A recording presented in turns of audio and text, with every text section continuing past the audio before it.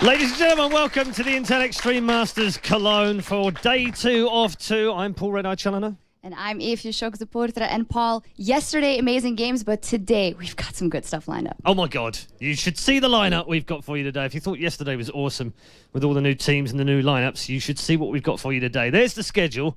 Evie's going to go off and find a couple of friends. We'll join her in a moment. But first of all, we're going to go with semi-finals of the Pro tournaments today. And then we're going to move on to the amateur final, and we'll end the day with the grand final, the winning team getting $18,500 for the winner of the Pro tournament of the Intel Extreme Masters. It's time to get underway with our first match of the day. But before we get there, we do have some special guests, and they're with Evie. Absolutely. Thank you, Paul. I'm very happy to welcome Deman and Krepo again here. Guys, yesterday, just amazing. Krepo, anything you remember that you say that was a great moment for me? Oh, just the casting debut for me. First time with Joe and then with Deman. It was a lot of fun. Still got a lot to learn, but definitely something interesting, and maybe a career path after pro gaming. But I'm not, for everybody saying like, oh my God, is he going to cast? I'm not done playing. I want to play more. Just watching these games makes me want to play a lot more. And so yeah, I'm just looking forward to more League of Legends. Deman, what did you think of him first time? No, a very, very good caster, honestly. Exactly the same way Jat sort of came into it. So, and you know how obviously Jat's gone. So, looking forward to it when he finally gives up. I don't think you can get a bigger compliment than being compared to Jad in your first cast. Definitely, but anyway, the teams, that. that's what we're going to talk about right now. And we're going to start by taking a look at the amateur bracket, the matches we had yesterday. Of course, we had NIP getting the best of TCM and the Copenhagen Wolves beating out SK Gaming. And we'll be seeing NIP and Copenhagen Wolves battle it out later in, of course, the final of that amateur tournament. But what we've got coming up first here is, of course, the semifinals of the Pro tournament. So let's take a look at that bracket. First off, we had GAMBIT Gaming winning over the Red, and they'll be going up against Cloud9 today. And then we had CLG getting the best of Team Turquoise Blue, as they will be going up against FNATIC later. So, two fantastic EU-NA matchups today, and our first game of the day will be Cloud9 versus GAMBIT. And let's take a look at that Cloud9 roster to begin with. Of course, they are the only team, or one of the only teams in this tournament that haven't had any lineup changes. And D-Man, is that something you think will help them here? Absolutely. I mean, let's not forget, in the quarterfinals match against FNATIC, they were very, very close to getting through to the semi-final. It was so tight, but instead wasn't to be, possibly down to just one level 1 unlucky visit going the wrong way up the river. It could have been completely different. We could have seen Cloud9 making it through to the semi-finals with Royal Club. So they really are probably, for me, the favorites for this tournament because they're the most steady lineup. Everybody's had a roster change as far as I'm aware coming into this one. Yeah, COG, FNATIC, obviously Rekkles has come in. So there's a whole lot of roster changes. The only team in this tournament that are now the most stable lineup. They've been together pretty much as a unit for a year, getting into the summer LCS, blitzing their way through the summer LCS, blowing everyone out of the water. So they are clearly the favorites for this tournament for me. Do you agree that they are the favorites? Or? I think they're definitely up there because at World Finals, some people had some comments on maybe perhaps on their attitude because they steamrolled the NA LCS coming into Worlds very confident, and there was some critique there, but I have to say credit where credit is due. Cloud9 has fixed all those issues. They have Jack backing them up like an amazing manager. Like he's doing that all on the side of his day job as well, and they have the entire package. They have strong players, good teamwork. They all like each other still. They're playing together. They perform well. They get the good backing from a good manager. So why wouldn't they be the favorites for this tournament? Absolutely, very hopeful there. But of course, they're going to be up against another European powerhouse first. So let's take a look at that lineup for GAMBIT Gaming. And as we know, they've come here back with the support they have played with for so long before he went to Team Cursed, and now he's back. Edward, Krepo, were you particularly impressed by his game yesterday, or do you think it was just a test run for him? I think you can't really judge that game too much. I mean, it was after all GAMBIT toying with its prey. All respect to the opposing team there, but they weren't on the same level. Probably a good test run for them to play against the GAMBIT. But I think GAMBIT just warmed up, and we'll see which GAMBIT shows up today. Definitely will be strong with Eddie again. I don't think they've lost too much of their synergy. They had this very this significant playstyle, that very distinct playstyle rather, that see hero, kill hero back in season 2, and I just can't wait to see that again. Yeah, and Deman, for specific lane matchup, something I immediately think about is, of course, Meteos versus Diamond. What are your thoughts on that? I tell you what, Kobe probably is up at home, like staying up all night to watch these matches. I know how excited he gets about the jungle matches, but talking about steady lineups, this is a team that was together for effectively 2 years before Eddie decided to go to Curse. He's come back. The lineup is back there. They finished 3rd in season 2. They've won countless IEM stops, and of course they got to the quarterfinals just like Cloud9 did. So they're effectively on an equal par with Cloud9, except they've pulled in a better player, some might argue, over Voidal. They pulled Edward back in there. So don't rule GAMBIT out of this one. We can't take too much about yesterday, like Krepo said, against the Red. Competition-wise, they're not on the same level as Cloud9.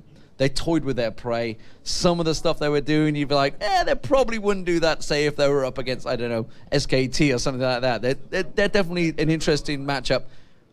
GAMBIT, for me, are actually the underdogs, which is a weird thing for me to say because it's GAMBIT. But Cloud9 just look so dominant. I still feel at the Worlds, if it wasn't for that just one unfortunate thing, it could have gone very different with FNATIC. Yeah, and talking about Worlds, do you think it has any influence that GAMBIT, of course, went through the group stages and had a little bit more experience playing some teams and American teams there, or? It all depends. It depends what team you are. If you get more from your experience, I think Cloud9 was a little lacking on level 1 there.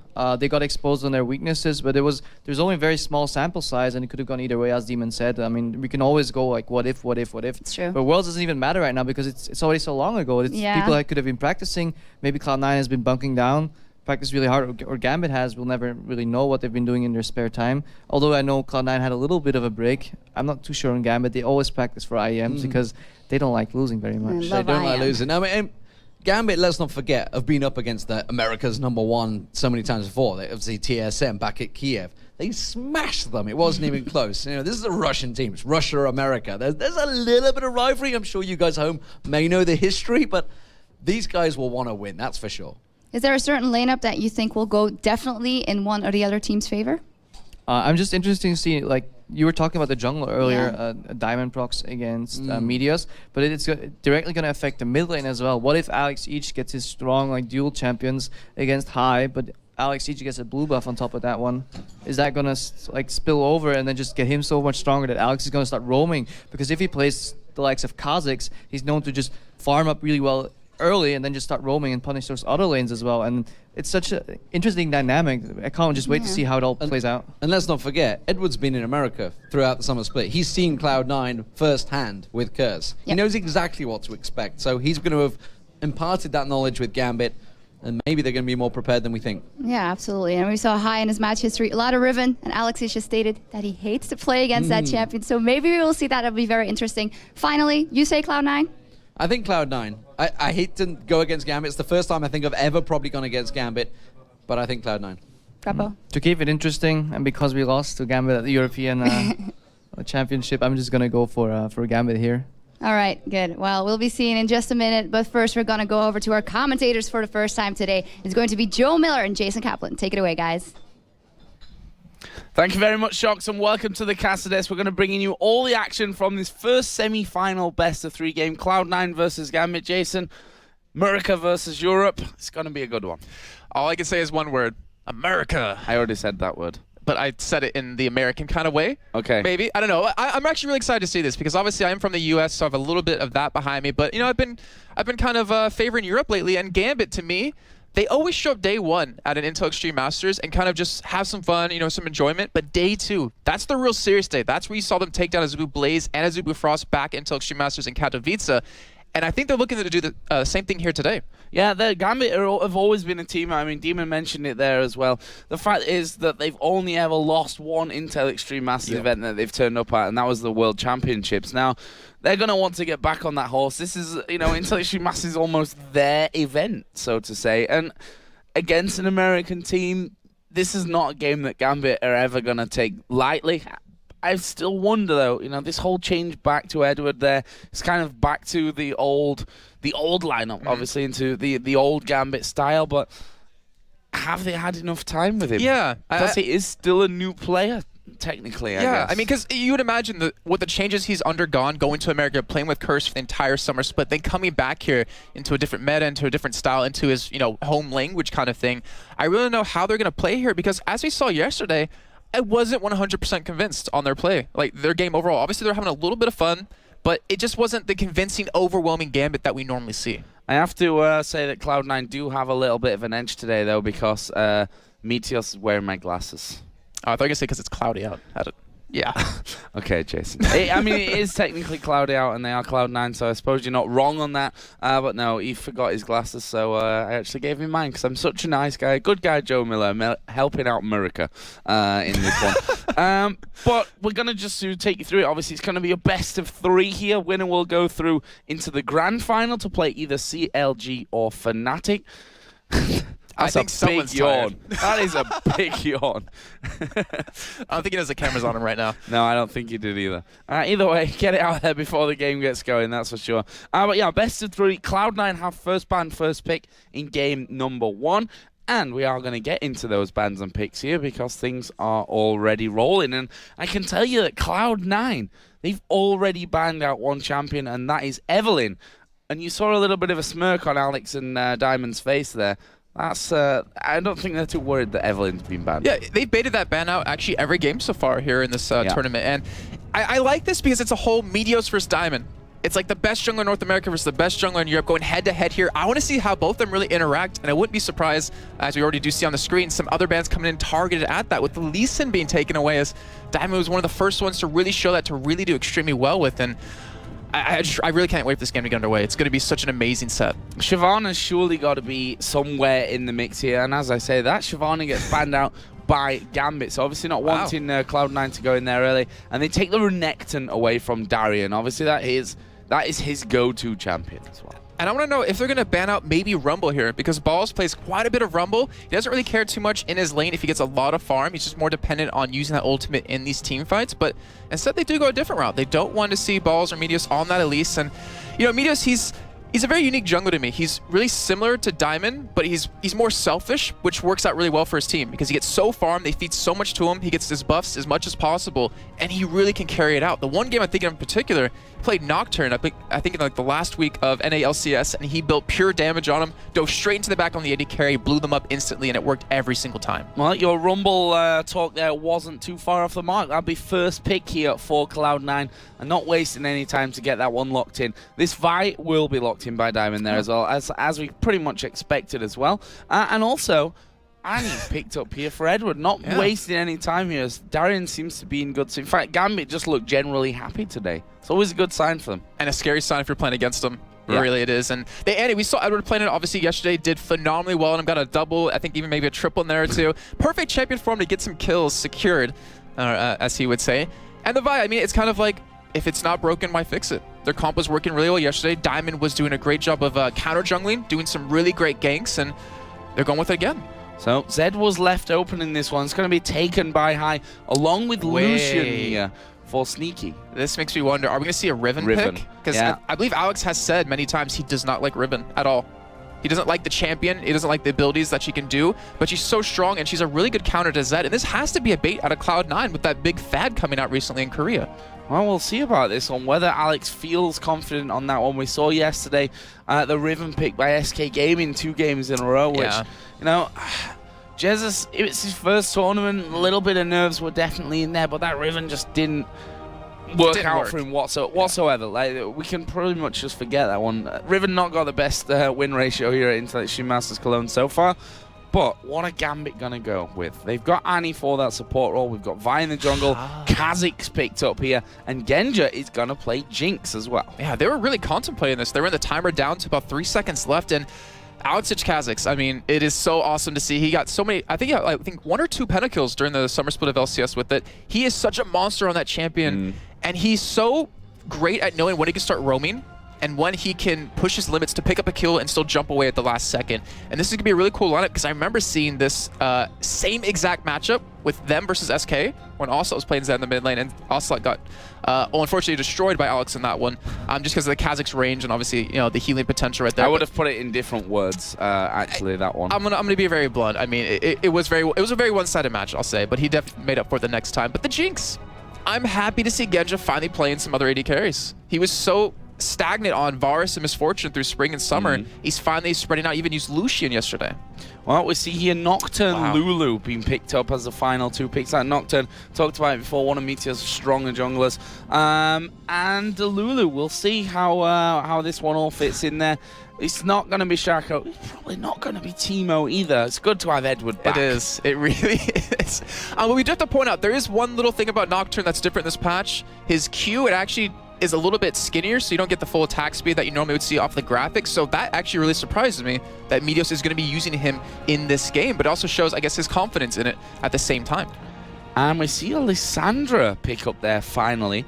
That's going to be going over to Darien. Now, what do we think about that pick? I mean, we saw Renekton banned out, Shen, Shyvana taken away. That's 3 big champions in there for Darien.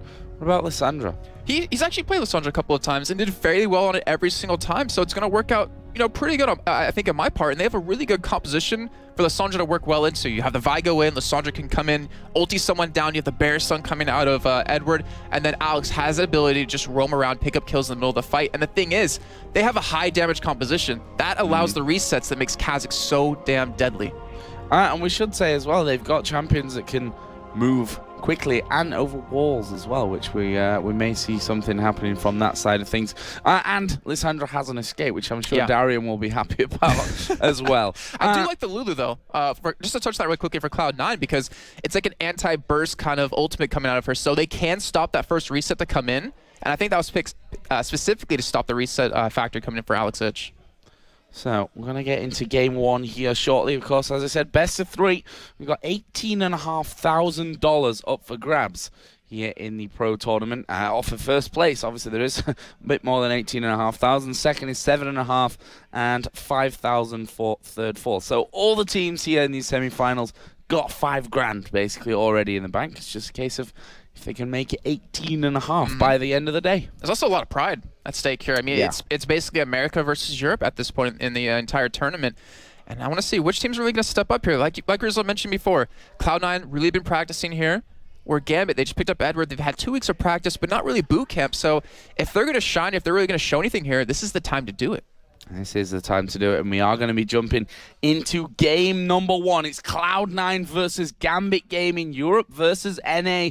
Probably going to be saying that a lot today, because the other semi-final is exactly the same, with CLG taking on FNATIC. That will, of course, be coming up just after this game. We've got the amateur final after that, and then we'll move into the pro grand final to finish off the day here. And a lot of League of Legends action coming your way, guys, so you might as well clear out that calendar and stay home all day. I support that fully. I mean, there's so many great games coming out through the day, and we already do see both teams just kind of setting up across the map, just keeping that little middle line across the river, staying on their side. But we do see Edward going for a ward here. Meteos does spot it, but GAMBIT don't know it has been spotted so far, and we already see a lot of wards being invested by both these teams. Balls at this point down by that tri-bush. So at this stage of the game, it looks like they want to go for that 2v1, or it may end up in 2v2, looking at how things are setting up here. In the top lane, we see the recall from Lulu. Balls staying down by that tri-bush area, and you can see that Genja is already on that top side of the map as well. Doesn't look like we're going to see anything risky here from either team at the start of it. Yeah, I mean, in the best of three, there's no reason to do it in map 1. And I like these lane swaps coming in, or the potential of them for GAMBIT's side, because they realize how deadly Balls is on this Rumble. He's 7 for 7 with a 6.2 KDA during the summer split. It doesn't matter if he's in a 1v1 or in a 1v2, he still comes out very well in these team fights because of the use of his ultimates. He uses it so perfectly every single time. It allows his team to really allow him to get some money and get some items going. But with these wards coming down, it looks like GAMBIT finally spot where the AD carry support is for Cloud9, so this is their chance. Do they want to pull a lane swap last second, or do they want to commit to these lanes? And it looks like they're going to go for that. Yeah, it looks that way. Darien is still waiting down on the bottom side of the map here by that blue buff. He's going to be helping out Diamond here at level 1. Actually, Edward and Genja going down towards the Cloud9 blue buff, and they've already got the stunning there on towards Balls. It's going to be a lot of early damage. Meteos taking attack as well, and that Golem is not going very, very low, not within smite range right now. You see more damage coming in from Genja and Edward, putting out pure harassment at this point of things. And they forced Cloud9 away from it. And they weren't attacking it because they wanted to force Meteos to go in there, get a couple of hits, take some more damage from the Golem and the harass before he gets smited. So that delays him quite a bit, and we know, and GAMBIT knows just from that play alone, how strong Meteos is, and they're trying to set him behind. And with that little bit of a charade they pulled off, Diamond is very far ahead currently. Well, the good thing about bringing Edo, you know, kind of loaning him out to America for one season, almost for one split, is the fact that he's going to come back with a lot of knowledge about these teams. Obviously doing the research while he was on Curse and playing against these teams on a regular basis certainly gives a lot to the GAMBIT game, and we can see that they're going in here for that blue buff. Meteos is still on the bottom side of his jungle, done the red, and this is going to be taken away. This is a 3 buff start for GAMBIT. And Diamond also used Smite on his own blue buff just to kind of make sure it would be up if he went for it. And that is a 3 buff trade for GAMBIT, taking away everything they possibly can from Cloud9. Is even High getting low middle here, being forced to flash away. And I guess it shows that GAMBIT, they came prepared for this game. Yeah, we do see though Meteos visiting this bottom lane, just checked out the enemy blue buff and realized, okay, that one's already gone. They've lost theirs. The red buff, of course, did get picked up by Diamond. He's going to go in towards High, who'd already flashed. Damage coming down. Alex jumps into this one, but he's going to go down. A costly mistake here for GAMBIT. High picks up first blood. Oh, that's really unfortunate, because if Diamond did have that red buff from his own side of the jungle, he probably would have been able to pick up that kill. But throwing away something like that, you could not allow a Zed to get rolling here. And High, he is so deadly on that Zed, and he's going to be able to roam around a little bit earlier, but already one turret going down the bottom lane. Ball's going to be heading up towards the top side to get some farm here, and GAMBIT looks like they're committed to get this turret down. Yeah, should probably as well, although Balls is now moving in there, and we'll be able to clear out this wave pretty quickly. But look at this, 4 minutes and 10 seconds into the game. They got that first kill now in the mid lane. We see that Diamond has spotted. Okay, guys, they're doing Dragon here. We're 4 minutes 20 seconds in. They're doing Dragon already. Meteos going super low from that one. He will have to back away, and just the presence there of Diamond able to stop that Dragon attempt being completed. Top turret's going to go down to level up the turret count. It was a good idea in the end, too, by Cloud9 to go for that Dragon, but we still see some dueling happening middle. They're going head-to-head here, Joe. They want blood. Yeah, High and Alex, it's not messing around, are they, today? The start of this one being explosive. High, of course, picked up first blood, somehow surviving as well whilst doing that. brilliant play out of him. And now LemonNation actually coming up in towards the Gambit jungle as well. And it looks like they're going to pull back and try and defend this red buff. Edward came down from the top lane, wants to make sure that LemonNation is not able to put down too much harassment onto his jungler. Yeah, it was a really interesting move for him to keep it up for so long, but he will be able to pick it up now, and that will give him distinct timers on exactly when to take away anything from Cloud9. And like I was saying before, that little duel happened in middle. Cloud9 trying to take the dragon because Meteos was already put behind with losing his blue, with being forced only onto his red. They wanted the experience, they wanted that money to kind of get him back in the game, because right now, he's only at 14 CS to the 29 of Diamond.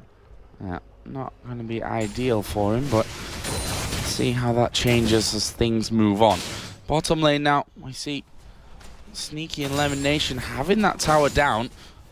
Aren't going to be freezing out this wave, and the back off there with Kha'Zix now going top, so we're going to be seeing some switching going on. Almost said a switcheroo, which is now, of course, an ability for Jinx. Can't say that anymore. And yeah, it looks like he will be going up here because he's only level 4 to level 5 high. He almost has that Brutalizer done. He will be 6, obviously, before Alex. And it looks like they're going to do the AD carry support middle potentially, but right now, as you see on that mini-map, Darien's even coming down. Diamond's coming into this middle lane. Maybe they want to go for a gank on a high who just has hit level 6. Yeah, it is ridiculously strong already at this point with that first blood in there with almost 40 CS under his belt. And we can see that he is wandering here. They want to shut down Alex Itchy. They don't know. Only level 4. Balls here at level 5. Is he going to hit 6 with that wave? No, not quite, but High is moving up there. He's going to be spotted here by Diamond, and Alex knows now that he's going to be in trouble. He doesn't have flash available. Will be able to jump away from things, and High, I think, realizing with the presence of Diamond, going to be too risky, backs off. Yeah, luckily for Alex, Diamond did go for those double golems and did spot High going right up there. That would have been a for sure kill, and you see Cloud9 where their kind of focus is going. High, he wants to keep Alex out of this game. If he keeps roaming around like that, he's easily going to be able to do it. And with the wards they have down, with the lack of wards that Gambit has, Gambit can't see Cloud9 rotating currently. And that allows Cloud9 to have the advantage around the map and to pick up kills unless Gambit can stop this. And Edward now just making sure that they've got vision of the dragon. It's not something that they want Cloud9 to sneak in there and do. We saw them, of course, at 4 minutes and 20 seconds on the clock, starting off the dragon earlier on. Blue buff here, going to be done and taken away by Diamond, so not going to be giving that one over to Darien, who maybe you would have, you would be able to argue could have utilized it as well. I'm thinking because of that, and Diamond having the blue timer for Cloud9, they might send Alex down from the top lane and try to take that away and keep Meteos without the blue. It's a very likely possibility, but it will be up fairly shortly. And Alex is finally level 6, so he will have quite a bit of damage. And then you have the AD carry support mid lane. With them there, you have a 4-man advantage to the only 2, potentially 3 of Cloud9, so it's a very likely possibility this is going to happen. Let's have a look down some of the early items here. AD carry is pretty much identical between the two of them. Vamp Scepter plus Doran's Blade for both. No boots yet, though, for Sneaky. He's 10 CS in the lead over Genja. So we'll have the cash to actually go back and spend soon. He's sat on 1,100 gold, as is High in the mid lane, who's got the workings of that Brutalizer already done. And Diamond, he's sticking around for that blue buff. He wants to be able to make this play, and right now, with that pink ward coming down from LemonNation, they're going to be able to take a dragon here, so they're going to trade that for a blue buff, which obviously isn't really a good trade in the end, but a great play by Cloud9, especially for LemonNation, who doesn't really buy too many pink wards, but when he does, they're definitely working out and picking up a dragon off the back of it. Nice pick up there, but are they going to lose this top tower? Ball's the man to defend that one. He's just hit level 6, going to throw the equalizer down straight away, but he's going to be jumped on here, trying desperately to get back to the cover of his turret. Both Alex and Diamond, though, very, very healthy still. Minion wave coming in with them as well. They're able to secure the first kill of this game for Gambit, and that leaves us tied at 1-1 in kills, 1-1 in turrets, but that may change here. That inner turret taking a lot of damage, but Meteos coming around to cover. Yeah, with Balls committing to that turret, trying to keep it alive, he ends up losing his life. They're going to lose middle turret because Gambit are grouping up around the map, and they have all 5 members centered around the mid lane currently. They might even push this turret down because right now, Balls hasn't been able to get back to lane just yet, and his ultimate is still down, which is such a crucial part for them chasing anyone on Gambit. So, more damage to come here. And towards that turret, actually being tanked up here a little bit by Genja. He's not too worried about having to take some of that damage, but he trade onto the tower. You can always heal it back up, but that tower's not going to be able to.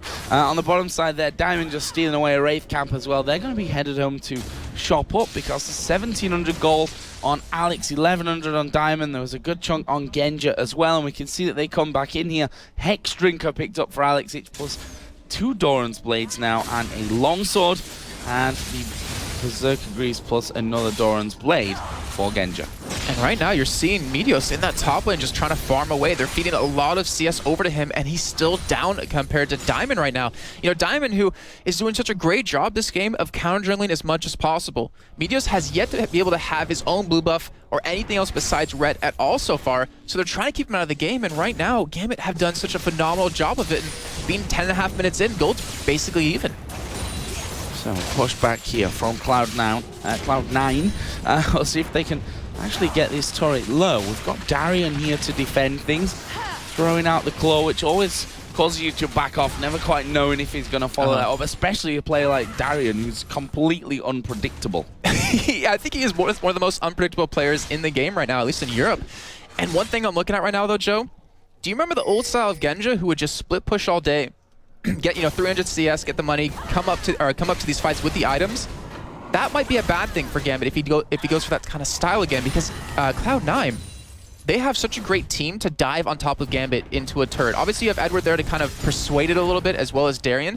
But with the Nocturne, with the Rumble, with the Zed, they can blow some up very quickly. And then you have the Lulu, like we're saying before, to keep them alive. So Genja, he's got to stick with his team a little bit. And you're also seeing High go for a split push himself with Meteos backing him up. And Darien, he might be in trouble. See about that one. High moving in there. Ping's coming down though, so they've seen that High is moving in towards Darien's position. And in the meantime, Diamond is counter jungling here. Might get caught out from this one though. Ball's coming around. Sneaky came in there as well, and Diamond actually going back aggressive on towards Balls, trying to delay him, I think, there, because Alex was pushing down, but they dive in on towards Darien. He will ulti onto himself. That's going to give him a bit of time, but the death mark is down. Can he get away from this one? Great micro play from Darien, but the ignite is ticking. High picks up his second kill. But he almost killed both of them, and he bought so much time for his team that right now we see Diamond going head-to-head against Lemon. He uses the wild growth on himself, though, and now Ball's coming in. Sneaky there as well. Alex down to half HP. There's a great equalizer. Alex stuck on it, as we see the ultimate coming out of Sneaky as well, but the rest of GAMBIT have come in from around the back. Genja and Edward able to sew that one up. This inner turret is going down. GAMBIT picking that one up. And in the meantime, Cloud9 weren't able to finish off the one in the bottom lane. And High and Meteos are still going. They can lose an inhibitor right here if GAMBIT does continue to push, because Darien will be able to stop them as he's coming down from the respawn. And it looks like GAMBIT, they want to commit for this. They could probably dive on Lemon right now because he doesn't have his ultimate available, or even exhaust. Are they going to dive, though? Are they going to play that risk? Polymorph coming in there. Balls is now back in the action.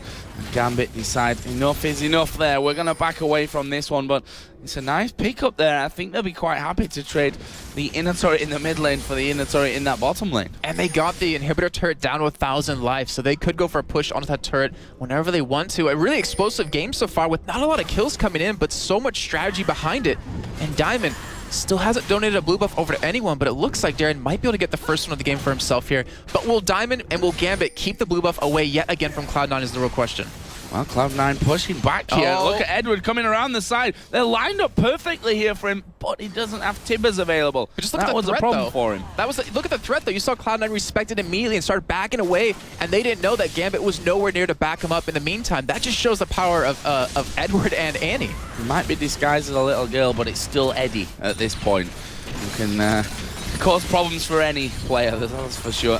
Well, they've held on to that turret, and as you said, the presence, the respect that they have for him there, not allowing them to get through. One thing that worries me from GAMBIT's side of things, though, is High on Zed here. We know once a Zed gets rolling how dangerous it is. Already got that Blade of the Ruin King sat at 2 for 0 and almost at 100 CS as well. Yeah, we all know Zed can be very, very devastating if he can split push and 1v1 anyone. The problem is, though, if GAMBIT force team fights, look at the CC they have to lock him down. I mean, Vi ultimate, you have a Lissandra ultimate, you have Annie stun. You can keep him out of the fight. You can stop him from getting the extra damage on that ultimate applied and blow him up immediately. So he has to invest into a GA very soon if he wants to be able to survive in these fights, or at least some sort of Mert treads or something here. But GAMBIT, they have such a good lineup here to counter the Zed without even having to use a Riven. So I think Diamond is... This is a very much a pride game for Diamond as well, because we were talking earlier about Meteos widely regarded as the best jungler in North America. Diamond wants to topple that guy. You know, they have, I think, a similar play style, we can say, in some respects, as Diamond once again was in there, taking away as much as he could from the top side of the Cloud9 jungle. And now GAMBIT headed towards Dragon, has already spawned in, but Cloud9 not messing around either. They want to challenge for this. And it looks like right now, Hai wants to go for a 1v1 against Alex as he does spot him coming down, as we will have all 5 members here of both teams, but Dragon getting down to half health here, and Cloud9, they have a better fight right now. With that Equalizer coming down, they can spread GAMBIT in half. The Chomper's been dropped down there, which I think we underestimate a little. They can be very strong in a position like that, where you have to walk around them or risk being caught out, as Diamond here charging himself up, decides not to dive in there. And GAMBIT, they've basically pushed Cloud9 out of position so that they could get Alex into where they were in the river. And they have to be careful right now, because Cloud9 could forget the Dragon, just go for a push on that middle turret, which is already on low life, as Genja was even trying to start the Dragon himself. And GAMBIT, they want to go for a fight, but they just aren't in the right position just yet. Hard to get in there as well with the slows coming out of Lulu and Rumble. Stop them getting that starter off. So, again, he moved down towards Dragon. Started off once again here. Diamond going to be tanking up the damage from that one. They're stood on top of a pink ward right now. So, Cloud9 have full vision of this one as the Chompers go back in. There is Meteos diving in. Diamond going to get the better of that one. And look at Edward. 4-man stun there at the front, keeping everyone away from the fight. Darien will ulti in on towards Hai. Alex jumps in, jumps back out of the fight. Meteos did pick up a kill there at the back of things. And Darien is super low. Sneaky will be able to finish him off. Fail flash from Sneaky in the back of Dragon Pit. He's going to pay for it with his life, or is he? There's Alex diving in. Double kill, double jump. Amazing from Alex Ich. That's 4 kills. And now Meteos, the last man left alive, will try and back around the side to get Alex, but it's not going to be anything for him, and we'll have to back away. Amazing play. Wow, Alex, I mean, the entire team of both teams playing it to the brink of death right there. Even Edward just going straight after Sneaky. An amazing play, and that fight all kicked off. Actually, with Hai going straight in onto Alex Ich towards the top side of the map. We didn't even get to catch it, but Darien went straight into the backside, tried to help him out, tried to lock Hai away from him, and because of that, Hai had to retreat, had to go back to his team, and that allowed Alex to get back in the entire fight, get those resets that were so key that we were talking about in the picks and bans, and to turn the fight in their favor. Not to mention, they did get Dragon. Alex Ich now sat of 4-1-1. That is not a good sign. It was pretty quiet up until that little fight there, but I suppose we've learned it time and time again that you can never count Alex Ich out of the equation. And he's now got that last Whisper Brutalizer plus a Hex Drinker on top of the double Doran's Blade as well. He is doing a lot of damage at this point. So, what's he going to do? And this is exactly what he's going to do, of course. Just push those lanes out, split push, and if anyone comes for a 1v1, he'll not be too scared of getting in there. Oh, definitely. I mean, I think he can pretty much take Hai right now. Obviously, he can stealth away if he needs to, not to mention jump on top of that. But that play was just ridiculous to realize, to have the awareness to realize that where LemonNation went, and to realize how much mana Alex had to jump constantly right there to pick up those last 2 kills was just insane. Playing on a whole different level, I have to say. That would have gone very differently as well if Sneaky had not missed that flash. Exactly. Because Alex would have only had the single jump to get over there, may have not connected. All ifs and buts, but it did happen that way. GAMBIT here pushing down the mid lane. Of course, they got that tower low a little bit earlier on. Cloud9 scrambling to get back and defend this one. Meteos is actually at the back of them, which is not the ideal position for him. Alex diving straight in there. There comes Tibbers. Meteos goes low. He's still stunned up at the back. They couldn't quite get the finisher there with his super mega death rocket. And GAMBIT here stand at the front of the base. Meteos come back to heal. He'll be back here soon, and GAMBIT realize it. They're backing off. And they use 4 ultimates right there. They have to get away, but they had Cloud9 out of position, almost able to get that kill into Meteos, but him alone, flashing over that wall at the end, baiting it to the end, was able to keep GAMBIT away from that turret. But in the meantime, Cloud9 realizing, hey, they have no ultis, are going to start pushing middle here, and they could probably pick up a turret off of it too. Real tug of war this game right now as they move forward and backwards on that mid lane. See, vision is down here. Edward just been hit over the wall by Lucian. There's some damage coming in from Hai. Are they going to push around the side and try and fight this one? GAMBIT are out of position, but look at this. Alex at the back. Here comes Darien, dives in there. Ulti's a good group of them. Where's Alex Ich? He's getting very, very low. Tries to dive off. Can't quite pick that one up, but the rest of the team pushing through. Genja manages to get himself the assist there. It was Edward that picked up the kill in the end. That will allow him to run off in towards the back, but they've lost Alex, that was the man they were counting on for that fight. I really hope we look at that fight again a little bit later because that was ridiculous out of high. We saw actually Darien go into their flash on top of him and ult him to lock him down, hoping they could burst him quick enough, but he actually ulted just in time to avoid a little bit more damage. That would have given Alex the resets. He ulted on Alex, which eventually got him away, then ulted back to his clone and was able to stay alive, able to escape with the help of Blade of the Rune King, and honestly able to save that fight because that would have went way differently if High did go down. Turret gonna fall here in favor of Cloud9. That's their 4th of this game. They are still behind in gold though. 1200 is the difference here at the 20-minute mark. And speaking of gold, look at the CS, Joe. This is a so-low CS game. 20 minutes in, and no one's even approached the 200 mark or even close to it right now. Alex currently leading with that 154. It's all been about controlling the map, controlling the dragon, controlling Bust, which is Gambit's been doing a phenomenal job of. And Meteos will be able to pick up finally the first blue of the game, or his own blue, for Cloud9 here. But it's all been about strategy. It hasn't really been about farming. It's just constant fighting right now. Crazy game, and this is what we were expecting from Cloud9 versus Gambit. This is what we were hoping for, at least, and so far game number 1 certainly delivering for us. If you're just tuning in, this is the semi-final of the Pro Tournament here at the Intel Extreme Masters Cologne. We'll be bringing you the second semi-final after this one, with CLG taking on FNATIC, and then we'll move to the Amateur Tournament for the Grand Final, and then revisit the Grand Final in the Pro Tournament right at the end of the day. So still plenty of action to come your way. Right now, Gambit actually pushed up towards that inhibitor turret so very low. They want it badly. They really do, and they have the ultimates available to go for it this time. I see even Darien doing some harassing. I want to point out, everyone in Gambit is ahead in CS right now. Gambit's been controlling where Cloud9's been moving this entire time, but grouping up middle, they miss out on CS top lane, they miss out on bottom, and they're really controlling them in terms of gold. They're strangling them quite well. And they're investing quite a bit of wards over onto the Cloud9 side, but no Oracle coming in just yet, which is a little bit surprising because they could catch Cloud9 off guard in their own jungle. Well, they're moving. Are they going to go around that bottom side? Gambit obviously have that timing on Dragon. Just setting things up. LemonNation coming around. And this could be very bad. Diamond there in waiting. He's going to have Meteos in his face in a minute. Gets polymorphed up there. There is the Assault and Battery. Super Mega Death Rocket whiffs there as he goes flying past.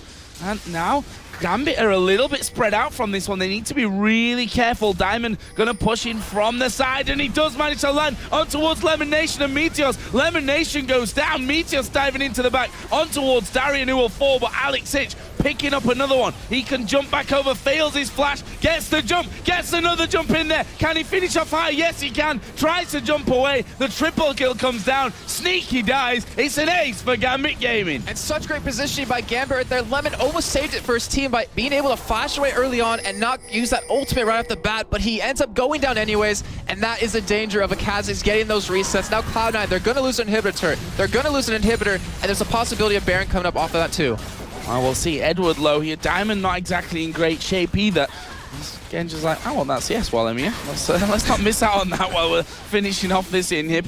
We'll get that one down. LemonNation not in time to save it. And Gambit back away with an ace and the first inhibitor of the game under their belt.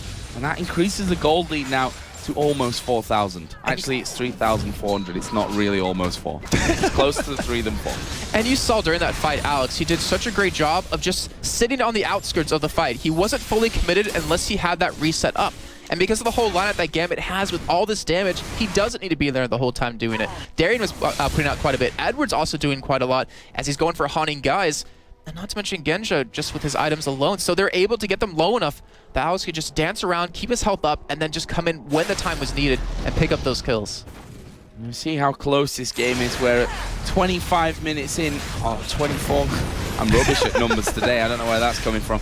Usually by this point, we're seeing a lot of vision control, the fight for vision control around Baron and the dance that comes with that. Look at Baron. There's not a single ward up there right now. They're still on the point of the game where Dragon is a massive objective for them. This is the thing about Gambit, is that they don't go for Baron unless they feel like they really need it to win something. Because right now, I guarantee Baron's probably the last thing in their mind. They don't feel like they need it with the inhibitor being down middle. They feel like they're stronger in these fights, and there's no point in going for that Baron when the other team could potentially steal it away, especially early on when not everyone's really tanky to deal with the damage that Baron can do back to you. So right now, it's a waiting game. what does GAMBIT want to do? They can wait bottom, get the free outer turrets right now for a little bit of extra gold.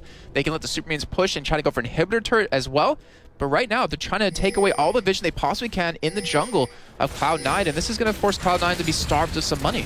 Not just the vision either. The creep camp's being finished off by them. We can see that Cloud9 are busy pushing up the super minions from that mid lane.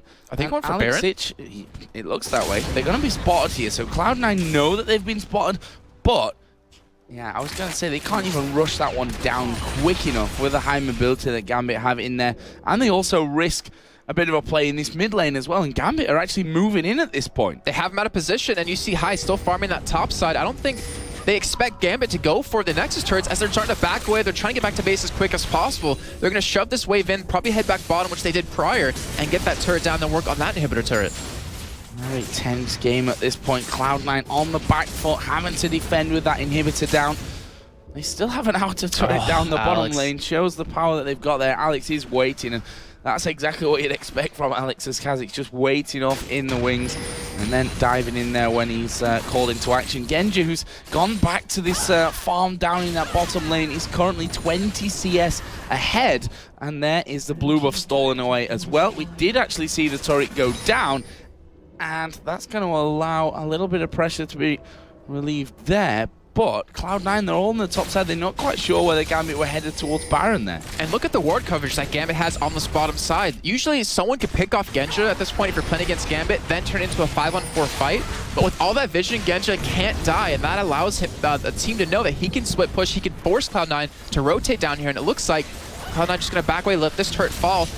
But will GAMBIT keep going for this? I mean, they can dive onto Cloud9 if they want to, but will they go for such a risky move at this stage in the game? Because it's still relatively close. And the thing is, Diamond has been so impressive this game so far. The control that you get from Vi. And let's not forget, this is with a Lee Sin and an Evelyn ban against him. And I think that's why he was smiling, the fact that they left Vi in there, taking away the Evelyn for him, which I think he might have gone for Vi either way around if it was left open. And he certainly pulled off a great performance so far. He's just picked himself up an Oracle's Elixir. We can see that Edward got those boots of mobility in there as well. So he's moving around pretty quickly. There's a Black Cleaver for Alex, along with that more Malmortius, plus the Last Whisper, and the Phantom Dancer now added in for Genja on Jinx. I wouldn't be surprised if GAMBIT actually do go for a Baron bait here now. With the utility that they just got, with the Oracles, with the items they picked up, the Zonias most importantly, because Darien can afford to use it on High now and keep himself alive at the same time. It's cleared all this vision, force Cloud9 into an area they don't want to be in, and if they do come, you don't even need to fight. You can let middle push with those super minion waves. You can have someone else split push if they need to, like top lane, since it's so close to Baron. And right now, Cloud9, they have to make a move. They have to do something, because they're slowly letting this game slip away, and GAMBIT's just getting more and more control. Yep, there's more wards down. Are they going to come out and check Baron? Alex just making sure with the use of that pink ward that wards that LemonNation put over the wall are taken away as well. And honestly, Cloud9 have backed away from this one completely. GAMBIT are going to go for Baron here. Yeah, and if Cloud9 does come to contest this, they can see them coming with all these wards they have down. They're going to get a free Baron off of this. Cloud9, actually, just as I said that, they start heading over. It looks like they want to contest it a little bit, but it's falling so quickly. Yeah, down to half HP already, and Cloud9 are not going to be fast enough here. They're going to come in at exactly the wrong time and then might find themselves in trouble as the jump comes over. Meteos going to get slowed down. They're going to try and push in for this one. Diamond coming around the side. Assault and Battery comes in. They pick off LemonNation. He goes low but has managed to escape to the back. There's the ulti out of Diamond. Culling comes in as well from Sneaky, but he's finished off by Genja's ultimate. But look at High. He's still alive here, and this is dangerous for GAMBIT. They have to deal with him. He's now right in the middle of them. He gets locked up by this stun from Edward. This is going to be an ace. Meteos finished off the second ace of the game from GAMBIT. And that was such a great play by LemonNation too on that, because he did polymorph Alex and she tried to stop from getting these resets, but once they start falling, they continue to do that, and that was all just created off of the vision control that GAMBIT had with these oracles, with these wards coming down. They were able to see Meteos. They were able to dive straight to the backline on a Lemon to get that ultimate out of play right away to stop High from getting, or even Meteos. And it looks like they might be able to potentially finish out the game soon, because they're going to have 2 inhibitors. They are going to have 2 inhibitors. You see Diamond just left that mid one there to join the rest of the team. They're going to get it done quicker that way. In fact, they're leaving that middle inhibitor. They don't want to risk any kind of scary situation where they all end up dying and allowing Cloud9 to actually push through. It's so weird to see GAMBIT playing like this, because usually they get into the point where they're this far ahead that they get careless and they just kind of would go for the middle inhibitor. But now they're playing a lot more safe, I kind of feel like, and they're backing away, buying up yet again. They're going to be going in probably the next time on that middle inhibitor, letting the bottom lane push. So, that Baron running now. Alex here. The man to die there, and he's probably a little bit sad that he doesn't have that Baron buff on anymore. Currently 9-4-3. Showing that still can't let him have Kha'Zix. Doesn't matter what you say. He is still more than competent with this champion as Darien pushes down that top lane as well. And pressure really on Cloud9 here in this game number 1. It's going to be a tough comeback for them. It really will, and I'm trying to figure out what's the point they can really make it happen. And even warding up their own jungle at this point doesn't save them because they can't fight GAMBIT head-to-head. You know, he needs to get in there and one-shot someone. He can potentially do it to Alex, but with Alex jumping around so often, he can't lock him down and stay next to him, which is a really big point, not allowing Zed to 1v1 him. And then he tries to go for Genja, who has such great protection with all these stuns, with all this CC, and now GAMBIT with the 4 Baron buffs, with all 4 members, with Diamond pushing the top side, are pushing down towards this middle inhibitor, but they have to be careful, because Diamond's nowhere in the vicinity as he is finally heading over.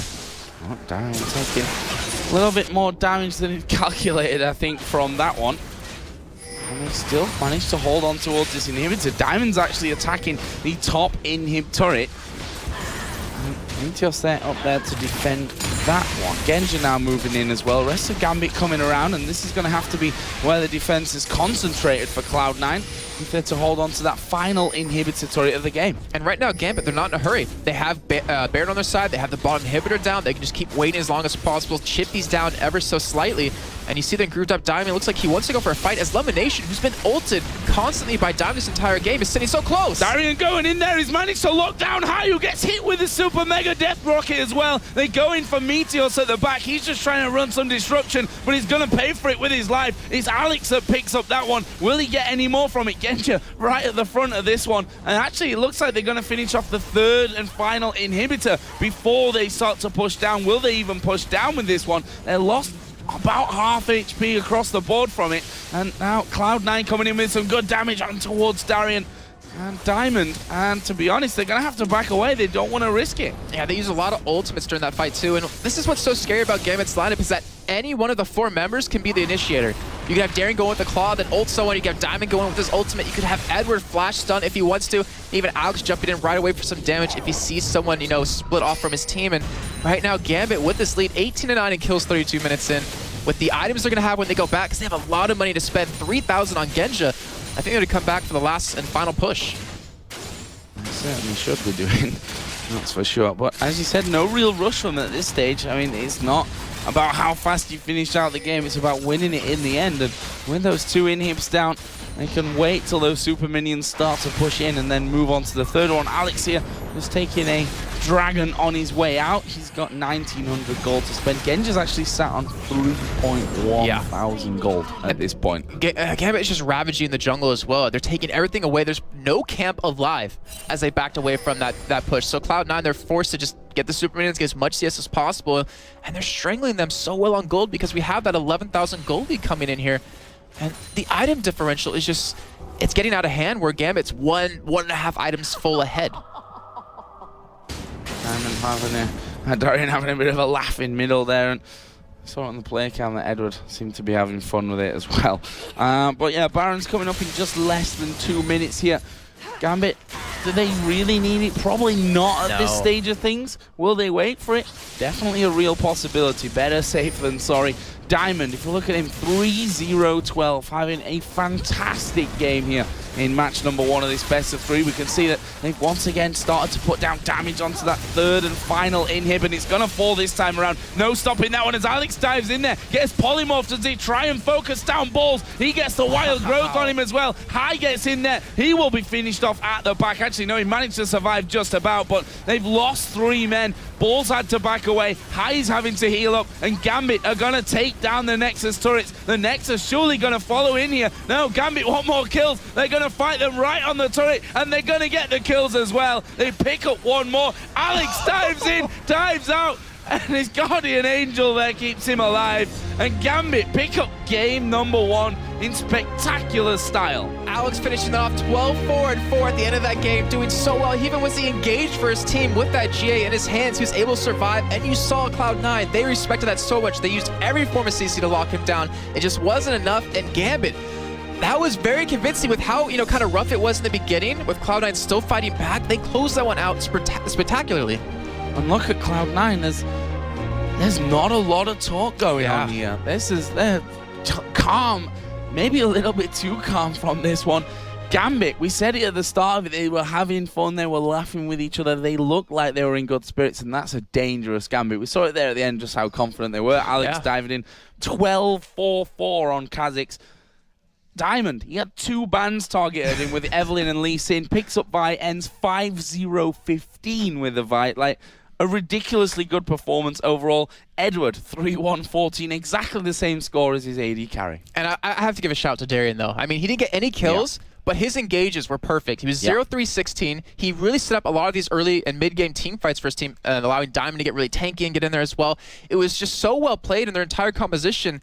So much damage that Cloud9 just couldn't deal with it. Well, let's be honest, Darien is never really the guy that you see, that you talk about, oh my god, look how many kills Darien's got. It's usually, oh my god, look how many deaths Darien's got. Usually. But as you rightly pointed out there, his engagements were out of this world. And that GAMBIT team looks incredibly scary. To the old GAMBIT level. Yeah. We said yesterday, it is far too early to say GAMBIT gaming is back. Moscow 5, their era that they had of dominating here in Europe is back. But if they continue to play like that, it might just be. Yeah, a lot of people were questioning that. Like, yeah, you can't say that. Yeah, we're not sure just yet. But wow, I mean, if GAMBIT, if they come into the next season of LCS and keep improving like that with Edward back, I really feel bad for any team that's going up against them, because that is really hard to beat. Well, game number 1 out of the way. GAMBIT picked that one up brilliantly as well. Can't wait for the rest of this series that'll be coming up in just a few minutes. But first of all, we're going to check in with Paul over at the social media desk to see how you guys can get involved in today's show. Thanks very much, guys. Excellent game there from GAMBIT Gaming in game number 1. We're back shortly for game number 2 to see whether they can make a comeback on the American side of things, but EU holding strong so far. As Joe mentioned, we are going to ask you to get involved via our usual channels on Twitter and Facebook, and of course using the hashtag #IEM.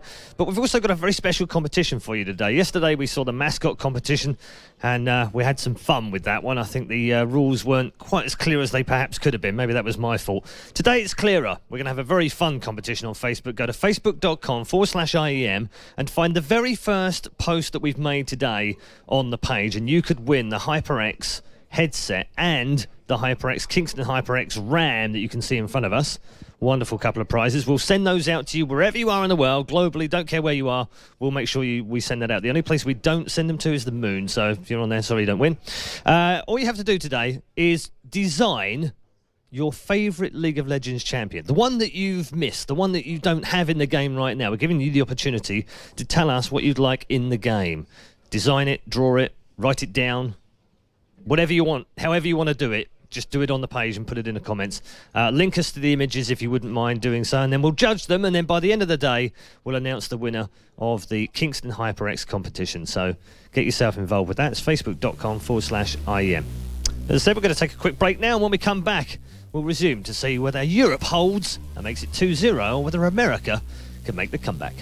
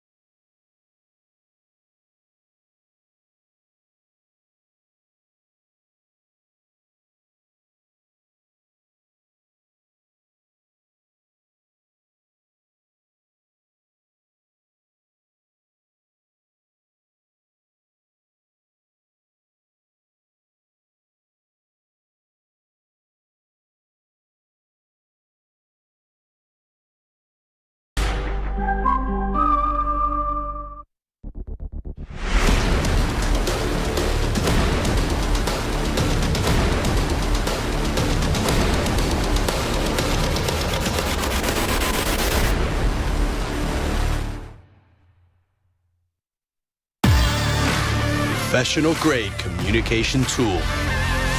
The choice of professional teams. Perfect stream viewing experience. Chosen by online streamers.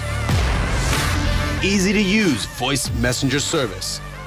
Chosen by over 12 million gamers. Communication is always vital when competing in tournaments. Winning a match requires perfect coordination. You cannot win by yourself. Raid Call. Communication for winners.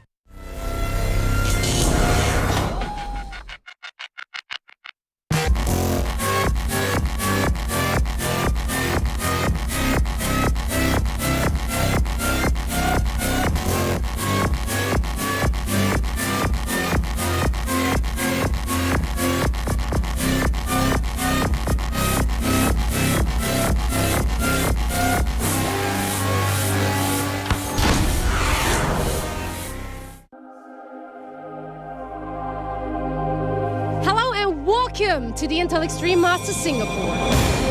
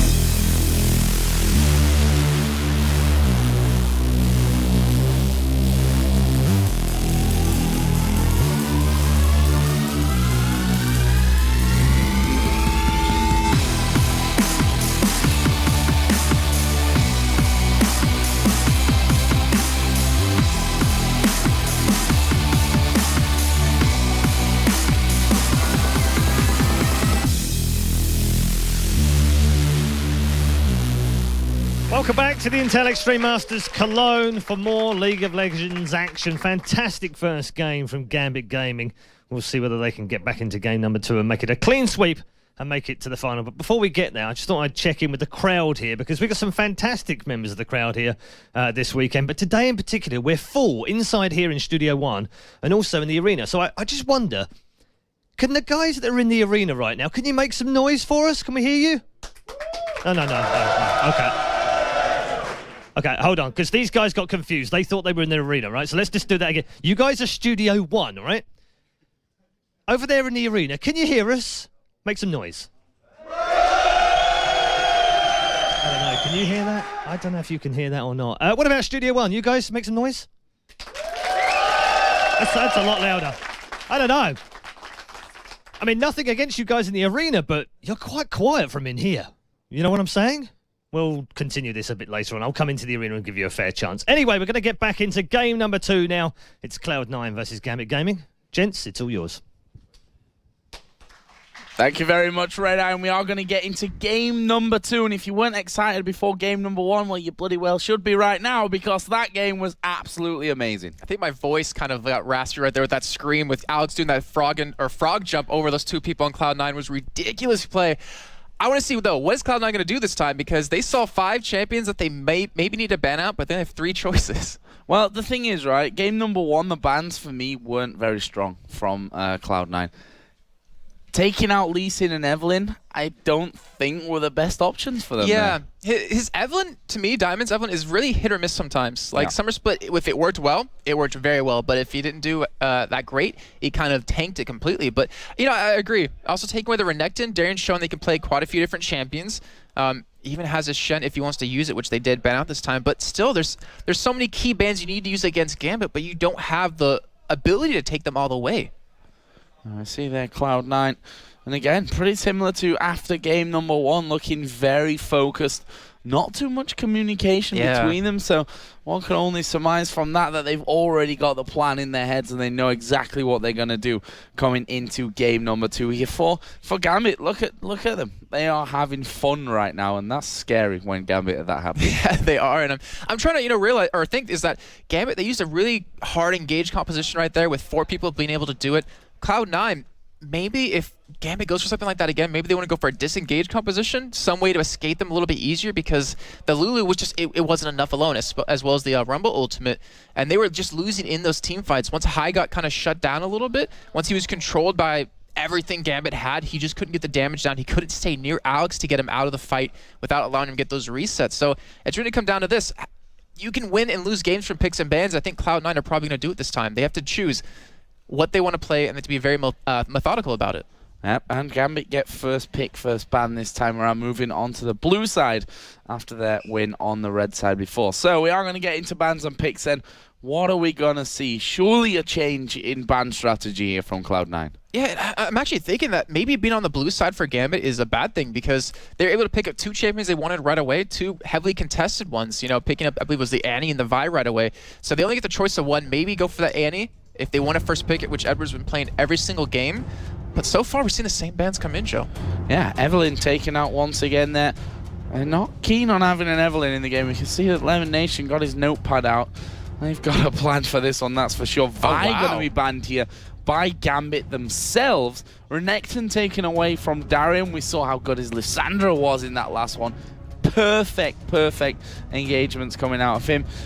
What are we going to see here then for the final ban from GAMBIT? I think they're trying to force a Lee Sin again or an Annie right now, because if they're going to take away the Vi, which was a really huge threat, do you want to see Vi get through or Annie get through?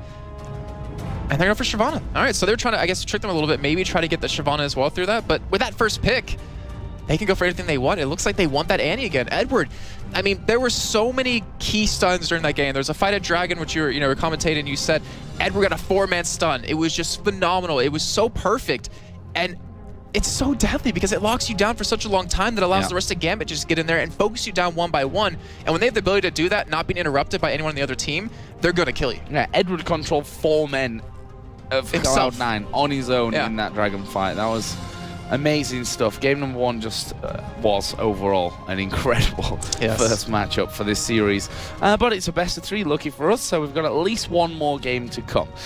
So what are Cloud9 going to go with here? They get 2 picks, of course, in their first round. Evelynn, Renekton, and Shyvana were their bans. Shenvi and Elise also out from GAMBIT side of things. Zed left open again. Will High go for that? Probably not so early on. And actually, they want to get that Jinx. Genja obviously playing it in that last game. Meteos sticking with the Nocturne. Yeah, and I was thinking maybe a top lane pick, but Darien's champion pool and Ball's champion pool doesn't really overlap too much, so they're not really in a hurry for it. But Jinx alone, I don't know. I think maybe Sneaky's really comfortable with that champion because Genja can play pretty much anything right now. We've seen over time. You know, he picked up Lucian yesterday. We saw him on Jinx just now. He's picked a lot of Varus Misfortune in the past, so he can play anything he wants. So maybe it's a plan on Cloud9 side. I mean, if you think about it, Nocturne can ulti, and you won't really see that super mega depth rocket coming in, so that could be a very key factor in their composition if they want to go for some dives here. But I think it will become more known when they pick a couple more champions. Well, let's see. Orianna, which... Orianna Annie is just so overpowered. It's so hard. Alex Ich, we said, I think it was back in Moscow, we were like, yeah, Alex Ich is Orianna. We didn't get to see too much of it earlier on, mainly because he was playing the more assassin-type champions in that mid lane. Orianna at this stage, without knowing what's coming from Cloud9, safe pick. Yeah, and if you think about just working with Edward, I mean, we saw it yesterday, the Pola together, then this Bear Stun after that. You can hit 5 people, obviously, with it, and it does so much damage and so much control, which is really what GAMBIT used in Game 1, the control factor of just maintaining where Cloud9 can be, maintaining who they want to kill. I want to know what they want to run the jungle, and usually they don't kind of leave their jungler as the last pick, which is kind of odd for GAMBIT. There's quite a bit banned out there. I mean, Vi, Elise, Evelynn, Shyvana, even obviously you can argue in there as well. Leaves Lee Sin open, which a Diamond Lee Sin is always an absolute beauty to watch. At this point, though, Cloud9 going for a very similar lineup. Rumble picked in there, and also the Lulu for LemonNation. Alright, so the Rumble, it wasn't bad in any way. I mean, Balls hit so many perfect ultimates. He just had 0 farm at the end. I mean, I think he was almost doubled by Darien at the very end of it. He got controlled very well as they pushed the turret down pretty early on the top lane against him. But I don't know. I mean, I wasn't 100% convinced by it. They have an ability to chase really well with the Equalizer and the Lulu slows, but they also need a really strong mid laner, a lot of damage from the mid lane, and I'm not really sure what they want to go for. Maybe like an Ahri. Lissandra Lee Sin here for GAMBIT to round Lissandra would be a good combo. Obviously working well with Orianna. I'm thinking it's most likely got to be Lee Sin because there's no reason for him to play Udyr right now. Yeah.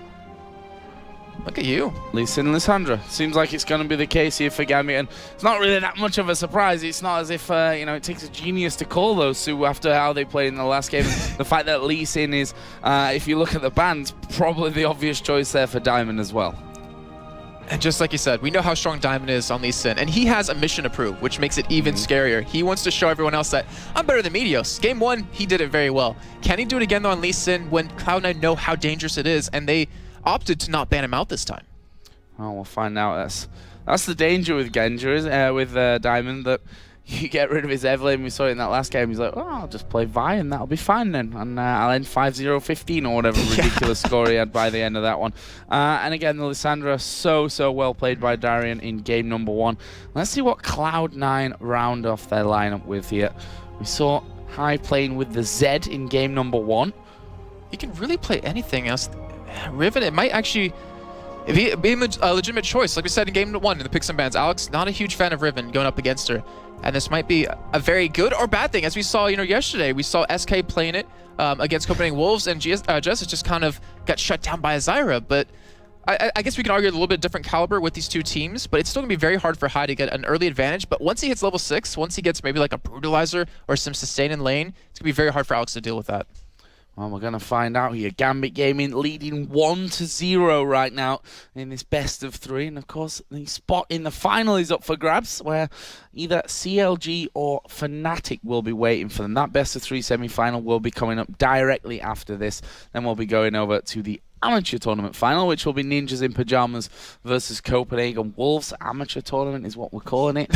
Final doesn't really seem that way. And then we'll end the day with a best of 3 for the pro final here at Intel Extreme Masters Cologne. Next week we'll do it all over again in Singapore. Yeah, we will. Actually, I can't wait. Singapore is a really great place, but the games that we have coming up for us today are just ridiculous. They're on such a different level right now, and the compositions we have going in here, Diamond kind of doesn't fit completely with the whole comp, with that Lee Sin, but I don't think it really matters. They always seem to make it work, and that pressure he puts out early on is really nothing you can shrug off. Well, you have to wonder what else he'd possibly go for. I mean, Jarvan maybe would fit into that, so he can get himself in there. Would. Diamond, you know, he's never been the biggest fan of Jarvan. He's never played, you know, a routine Jarvan in the jungle. I mean, he likes the Evelyn's brought out Karma, of course. Udyr is not scared to break out, but oh god, Karma, I forgot about that for a second there. Well, I mean, Karma, you'd be probably didn't really work the first a bit too much magic in this lineup if they added Karma in there as well. But we are going to be finding out here in just a second how this one all goes down. Darien will be ruining on that last great performance and hoping that this time around he can add a couple of kills into a great performance as well. But we're going to be finding out here as we jump into game for match number 2 between GAMBIT and Cloud9. GAMBIT now over on the blue side with that 1-0 lead, and we can look at the start there. We see that Rumble and Riven both starting with those Door and Shield here at the start. Yeah, and it's going to be very needed because obviously they're both melee champions, so they can be harassed really well with auto attacks. Gives you the block, gives you the regen, which is really going to work out, especially if you pair that in with any lifesteal or spell event, which Hyde does have some lifesteal. But as we saw in the first game, GAMBIT did such a great job, or I should say Diamond in particular, did such a great job of counter jungling and controlling Meteos. I want to know, can he pull it off again here? Because that's what kept him so out of the game. I mean, he used, I think, one ultimate to gank, and that was at the tier 2 turret pretty much 20 minutes into the game, and we were able to pick up that kill on a Darien. But if they can do it again, that's going to mean Meteos will be kind of controlled, and they need those ultis. They need those early kills. Well, a 10 start to things here once again. A lot of pings going down from GAMBIT there. Just letting them know that there's probably a ward right there. Darien spots the second one coming in onto the blue buff as well. And it looks like GAMBIT definitely investing quite a bit here towards this top side. I guess they assume that, or obviously any team would know this now, is that Diamond will start red most likely. And they want to be able to keep that blue. They want to at least keep their own 2 and be even, if not get 3 over onto Meteos, who is just kind of sitting middle. It looks like he wants to go for invade here. And we already see Genja bottom. I don't think he was spotted by that ward. Edward was just spotted though, and he might come up here to really support this. They don't want to let this buff go. This could be an incredibly interesting start. LemonNation, Meteos, sneaky, all headed around the top side. As soon as Darien sees that, the other 3 are going to loop around here. And there, they do see it. Alex Itch is going to be coming in as well. Darien here is moving himself back now that they've got that vision. Diamond dived right in there on towards Sneaky. Alex Itch here coming around the side. This is going to be a lot of damage from GAMBIT there onto Sneaky, less than half HP. But Cloud9 are not finished here. They're moving back in onto this one. There is a flash, and there is a stun across them from Aaron. First blood comes in. High going to get knocked back. He manages to get the kill. Will they stick around and fight this one out? High going very, very low. There's a lot of damage coming in onto him, but he's still alive. He's managed to get away. Flash has been burnt all over the place. Diamond goes down. And LemonNation falls as well. 4 kills here at level 1. I thought we might slow down the pace. There's a cancel. Edward not quite got the damage. How was that a heart attack there? that was crazy. Level 1 action from both teams, and we saw yet again GAMBIT was able to stall Meteos from doing anything right there. I mean, you could argue in the same sense that Diamond now won't be able to get a buff anytime soon, but he has 2 assists under his belt, which Meteos only has 1. So that gives him a nice early advantage. He goes for a ward here, and also Alex returning to lane with another Doran's ring. That is gonna be really hard to deal with if you're high. Look at the summoners, or lack of summoners, I should probably say at this point. Not really much left across the board. Edward, that flash stun that he pulled down there, we talked about him both before, during, and after game number 1 because of how well he executed that, and he's done it again here. That's what really got that fight started off for him. And they were so tunneled in that area that it was allowed to hit that stun across multiple people. In the meantime, Genja and Balls were like, what's happening up there? Because they were just sitting down there farming away. So that would give Genja a little bit of an early level advantage, and also a CS advantage, which he's currently 15, well, now 16 to 1 in. Yeah. Going to be very interesting how that one all pans out. This mid lane as well, obviously, first blood. Actually, who did pick up first blood in there? I can't even remember after that one. It was Alex that picked up first blood, of course it was. Hai did manage to get himself a kill as well. Did go and get away from it as well, so he didn't fall after that. And Diamond comes in. There is a red buff there. It's just slightly invisible at this point. I was about to say, well, did he counter jungle it? But I don't remember seeing that happening. Confused me as well for a second, but red buff is there. Diamond's going to be taking that one away. And you're seeing Hai right there. He's doing fairly well against Alex. He's able to harass him down quite a bit, but eventually Alex will get to the point where he should be able to take Hai on before that level 6 point. And right now, with all these summoners being down, the jungler should be so excited and so ready to start ganking. As we're already seeing Meteos come down or come up to this top side, which he just did in that last game. It looks like they want to force Darien away, maybe take an early turret yet again. Same time, Diamond's doing the same thing bottom. Got a level in the claw already, and we just saw him using it to push that wave out. And the funny thing is, Diamond's not going to be spotted here coming around, so he's going to be actually out in the open. And because of the fact that Darien's alone in the top there, they realized that that was going to happen. Actually goes off to the ward. He's got the red buff on here as well. Diamond lands the Q as well. Has he got the damage to finish off Balls? At least bait out a flash. No, neither of the two. Balls will just back off. Very smart play by Balls to just get away. And he didn't even have to use that flash on top of that. So he was able to secure those. But in the meantime, we're going to see one tower traded for Cloud9, taking the top one. And Gambit, they're going to go for Dragon.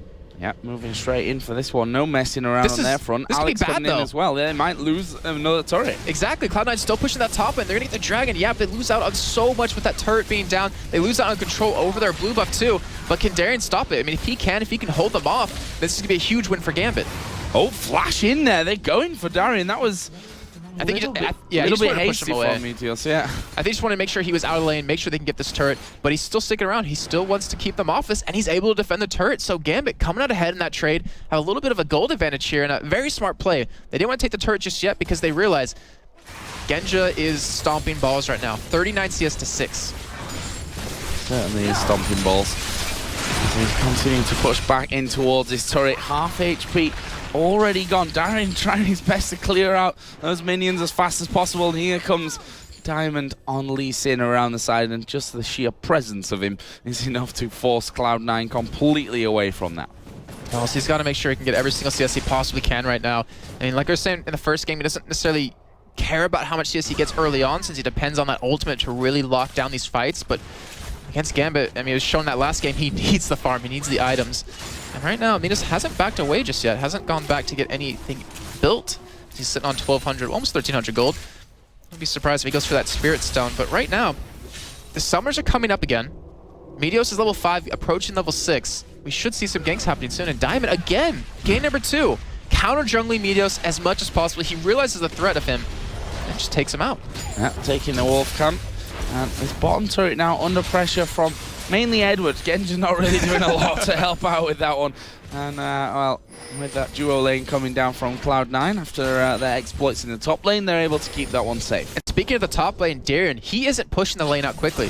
He's actually leaving at his own turret. He's making sure it stays on his side of the map so he can keep Balls starved of money even more. That is a very smart play out of him to really do that. And that means Balls got to roam around. He's got to look for kills somewhere, look for farms somewhere else. And if he obviously goes to a different lane to take some CS, he's taken away from his teammates. So overall, a fantastic play by Darien. Genja holding that lane out as well. Yeah, Meteos now is moving in. He's not quite level 6 though. That could be spotted by a ward though. Bit of a hindrance to him. And yep, that ward is quite far up the lane, so he's going to be spotted. It's funny because Diamond used it to fight Balls, but in the end it's working out well to see him where he's coming with those ganks. It was he meant all to do that. Calculated. He's going to see it here in a second when it does disappear, most likely. He's trying to counter jungle Diamond though, but Diamond still, he's doing what he did in the first game. He's farming as much as possible. I mean, because they've spotted that one, you see Genja and Edward already backing off from it, not wanting any piece of that one.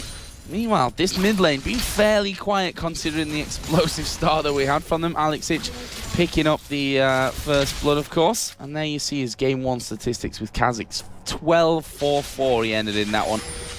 207 CS, not really a number that sounds impressive, but that's because there just wasn't a lot of CS in that game. Well, he was leading the game in CS, so that kind of shows you too. And right now, Meteos is going to be able to get his blue. He's going to have level 6, so he can start to make these ganks happen. I want to know which lane is he going to go for. Darien is looking like a possibility up there if he combines with Balls' power to keep him slowed and to pick up that fear and the kill, but also middle. I think they want to control Alex because if an Orianna gets going, and really gets to that point where you can do a lot of damage, your ultimate will be so devastating. Oh. This could be really bad up top. Now they spot Nocturne coming across, but are they going to know? Sneaky, meanwhile, down in this bottom lane going low. There is a super mega death rocket coming out. Has he got enough damage to kill Edward? Surely he does, and he will pick up that one. Genja here starts to back away. Meanwhile, Nocturne ulti comes in. They're going on towards Diamond. Darien has got very low as well. Think they should be safe to escape from this one, though. Not sure that they'll be able to catch up with them. Or with a flash, they may just, but they turn around. They take down Balls, but High there doing a lot of damage. Diamond will back off. High decides not to fight with Alex coming up from the mid. And with a 3-man gank coming in right there, Gambit able to trade 1 for 1, but in the meantime, Genja, he might go down bottom. He's stuck on the trap. That is bad news, but it's LemonNation tanking up the turret. Sneaky, not quite got the damage in there and decides not to chase. I am surprised he didn't die on that one. He was just standing there waiting and biding his time, but able to stay alive. Turret might go down though, but Diamond is heading down towards that bottom side, so he should be able to keep it alive himself. But so far, 10 minutes in, a lot of action happening, not a big goal difference, and it's only 3 to 4 kills currently. Now, Diamond just headed down there, but not warding the tri-bush. They spotted him early enough and backed away from things. Meanwhile, in this mid lane, Alex continuing to pick up the farm. He's currently sat at 86 to the 71 of High's Driven, which you'd expect at this point. Fact is, though, High's got 2 kills under his belt yet to die. Brutalizer pickaxe in there already. That makes him so hard to deal with if you're Alex. He needs to invest into Seeker's arm guard, which he is building towards right now. And Alex, he was the number 3 gold per minute earner back in the summer split at 373, and it's showing yet again. He's always farming if he's not ganking or getting kills. He's always doing something, and it's always working out well for his team. But right now, with that 2-man push on the middle, he might be a little bit of trouble here. Doing something is always a good thing to do. I've generally found out. So it's a life lesson right there. Jason Kaplan special. So, push down the bottom side here from Riven and from Rumble. Again, just like, nope, not having any of that one. But they're going to lose their turret for it. And they might lose Dragon soon too. It is up in about 30 seconds. Cloud9 doesn't have the exact timer on it, since Gambit did take the first one really early on. But they do have 3 men here. They have Darien and Alex middle. And if they can just stall them long enough, Gambit's going to get middle turret. And they will be able to stall them here. Going in, first of all, on towards LemonNation. Diamond connecting with his Q. This tower is down, but they've got to run. And Alex going to give himself command protect. And Lissandra moving away, obviously, with the claw, able to escape. Oh, Darien. Why? Not quite sure what Darien's plan was in all of this. I don't know if he had a plan. I don't think he had a plan, or certainly his plan seems to have come back and bitten him, but that's how it happens sometimes. He puts his ulti down anyway, even though he's going to die and he wouldn't have gotten any kill. But I suppose he's biding time for Dragon for the rest of his team.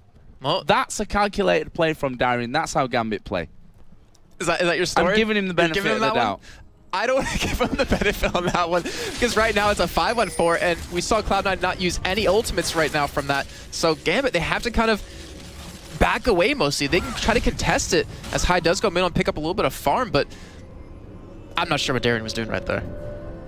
If Gambit were quicker, they could have got Dragon there, though. There were 4 men chasing Darien to pick up that kill. He used his ultimate and everything. He's probably like, guys, take Dragon. What are you doing? This is why I'm dying for you. This is how this works.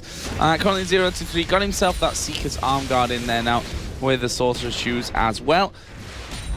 Alex Itch already building up that tier, Seeker's arm guard, and also working himself up to that Rod of Ages as well. Yeah, he's using that same build he used against the Red yesterday. Going for more of a tanky Orianna just to survive the damage that Cloud9 can put out, and trust me, they can do quite a bit of it. But Gambit, they want to be the ones to engage here. I mean, they have a ball delivery system in the form of Lissandra and Elise Sin. And Darien, he's going to go straight for that zone because he wants to be able to have that engage happen and then still stay alive. So, Dragon not quite picked up just yet. And there's good old Quick Shot. He's back again. He spelled everything right this time. He spelled everything right, so good job, Quick Shot, for that one. You guys can do the same. Obviously, we do filter them, so your troll tweets don't get there, apart from Quick Shots, apparently. He gets 2 in 2 days. Famous. Right now, we do have most of the action happening towards this Dragon. It looks like both these teams really want to contest it, want to take it, get that extra gold for their side. because no one's even dealing with that top lane, and right now the wave is currently pushing. And Diamond, he's gonna go for the steal, he gets it! Wow. No, he doesn't, No, sorry. He doesn't. A little too excited there.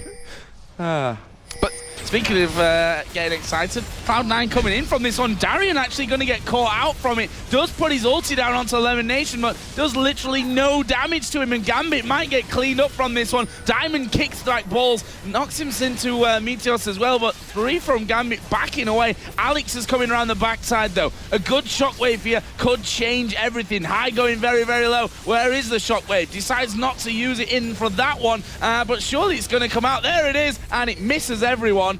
Not the good shockwave that he was probably looking for. And now we see them turn around. Balls's low, will be finished off in the end. Meteos low, everyone's low, damn it. But where's the finishes? It's Sneaky coming in, gets the movement speed. Edward flashes over, Sneaky flashes in. It was a little bit awkward, but Edward still being chased. Zap will get the double kill. Everyone low is the true tale of that story right there. If that ultimate did hit off of Alex, I really would have... Actually, no, it couldn't even hit right there where it was, but I wonder if it did go down perfectly, could they have picked up quite a few more kills? And that was such a great job by Cloud9 to say, hey, we have not a position. We know Alex is middle. We're going to go for a fight here. And with that, they take the dragon, they take the gold lead, and now they have this great advantage in this game. I feel like I cursed Alex somewhat there, a little bit. Darien here coming around. You're like, wait for it, it's going to be a good one. It's coming. It was a good one, and it was literally the worst possible outcome from it. He got a minion. At least he So I got some suppose CS. he didn't get nothing. No, he didn't kill the minion. Oh, he didn't even kill him. He just flung the minion in. Didn't quite kill it off. So Alex certainly pulled off better ultis in his life, that's for sure. But That's the it leaves downside. us with Cloud9 8-5 up in kills. But the gold is not really a massive difference. There's 1,000 between the two teams, and Cloud9 having taken that dragon and have one more turret up just shows you how close it's going to be. And it's going to come right back here with Darien on the bottom. Yeah, both these teams are doing a better job of farming this game and keeping it a lot closer. The only big difference is Darien and Balls, and that was just pretty much due to Balls going 1v1 against Genja in the bottom. But right now, he might get caught here. He's looking for a gank on a Darien, but he still has Genja in hot pursuit. He might just go in and try and kill Darien as well. That's certainly what he's aiming for. And this one, again, a little bit messy. High, the one that's taking all the damage, will throw down his ulti. There's a super mega death rocket coming from the back. High still chasing down, but he will fall before he gets the kill. They turn onto Sneaky. He's a dead man. The shutdown coming in. This is another kill coming down for Genja. A double for him. And just like that, GAMBIT pick up 3. And Darien, great job by him yet again to just kite as long as possible, trying to keep High away from it, allowing the rest of the team to come in from the back. And Cloud9, with the advantage they just had, have lost it. With that little bit of a player there losing those 3 members, they just lost completely that advantage. But if Meteos can get this turret, it will even things up back just a little bit. And I think he will, with that Siegeman in there, able to tank things up. And he's going to speed off as quickly as possible from it as well. And again, chasing down Darien. European teams learned long ago that Darien is just the bait on the end of a very, very scary hook from GAMBIT. The rest of the team is usually right there behind him. If you don't catch him between your own turrets, then he probably has a team behind him, most likely. Exactly. If he's not in your jungle, almost in your base, then then you know there's a team behind that. But just overall, I mean, these teams are playing really well. Cloud9 has been able to kind of spot a weakness within GAMBIT, really picking them apart when they start to rotate. Then yet again, GAMBIT being in the right position against Cloud9, catching them when they just kind of took the bait as they reeled them in. And I really wonder, how is this game to continue on, though? We do have High getting that Ravenous Hydra, so he has a great AoE damage on top of just being Riven alone. He's also 3-2, so he can put out quite a bit of damage. As you saw, he almost took Diamond and Darien down himself. He just didn't have that extra oomph he needed. If you look down and kills well, Edward, I mean, we've come to expect that by this point, that he's always got a couple of kills on the board. It's like a 2-2-2 at this stage. 2-0-2 for Genja. Moving in. Not really got that spike yet that he needs, but that'll be coming in soon enough. Rod of Ages finished for Alex. Not really much for Diamond in the jungle. Obviously, he went in for that Sightstone so that he could have the wards available to using, you know, get in there at the back, kick him back into the team and what have you. He's still having a big impact though. Yeah, I mean, even the wards he uses, like we saw earlier on, to jump around, work out for their team. But right now, High, he's trying to push bottom. He's trying to get some more CS here. But you saw GAMBIT. They were ready. They wanted to go for the gank right there. And it all comes down to all the ward coverage they have. They can spot where Cloud9 is and work around that. And, you know, Meteos, again, hasn't had much impact in this game with that ultimate. He's been shut down very well with the whole level 1 that happened with him being delayed, with Diamond able to get both of his buffs. He just still hasn't been really proactive in making kills happen. Right now, High, he's seen by that ward, and we have 4 members of Gambit here. High, they're going to take him down from this one. The ultimate comes in, and that was an easy kill. Stood right on top of a ward. Thought he was being clever, catching out Genja. In the end, comes back and bites him. Yeah, that was really unfortunate for him. I mean, I understand what he's trying to do, pick them apart one by one, but you cannot afford to die like that. Dragon will go up in about 2 minutes, but the kills are just being given over. Diamond able to pick up another kill for himself. He was already doing quite a bit of damage with just that Doran's Blade alone, but he's going to get more scarier than that now. That is that. Yeah, that Trinity Force, which is, as you said, the spike. Are they going to go for a fight now? I mean, if you look at Baron, this is interesting to compare it to the last game. That I remember saying at 25 minutes, I think, or 24 minutes, because I even said it wrong.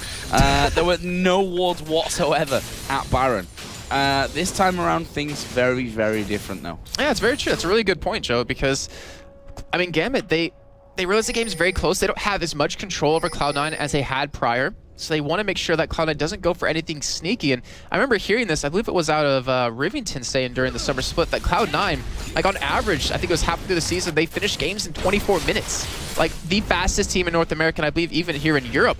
So they want to make sure that that's not a possibility. And it's a very smart play by Gambit. Well, I'll tell you a secret. They're not going to finish this one in 24 minutes. You say that. I say that, and I'll probably be wrong with that one as well. Although I wouldn't mind, because a third game would make me a very happy person. Dragon is coming up here in 40 seconds. Cloud9 already doing a little bit of scouting out there, making sure that one's clear. And High's like, LemonNation, use that, or come down here and just see where that ward was that caught me out and made me die earlier on. It's really weird to see is that Edward and LemonNation have different build paths, kind of, where Edward's going to go for a little bit of damage with that haunting guys. He also doesn't invest into an Oracle early on. He didn't do it last game. He's not doing it again. And he's just trying to build that little bit of extra damage that can make him so deadly, where LemonNation, he wants control of the map. He wants to be able to see where everyone is going, and it's worked out well for Cloud9, but right now, if Edward keeps building damage and Gambit keep getting these kills, that Oracle's not going to really mean too much. Well, it's perfect timing, at least for a Dragon, and as it spawns in there, that ward does go down. Gambit start to collapse back in.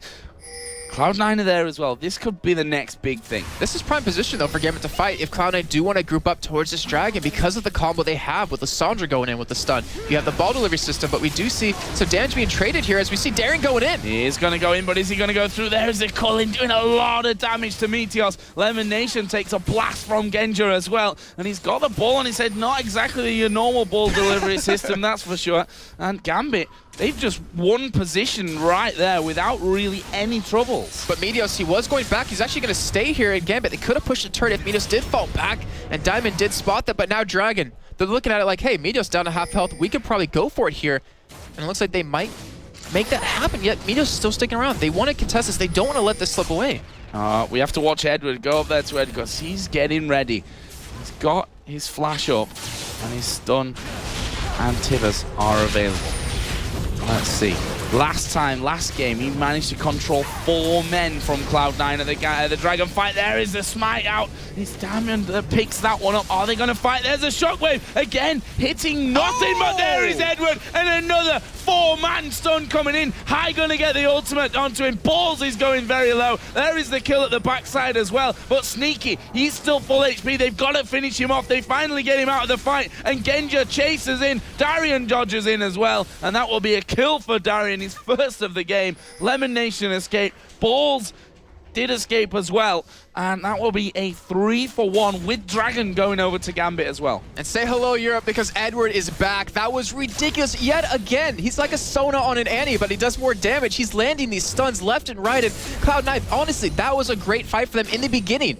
You had High in there on 2 or 3 people with his Q spam constantly doing a lot of damage. You saw Gambit escape with barely any health left on a couple of people. It's just they didn't have the extra damage they needed to finish that one off. Incredible again from Edward.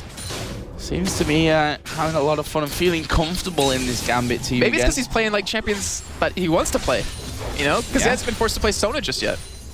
That might change, though. It's probably in his contract, actually. It's like, don't make me play Sona. To play Sona ever again. I can see the photoshops on Annie's face now already happening for him. Oh, no. The Sona 1 did enough damage to us all. Please do not Photoshop an image of Edward on Annie. All right, that's already encouraged a few more thousand people to do that. So let's talk about this top lane, because both Darien and Genja there, Cloud9 sending 4 men up to that top side to stop that push. Yeah, see, what happened in that last fight was that we saw Balls put down the equalizer to cut off GAMBIT, to cut off like a retreat, to split them in half. But even though it worked, it kept them slow enough for High to get in there, it just wasn't enough. The rest of Cloud9 didn't have what they needed to jump on top of them. They didn't have the ability to get Lulu in there and get that knock-up onto people, at least the ultimate alone. And because that GAMBIT were able to survive long enough, were able to retreat far enough, mitigate quite a bit of damage and turn that one around, things still can't change. Like, Cloud9 still can win these team fights, but if they keep letting kills slip over, eventually GAMBIT will be so far ahead in items that it will be really hard, almost impossible to come back from. Clearing up everything that they can there. And the Oracles, we mentioned that earlier, a little bit different between these two teams. It's Diamond that did the same in game number 1 for what brief Oracle time we really had there. It was just a fighting game, basically. There's the blue buff actually going to be picked up. I didn't quite see where it was picked up there, but Meteos is going to dive into this one. It was Alex, I think, that got that blue. Where is the shockwave? He's playing around with it, waiting for the right time, but High dives into the middle of them. There is a shockwave, gets 3 of them, but can they get away from this one? Alex taking a ton of damage. Diamond going to go low here as well as Alex falls down, and that will be a double kill coming out for Sneaky. The final one picked up by Meteos, and Cloud9 turned back around, and only 2 men surviving that one from GAMBIT. And this time in this fight, they got the equalizer down perfectly, and they were able to collapse on top of it. They were able to finally follow it up, and with that, they pick up those 3 kills. Cloud9, phenomenal play. Yeah, they easily could go for Baron. They have the people, they have the health, and only Darien and Genja are there to stop them, but that was so well done. They made it so Edward couldn't get a giant stun onto the enemy team with a flashing gauge, and they come out ahead. They might come out with Baron on top of this. Oh, balls. Oh, wow. He's actually going to go down here. Genja picks up that one. He's now on a rampage, and they've stopped doing Baron. They've done enough to stop this Baron attempt, but will Cloud9 turn around and go back in for it? No. They find it too risky at this point, and I think that's the right call as well. However, they need to be careful, because if they leave this one completely as Edward gets hit by the Baron, putting a ward down, doesn't like vision. Well, how would you like it if someone had vision of your house, Jason? You wouldn't. They would see some weird things. I'm sure they would, but none of them should be delved into onto this stream. Thank you very much.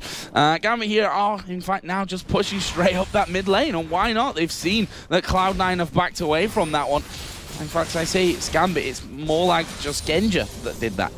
He's being very aggressive. I mean, you even saw at that blue buff, which kicked off that fight, he was the one to get caught and eventually into a fear by Meteos. But Cloud9, I mean, we're 26.5 minutes in. Gold is pretty much even. Kills are pretty much dead even here. Turrets are very close. And right now, it's really anyone's game. Cloud9 did such a great job of getting back into the game when they were losing team fights constantly. They were able to turn just one around, and that's all they really needed, because look at Sneaky's score. 6-2 right now. Genja 4-5. The AD carriers are really stepping up this game.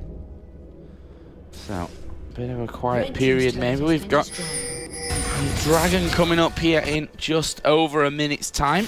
LemonNation being chased by Edward, who might get in trouble. Actually, they've stunned him up. Sneaky's dead.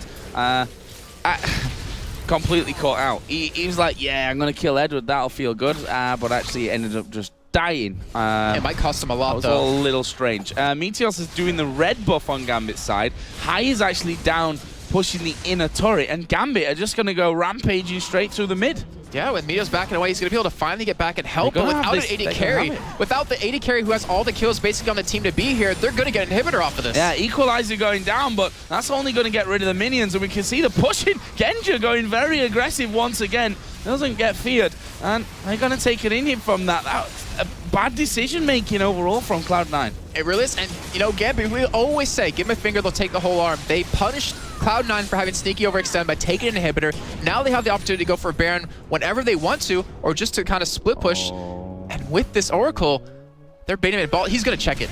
Oh, it doesn't need to. They're just going to go straight in for him on that one. We see the flash away. Meteos going in at the back. Darien waiting. He wants to get his ulti off, and he is going to get it off onto High this time. Meanwhile, Diamond being forced away. There's a 2-man shockwave. They're culling, blasting through there. That's a lot of damage, but they focus in. High going to go down. Genja absolutely beasting them there at the back as Diamond comes in again. Everyone's really low again, but Genja is cleaning up this one. Sneaky uses the barrier. Genja dashes in. Triple kill.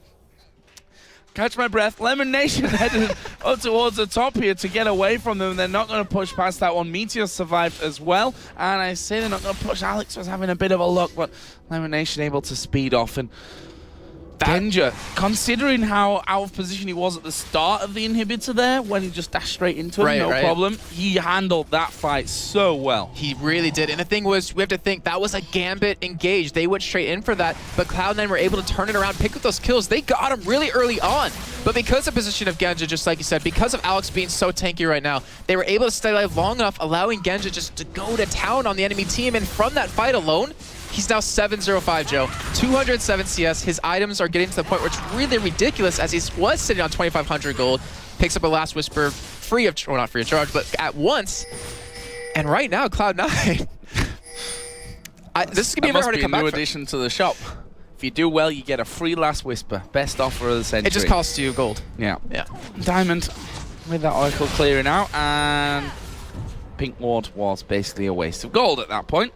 Diamond here. And the rest of Gambit setting up for a dragon. 30 minutes almost into this game. Yeah, that was a good decision to put the ward down. Hidden vision there of that blue buff. Does he have his smite available? No, not quite. So that blue buff should be taken away and will be. It's Alex that picks that one up. Meanwhile, Genja did the dragon all on his own. He's so strong right now at this point that with Cloud9, if they don't focus him down, well, the question is, who do they focus at this point? Alex is going to be doing a lot of damage with that blue buff up. Darien's going to be providing a lot of control, and then to even get to Genja, you have to pass through an Annie on top of that. It's going to be very hard to get back into that side, and Genja, he's taking full advantage of that. He's playing his positioning so perfectly, and with Diamond coming around from the backside here, Cloud9 either have to fight or give this one up. Yeah, oh, Darien doesn't follow through there on the claw. Diamond actually being hit here by Meteos at the back. This is a bit of a personal jungle fight there off to the side. The rest of the team saying, just leave me alone, leave us alone. We just want a 1v1, see who's better right now. Meteos actually did more damage in that one, and Diamond deciding to back away. But Gambit not doing the same here. They're going to wait and see if they can siege down this inhib. Oh, Edward, his flash is going to be up very soon. He's even got, I believe that's a distortion enchant for the flash cooldown, and he has Tibbers up. He's looking for another flash stun here. It's going to be a little bit harder to do in this base when they can spread out. But either way, this middle wave is pushing. Meteos is going to clear that one out because he has the ultra to get available. The Equalizer coming in, but just to keep them away and off this turret. They don't want to let this one fall. I have to say as well, Balls has been very quiet these last two games. This game certainly a lot more present than in the last one. Couple of good equalizers, but just overall not had the impact I think that Cloud9 really need out of him, especially with this Rumble. And when he does actually make his presence known in the fight we just saw prior, like, he can really make this thing happen. But the fight breaks out here. Genja getting chased. Yeah, they're going in towards Genja there at the back. Darien using the ultimate on himself, but look at the damage and the shockwave coming out of Alex Siege. High's gonna fall here. They've absolutely obliterated them, and Genja pushing in onto the backside. Alex will steal that one away, and there's the flash in from Edward. Didn't quite have the damage to finish that one off, but this is going to be the game here. Gambit have those super minions coming up the mid lane. They're going to take down the turrets. Only LemonNation left standing. Gambit Gaming going to continue the Cloud9 European curse and win 2-0 to go into the final of the Intel Extreme Masters here in Cologne. And that game was so well played. I really have to say both teams played that to a top level, but Gambit coming out ahead, constantly catching Cloud9 in bad positions, catching high earlier in the game, catching sneaky, which gave them inhibitor, coming out ahead right there. But both teams really showing that they're the best of the best in their region. Such an incredible game there. Yes, it didn't go to 3 maps, or 3 matches, technically. But to be honest, it had all the action in it anyway, didn't it, from 2. And I just want to special mention to Genja, because the old passive, boring Genja that was always reliable, they've thrown him out the window here, it seems, and brought in some new Genja that's maybe sometimes a little bit too aggressive. 9-0-7 he ends that one there with Lucian, playing Jinx in the last game. A player here who was very much stuck in his ways, I think, in terms of champion pool, and didn't really like to venture out of his comfort zone. Always bought a tier on everything, which is not done at all so far this tournament. Picking up, Trinity Force, Bloodthirst, the last whisper here on that Lucian. 9-0-7, so incredibly well played. And what's really funny is that Intel Extreme Masters Katowice, when they played against the Azubus, he changed up his playstyle for being really defensive to aggressive. But then before LCS started, he went back to his old ways. He went really defensive, and it's nice to see him changing things up, playing aggressive, and just like you said, 9-0-7 score, he really helped his team out. The position, every single fight, it shows the true power of an AD carry late game. But the entire team, both teams, really well played from both of them. Really well done team fights. I hope they break some of those down because they were really intricate in how they worked. Yeah, and Darien as well. He managed his 1 kill. He got it in the second game. 1-4-14 he actually finished in this. But over the course of both games, his ultimates, the way that he set up these fights were absolutely incredible. This just looks like a Gambit that have been together for years. It almost looks as if the summer split never happened and Edward never went anywhere. Yeah, they seem to be really focused. Maybe they're all really happy, like the mood, like we've been saying. Before the games, they're joking around, they're laughing, they're having a good time. Maybe Edward coming back, it kind of was like a sigh of relief to everyone, like, ugh, finally we have him back. He's playing at a top notch. He can't play Sona, as we see xPeke apparently. Really enjoying that. But he's got to win it, though. Yeah, he's got to win it. He's got to defend what is European pride still at this point, because Gambit taking down Cloud9 puts Gambit into the grand final. After this, we're going to be going into our second semi-final. xPeke's already got one hand on the trophy, but standing in their way is going to be CLG, who yesterday didn't skip a beat in their victory over to Quality Blue. And honestly, if they play like that today, they said it. Doublelift said it when he was talking to Carl. We have practiced a lot, and we intend to do very well at this tournament. FNATIC, they've had the change both in the team, obviously with Rekkles coming back, and also in the management team with Harry, their manager, actually leaving. So, not sure what to expect from FNATIC, I have to be honest. There's a lot at stake in this game, let alone just the rivalry between Doublelift and Rekkles, but YellowStar. That's going to be just amazing. He has a bone to pick, because if you think back to Season 2 World Championships, he was on SK playing against CLG in that ridiculous teleport-in base race that happened, and he couldn't hold them off. Him and I believe it was Aranea playing Shen that game. And he's looking at that game that's haunted his dreams. I want my revenge. And well, that and the fact that Doublelift called him, I think the words were shaky yesterday. There you go. I think that's more of the bone to pick for YellowStar from that one. But that will be the best of 3 that's coming up in a little while. But first of all, I'm going to take a look back at some of the key moments of that game with Deman and Krepo. Thank you very much, and wow, what a pair of games that was. Gambit have turned up to win this tournament. I talked about Intel Extreme Masters being their tournament. Why the hell did I bet against Gambit? I have no idea why. So, Krepo, lots to talk about in those games. Level 1. Let's talk about both level 1 games to start with, because at the start, you said when we were upstairs, it's like, this is Gambit's level 1 tactic. Yeah, initially, I have to admit, I was wrong saying Gambit is always passive. Passive is the word I'm looking for. That's the word you're after. Yeah, English is very hard sometimes. But they have this signature move where Eddie and Genja, basically, or the support and Genja, basically move out and try to contest the blue buff, which they predict is going to be done by 2 people, and then they force the jungler and the top laner off of it, and hopefully even steal it, and that's really good. In theory, Cloud9 could mirror that at the other side, but they weren't ready for it, and that definitely gave Gambit the edge game 1, and then the second game they basically read Cloud9 like a book, predicted the invade again. It ended up being a 2-for-2 trade, but Gambit was definitely ready for that, so definitely on top of their level 1 game. And both of those games, it seemed that Gambit just singled out balls. He was absolutely getting nailed in both games, had no chance to farm. Every time they just kept the pressure on that Rumble. Yeah, you have to admit, though, second game, though, 3v1, Balls really couldn't do that much. Yeah. He's a utility person like Rumble. He can still do well in fights. He can try and roam. Every time he tried to roam, he was still level 5. I mean, had so much going against him. Like, he got frozen by Darien. By the time the wave reached his tower, he was level 5. Darien was level 7. Gambit was controlling the pace of the game. They pushed when they wanted. They rotated pretty well. Cloud9 had some really good fights coming back whenever they actually managed to get Gambit on the back foot. Whenever Alex had to use Shockwave to disengage, for example, then that's when Cloud9 could re-engage. But otherwise, it was really hard, and Gambit just controlled the pace so well. And there was the fight, if I recall, in game 1, where Gambit were backing off. And then Cloud9 just chased, and it was like there was no objective to gain. They just simply chased them into the jungle, and we were all sat there saying, why are they doing this? Yeah, it's basically what Gambit does really well. I mean, they lure you in, and then they activate the see hero, kill hero switch, and actually that's something I want to point out. Their composition was built around that. Both of the times they had Annie support, they also had Lissandra, so that's double CC, crowd control effects, stuns and snares, etc. that can chain on top of each other, kill one guy. Game 1 they had Kha'Zix on Alex Ish that could jump around and finish people off. We saw that as well. Beautiful zoning Game 1 by Darien as well. He just went in, pushed them back, went back. They come a little closer. Eddie jumps in, tibbers a couple of people, and then Alex just waits at the outskirts of the fight, jumps in, gets the resets, jumps out again, and you can see that this is a coordinated Gambit. This is a really strong Gambit that's showed up today. Do we see this as the Gambit of old, or are we simply putting it down to this is a well-rested Gambit that's had chance to not travel so much like they're going to be once again come the LCS? Is this simply what they've done? I mean, Gambit of old or a strong Gambit, I don't care, but it's really nice to see them performing that well. I just hope that it doesn't deteriorate over time once they start going back and forth every week, because now Eddie, he was at home, playing at ease, playing solo queue, dual queuing Genja every time. But once he starts traveling from Omsk back and forth again, he's going to lose a day on each side of the LCS.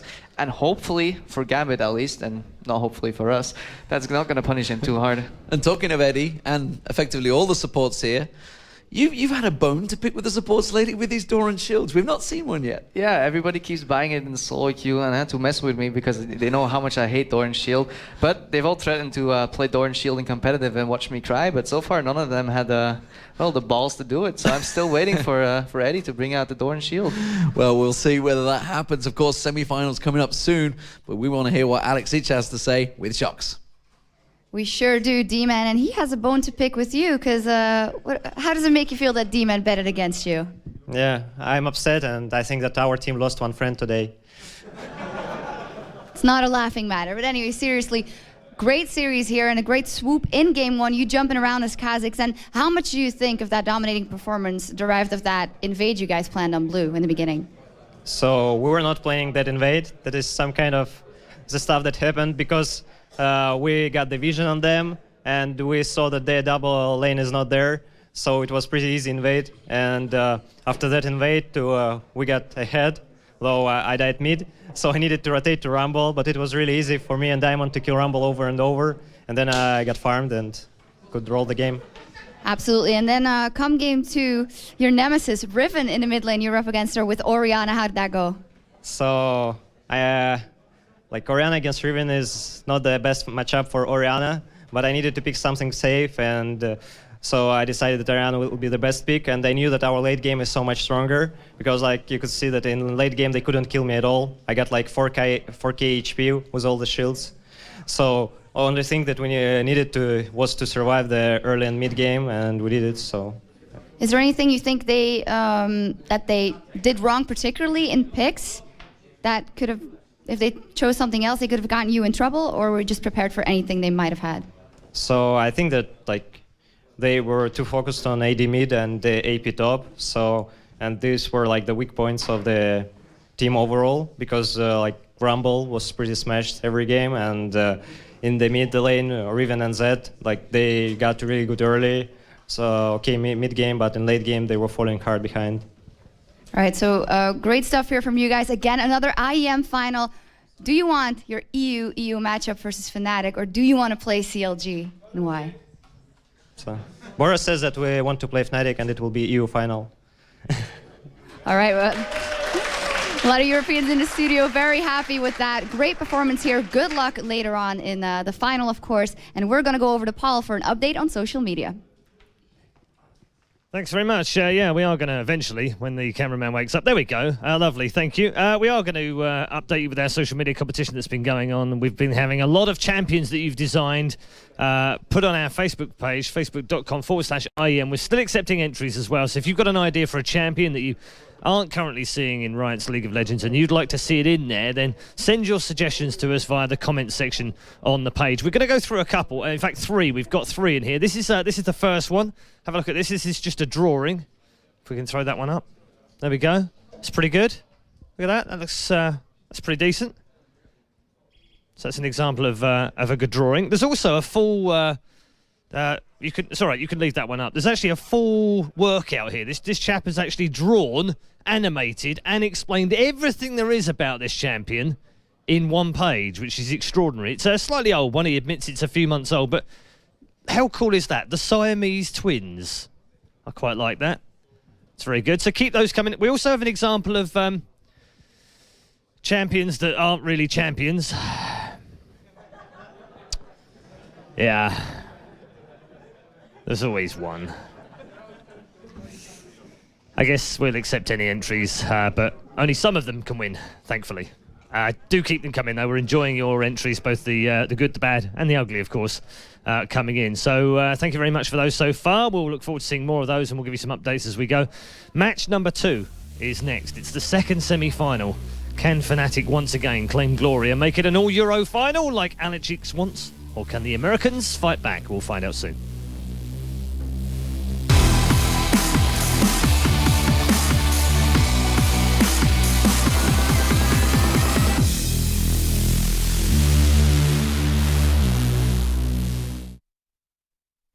This is it.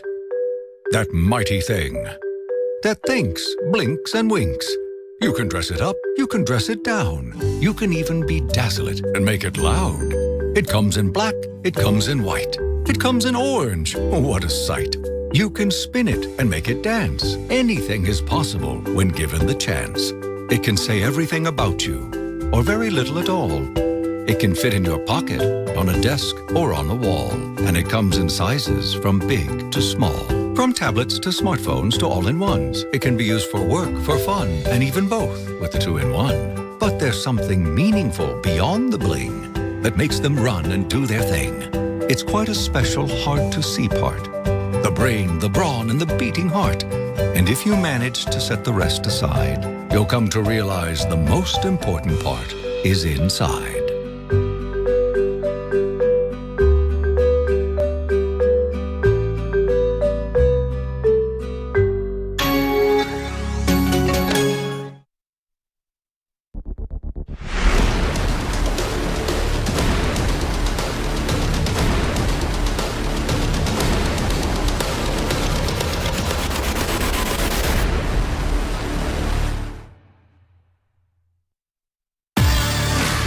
Professional-grade communication tool. The choice of professional teams. Perfect stream viewing experience. Chosen by online streamers. Easy-to-use voice messenger service. Chosen by over 12 million gamers. Communication is always vital when competing in tournaments. Winning a match requires perfect coordination. You cannot win by yourself. Raid Call. Communication for winners.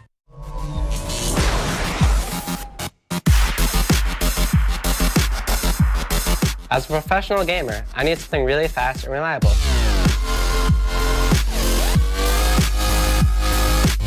Dude, lagging in game sucks. That's why I use HyperX memory.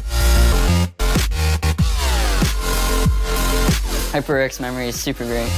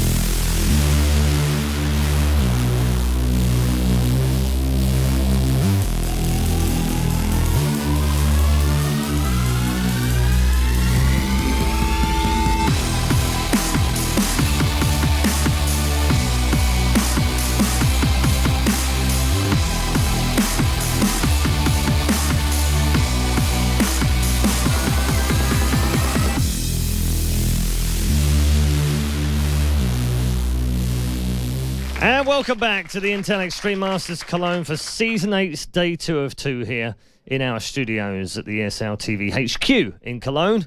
We're going to crown 2 champions today, the amateur and the professional. Our second semi-final of the professional tournament is coming up next.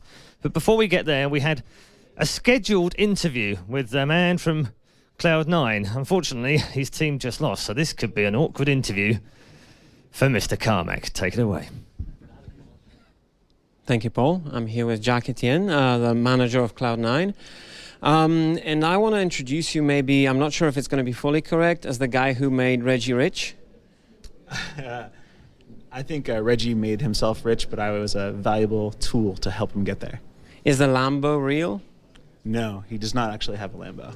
Okay, okay. Looks good, right? Yeah, it does. I retweeted that picture. Yeah. So you were for quite a long time with TSM, 1.5 years or so. Yes. Why did you choose to leave? I watched Cloud9, formerly Quantic, as they were getting into the LCS. We scrimmed them a lot. They had a 90% win ratio against TSM and pretty much any team out there. So I knew they were highly skilled. And when I saw the option for them to actually be taken on by me, I had to talk about it with ReDeYe, and he thought that it was a really good idea, and he supported the move. And that was all the encouragement I needed. I went for it. So basically, it was a fantastic opportunity to do for yourself what you did for ReDeYe. Correct. Yeah. So, judging by what I heard right now, it was no surprise to you the degree of success that Cloud9 enjoyed in the LCS. I knew when they actually qualified for the LCS that they were the best team in the LCS. Given the record against the other teams in the LCS, I knew they were going to make some serious waves when they came in, that there was a really good chance that they would come out on top. What was the original plan? I mean, did you actually, like, if you have goals in your mind, did you actually put number one, that's our goal, or top three was the goal? What was the goal?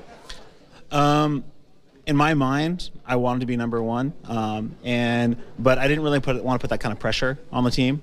I just, when I told them, I just go out there, do your best, play strong, play well. But I was never putting you be number one. I tried to keep it light and not pressure them. What makes the team work? What makes them the beast that they are in North America? They work really hard. It doesn't come without putting in the time. They're always scrimming, always trying to figure out how they can play better. They work very hard to be where they are. So they're pretty much the strongest team, or based on the last season's results, the strongest team in North America. However, if you look at the fame of the players, right, you've got TSM, the flamboyant personalities there. You've got your CLG, you've got your Curse, Dignitas. If you look at the Twitter accounts of all these teams, they're all above Cloud9. Right. Is that important to you at all, that the fame factor is still kind of behind the other teams? Do you feel like it's a fair point that I'm making? Well, yeah, I mean, the other teams are much more established, like CLG and TSM. They've been around for a while. They've got a really strong fan following. If we continue to do well, that will happen for us as well. But the other teams are where they are because of the time they've put into actually getting there. How do you plan to catch up? Is winning enough?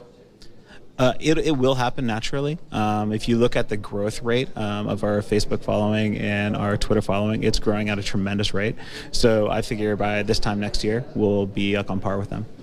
So whilst studying up for the interview, I was kind of doing a little bit of homework, and most of the people I spoke to said that Cloud9 does not seem to have, among the players that you have, does not seem to have that Ocelot, that flamboyant guy that the fans would really get attached to. All of them are very hard workers, excellent players, but not really, you don't have this ReDeYe, so to speak. Do you see that as a challenge when building the brand? I think that's going to come with time. I mean, right now, they're still like the new kid in LCS, and they're really focused on trying to prove their worth. So, the guys that you mentioned have all been around for a long time and had time to actually develop those personalities. They didn't just come out immediately and act like that and have that following. So that'll come with time. Which player would you kind of bet on for this? To be honest, to be your poster boy. They all have very interesting personalities that I think people will find very interesting. I mean, like with LemonNation, I never know what's going to come out of that guy's mouth, and it's usually hilarious. So I could see that guy becoming very popular on his own. Meteos has a fantastic following that's growing very strong. Hai is a wonderful personality. Balls is a great guy. So I think they all have something to show off. So it seems to me like, and correct me if I'm wrong, that you're basically basing the growth of your, let's say, empire, so to speak, because I assume, like every other American, you want to build an empire. You're basing the growth of the empire on results, right? Right. I mean, that's a huge part of it, of course. I mean, there is another approach, obviously. I mean, CLG has been very, very relevant and still successful off the game. Even though the results have been compared to yours worse. SK Gaming as well, carried by Ocelot. It seems to me, judging by our conversation here, that like you don't really appreciate having that flamboyant guy in your team. I think it's great, and I encourage it. But like the teams you mentioned before, like CLG and SK, they've got a really long history. Like CLG was very dominant early on, so they got there because of the achievements that they were able to pull together. Let's switch to results. You've had an amazing LCS. And as opposed to being underdogs now, you're the team to beat. Right. Everybody's watching you. And the guys having won the season, they're naturally not going to be as hungry as in the beginning.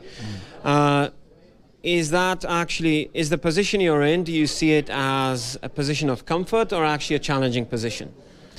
To be honest, I feel, especially with Season 4 coming out, it's like the table's like been reset. And we all basically need to prove ourselves all over again. The teams are looking extremely strong for next split. With Bjergesen joining TSM, they're going to be a force to be reckoned with. We've been scrimming them. They look really good. So how good? They look really good. 50-50 in practice? I'm not going to go into that, but they look really good. So your loss here versus GAMBIT. Yeah. We spoke a little bit earlier. You said there are no excuses. You guys practiced really well. You adjusted. Any learnings to take away from the match? Edward and Annie are scary. I mean, he's back with GAMBIT, and GAMBIT's looking really strong. And I'm glad they're going to be in Europe next split. So what would the conclusions be for the team? I mean, what is still there to be improved? I mean, with Season 4, it's really going to be almost like learning the game all over again. So like we, starting Monday when we get back, we need to start researching, figure out what's OP, and get back together. My team is they're very dedicated, so I know like as soon as we get back, they're going to start researching right away and trying to figure out how can they get that edge for Season 4. Do you get involved at all? When there's a rough week or something like that, couple of tough defeats or something. Do you get involved in that? I'll try to like lighten the mood for sure. Take them out to dinners, make them feel good. If I see anybody like having a difficult time with it, I'll definitely support them. But I think they're going to dust themselves off from this and get right back to work and try to be ready for next season. What kind of team owner are you? I mean, we've got these personalities in Europe in soccer, for example. You have a team owner that is willing to wait for success, and when there's a down period, he will just wait even 6 months to see if he should maybe fire the coach or not. Right. And then you see another owner that believes in kind of shock therapy. It's not working, it's time for a change. Right. Where do you sit in those terms? I'm definitely I believe in my guys. I'm not going to go out there and try to mix things up, pull people out. I believe they have the skill and the mind to come back together and be really strong next split as well. So I'm really, I don't have a top-down type of organization. It's very flat, and everyone is going to participate, and that's our strength of this organization. It's very different than things I've done in the past. So, am I to assume you're in favor of waiting to see if they get back from the slump? Yeah, well, I know I wouldn't call it a slump. No, I'm not. I'm talking about a hypothetical slump. Hypothetical slump. Yeah, right now I have faith in my guys, and if they were to have a slump, I would believe that they can pull out. So. Again, I'm not trying to make you say something like, if they lose 6 games, I'm going to fire one of them or something like that. But what would have to happen for you to consider actually getting involved in the team and making a change? Well, I mean, historically, the only time that I've ever been involved where a player is removed had nothing to do with actually their performance in game, but more their attitude around the game. So if I see someone no longer seems to care if the team is winning or not, if they put themselves before the team, that's when I would get really concerned and probably get involved. But as long as they're really focused on putting the team ahead of their individual goals, then I'm happy. Okay. Now, next question is, who's going to be your #1 rival to the title in the LCS next season? TSM, without a doubt. TSM? Without a doubt. They're going down. Do you have any doubt that your team will finish first? I mean, I think they're really good, so it's gonna be a struggle, but we're up to the challenge. So you're the favorites. We're gonna try really hard to be the favorites. Okay. Thank you very much for you. this. That was Jack Etienne, and after this we will see ReDeYe with the experts to bring you the analysis for the upcoming game.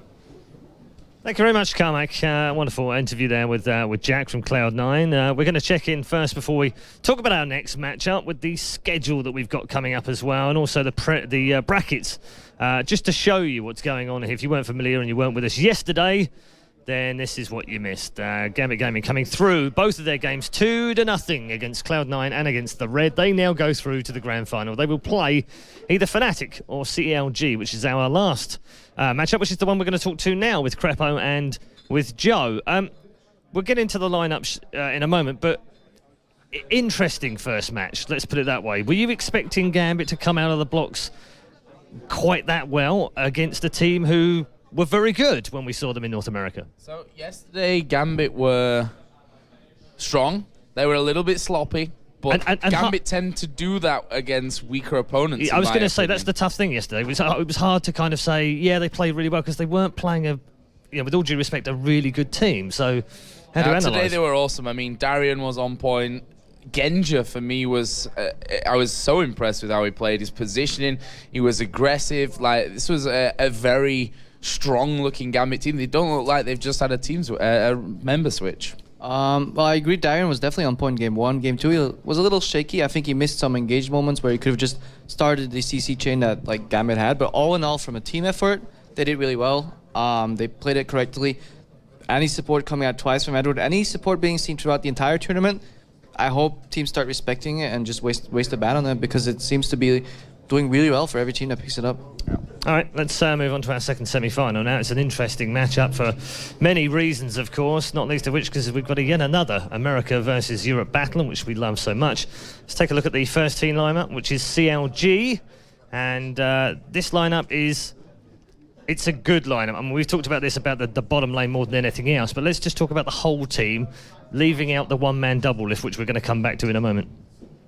Well, looking at the lineup, we have TrickZ coming in for his first competitive match with CLG, and I think he's been playing relatively well. He seems to be, at least his timings are correct. He's at the right place at the right time. I feel they underestimated their 2v2 potential maybe once or twice, just didn't like gauge the power levels too high, but he's definitely around, and he's pushing his pressure onto the bottom lane, basically allowing them to play more aggressive, and then even like we saw yesterday, they just flat out dodge skill shot by moving forward, which is a really ballsy move, but it works out just because of they know the jungler is backing them up.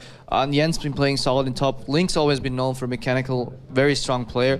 All around, they seem to have the Monte Cristo flowing through their veins right now, because they're having an objective-based game, and they're no longer just running left or right with Doublelift just farming on his own. We saw Doublelift rotate to mid, together with Sjokz, I mean not with Sjokz, with aphromoo rather, rip Sjokz, and just like go for an early turret push and rotation, and he lost 3 waves on bottom, and it was worth it. But that was a new CLG. Same token, just want to add in there as well, similar thing to what I mentioned with GAMBIT, that they played on paper a much weaker opponent yesterday, and today is going to be the real test of how practiced they are and how good they really are at this point. Yeah, they said yesterday they were well practiced. The team that we're going to look at now, let's have a look at their FNATIC lineup, said yesterday that they maybe not quite as practiced, and Mitch made the point that they've been away and they've had a bit of fun and they wanted to wind down afterwards. Perfectly acceptable, of course, but they come back now. It's difficult to measure where they're going to go up against CLG. At the same time, though, it's still FNATIC. They've been together for so long. Yes, maybe they're swapping in Rekkles, but he's been living with them, like training with them, following them around for so long. They've been playing duo queue. I know YellowStar and Rekkles have been playing so many games together, so they're fine-tuned already. All depends on their preparation. If they put in a lot of work on their level 1s, which often are pretty like nifty, pretty like non-standard, and that may actually throw CLG a curveball. If FNATIC gets the ball rolling early with the level 1, they definitely have enough skill to take it home individually, even without looking at the teamwork. So I mean, I'm probably handing it to FNATIC a little more in this matchup. Yeah, I agree with the whole about what you said about Rekkles. Everyone's like, well, they got a new man Rekkles, but he's not really new. He's kind of been like the little brother that follows you around all the time over the last year. Only just. He is 17. He's still very, very young.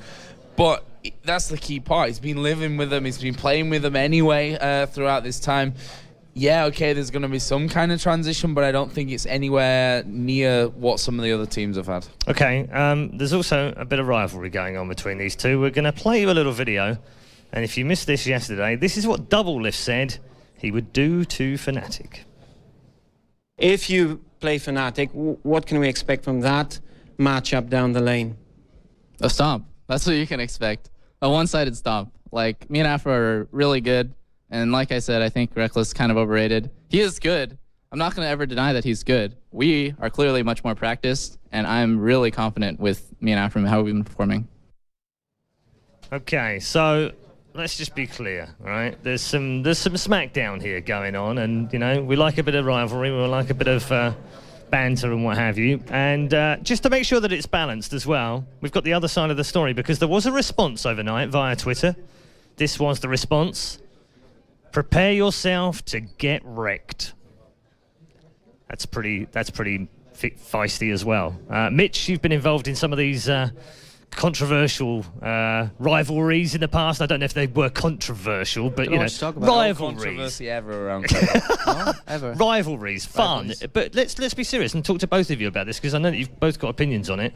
Is this just for fun? Is this just for banter? Is this just for more people to tune in and watch this, or is there genuinely some bad blood there? I mean, let's face it. We know Doublelift is more than just his trash-talking persona. But everybody still likes it. There's nobody that denies it, that it's fun. And Rekkles, I mean, he's hyped. He plays along with it pretty well. All in all, it's pretty good hype for the match. I think there's like a slight touch of seriousness to it. So both of them want to prove that they're the best.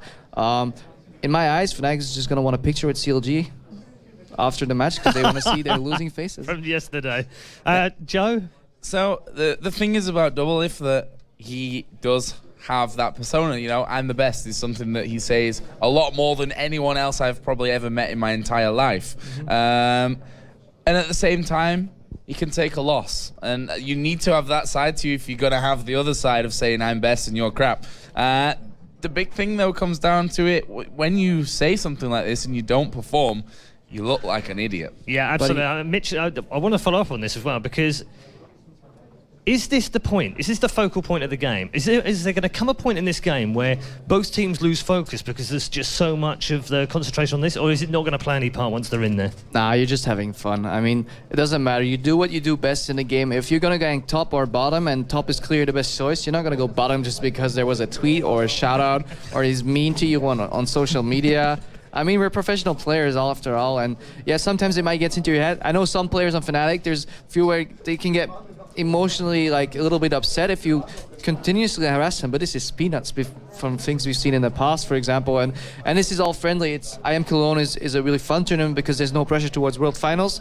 Both teams can play relaxed, and let's just see who brings it home. Absolutely. Okay, one last question for both of you. Predictions, where's this going? Are we going with the tried and trusted European strong arm that did well in Worlds but maybe haven't practiced, or are we going for the top North American team that didn't do quite as well as they hoped at Worlds and now want to come through and show us how good they are after practice? So hard to say. We've not seen FNATIC at all yet. Obviously, they got the seeded position into the semi-final. We've seen CLG, but they were against a much weaker opponent than what they're going to face now. And whilst they did look strong, I don't think we can really base any performance from that win. If FNATIC have practiced at all, then they're still, in my opinion, the favourite for this game. Okay, Mitch? I pretty much agree with Joe's saying there. FNATIC. Okay. I think the general consensus here from all three of us, and including the one that has no idea what he's talking about, is that it's going to be a FNATIC win. But is it going to be an all-European final? We're about to find out. With our second semi-final, it's time to go over to our commentary team for this one. It's Jason Kaplan, all 8'7" of him, with Deman. He just keeps on getting bigger. So, Counter Logic Gaming, they did well at Worlds, but unfortunately it was only on the analysis desk because they obviously didn't make it there against FNATIC, who themselves got third place and a big fat check to go with it. Couldn't quite make it that extra step though, and also kind of showed up by Royal Club what their weakness was. All I can say is for this match, Demon, it's just in my head, it's just this meme I keep saying. It's like, this is going to be good. This is going to be good. I mean, the last one was incredible. This is going to be, I mean, this is like a build-up so much of Doublelift constantly saying he's better than Rekkles. And Rekkles saying, you know, I'm not really sure about that. I'm pretty sure I can take you. And it's finally coming into this moment where these two teams will go head-to-head, these two players in that lane together. And you know, I'm honestly not sure who I favor the most. Well, the last time they went head-to-head was at IPL 5. It was Rekkles that came out on top. They won 2-1, although everybody was claiming it wasn't just Rekkles. I'm worried about FNATIC. What's going on with Peke there? The trophy blinded him. Yeah, I mean, we saw him sneaking on stream earlier with that trophy, but there is the young man, Rekkles, now 17, legal to play in the LCS. He was actually legal to play after the group stage at Worlds, but instead FNATIC chose to stick with Pushu, and rightly so, I think, because Pushu played incredible at Worlds. But now the Phenom, I think is safe to call him, has come in. We'll see exactly how he's performed. He was playing with Copenhagen Wolves throughout the he was keeping practice, the summer. Importantly. Kept practice, kept in the competition, kept in the tournaments. He was in the house as well with Pushu. So, you know, these guys have all gelled together. They're all set up now in the house here nearby in Cologne, so they are very much prepared. Of course, they're up against Counter Logic Gaming, the daddies, the granddaddies, I guess you could say. But it's a new Counter Logic Gaming. You know, there's no one in that lineup that was there back in 2010 when they won the World Cyber Games. It is a very new lineup. But Doublelift and aphromoo. Link yesterday, right there on your screen. He played fantastically well. And actually out-farmed and out-killed Link, Doublelift for quite most of the games. Well, there you go. And, you know, to me, Afrolift is the best bot lane combo in North America. Rush Hour. Rush Hour. Yeah, Rush Hour. That's what they call themselves, at least. Like, it is ridiculous how good aphromoo is. I'm going to say it time and time again because he was previously an AD carry, but to keep that in mind. He knew how to play the lane. He knew how to be aggressive, when to be aggressive, etc. He's now playing support, and you've seen, I guarantee you've seen the videos of him. They both actually switched roles, because Doublelift used to be support as well. Oh, there you go. Yeah, I mean, they're both synonymous with the same roles. And honestly, I think they are easily the best combo in North America. In the world, I'm not sure, because it comes down to how much they practice. And, you know, COG yesterday, it wasn't the Doublelift show. It was, I mean, yeah, he got a lot of kills, it was really impressive, but it wasn't, let's feed everything to Doublelift. Let's have him carry everyone. Let's protect him. Everyone on the team, just like you said, Link, everyone playing well, even TrickZ coming in, doing a fantastic job. And I want to see, can they come up to the pressure, though? They have a huge match here, probably one of the biggest in this year for them. And it's going to be such a tough one. Like, who do you favor? Because we heard Joe, we heard Krepo. They favor FNATIC. There's no question about it. FNATIC are the strong favorites. This is COG that didn't make it to Worlds versus FNATIC that got third place, and if they would have turned up on the day, could easily have been in that World Finals at the Staples Center. But it wasn't the case. Some players actually felt the pressure, and Peke being one of them. I know I was there on the day in the Galen with the semi-finals. These guys were really nervous. It's the first time I've seen FNATIC really feeling the pressure. But right now we're into picks and bans, and I was just about to say, we talked about TrickZ. Yesterday he played at least twice, and now it's being banned out. Yeah, he went 6-1-10 in his games yesterday with that, and you obviously want to take it away. You want people out of their comfort zone. But, exactly, yeah. You know, I keep thinking, though, nowadays, it's impossible to take someone completely out of their comfort zone because there's so many champions to pick from, and there's only a limited number of bans. So people are going to be comfortable on these other champions, but, you know, get them out of Elise, make them play something else, and kind of favor yourself a little bit more. Nearly left open. Peke is going to take that one quite easily. It can be sOAZ, though. That's the thing. This was one of the issues with FNATIC. Every time we did research on him, it's like, who do you pick ban against them? Actually, it's very tricky because a lot of them have a large champion pool. sOAZ effectively could play anything in that top lane. Cyanide in the jungle has got a really large setup. They're actually in the wrong order on the pick bans, but we won't worry about that. I'm sure they can deal with it when we get in game. Peke as well. He's got a massive variety of champions, and we can see the fact that Cassidy and Lissandra was taken away from him. They don't want to use that burst on him, but again, it leaves exposed. I mean, Zed we've seen actually not have that good a performance. Kha'Zix's in there. There's so many champions he's so good at. There's also one thing that you're missing. We saw YellowStar play Shen top lane once, and sOAZ playing support as Blitzcrank in the summer split. So there's even more possibilities for them if they want to go for it. But the whole Cassidy and Lissandra combo, I love seeing sOAZ and xPeke on that. They were just like a two-man squad. It was, as Quickshot coined, it was like the trilogy of Kevin, because they just constantly roamed around together and picked him off in one or two of their games. Their combo together and assassination potential were so high. I want to know if they're going to go for something similar like that, but seeing the Nidalee off the bat kind of makes me think they're not going to be going for anything like that. Well, it's a clever pickup from TrickZ as well, going on the Vi, because that's a champion that Cyanide was very strong on. Shyvana being left open has got through. That's potentially going to be sOAZ. Could be the jungler's course. Rekkles, I'm interested to see what he's going to be playing, because previously Tristana was the champion he was hitting hard. Yeah, I'm really curious too. I think he was going to go Tristana. That's what I thought yesterday, because just to show Doublelift up after he started playing it in Summer Split of LCS and saying, I really enjoy this champion. But I think even a Vayne would be more interesting if you went for that, just for the sake of it, just to show Doublelift. My mechanics are better than yours, but I think they're going to play more for the team than more for the rivalry that these two teams have right now. The Vi, I mean, we've seen how strong she is. We just saw Diamond playing her 3 out of 4 games so far. Such a strong champion. Saw her at Worlds doing very well. The early game presence of her is amazing. And when you hit level 6, your ganks become even stronger right now. But the Shyvana, I don't know where that's going to go. As you're saying, sOAZ can play anything top lane. Cyanide has a really huge pool of champions he can play from. I'm not 100% sure. It's I'm the not same sold. with Vlad. Is this going to be Nien? Or is it going to be Link? Is Link going to be sticking on this one? There's the support being picked in there. We don't know which way this one could go as well, because it's another utility champion. The team's not really giving too much away to one another right now. I mean, obviously, the Zyra is going to be the support. I say obviously. We did see Cowtide yesterday playing it in the mid as well. So there's a number of opportunities for them to take. Which way will it go? Could be Varus. So actually, I talked to Doublelift, and for him, Jinx is the way forward. Jinx is by far the strongest AD carrier. I was having a chat with him about it and say, what do you see in it? It's like, there is nothing bad against Jinx. Can absolutely push and decimate everything in lane. That is a really bold thing to say, and Rekkles, he's got to show it up here. I mean, to me, AD carry matchups now are mostly just about who can outplay the other, which jungler is more interactive in that lane. It's not really about skill or about the champion in particular, or it is about the skill, but not about the champion particularly. The Vladimir, that will be on link, I'm pretty sure. He's been practicing that quite a bit. Here we go. This is going to be sOAZ on Karma in the top lane, I'm pretty sure. Nidalee? No, Nidalee in the... there's Zyra Ashe, so it's the standard combo. So, which is interesting, because we've not seen Ashe all weekend. sOAZ will be pulling out that Karma in the top lane. That's going to be a Shyvana in jungle, unless suddenly Cyanide took upon the guise of Diamond is going to play Karma in jungle, but I don't think that's going to happen. But Karma being pulled out. There's a number of champions being pulled out that we haven't even seen this weekend. The mobility of FNATIC's team is ridiculous. Nidalee is really hard to catch. You can obviously leap away, but as we heard Krepo talking time and time again yesterday, Shyvana is so fast, it can catch anyone. If you pair in Karma with that, who can speed him up even more, how are you ever going to escape that? And with a Jinx... Nidalee as well, you can't catch that. Yeah, it's going to be really tough. Also gives Ashe an escape mechanism. But then Zyra, I mean, this crowd control you have as that support can really keep anyone away from you. And right now, the only person that can dive into that back line is TrickZ.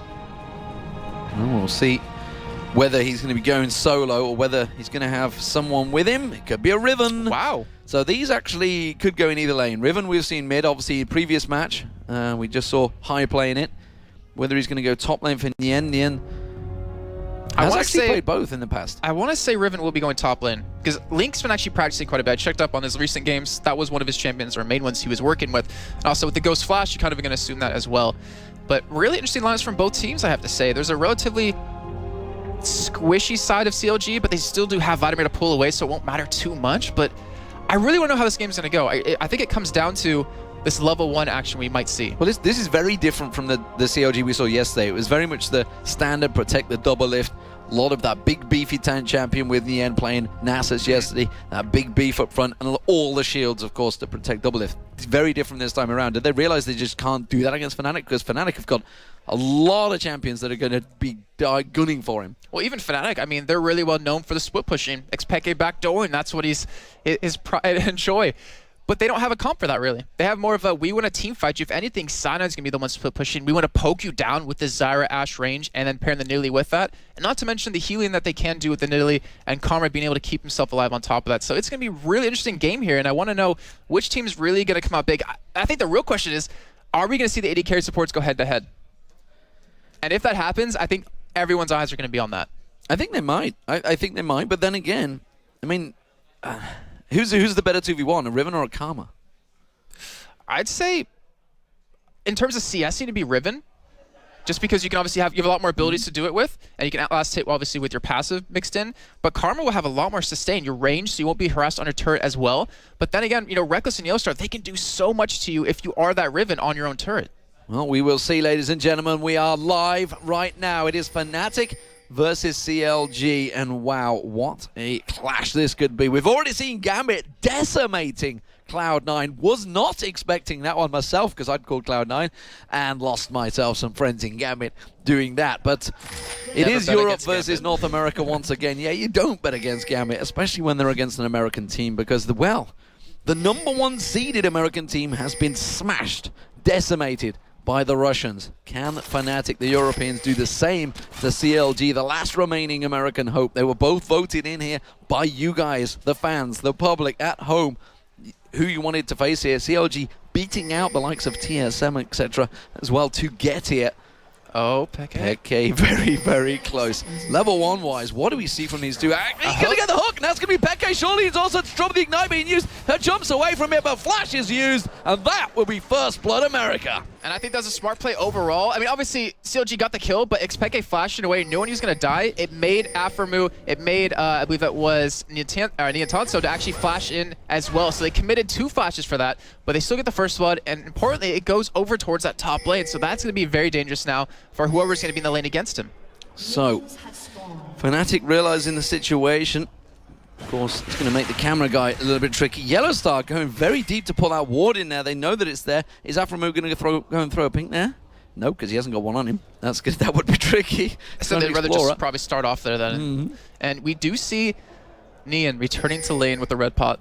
He is looking for a kill. He's looking for blood on whoever he's up against, and it looks like it will be sOAZ. So it's going to be really cool to see if he can pull that off, and if he can really snowball his lane very hard. It's going to be hard to pin down a Karma, though, because she's versatile, can land that leash, slow you down, speed herself up, everything.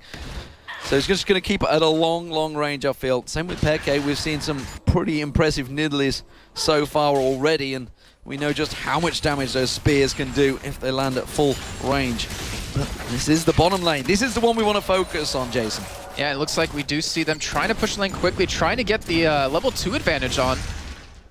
Right now, none of them getting it just yet. 3 more minions for CLG side. They will hit that level 2, and they will be able to push FNATIC out, but they got to start pushing it back. And Cyanide, he's going for an invade here. He's going to catch TrickZ, and he has the red buff, so he has the extra damage. We'll see whether he goes in. TrickZ realizes he's there, and TrickZ in trouble. He's going to have to get away from this one. Cyanide's going to continue harassing him, pushing him right out of that jungle. We'll go for the red. Meanwhile, YellowStar down the bottom. The flash comes in. Has Doublelift gone too deep here? Rekkles is going to turn around. He does manage to get the kill. That's a great flame. He gets the double kill. Rekkles strikes back. Oh, you see on the camera, he did a little handshake like, yes, that was so worth it. They get the double. Great job making them overcommit, and YellowStar baiting them in perfectly. Now Cyanide stealing away the red buff from TrickZ. FNATIC have gotten a huge early lead in this game.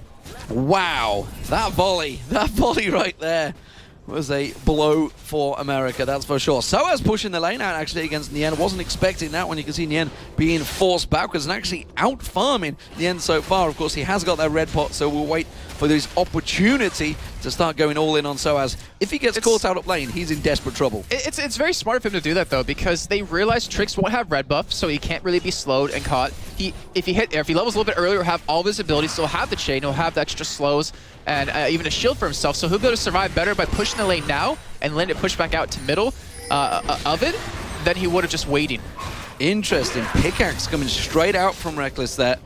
We'll see how that works out for him. Still, yeah, I mean, the fact that he went back and spent straight away, went back and got that goal, that's worth 14 to 12 in terms of CS. I mean, that was such an early buy to pick up that pickaxe. Oh, it really is. I mean, he lost a little bit of CS, but the lane's pushing back into his favor, so it doesn't matter in the end. And right now, CLG, I mean, if you're running an aggressive lane, you have to be careful if you do lose out early, because then that means you can't do it yet again. And FNATIC, they realize it's pushing, just going to wait it out here. And I want to see, are we going to have any more battles develop? Because the junglers haven't been down here just yet, as we do see TrickZ finally heading that way. It's just been about pure aggression out of both these sides.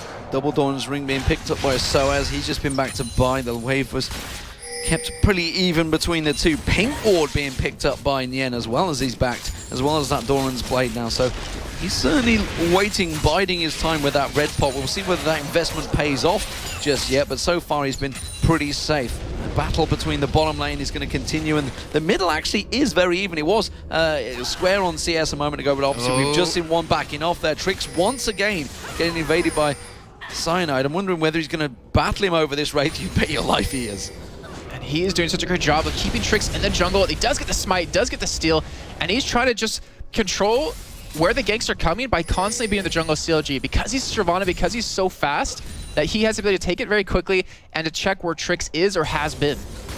Well, we'll see TrickZ at the moment being slightly bullied by the very experienced Cyanide. He's been involved in Season 1, 2, and 3 of the World Championships. Actually, I tell a lie, he wasn't at Season 2. He was obviously in the qualifying process, but got knocked out in the European Regionals.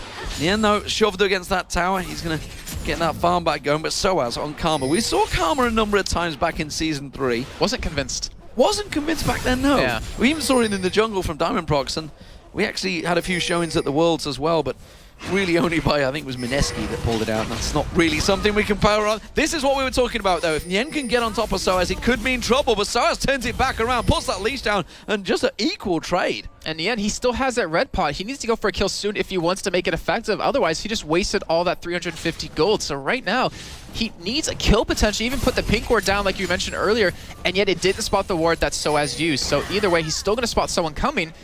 And right now, Cyanide's still just sticking to the jungle. Hasn't made his presence known, obviously because he's Shyvana. He can't really gank that easily on a lane that doesn't have an insane amount of CC.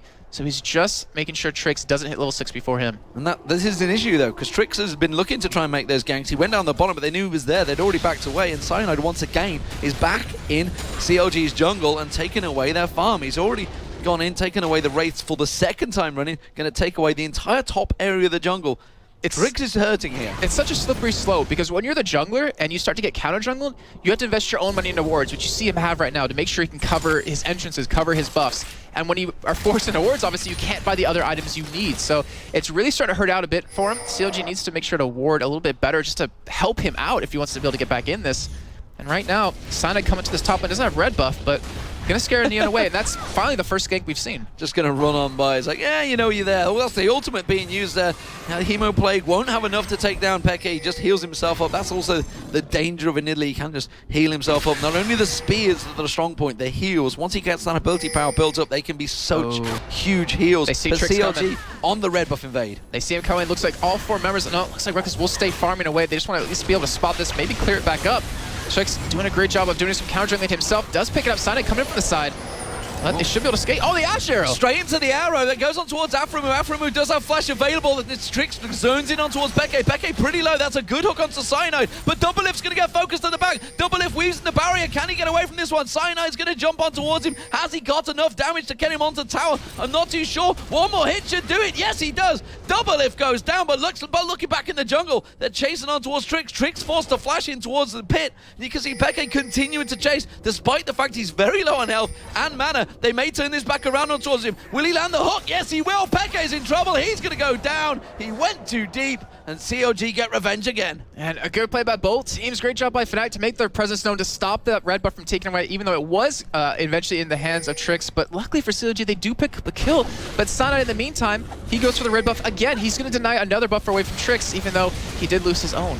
Yeah, Nien, while that was all happening, the battle at the top lane just continued farming process. Nien was farming between the lanes, but Cyanide steals away the red buff. Nien will be back in off here. They know that he's there.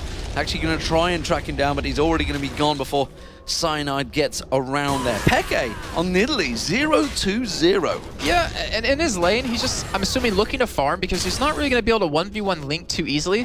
Once you're a Vladimir, you get some sort of spell event, which he currently does have with that revolver. It's very hard to kill him, so he's pretty much just trying to keep his farm up, trying to keep his money coming. But one thing I noticed, look what Doublelift has. He picked up a Crystalline Flask. Yeah, Crystalline Flask along with that BF sword. BF sword as well for Rekkles, but he wants to just chug on through their spots. He's actually been focused and gone down twice already, though. Yeah, and he wants to be able to make sure to trade a little bit better with Rekkles and to be able to harass quite a bit more with that extra mana he gets from it. So he's trying to get control of his lane a little bit again, but he is keeping up in CS, so he's doing a fantastic job of that. But one thing he will lack as the game progresses into teamfight mode, he doesn't have it at Global Initiate like Rekkles has. One thing is for certain with Doublelift, he'll always keep up in CS, even if he's up against Wei Xiao or I guess Uzi is the recent phenom coming out of China, despite the fact he's moved into the jungle role for Royal nowadays. God only knows why they made that decision, but FNATIC at the moment, seemingly in a slightly better position. I'm not too sure because Peke is, you know, he's 0-2, but one of them was First Blood, but both of them have actually been hooks from aphromoo. Yeah, which on an Italy is something you don't often get. Well, yeah, I mean, unluckily for xPeke, I didn't be able to actually see aphromoo coming in that last one, but once we get into the late game, because I want to focus on that as we approach it, how is CLG going to engage on FNATIC? Because you have the slows out of Ashe, you have the roots and the String of Thorns out of YellowStar. how are you going to approach them? They can just kite you, chip as much as possible, engage when they want. But right now, Cyanide and the bottom lane looking for a gank here as Nien goes in on sOAZ. Yeah, late game there is a lot of kite. They're actually catching on Doublelift once again. He's going to go down. It's Cyanide that gets himself another kill. He was phenomenal in the World Finals, Cyanide. Certainly carried his team against Royal Club in a number of those games. But this time, once again, he's continuing on, and they are pushing that bottom turret. And you see where their focus is. What lanes has Cyanide really ganked? Top ones, but it was just a swipe by.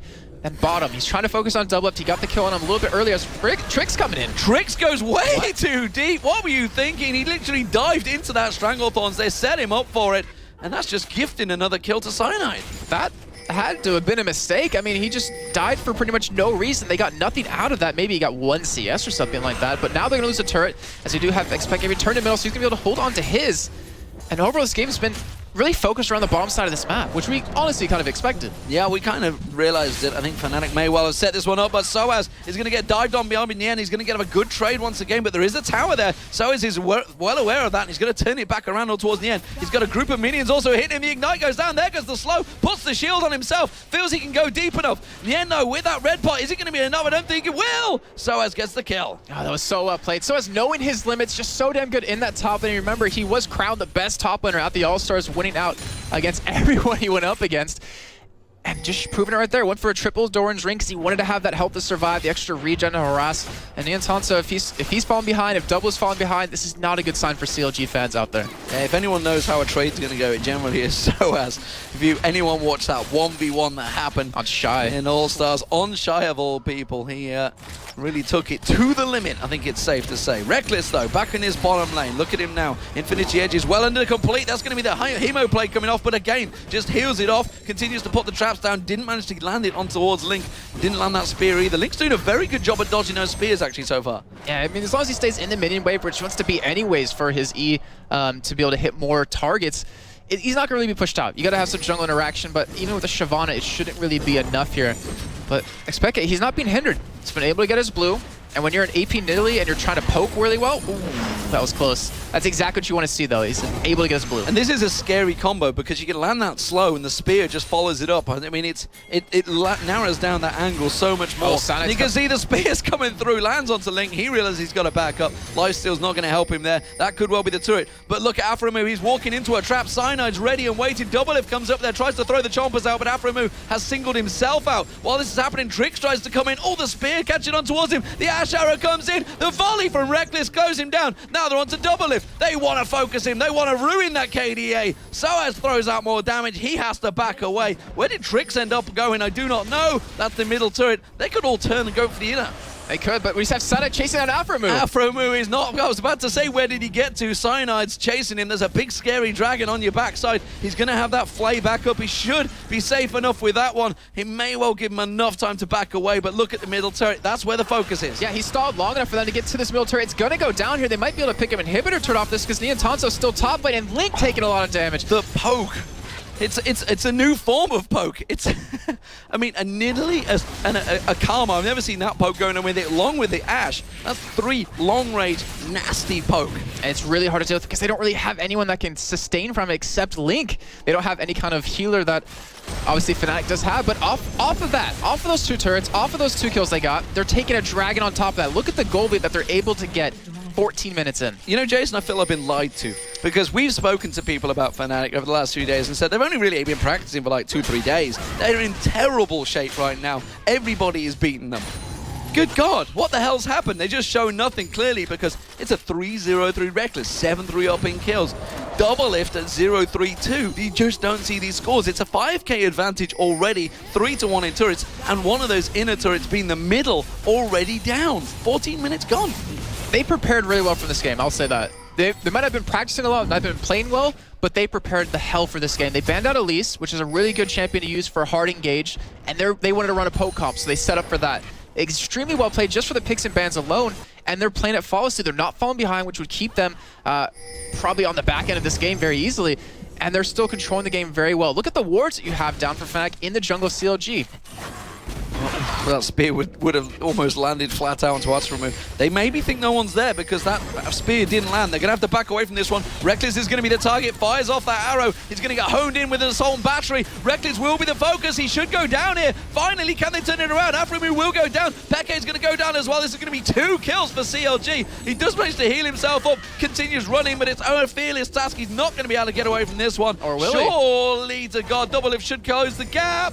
No, throws himself another heal, gets the spear off, pounces away again. PYJAMAS continues to run. He's going to have another heal back up in a cooldown in a moment. Link is going to close him off. Where's he going to go? Is he going to buy himself enough time? That 10-second gap, he can pounce straight across. He's kiting Link across now. There's going to be the Hemo Plague. That's going to be enough. The tower hit should be in. He gets another heal off. Hemo Plague comes off. Nien comes across. He could throw a spear back again. Now he's got sOAZ coming to help him out here. sOAZ has joined him. He puts the shield on him as he goes past the tower. Gets the heal off, and he lives. Wow. I do not believe PYJAMAS' great escape. And we talked about mobility. You just saw it right there. Able to escape 3 men. And they're going to take the tower. Wow. I do not believe it. Ladies and gentlemen, get a YouTube clip ready for that one because that is a great escape from PYJAMAS. Phenomenal play out of him, but right now Link coming up to the side, he committed his ultimate just in that last fight alone, and he's going in. Whoa, Link, you've gone too deep, has to pull away from that one. sOAZ also coming back on towards them. They got to respect the poke that can come out from FNATIC here. And it's funny because CLG used to be known for poke compositions back when they had Hotshot GG, but right now that turret's falling very quickly. The poke coming in. Nien's also knocked down very low, and they're forced to back away. In the meantime, Rekkles' middle still pushing. That's going to be the another inner turret down. Like you say, Rekkles, he's on that middle turret. Doublelift's down the bottom. He's like, guys, I can get these outer turret. Doesn't matter. They're on your bloody inhib turrets. Get back and defend. Wow, Deman, I would love to have you as a coach. I really would. But in the meantime, he does at least pick up 1 turret. They are able to defend away FNATIC from losing any inhibitor turrets, but they're getting damage on the top lane right now, and they still have their poke comp up here. They're continuing to drive on through the inhibitor turret. Doublelift is still down the bottom. Rekkles is actually heading down to deal with him. They feel that in a 4-on-4 fight, FNATIC have a massive, massive advantage. The poke from sOAZ and PYJAMAS is huge. Rekkles gets a shot on towards Doublelift, gets a vision of him. The hawk shot's there. They're saying he's finally backing off, guys. We can leave the inhibitor alone now. It's actually down to about half health, and didn't even get a blow on towards the inner. And they're backing away with quite a bit of gold to spend too. I mean, look at sOAZ's build right now. Still with those triple Doran's Blade, going for that Rabadon's Death Cap. You even see Cyanide picking up a little bit of armor here, but the Infinity Edge is done for Rekkles. He hurts so bad against the Bloodthirster that Doublelift has. And right now, it looks like they want to go for a push bottom here. Wow. Okay, things are slowing down. Whew. Let's take a moment, Jason. Let's take a moment. Just check out what is going on across the map. Let's have a look at some of these builds. All right, well, as you do see, Karma, sOAZ going for the AP, going for the heavy shielding, which will really provide a great ability for them to kite backwards and to take the damage that CLG has, but Link kind of getting caught here. Should be able to escape, though. We see over on xPeke going for the regen with the Athenes and Holy Grail, going for the cooldown reduction on top of that.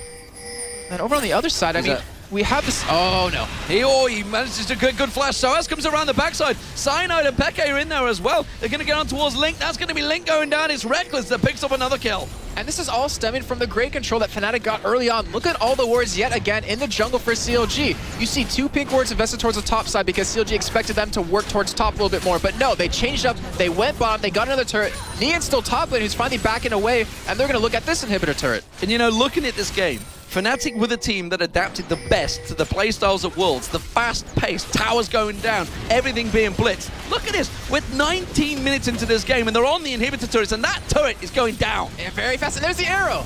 That is going to be another inhibitor. They're going to catch on towards it. TrickZ is going to have to get away from this one. Stranglethorns did not land on anyone, but they will get the inhibitor down from this one, and FNATIC can just roll on round and go for the middle turrets. And they're going to back away from this one with that advantage, but where are they going to go? Are they going to go to the middle lane and go for that? Are they going to back away, take away the blue buff, go back to base, heal up right before Dragon, which they obviously can do, but right now, FNATIC, the control they have over this game is ridiculous. Ridiculous is definitely the word. That's going to be the blue buff going away. Oh, I tell you what, Link's gone looking a bit too early. That pull is not going to get you away, and PYJAMAS is going to pick up the kill. And this is all still stemming from this vision control. We see aphromoo just picked up an Oracle. He realizes we need to clear this vision out. We need to gain control of something. We have that bottom inhibitor down, which I'm assuming Doublelift will keep farming up for the next 3 to 4 minutes as Nien trying to take this turret down, get him a little bit of extra gold here, and it looks like he should be able to pick this one up. Well, CLG, I think, have realized they've got a bit of a mountain to climb coming into this matchup. They weren't sure exactly what FNATIC was going to turn up, and I think I think now we can see exactly which one it is. They have pulled another combo out of the bag. Remember, this is FNATIC. FNATIC, all we used to see was a split push. sOAZ and xPeke combo, going up the sides, pulling everybody away, and then suddenly taking one of the turrets. Slowly but surely doing the exact same thing every time. They've found another combo that works so well, and it's the poke comp. That's a scary arsenal for FNATIC to pull out yet another tactic. Yeah, people always forget how strong that composition can really be. As long as you're really coordinated and really synchronized at escaping, no team can really touch you unless they keep you behind early on. But right now, Nien overextended yet again, gonna be backing away. Doublelift pushing out that bottom lane as far as possible, but it doesn't matter. They're gonna get this turret before he gets back. Yeah, like Nien and Doublelift just are gone again. And then they spot this out so quick. The tactical movement is phenomenal from FNATIC. That's another inhibitor going down. Remember the top one? It's already down to half. TrickZ goes in. Assault and battery, but really who you're going to get? You see the Playmo play coming out, but it's not going to be enough. The volley comes out. Link's forced to back away. Cyanide taken low. Megadoth Rocket completely missing as well. And they can Link have to back away. That's another inhib gone. FNATIC back off. And they're changing their poke comp around a little bit. When they want to chase, they just speed up Rekkles. He gets the slows and everyone else follows up. And CLG committed everything they possibly had to kill an xPeke, but they couldn't do it. The shield from sOAZ was too much. They're going to get another inhibitor turret off of this, but can CLG fight this time? Throwing the plants out to tank it down, and you see sOAZ taking some damage. Stranglethorns gets thrown out. It bounces aphromoo up. That's a juicy target. Peke Spear finds the mark. And they're going to continue to get this one down. It's going to finally fall here, but right now it's a slippery slope. FNATIC just keep pushing. They keep getting a kill here or there. They keep getting more inhibitors, and after this, they surely are going to back away. Doublelift is getting poked on down here. You can see sOAZ around the side. Another spear lands on towards Link. That's going to be the third and final inhibitor down. Double super minions, all spawning towards CLG. And now with all of this down, they have so many opportunities opened up for it. Baron is a very likely possibility if they want to go for it. We're only 22 minutes in and they're up 12-4. Almost 10,000 gold here, Demon. 9-3 in turrets. The entire 9-3. Base decimated. Yes. In 22 minutes. What the hell are we seeing? What have these European teams been doing during the break? Everybody thought they were taking holidays, stepping away. That's what happened during the spring, summer. But it seems these guys have eaten their Weet-Bix this morning. They've come in and ready to play. And this is kind of one thing that I think they got an advantage from with having Rekkles on the team early on in terms of during the summer split. He was there coaching them. He was there watching them scrim, looking at maybe weaknesses, maybe pros, and really helping to make FNATIC adapt. He also had the ability to check out other teams, but right now, aphromoo getting really low from one spear. Oh, flash from YellowStar. YellowStar, who I should point out was also almost an MVP for FNATIC at the World Finals. Again, another spear from Peke finds the mark. 4-2-2 now. Remember, it was 0-2-0 at one point. The chain leech is going to slow Nien down, gets the stun down on towards him. The spear follows through. Cyanide, that was a little overkill, I feel, but doesn't matter. They got the kill nevertheless. Oh, Link, now he's running for his life. He's just going to get bullied and chased out of the base while the rest of the team turn for the Nexus turrets. And it looks like, oh, he's going to stop him from going back. Doublelift doesn't be able to escape. They want the KDA. They're just chasing them down. They don't care about winning. They want Doublelift. You take smack talk about FNATIC. They want to make sure you pay the price for that one. The spear from Peke will find its mark. It's a 1-4-3 for Doublelift. Wow, phenomenal Best game. AD down from Peke in chat. That's what he said, ladies and gentlemen. They wanted that kill. They got that kill. And they have proven a point in this game one. 24 minutes and this Nexus will go down. The Intel Extreme Masters Cologne may well have a fight on its hands, and it could well be all Europe. Wow, and now they're just taunting them, just dancing as sOAZ going to die to the turret. Letting the minions finish it off. I mean, this was so personal between these two teams and FNATIC. Wow. I mean, look how happy they are. I mean, even YellowStar, as Joe was saying earlier, got called shaky by Doublelift, and he didn't look shaky at all. 0-1-12 finish for him. And I don't understand what he said. I mean, 0-1-12, like you say.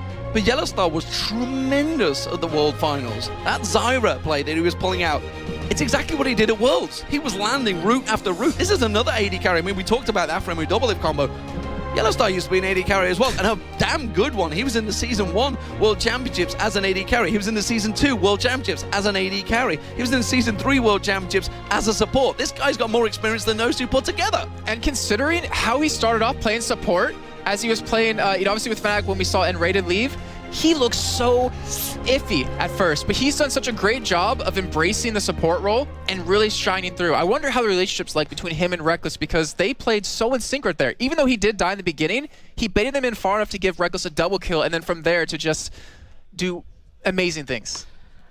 What an incredible game, ladies and gentlemen. 24 minutes. We saw some fast-paced action between GAMBIT and Cloud9, but right there, that was a one-sided decimation. And FNATIC proving a point with yet another fantastic lineup. Who would have thought? Karma, top lane, 216, Rabadon's Death Cap, triple Doran's Ring, Sword Spoots. That's all you need. And they had money to spend at the end. They didn't care. They just wanted to finish it off. And their whole comp, it wasn't based around doing an insane amount of damage. Obviously, they did. It was just kite. You know, poke, kite back if they engage, chase them down really easily with a Karma and an Ashe if you need to. And from that, what could CLG do? I mean, their composition did not work. They didn't have a strong engage. It was just Vi, but you needed the flash to even get there. And I also want to talk about TrickZ, because he was Elise taken away from him, had great stats on Elise. Yeah. Vi, he was pretty much punished by Cyanide's... I don't think it was the champion, though. No? It was just Cyanide taking complete advantage of him in the jungle in terms of speed. Having a Shyvana, you're very fast. He took away as much as he possibly could constantly against him, taking the big Wraith away, taking red buff away. He just controlled him. He didn't allow him to gank at all. And from that, I mean, it kind of is, well, it's a snowball. It's a snowball indeed. So, ladies and gentlemen, Game 1 is done. Game 2 is coming up shortly. We're going to go to a break. Do not go anywhere, because you do not want to miss the action here in the Intel Extreme Masters in Cologne.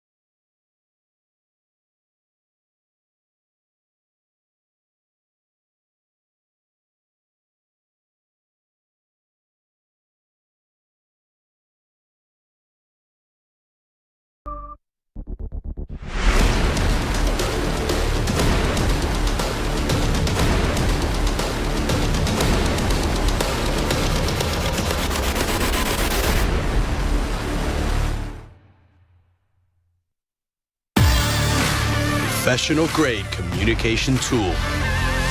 The choice of professional teams. Perfect stream viewing experience. Chosen by online streamers.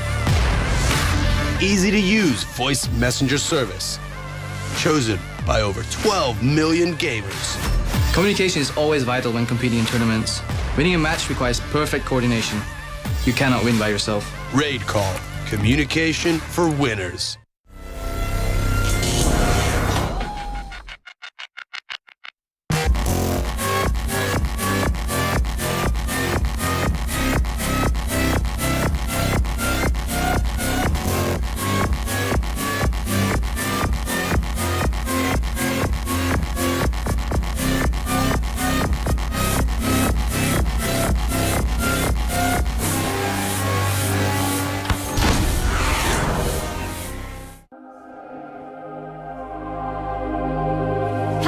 Welcome to the Intel Extreme Masters Singapore.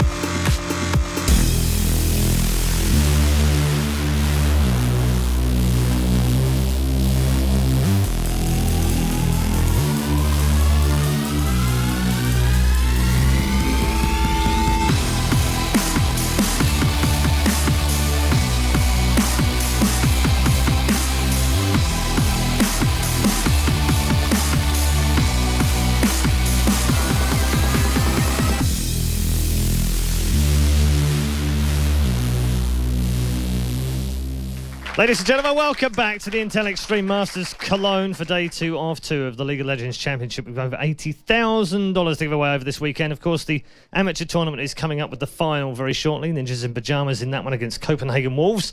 But first, we have not the small matter of the second semi-final, where FNATIC, well, there's no other way to describe it, they absolutely destroyed CLG in their first game. And I said to Mitch before the game, is there anything in this? Is it just a bit of friendly rivalry? Are they going to chase them down in game? And he said, no, we're professional players. We don't do that kind of thing. And I'm pretty sure we saw the FNATIC guys chasing down Doublelift at the end of the game. Make of that what you will. Okay. We also have 2 sets of crowds here this weekend. We've got the guys here in Studio 1. Hello, everyone. Okay. All right. And I also want to say a big thank you and a big hello to everyone in the arena. Hello, what's up? Brilliant. Fantastic. Great to see you guys enjoying the show as well. And I like the signs, EU greater than NA. Because so far, it's 1-0, as they like to say over there in the States. But they've still got a chance to get back into the game. So, is CLG going to continue fighting? Does Hotshot not have to eat his words on Twitter? We're about to find out. Let's go back to the commentary team. For our second game, it's FNATIC versus CLG. Thank you very much, Paul. And I got a feel for that guy holding up the NA for the win sign, because so far he's not doing so well. You know, he's got one last surviving chance, and it is that man right there on your screen, or that combo, I guess you could say, because they were hounded and hunted in game 1. They really did. I mean, if you looked at the cameras after the first double kill that Rekkles did get in the bottom lane, they were stoked. They were like, oh, this is on. We got this. And that has to be a huge pump for them coming into the rest of that game and to this one. I mean, they just walked over CLG in that game. It wasn't even close. But now we have a whole new set of picks and bans. Are we going to see Nearly take it away so they can't have that poke composition? We're going to find out. Well, we are going to find out. Cassidy and Alessander being taken away this time around. LeBlanc and Elise, like you say, same bans as game 1. Will we see Shyvana sneaking through once again? Will we see anything that COG can take away from this one? Karma ban. I don't think I'd ever say that. I don't think that was. I don't honestly think that's worthy of a ban. I mean, so he did a good job top, but he kept farming. But it was just like the grouping that FNATIC did was too early for COG to handle. The slows into a spear, just like you're saying, it was just too much. But to waste a ban on it, to use a ban on it, I mean, they could just play something else that would counter it. So, well, Nidalee is the final ban. So that means Shyvana, Annie available as well. Will they go for Annie pick straight away here? What will aphromoo maybe take of that one? You can see the focus on the end's face, bit of concentration in-game chat between them, discussion exactly what that first pick would be. What would you go with? I mean, Lucian's out there, you got I think Shyvana out there, you've got Shyvana's right up his alley, though. I mean, it's a tanky top laner, even does quite a bit of damage, but Annie, I mean, I don't know. I don't know if YellowStar's been playing Annie. He played a lot of Sona back in the summer split. There's so many things you can pick from, but looks like they will go for Shyvana. Yep, and the end wins out. It's like, it's my pick. I don't care what you guys say. I'm taking it. Well, I mean, we've seen already in this tournament alone. I mean, Cyanide she's in the jungle, did a fantastic job of moving around, really punishing tricks. We've seen it used in the top lane quite a few times. It's just so hard to deal with. You're so fast, and if you're in the top lane, you get so much more farm that you can really track down an AD carry and kill them a lot quicker.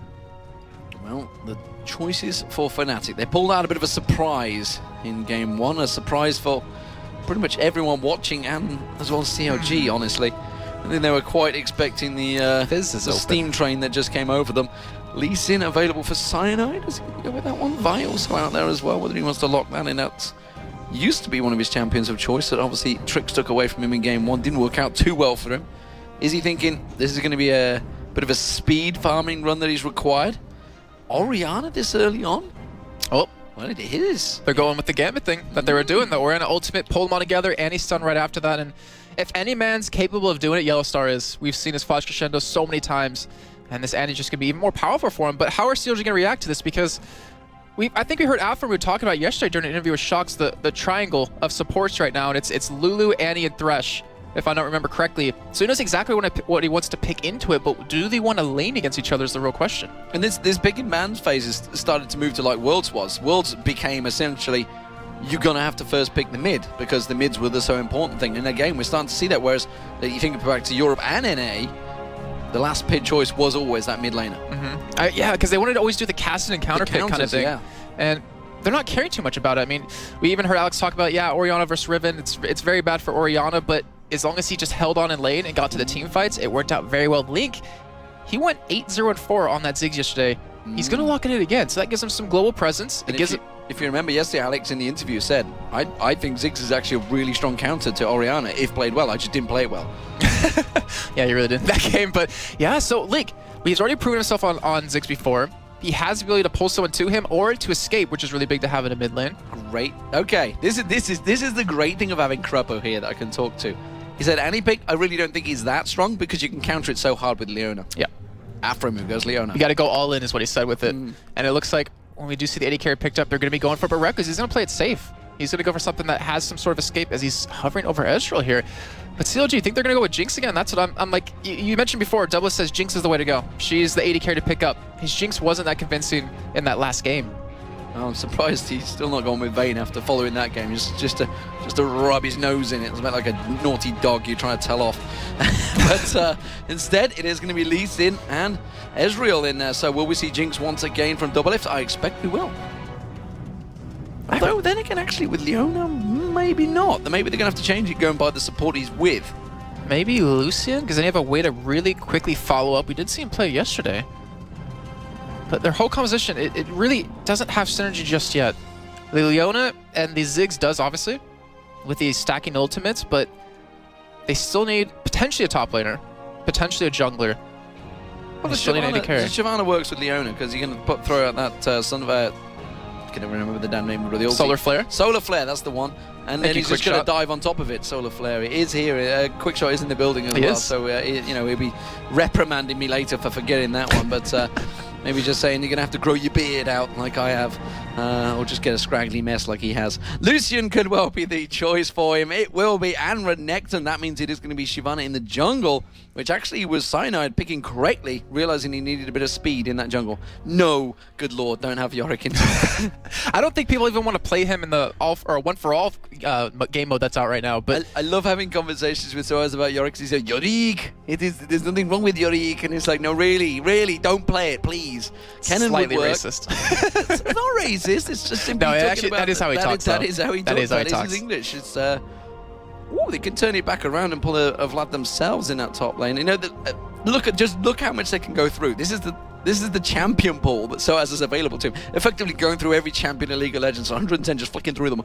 But actually, it's more than 110 now. But who knows these days? I can't keep count. We do ban champions out as well. So yeah. Well, we do forgive me for not exactly knowing the exact number right now. Yeah. It's understandable, but like Kennen wouldn't be a bad pickup. You're a little heavy AP oriented, but the Orianna ultimate mixed in with the anti-stun, it means they can sit there in your Kennen ultimate pretty much the entire time, and that's a lot of damage. That's a scary layered combo if they can land it, and it's always a big if they can land it. Kennen's definitely going to be looking to get in there, so possibly throwing the ball on him or on Lee Sin just to start that whole combo off. It's very kind of reminiscent of what GAMBIT went earlier. When they had the entire CC comp against Cloud9, they wanted to had many different forms of it. This is kind of the same thing here, but they have Leona to kind of potentially stop and engage, but they don't have a great disengage. That's the problem. Like, Leona obviously can Solar Flare to keep them away, but that's it. Like, what else are you going to use? Maybe the slow out of Ziggs, maybe the stun of Renekton, but then you're in melee range, obviously. So it's going to be very tough for CLG to run away from a fight. So if anything, they need to be the ones really orchestrating this. Well, we'll see how it works out, ladies and gentlemen. FNATIC are 1-0 up already in the Intel Extreme Masters Cologne semi-finals. GAMBIT, they're through to the finals. If you missed that game earlier on, well, you should have got up earlier, frankly, because those were two fantastic high-paced games. And honestly, some of those team fights could have gone either way, but it was GAMBIT that came out on top 2-0. Yeah. And you shouldn't read into that score thinking, oh, it was a stomp by GAMBIT, because those games were pretty close. They really were. I mean, in Game 2 alone, Cloud9 won multiple team fights, so did GAMBIT, but it was just GAMBIT taking that little bit of an extra edge that took them through. Very close game. It was very exciting to watch and to cast. And even, you know, this first game being very one-sided, it was still a very crazy match. There was madness happening everywhere. Well, it was first blood level 1 to CLG. You thought, hello, here we go. aphromoo lands the hook. xPeke going down. Have they managed to find the kryptonite that is required to take down FNATIC? But it seems not. The FNATIC had an answer. Do CLG have an answer coming into Game 2? CLG are going to be on the blue team, and FNATIC will be on the red team. CLG have to win this game to keep themselves alive in this tournament, or they will be going home. And really, all the hopes and dreams of North America will be dashed along with them. And right now, are we going to see any level 1 action of xPeke again? Is he going to overextend or get in a bad spot? I'm not sure he's going to make it happen this time here, but FNATIC, they are one game up, so they have the ability to play a little bit more relaxed here.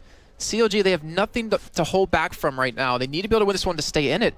And we do see sOAZ going with the Doran's Blade to start up with, which is a very smart pickup for him. And FNATIC, they have a 4-man stack towards blue. It looks like they're expecting potentially something to be there, but YellowStar, he has it stun ready. Don't go a step too far, TrickZ. You're going to go straight into an Annie stun. You will not be getting out of that one for sure. What does Cyanide do? They're going to have vision if he comes around that side area. Not a great deal of wards being expended actually so far from either team, but it is going to be going in. They do manage to land onto TrickZ. It goes in, follows it through. Release syndrome clicking in. Didn't really know who was in that bush, just thought it was going to go anyway. They felt they had the realization, they get the vision, they put the ward down. Will they stick around for this red evade, or will they all back off? If Rekkles is going to teleport back, that tells me they're going to be thinking of going to the top lane. So this could be 2v1 switches. Yeah, I see Doublelift. He's already down bottom, so he's already pretty much set in his ways right there. FNATIC not actually going to go for the red, so they're going to back away. It looks like take their own blue, or maybe with Annie still there, they're going to go towards his top side, maybe clear out some wards, even though they don't have a pink, but at least protect a red buff here, as Cyanide's still sticking with them. So it looks like they want to control this, even though it's warded.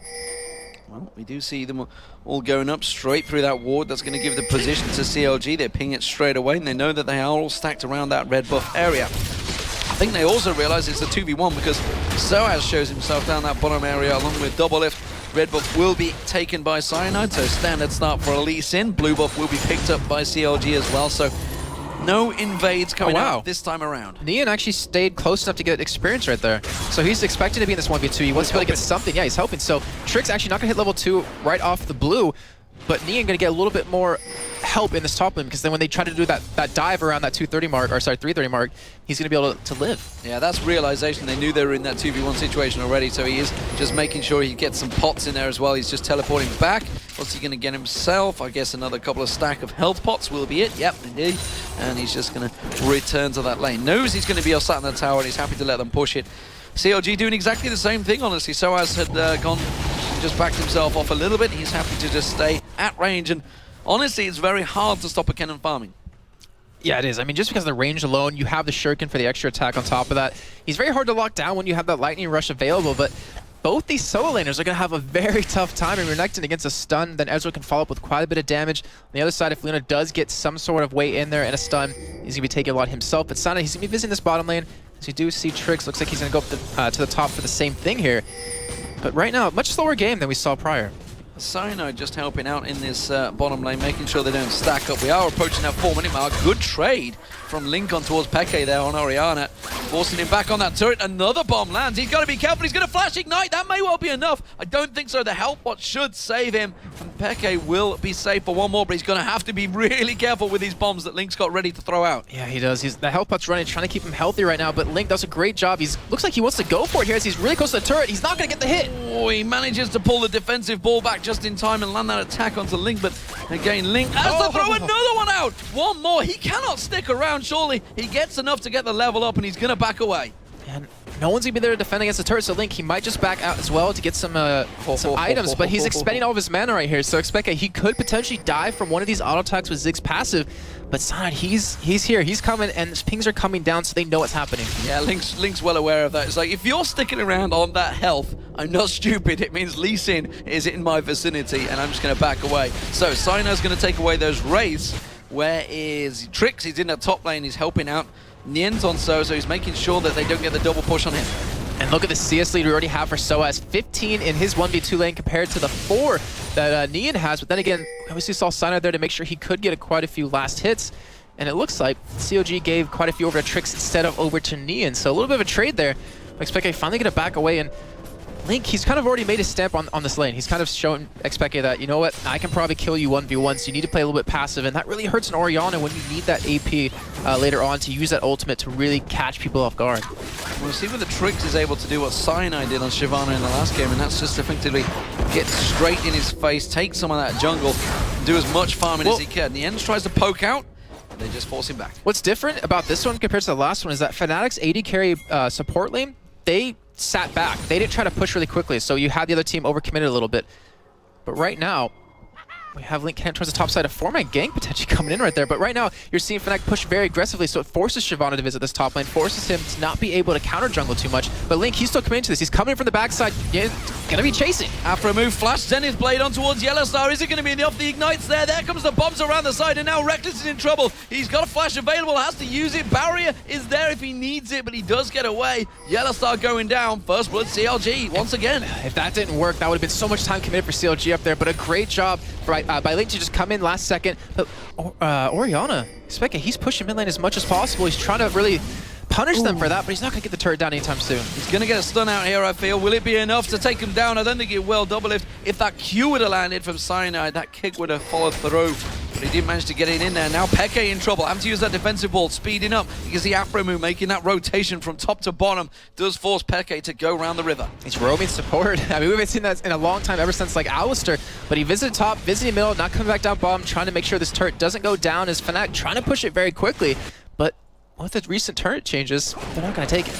No, you can see they're going to just put that damage down on it. Rekkles did survive, remember, so neither of AD carries have been back yet. And actually, in terms of farm, they are still pretty close despite being in alternate lanes. Rekkles is going to go back, not going to get interrupted by Nien. That means YellowStar will be gifted a little bit of gold. And of course, let's not forget the attack damage, the attack range of Annie is still very, very long. So those basic attacks can hit you from downtown, effectively.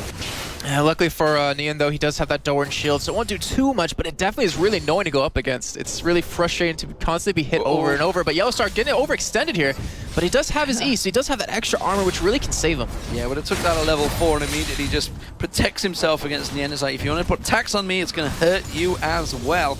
And that will keep him at bay. Picks up a couple of 8 CS, actually. It's a good little farming wave there. Where is Rekkles? That's the question. He has returned back to lane now, so he's got himself a build you want to cut. There's different builds coming up. He's going to be going in towards that blue buff. He's got to be careful there, TrickZ. I was like, I wonder if that burnout was going to steal it away. Link does manage to get the blue, though. That would have been terrible for Link in the mid lane, but right now YellowStar, he's coming down. He's going to spot it here, so he knows it was just taken. Now they know the position where TrickZ was, and Cyanide, he could go for a potential counter gank if they do want to go bottom or something like that, but still, relatively quiet game with CLG picking up that first blood with that 4-man gank topside. And even with all that, middle's been quiet now, ever since Link went for that flash little 1v1. It's been quiet. They're equal on farm, but of course, don't forget, Link has that kill, so he's ahead in gold right now, as well as having that blue buff. PYJAMAS is going to be getting himself that blue buff as well, and that will return him back to lane. So really, the big difference so far is Nien and sOAZ. They're in the top and bottom lanes at the moment, but it's a 51 to 26 farm differential. And right now, this whole lane swap that we saw happen is Nien going to take a little bit of harass here. It's working out in FNATIC's favor. Look at how far ahead sOAZ is compared to Nien. 53 CS to 29. And when a cannon can get rolling a little bit, get a little bit of items, it hurts really bad when the ultimate comes down. And not to mention, FNATIC, they have that top turret very low already at this point. Yeah, and CLG have barely touched the bottom turret at all because, you know, sOAZ has just been clearing out that farm, no problem. Nien's been shoved up against it, which is why we see TrickZ up here once again. I wonder if Link, as he makes his move, is going to come back up here and catch out Rekkles this time around. I'm not too sure whether he will. No, he's already passing back in there. It's going to be Cyanide down the bottom that takes some damage for a Doublelift. It's not going to be enough, though. You can see sOAZ returning back to lane. A backup. Actually, they have done quite a good bit of damage towards him. sOAZ trying to throw out those shurikens, not going to get the stun, not really going to get the one that he wants. Can he get on towards him? He has got his ultimate available, but instead Doublelift does step away. Yeah, Doublelift did go for cleanse, so we wanted to make sure to get out of any of these stuns that really would have locked him down. Perfect idea, especially for Annie and this cannon whole combo here. But Link gonna keep farming as much as possible. It looks like FNATIC isn't in a big hurry to take this top turret just yet. They're quite happy with how far ahead they're becoming at this. Yeah, they're quite happy with this because sOAZ is still farming away. That turrets are pretty much equal bottom, and FNATIC can take that top turret whenever they want, then turn it into a dragon. Yeah, they just keep on pushing it, and well, PYJAMAS wants to farm, and that's what he's going to get. He's getting some free time to farm because Link's been looking for those kills, as he should be with that Ziggs, and see if he can start throwing that Mega Inferno Bomb long range, but as it stands, he's not been able to get close, just keeps on throwing those explosive packs, landing them with somewhat ease, which has actually impressed me because they're not that easy to land. You can generally sidestep them quite easy. I look at that and I'm just like, wow, I could never hit that many in a row. No. But right now, Rekkles going for a different build. Going for a build Dreaded Cutlass instead of going into a phase, trying to build towards that Trinity Force. He wants to be able to have that extra speed for the potential runaway right now. And still TrickZ committing so much time into the top lane. He's not able to counter jungle like Cyanide was doing just prior with the same champion. Yeah, Cyanide's been spending a fair bit of time in the bottom though. He's been looking to try and help out get that kill. He's coming back once again into that bush. sOAZ again tries to bait them towards him, but he is spotted out every time by that ward in the tri-bush, so they know exactly his position. We'll see whether TrickZ goes for any counters. Nien once again has to keep them busy at the top, but look at that, it's just a slither of health left on that top lane to it. And you're seeing TrickZ come up yet again through that mini-map. He's trying to make sure to protect this because he doesn't know exactly what's going to happen when that turret finally does fall, but xPeke, he spots Link. Is he going to let him go? Nope. Nope, just going to stop him right there, and Link's like laughs as well, uses spam slash.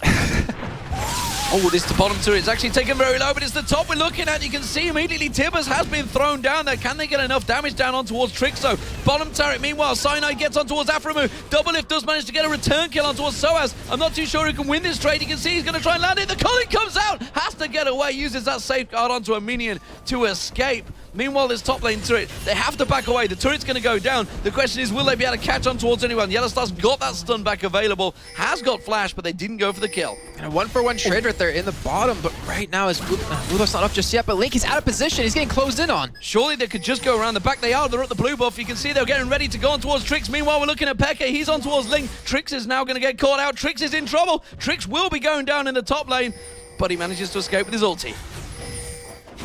FNATIC, I mean, just like that. We were saying how slow this game was going, as we do see Nien chasing FNATIC away, but they just turn on. They realize, all right, well, we can probably push this advantage right now. We're 12 minutes in, no dragon taken just yet. Peke has control of middle, as able to push Link out of it. And not to mention bottom lane, sOAZ doing a great job right there. But I have to give credit to Nien. He's been able to catch up quite a bit in farm, sitting at 50 to 66 when he was previously down over 30. So, lots of flashes suddenly burn, lots of ultis suddenly burn, but not a great deal of kills coming out of it. Still 2-1 to CLG. Definitely a much slower paced game. Considering we're at the 12-minute mark right now, we're looking at early dragons, early towers, and hell, we were getting close to being in CLG's base last time around. For Cyanide, though, down this bottom, all about trying to get on towards that turret, but it is potentially going to be a dragon star for CLG. This is good moves. And this would be a fight that FNATIC would want with the AoE comp that they kind of have right now, but they're not in position. We do see the Ezreal ulti spot it, but will Cyanide be there to steal it? He's like the best smite stealer in Europe, but he gets caught. Great Zenith Blade coming out. He does throw out that solar flare, causes him to back off a little bit. He's still lingering around. He's not going to be able to get that jump in, though. He has done that many times at Worlds, but this time around not going to happen. Mid turret also going down, so a double win for CLG there. FNATIC not able to pick anything off of that. They're looking for Link right here with xPeke. He doesn't have his ultimate up just yet, though, so he's going to be able to escape. But will they be able to apply pressure onto a turret here? Bottom turret's already very low. xPeke taking some damage, and he's still trying to chase Link down. He's actually taking a hell of a beating as well. He's going to throw out that bomb. Has to flash away with the Ignite running. Cyanide taking low, but in comes sOAZ around the side. Attack Dissonance going to go into there. No, Dissonance didn't quite have enough mana to do it. Had to wait for that delay, which didn't manage to get Link down. Cyanide just lingering off the side, throws that ward down. Doesn't have a good enough vision. And FNATIC in a little bit of trouble here. Yeah, they're looking at this turret, though. It's looking pretty juicy for them. A little bit of extra gold on top of that. And YellowStar playing very aggressive with that huge auto attack range. Looks like xPeke will be able to take his on blue here. sOAZ gonna just scamper along. And he's already got the haunting, guys, because item builds are going to come into effect very shortly. A close battle for Peke there with the blue, I feel. But the bottom lane there is finally facing off against one another, and actually, despite the fact they've been top and bottom in alternate lanes, they've kept up pretty much even in farm. 124 to 126. That will be swinging in the favor of Doublelift in just a moment as that wave gets cleared out, but the bottom turret is low. Both sides, and it's a case of who is going to get the help from their jungler first. Now take a look at the item just a little bit more, and aphromoo, who He roamed around a little bit. He visited top and he visited middle once or twice. He's actually ahead in levels to YellowStar. He kind of didn't go for a sight zone just yet, but he's investing so much money into early wards. They want to have that early control right now to stop FNATIC from catching them on the roam, because that's exactly what happened last time, where FNATIC would just pick them off one by one. But he's behind in items. Luckily for him, though, he does have that W, and he does have the extra tankies built in with it. But right now, we have Cyanide sneaking in here. And they're looking for this turret. Looking for the turret, ready and waiting in the bush. Not too sure whether they saw any of the positioning, and judging by aphromoo almost face-checking into that bush, they realize he's there. They're looking around the side. Solar Flare lands on towards YellowStar. YellowStar's going to have to try and get away from this one. Does manage to get out. Tibbers goes down. YellowStar will be dropped. Doublelift managed to pick that one up. Rekkles the next focus target. You can see he's going to have the culling available. Is he going to go for it on towards Rekkles? I don't think he will. Super Mega Inferno Bomb thrown out. Peke goes down. Link gets himself another kill. And wow, I mean, CLG aggression on all fronts, able to go for that 2-man dive top lane, 3 bottom, able to turn that gank around that Cyanide was going for. They're going to get a bottom turret off of this. They might even be able to get the top one, and just like that, CLG gains some ground here. Look at the lead they have, 4-1, 15 minutes in, but sOAZ trying to respond with the turret here, but there's no way he's going to get that. Well, he's going to get a good chip on towards it. Top turret, though, now may well be the focus, and, you know, Nien needed that. He got 2 assists off this the last few times he's pushed towards it. The bottom lane is going to be the next focus target. sOAZ heads on down there. TrickZ is ready and waiting. activated. Cyanide comes in as well. They may turn this one back on its head. TrickZ does get stunned up. He's going to get the kick. TrickZ will drop down eventually here. sOAZ is trying to get more targets than one, though. Throws out that ultimate, gets stunned up nicely, and that's going to be saving him bone. Can they get the kill? Cypher Guard coming out from Cyanide keeps sOAZ just alive. In the meantime, Nien was still top, but he's going to get that turret. Link is middle, still pushing that turret down too. They're looking for turrets everywhere, dragging FNATIC in every different direction. They get the top one, not going to get the middle one just yet, but here comes YellowStar. He's looking for a potential kill here on a Link, and Link doesn't have flash yet.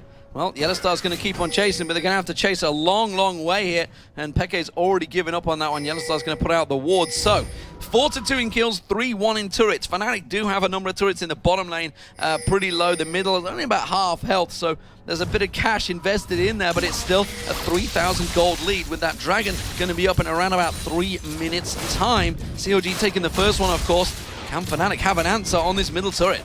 Yeah, the gold difference is really just inflamed off of these 2 turret advantage that CLG has, not to mention the Dragon too, but FNATIC, they're sticking for this turret. Peke taking quite a bit of damage off it, but TrickZ getting stunned. Another good stun coming out there. Little attack dissonance on towards Nien, so Dragon will be up in 2 minutes time. I believe that's where we're going to see our first 5v5 fights, because both of these teams feel they're up for it right now. And in terms of items, Doublelift has a full item ahead of Rekkles currently. Rekkles not selling too much gold just yet. Looks like he's going for a Last Whisper. No, actually, they're going for a Phage, it looks like. But they have an item advantage. I mean, there's an easy large rod ahead for Link. And that fight you're looking for a Dragon in 2 minutes, or a minute and a half now, it looks like that's exactly where it's going to go down. So the question is, will they be able to spend that gold, get in there? Because don't forget, Nien is a long way behind as well. He's got those 2 assists, but as a sOAZ, but he's also got a 40 farm advantage over him. I have to make that a 30 farm advantage over him now, because here he's just got a wave picked up here. Peke and Cyanide back in his mid lane, along with Rekkles. They're going to have to defend this middle turret, because that seems to be the next focus target for FNATIC. And FNATIC's middle turret alone is already very low. That you can't afford to lose too many middle turrets because you lose so much control of the map. You've only got a few of them. Well, that's also a big problem too, Deman. I mean, you only have 2 of them right there. But, you know, in the top lane, they lost their first outer already. They lost the outer and middle. They lose potentially control of the red side of the map, or the top side of the map, if we do see CLG ward it. But right now, Cyanide might get caught here, but he should be able to escape. He does have safeguards. Zenith Blade on him. That's going to be followed by a Solar Flare, but that's going to be on towards YellowStar. Has to use Tippers to try and help him escape. Super Mega Inferno Bomb thrown out. May have put an extra super in. There's going to be a Shockwave catching, but these FNATIC, they're going to have to back up. Oh, Flash Zenith Blade not quite catching on towards Peke. Has to flash out of it, and that is a lot of ultis expended with 27 seconds before the Dragon, but CLG are not interested in that. They're going to push on through the mid because they know Rekkles is down bottom. This is a role reverse of what CLG and FNATIC had in game 1. Oh, Peke, he's trying to draw them away from being in there on the backside. YellowStar, he doesn't have his Tibbers, doesn't have Flash, and Peke might get caught. But CLG, a smart move on their part, realizing that, hey, Dragon just down for another 20 seconds, we get some damage on that middle turret, and they're so tanky right now. I mean, look at Nien. He hasn't been doing well all game in terms of farm, as you do see Link and Nien actually flash in. Flash stun on towards Peke, pulls out the defensive ball. Will it be enough? No, it won't, because Doublelift flashes in and makes sure it secures the kill. That's gotta feel good for Doublelift after he got chased down at the end of game number 1, but the Dragon is available instead of that. With xPeke being down, they want this middle turret. They're gonna gain a lot of gold off this, even Dragon right after, and they have the potential to, well, they have the potential to die, but they're probably not gonna do it against sOAZ, who has his ultimate available. With him being so low though, they can go for it. Fantastic poke there from Link as well. sOAZ is gonna come around the side. There's the stun. Is it gonna be enough? No, YellowStar goes down, the tower goes down. Emergency exit required for FNATIC, but CLG are not allowing it. The Culling comes out. Doublelift gets himself a second. Can he get a third? No, sOAZ flashes out. The bomb from Link will land from downtown. It's 8-2 CLG. And they're gonna keep pushing here. This is such a snowball. Once you get that little bit of an edge and the other team just kind of keeps running into you and dying over and over, you're gonna keep pushing. They're gonna most likely get inhibitor off this. They have 15 seconds on Cyanide. They have 20 on sOAZ. And we see Leona going in. Solar Flare comes out, but the Shockwave reverses it. That does mean Peke goes down and Doublelift gets himself another kill. Rekkles in trouble. He's trying to back up. He's desperately defending this towards one. Doesn't have his ultimate available. One more shot would be enough. That's going to be Peke somehow picking up the kill with the tower. Assists on towards aphromoo. Link does get the tower down and they all back away. CLG, though, they're in control of this game. They really are. It broke out so quickly. 20 minutes in, 31.4 thousand gold to the 25,000. Dragon still available right now. And it looks like FNATIC are going to be the ones to take it here, as already heading down towards it. And CLG, they have a pink ward to spot it, and yet they didn't decide to go for it. They didn't want to get into a fight right now when they're already low on health. Is it wise to anger Doublelift? That's the question, because it seemed to happen in game one. They're going aggressive on Link there, forced to back away. They're going to maybe try and pull out the Dragon here. They need to get that gold to get snowballing, but 6-0-1 Doublelift right now. He's got that Bloodthirst and Static Shiv. Now he's building up a bit of magic resist. CLG, they're not going to give this up. TrickZ comes in. They force FNATIC to back away. Yeah, all they need to do is just contest it, and then FNATIC either has to back away or potentially lose that middle inhibitor. sOAZ is top lane right now. He's not there. He's not able to help. And that means CLG will get a free Dragon right now if they want. They can barrel down middle. They can barrel down bottom and pick up another turret with some extra free gold. They're so far ahead at this point. Blue buff for Peke, and it's a champion Orianna is... I just don't like seeing these assassins, the Pekes and the Alex Ichis on Orianna, because they are assassins. They're not just farmers. Well, think about Ori is like she either does really well or really bad. Like there's really not a big gray area. You have to get a lot of farm on her, a lot of kills, then your ultimate becomes a shockwave, not a med wave anymore, as we used to call it. And he just doesn't have it just yet. He has a decent amount of farm, but he's been killed 3 times. They're missing a lot of gold because of turrets, 5-1. They're missing because of dragons, as Rekkles forced to flash away. And they're missing a lot of damage. Even with sOAZ having that 60 CS lead, he doesn't have the zonies yet to stay alive in the middle of a CLG comp. Well, he's a full Rabadon's death cap down. I mean, that is a huge differential between him and Link right now, and that is where is one of the big differences. 3-0-4 for Link, 6-0-1 for Doublelift. And aphromoo, honestly, has been landing those Zenith Blades and Solar Flares, just throwing them out at will and managing to find their target every single time. And the thing is, it's not even about hitting it perfectly on a champion, it's about the positional advantage it gives you. Puts it behind him so you can't run away. Exactly. Gonna be able to escape here, but not before taking a lot of damage. And even with the Zenith Blades, he's been just controlling where the enemy goes, and from that, the rest of CLG can make a play off of it. And right now, this is the real question. We always talk about the difference between a good team and a great team is how you can close out a game, if you can do it. And CLG, they want this inhibitor, but they're still really hesitant to go for it. I'm sure soon they're going to make something happen here, because right now, they have the advantage of getting into this area and spreading out. If they get stuck at this choke point, FNATIC is going to win the fight. That's what FNATIC are looking to do. They want to keep them tunneled in there, but CLG not interested in that. They're going to rotate down towards this bottom turret. YellowStar's the only man that's there with Cyanide coming around, and the rest of FNATIC joining him.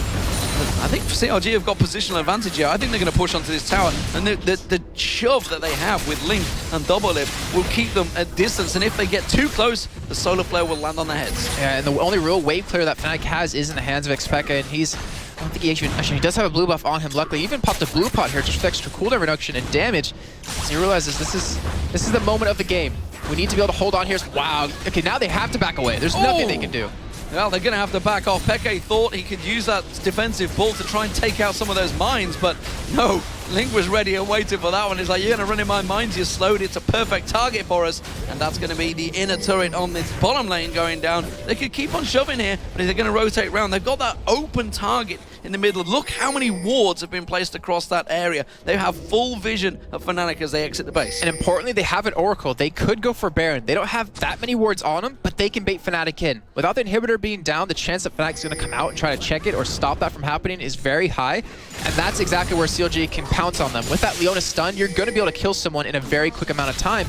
But we see the flash ultimate come out of aphromoo, but it just doesn't hit anything. Well, Rekkles and sOAZ are off split lanes, so they just went, well, we might as well just keep on pushing the middle. If they're not there, they're not as that full combo. That's the only defense FNATIC has right now, is to land that massive chain wombo combo on CLG, and they're aware of this. They have a big gold advantage, and they're just going to keep on shoving.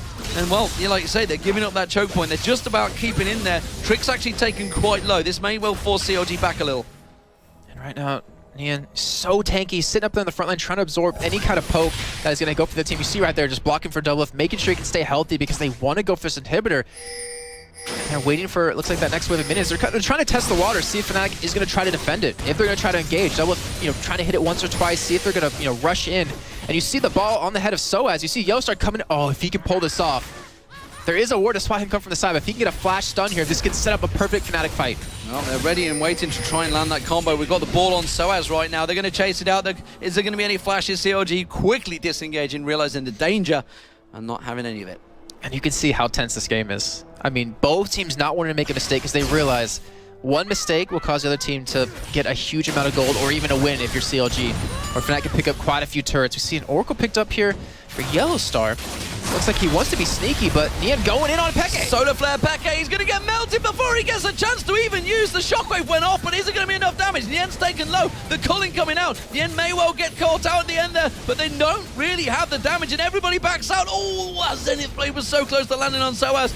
You do see Rekkles desperately trying to keep them away, but that's going to be an inhibitor going down. CLG strike back once again. They get 2 kills and an inhib. And that's something Fnatic forgot about. Peke flashed last time to get out of the Solar Flare from aphromoo, who flashed in as well, but the Solar Flare cooldown's so low that they had it up again. They waited for it to come up, then just initiate on xPeke, who, once he's down, I mean, there goes a huge portion of their damage. Pick up the 2 kills, pick up the inhibitor, and potentially Baron when they do go back and buy. And Doublelift sitting on 2,700 gold.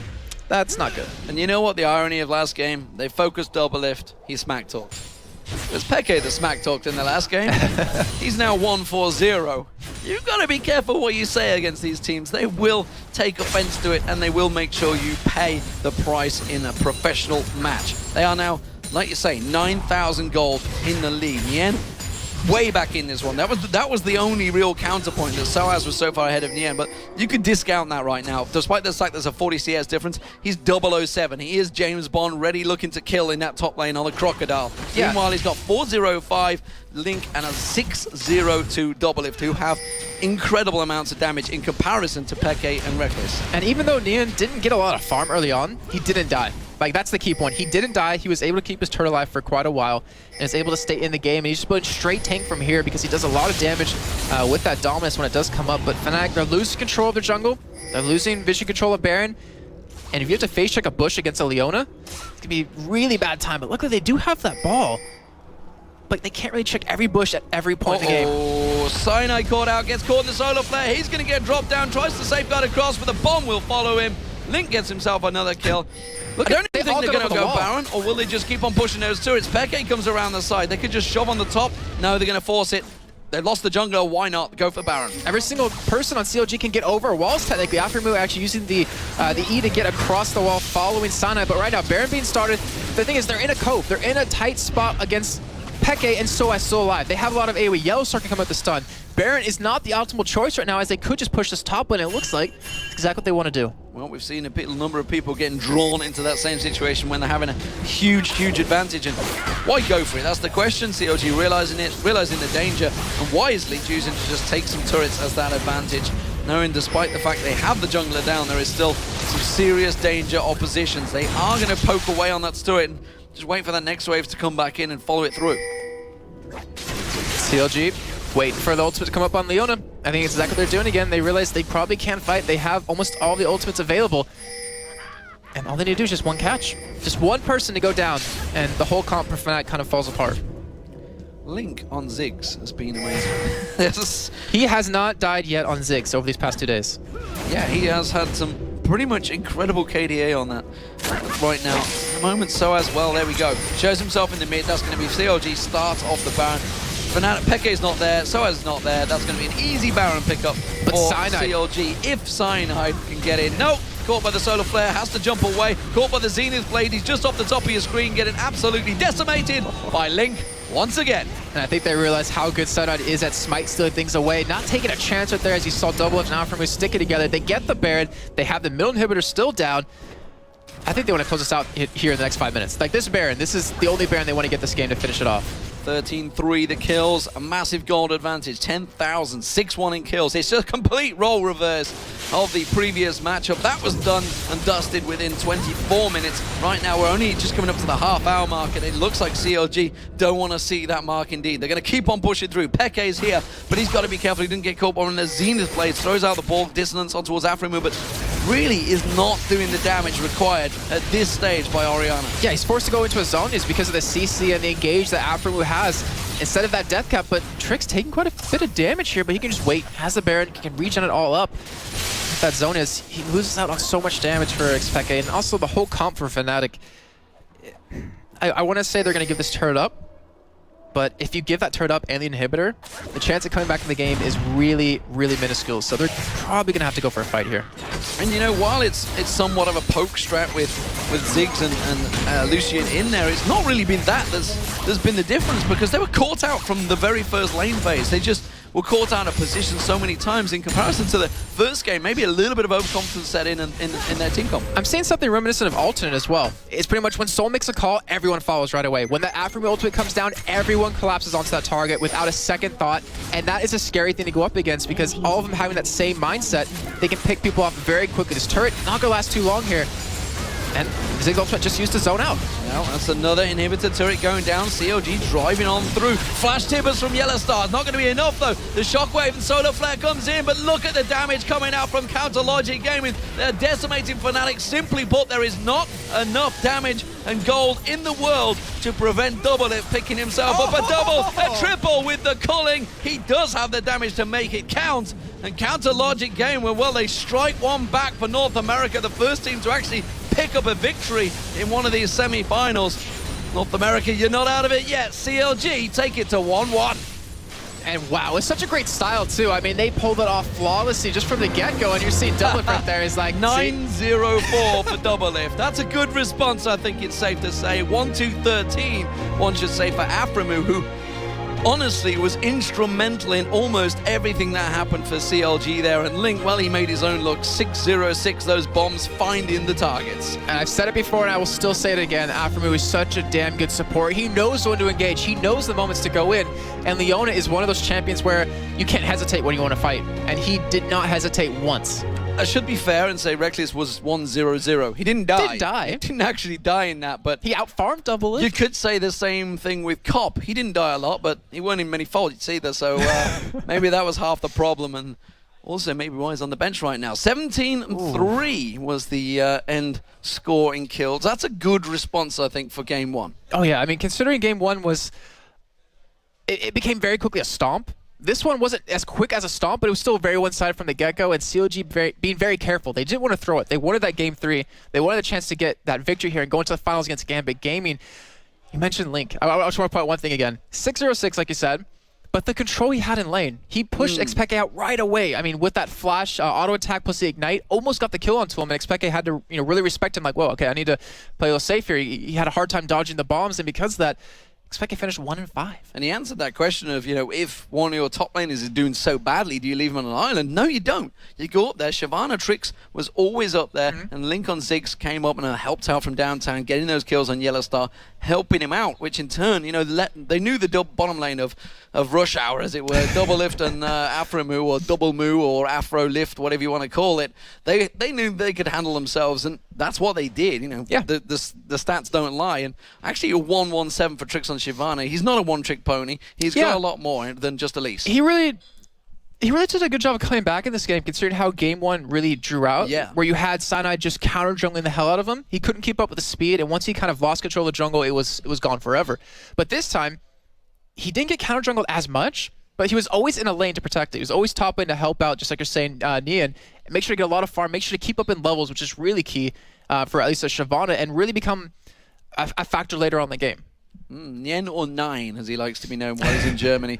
But wow, what a game! And what do we take from this then? I mean, what do we see? Is this FNATIC simply getting outpicked, outplayed in lane? I think it was outplayed. Game one. I think it was outplayed. I'm sure though Krepo can probably fill us in a little bit more about that since he will be doing analysis on this. But CLG, gotta give him credit. Yeah, well absolutely. So let's see what Krepo has to say. He's standing by with Sjokz to take us through the 2 games so far.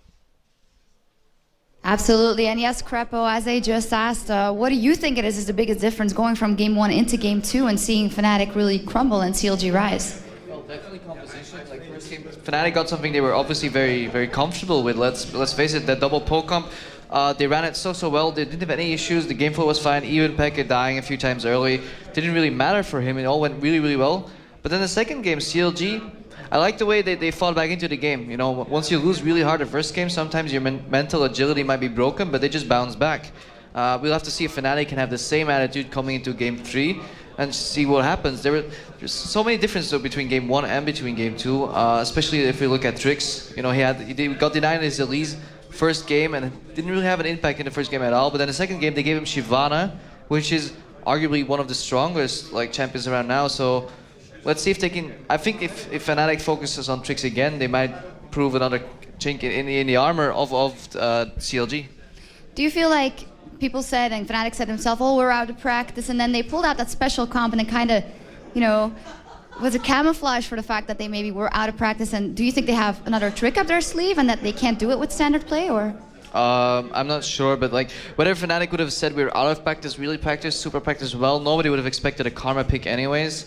CLG respected it, and I believe they banned it out even as well to prevent FNATIC from playing double poke again. So CLG was playing very reactive. Okay, they dropped map 1, but they learned from it, and they learned. Hopefully FNATIC can learn from map 2 right now, so to get better bans and picks going in game 3. Another thing we have to point out is aphromoo showing that presence in the bot lane with Leona against Annie. I'm really happy to see that, because we've seen the rise of Annie support coming out. So many people playing here claiming it's the strongest support, but I've always felt Annie was counterable with Leona, providing it's played by a great player, and aphromoo played her so well.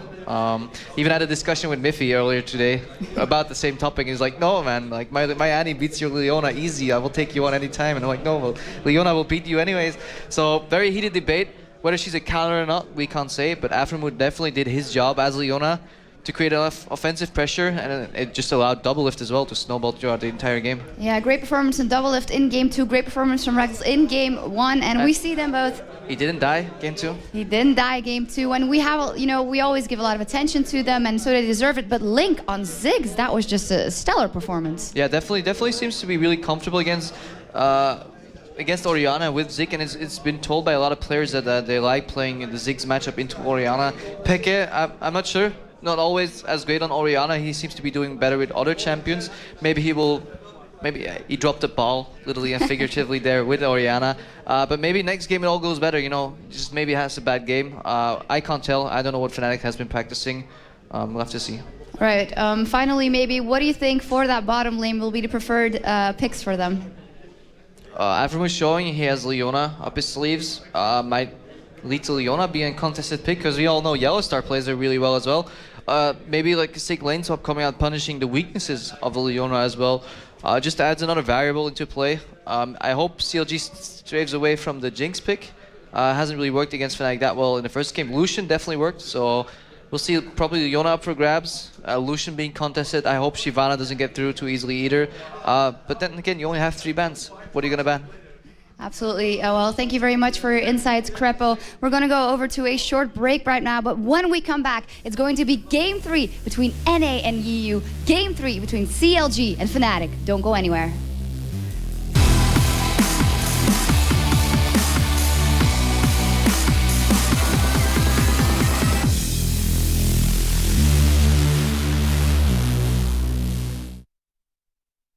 This is it.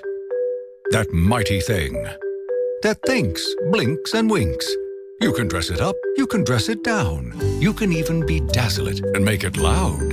It comes in black, it comes in white, it comes in orange. What a sight. You can spin it and make it dance. Anything is possible when given the chance. It can say everything about you, or very little at all. It can fit in your pocket, on a desk, or on a wall. And it comes in sizes from big to small. From tablets to smartphones to all-in-ones. It can be used for work, for fun, and even both with the 2-in-1. But there's something meaningful beyond the bling that makes them run and do their thing. It's quite a special, hard-to-see part. The brain, the brawn, and the beating heart. And if you manage to set the rest aside, you'll come to realize the most important part is inside.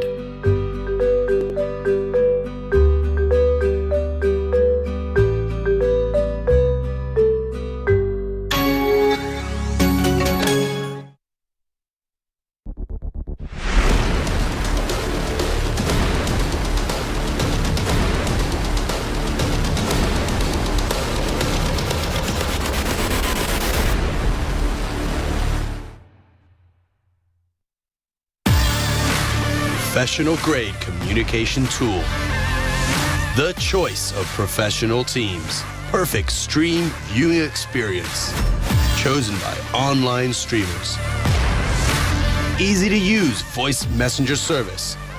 Chosen by over 12 million gamers. Communication is always vital when competing in tournaments. Winning a match requires perfect coordination. You cannot win by yourself. Raid Call. Communication for winners.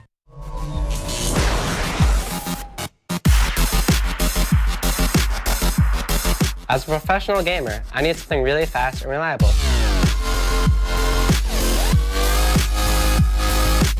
Dude, lagging in games sucks. That's why I use HyperX memory. HyperX memory is super great.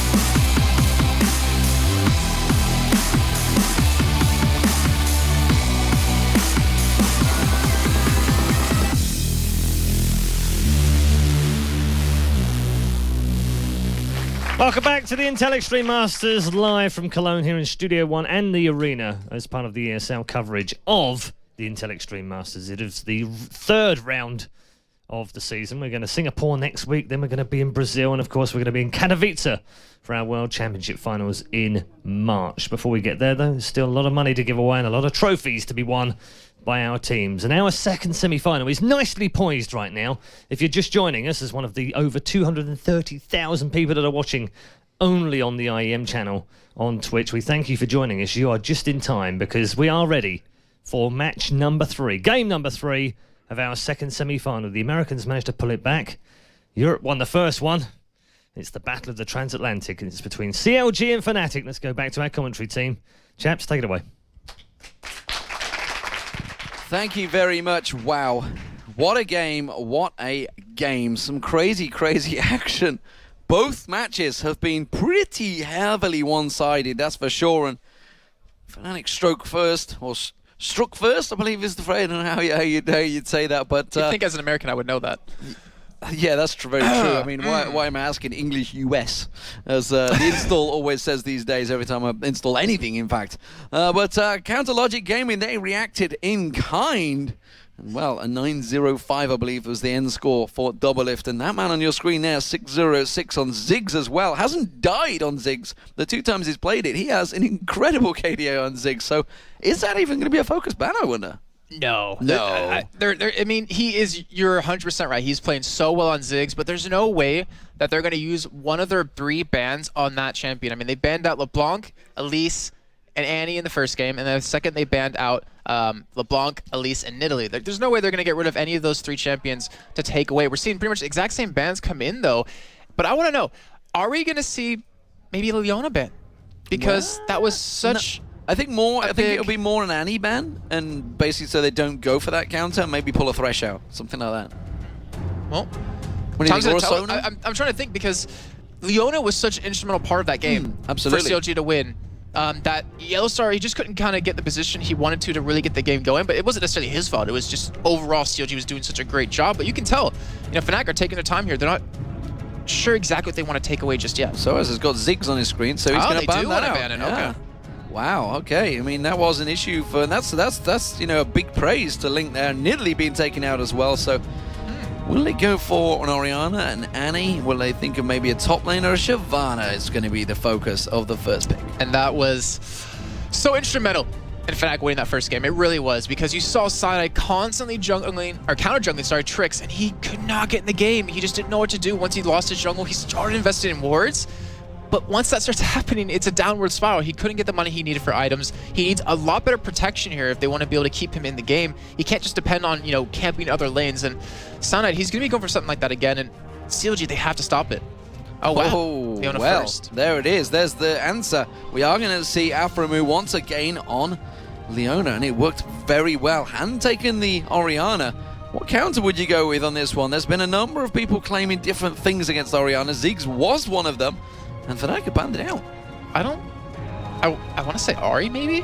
xPeke played a lot of Ahri. Ahri used to be the traditional, wasn't it? Yeah. Orianna gets picked, you go Ahri. Ahri gets picked, you go Orianna. And she was different in patch 3.13, where her charm would land and do an extra 20% damage with spells after that. I'm thinking that might be what they want to go, or maybe they want to lock down their AD carry since they know they're already going up against Leona and take that away from Doublelift. Well, we do see potentially Thresh coming out. Annie is available, but I think they want to not switch the lanes up this time. 2v1 didn't work out so successfully this time around. Oh, really? As I say, if they're going to pick up Thresh, they might want to take... I mean, Zyra Ashe was available again. Like, it worked so well in game 1. Didn't go for it this time around. Interesting. So, it's kind of funny because YellowStar was like the main man playing Corki back when he was doing AD carries. So he knows exactly how he works, but really surprised to see that. But then again, you can obviously jump away. You do a lot of magic damage early on, actually throughout the entire game. But Doublelift, what is he going to go up against that? He has Leona who can be very aggressive. He could go for Lucian again, who did fairly well. You have a great poke with it. But you can tell both teams take this very seriously. I mean, 1-1 here, and the winner goes on to play GAMBIT. That is no easy feat for itself. I mean, it's a scary GAMBIT we've seen so far, and they're laughing and joking, smiling. A happy GAMBIT is a scary GAMBIT sometimes, but this right now is all about who will face them. Can COG keep America in it and really reignite the COG flag as well, because they've been lacking in trophies for some time, honestly, since the lineups changed around, and they didn't even make it through to Worlds this Rio round, which was a bit of a sad times, but Twisted Fate being hovered over right now. Jarvan and Lucian. Lucian, well, 905 says it all really for Doublelift on Lucian. And he can... Jinx was available, by the way, as well. Didn't go for Jinx. Aatrox as a champion, as Cyanide ran heavily. So this actually could... Oh, wow. I mean, who could be a where? top lane. This could be a top lane. This could be sOAZ as well. Nice. This is... Aatrox has become one of those things you can pick that you don't know where it's going to go if you pick it early on. Same thing with Shyvana. Like, you don't know if it's going to be the jungle 100%. You don't know if it's going to be top lane, but you know it's going to be a nuisance no matter what. But this kind of comp, I mean, you have two people who are going to dive in. I don't know. I mean, the Twisted Fate's not bad, but you're going to struggle a little bit because there's such a tanky and such a heavy CC team with that Jarvan, with that Leona, and with that Orianna that it might not... I'm happy. Yeah. The Organa was changed around for this patch too. Right, okay. So her W does tick twice as fast. Doesn't reduce magic damage, though, or magic resist, though. And her auto attack animation was fixed a little bit, so it's a little bit easier to do that. But, whew, I mean, so they're kind of really counting on, assuming that Cyanide will be on the Aatrox, to go in, slow him down, and then have Morgana Black Shield herself, and then to kind of just keep them all there with that ultimate. Or even, you know, Black Shield Rekkles, so he can not get stunned out at all. Well, it's going to be interesting to see how it works out for him. He's definitely a farmer. Good lord, you're trying to troll me again. aphromoo, stop it. It is going to be a Lee Sin. That's going to be TrickZ pulling out the Lee Sin. So, where will Aatrox go? Will it be Cyanide? Cyanide played an amazing Aatrox during Worlds, so I wouldn't be surprised if it sticks on him. I don't like FNATIC's comp for a couple of reasons. The Thresh against Lucian is not a great pickup, because Lucian can get out of Thresh's ultimate really quickly, get out of the slow. Because you're depending on Thresh to get in there, use the box around the team, and that way they can't really escape the Morgana ultimate that easily. But when you have a Lucian, you have a Leona who can get, can bypass it. You have a Jarvan who can Cataclysm Morgana away, keep her away from the fight, or a kick away. It's really hard for FNATIC to go for an engage here. Like, if they're gonna win, they have to do it early, and they have to keep the momentum going, or CLG, I think, can easily win this. One thing's for sure, they have a lot of all-in. I mean, Shyvana can jump in there, Aatrox is going to jump in there, balance you. Morgana got to jump in there to use the ulti. Everybody else, you expect Rekkles to probably stay at range like every AD carry should, and could also see Thresh diving in there as well. Yeah, that's the thing, is that how is Morgana going to get set up for the fights? And in my head, it's just Aatrox. It's Thresh or Aatrox, because you need Aatrox to maybe bounce them up and then do the slow, allowing Thresh to get the hook in there, then box them. But if none of that lands, or if it's not synergized perfectly, Morgana won't be able to get there and get an effective ultimate, because she's like a one-trick pony. Once your ulti's down, that's basically it. Well, let's look CLG. I mean, what have they got to counter it? They got a lot of all-in. We saw how Leona was for aphromoo in the last game. We saw how Doublelift was on Lucian. Link on Orianna, well, obviously back that up with if you land that solar flare, you're pretty much not going to escape. That's for damn sure. Jarvan in there as well. That's a good all-in. Lee Sin in there. It's Nien actually, by the way, on Lee Sin. I should point out. This is a top lane Lee Sin, which is going to be interesting in itself. See, I'm actually thinking that CLG won't try to all-in a fight. If anything, maybe use that Leona defensively unless you catch them off guard with the ultimate, because if you use her defensively, you can keep 1 or 2 people away from your AD carry. Well, here we go, ladies and gentlemen. It is the semi-finals of the Intel Extreme Masters Cologne. It is Counter Logic Gaming playing as the red team and FNATIC right there as the blue team. What will we see? Will we see level 1 action? Not too sure. We haven't seen a great deal so far. It's kind of hard, especially when against an Orianna like this. I mean, FNATIC have a good comp for it, where you could go for a knock-up and then Morgana bind, even a hook. But when you have an Orianna ball to check every bush, it's kind of impossible unless the other team makes a big mistake. Ooh. Is he going to throw the kick out? Is he just going to get caught out? No, he's just going to walk straight in a face check. Is it going to be enough? They do get the knock-up. sOAZ comes in, a flash hop comes out from YellowStar. First blood, Rekkles. Wow, YellowStar, that was an amazing flash coming out right there, locking it down before it could even escape. And that was the mistake I was talking about. I mean, there's no way they should be able to get caught unless Nien face checks a bush, gets hooked, and gets killed. Exact same position Cloud9 got caught out on in the World Finals. What? Why? Why are they doing this? Rekkles goes back, gets himself a longsword. That is first blood, and that is going to hurt in lane. And Doublelift's like, well, thanks for making my job a little bit harder, guys, as he's going to have to go up against that, unless they do pull a lane swap. But wow, I mean, just fantastic coordination, fantastic knowledge by YellowStar to realize I can make it in time. I can get this grab. But right now, FNATIC, I mean, that one kill, that's not enough to win the game. They still have a long road ahead of them if they want to be able to pull this one off, as well as CLG here. We already see a couple of wards coming in, and it looks like CLG do have an understanding of where FNATIC is in terms of that red buff. Wow. Unbelievable for me. CLG starting off on the red buff. They're going to make sure that gets secured. Are they going to give it to Nien for that top lane, or will they let TrickZ have it? I assume they're going to give TrickZ. Actually, Nien stuck around and made sure he got some of the experience, so we'll see how that translates into the lane phase. This is going to be Lucian and aphromoo. That is the double moo or afro lift, whatever you'd like to call it, in the top lane up against sOAZ, who will be on Shyvana as well. Of course, in that top lane, there is that Zenith play catching straight away on sOAZ, starting off as he means to go on. And you're seeing Nien follow TrickZ throughout the entire time here, just to gain the experience like you were saying. And then I'm assuming that TrickZ will be able to sit in his lane on top of that to get some experience that he's going to be missing out. But you see right now, FNATIC, they're just pushing it quickly. They realize, all right, there's no point in leaving the lane in the middle, or in the middle of it. We should punish him for doing the same thing he did last game. Well, punishing maybe what they do. We'll see how it works out between them, because there's going to be a lot of punishment for Nien here, and he's got hooked again by YellowStar. He is going to get the help of TrickZ, so with that double buff, he's going to stick around a bit longer and maybe have to help Nien get a couple of levels on. This is free reign for Cyanide if he wants to counter jungle right now. He knows where TrickZ is. He knows probably what was and wasn't taken. He knew they were at that red buff because of that ward, and they also knew that Nien Tonsa was there, so that's why they shoved the lane really quickly, having that information.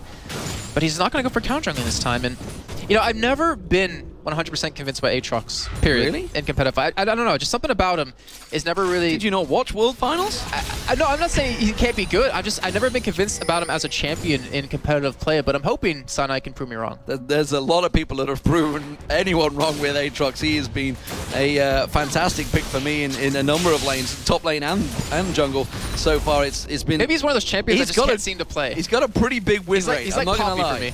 He's like Poppy. Well, I'd say he's very different from Poppy in terms of win rate, that's for sure. Doublelift's KDA, though, from the last one, 904, 248 CS on Lucian. Let's see if he can do more of the same. Cyanide coming in towards that top lane, going to help out sOAZ, just keep it safe from the tower, and that tower is already taking quite a bit of a beating from Doublelift there. He got some good damage down onto it. Saw Rekkles do the exact same in the bottom lane, and this effectively is what it's becoming. And you guys playing 3.14 are probably used to seeing these 2-1-2 lanes so far.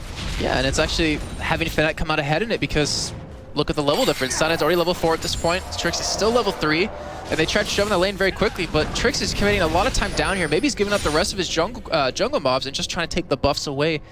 Either way, starting off pretty slow so far. No big CS discrepancy anywhere except in the jungle. Well, we already see that the fact that obviously TrickZ sticking around there has given Cyanide an edge already, because he's on level 4. He comes back in towards that top lane. Blue buff, red buff already worn off, as he's going to come and keep sOAZ ticking away. So they actually have a bit of a level discrepancy at the moment. The FNATIC guys in the top lane are slightly ahead of the bottom lane, and also ahead of Doublelift and aphromoo in lane. You can see they're both only level 3 versus level 4s.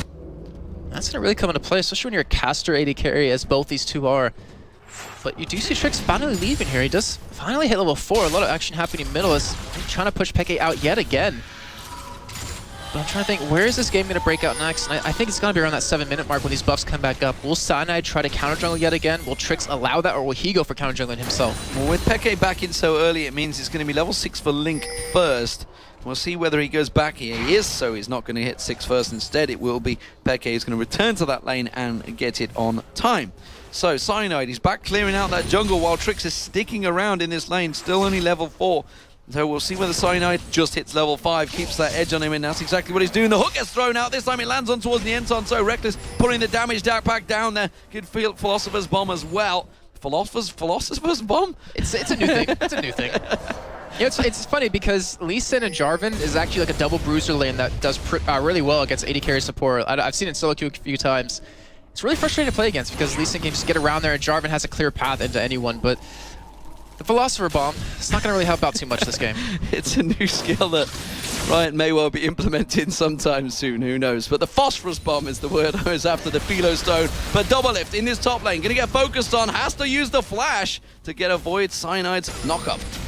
Bottom lane, we see some action already breaking out here as CLG still trying to be aggressive, but yet TrickZ is committing to staying down bottom. They are running this 2-1-2 kind of plan, unless they plan for aphromoo to roam around a little bit more, but Bust will be coming up in just about a minute, and this is the real tell. What is going to happen from this point on, because this will decide. And aphromoo, is he going to Is he going to ward up? Is he going to try to take the blue away? No, he's going to go and try and see if he can get a kill on top sOAZ. That's what worked out for him last time around. He had the help of Link as well, and not going to be joining him. See if he can get back in there. sOAZ thought about pushing the lane a little bit. Instead, he's happy to just back off. I think once he's hit 6, there's not really going to be much pushing of sOAZ on that tower. He got that burnout running. That's leveled up quite convincingly. You can see he's just clearing out that wave. So I think COG may actually go for a little bit of a lane change here. And right now, we see a lot of pink wards already invested into the side of CLG. Maybe with this lane swap coming in, they will decide to go for a dragon relatively soon with it after this next set of buffs. But TrickZ going to be able to clean up his red here. Going to be able to go to blue right after that. But Cyanide, like, he knows when this blue is going to be up because he saw exactly where TrickZ started. He knew the times on this. And it looks like he's trying to go for it. But with those wards from aphromoo, it's going to spot him coming in. The lane swap is on. Cyanide coming towards the red buff. TrickZ has picked it up. Cyanide's a little bit too late on that one. Thought about maybe going aggressive on TrickZ, but Link was very close by. So we're back to standard meta right now. The two duo lanes in the bottom. We'll see how they work out. Doublelift and Rekkles up against and YellowStar, sorry, and aphromoo. They are up against one another. There has been a slight CS advantage for Rekkles as he's been down this bottom, and it was Doublelift that chose to change. So obviously moving lane simply lost on that extra little bit of CS. And right now he does have a lot of minions with him, so the CS will increase just a little bit more. Will be donated over to Link, it looks like. And I want to see if aphromoo is going to go for an engage anytime soon. He's going to have level 6 shortly. And with that comes another form of CC form, as TrickZ is already heading down here. He's not spotted by a ward, I believe. And this could be very dangerous for FNATIC. Well, it will be. We'll see whether he manages to go in. He's been pretty much spending his entire time down this bottom lane. While it's happening, the blue buff is being gifted across. There's the hook. That's going to bait them. Realize the situation. Flash is out, so he's caught in the Cataclysm. The Cullen's coming out from Doublelift. That will be a first kill for him. Yeah, great job by TrickZ to kind of finally make his presence known after sitting in that bottom lane the entire time. Picking up a kill. And YellowStar just wasn't quick enough. Well, it wasn't about being quick enough. It was just a great job by TrickZ to lock him down here. Cyanide's being spotted yet again, trying to go for some counter jungling here. But Link, I don't think he has the damage to take him down just yet. That and that blood boil. Well, this top lane, I'm not too sure how much Nien can get involved in a fight with sOAZ right now because he's got that double longsword on him. He's building up towards that brutalizer possibly early on. Rekkles taking some good damage from Doublelift there. That was not a close trade at all. Doublelift on Lucian is a scary beast. And they might actually leave sOAZ to go for some split push here too, because he's going to go for a build to Rekkles. He's going to go for that Blade of the Rune King, as I think his first drill by. And with that, he can out-kite Nien. He can do an insane amount of damage percent-wise, and he can take turrets down relatively quickly. But I don't know if FNATIC want to go back to that split push style, at least with a Shyvana.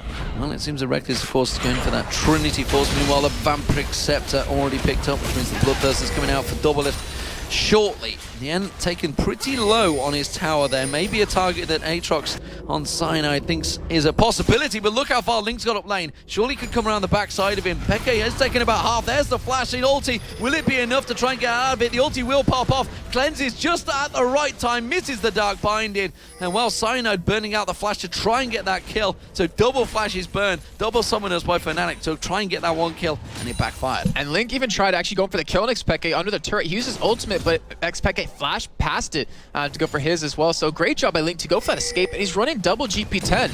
He's not going for like any kills right now. He's trying to wait for the late game. See aphromoo go in. Catches on Solar Flare once again on YellowStar. No flash available, remember. Box comes down. Nothing they can do. It's another follow-on kill, and it is working well for this bottom lane duo of aphromoo and Doublelift with the help of TrickZ. And no ward to spot him coming in. YellowStar had a pink. He had a green on if he could have warded for it, but unfortunately for him, he just didn't put it down in time. TrickZ being in the right place at the right time, and aphromoo with those wards he has down, he can see if anything will happen down the bottom lane in terms of ward coverage, and that lets TrickZ know, hey, free kill bottom lane. No flash, let's get it. Aphromoo's stuns have been certainly on point. Cyanide lingering around just to making sure they don't dive on towards Rekkles, but that's not going to happen. sOAZ, in the meantime, he's continuing to push in that top lane, but Nien's going to get his farm on, that's for sure. If you keep shoving him on the tower, he's going to quite happily pick up the gold. Now, it's very hard to stop Elysian farming once he can get going like he is. He has a lot of innate damage himself. Peke already picking up the Wraiths. This is going back to old school Season 2, I guess you could say, between Link and Peke. They're having to farm out the Wraiths in between lanes because the junglers are just so busy. Cyanide's trying to back. He's stood on a ward. I wonder if aphromoo is going to take that target. I don't think so. I mean, but either way, they're wasting time. Cyanide hasn't been in the right place at the right time just yet so far throughout this game. TrickZ done it twice. And Nien Tanso, he's constantly going back, taking double golems as quick as possible whenever they come up, because he has 6% lifesteal plus his Iron Will. And again, TrickZ, look who's down bottom lane, but this time, FNATIC does have a ward to spot it coming in. Not me.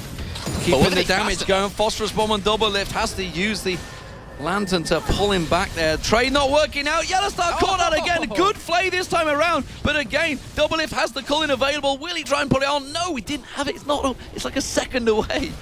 It's taunting you, Demon. God damn, I can see the icon now. It just came up. It's too bright when it's disabled. No, but YellowStar, he's going in for it anyways. He gets the hook on aphromoo. He can turn this one around with the Zenith play. Does manage to pop that shield, but Doublelift comes back in to protect his support. And well, Doublelift with that Ignite burn. Cyanide's coming around the backside. He's going to come back in. Is it going to be aphromoo that he catches the target on? No. Good interruption by TrickZ. He may well pay the price, so doesn't manage to land the hook on Doublelift. Back off once again, the Ignite burning on Nien. So he's going to get caught on the tower. One more hit should do it. sOAZ flashes out, does manage to catch him. The tower hit's going to come in. He will survive. And sOAZ, just knows the exact range on that one. We'll take the tower as well. Great play by sOAZ with all that happening over towards the bottom side of the map. He's going to pick up the turret as well, so he's going to have a nice lead in his lane. He's sitting on 2,000 gold to go back with, so that Blade of the Rune King going to be coming very shortly. And with Nien already, I don't want to say out of the game, but being 0-2, down 30 farm, his damage isn't going to be too high as this game progresses, so he's going to be more, utility. FNATIC going to try and take advantage of this situation in the bottom. They've bullied and pushed them out. They are sat ready and waiting. The hook on aphromoo. Cyanide comes in there. He's got the damage, but aphromoo tries to turn it around with the help of Doublelift. Can they get the knock-up? Yes, they will. They get the kill. Cyanide takes the lantern, backs off. Finally, aphromoo goes down. And just like that, able to pick up a kill, able to punish CLG for being so aggressive down at this bottom side of the map. But with all this happening, middle has been really quiet. Really quiet. They're just in a farming session. Dragon possibly could be available. Cyanide's ready and waiting for it, though. They know that FNATIC want to go for it. They've taken the top to it. Nien is up there. He's a long way away from the fight. And the thing is, I wanted to make that point because the CS isn't that different. Oh, well, we do see blue potentially being stolen away here. sOAZ even coming down from top side. And they really want to take this away from TrickZ, who doesn't have a smite available. This is going to be a blue and a dragon for FNATIC. They're pushing the advantage here. Peke is going to be gifted across this one. He will take that blue buff down. Cyanide goes back in towards the dragon, but they're not going to go for it. Instead, they're thinking tower. sOAZ just around the side. He's ready and waiting. Instead, they're all going to back, and YellowStar caught out of position. He's going to get locked up, and CLG give Doublelift yet another free kill. And in the end, he's going to take the tower, so actually, CLG taking some good advantages. They lost the blue buff, but picking up a kill and a tower.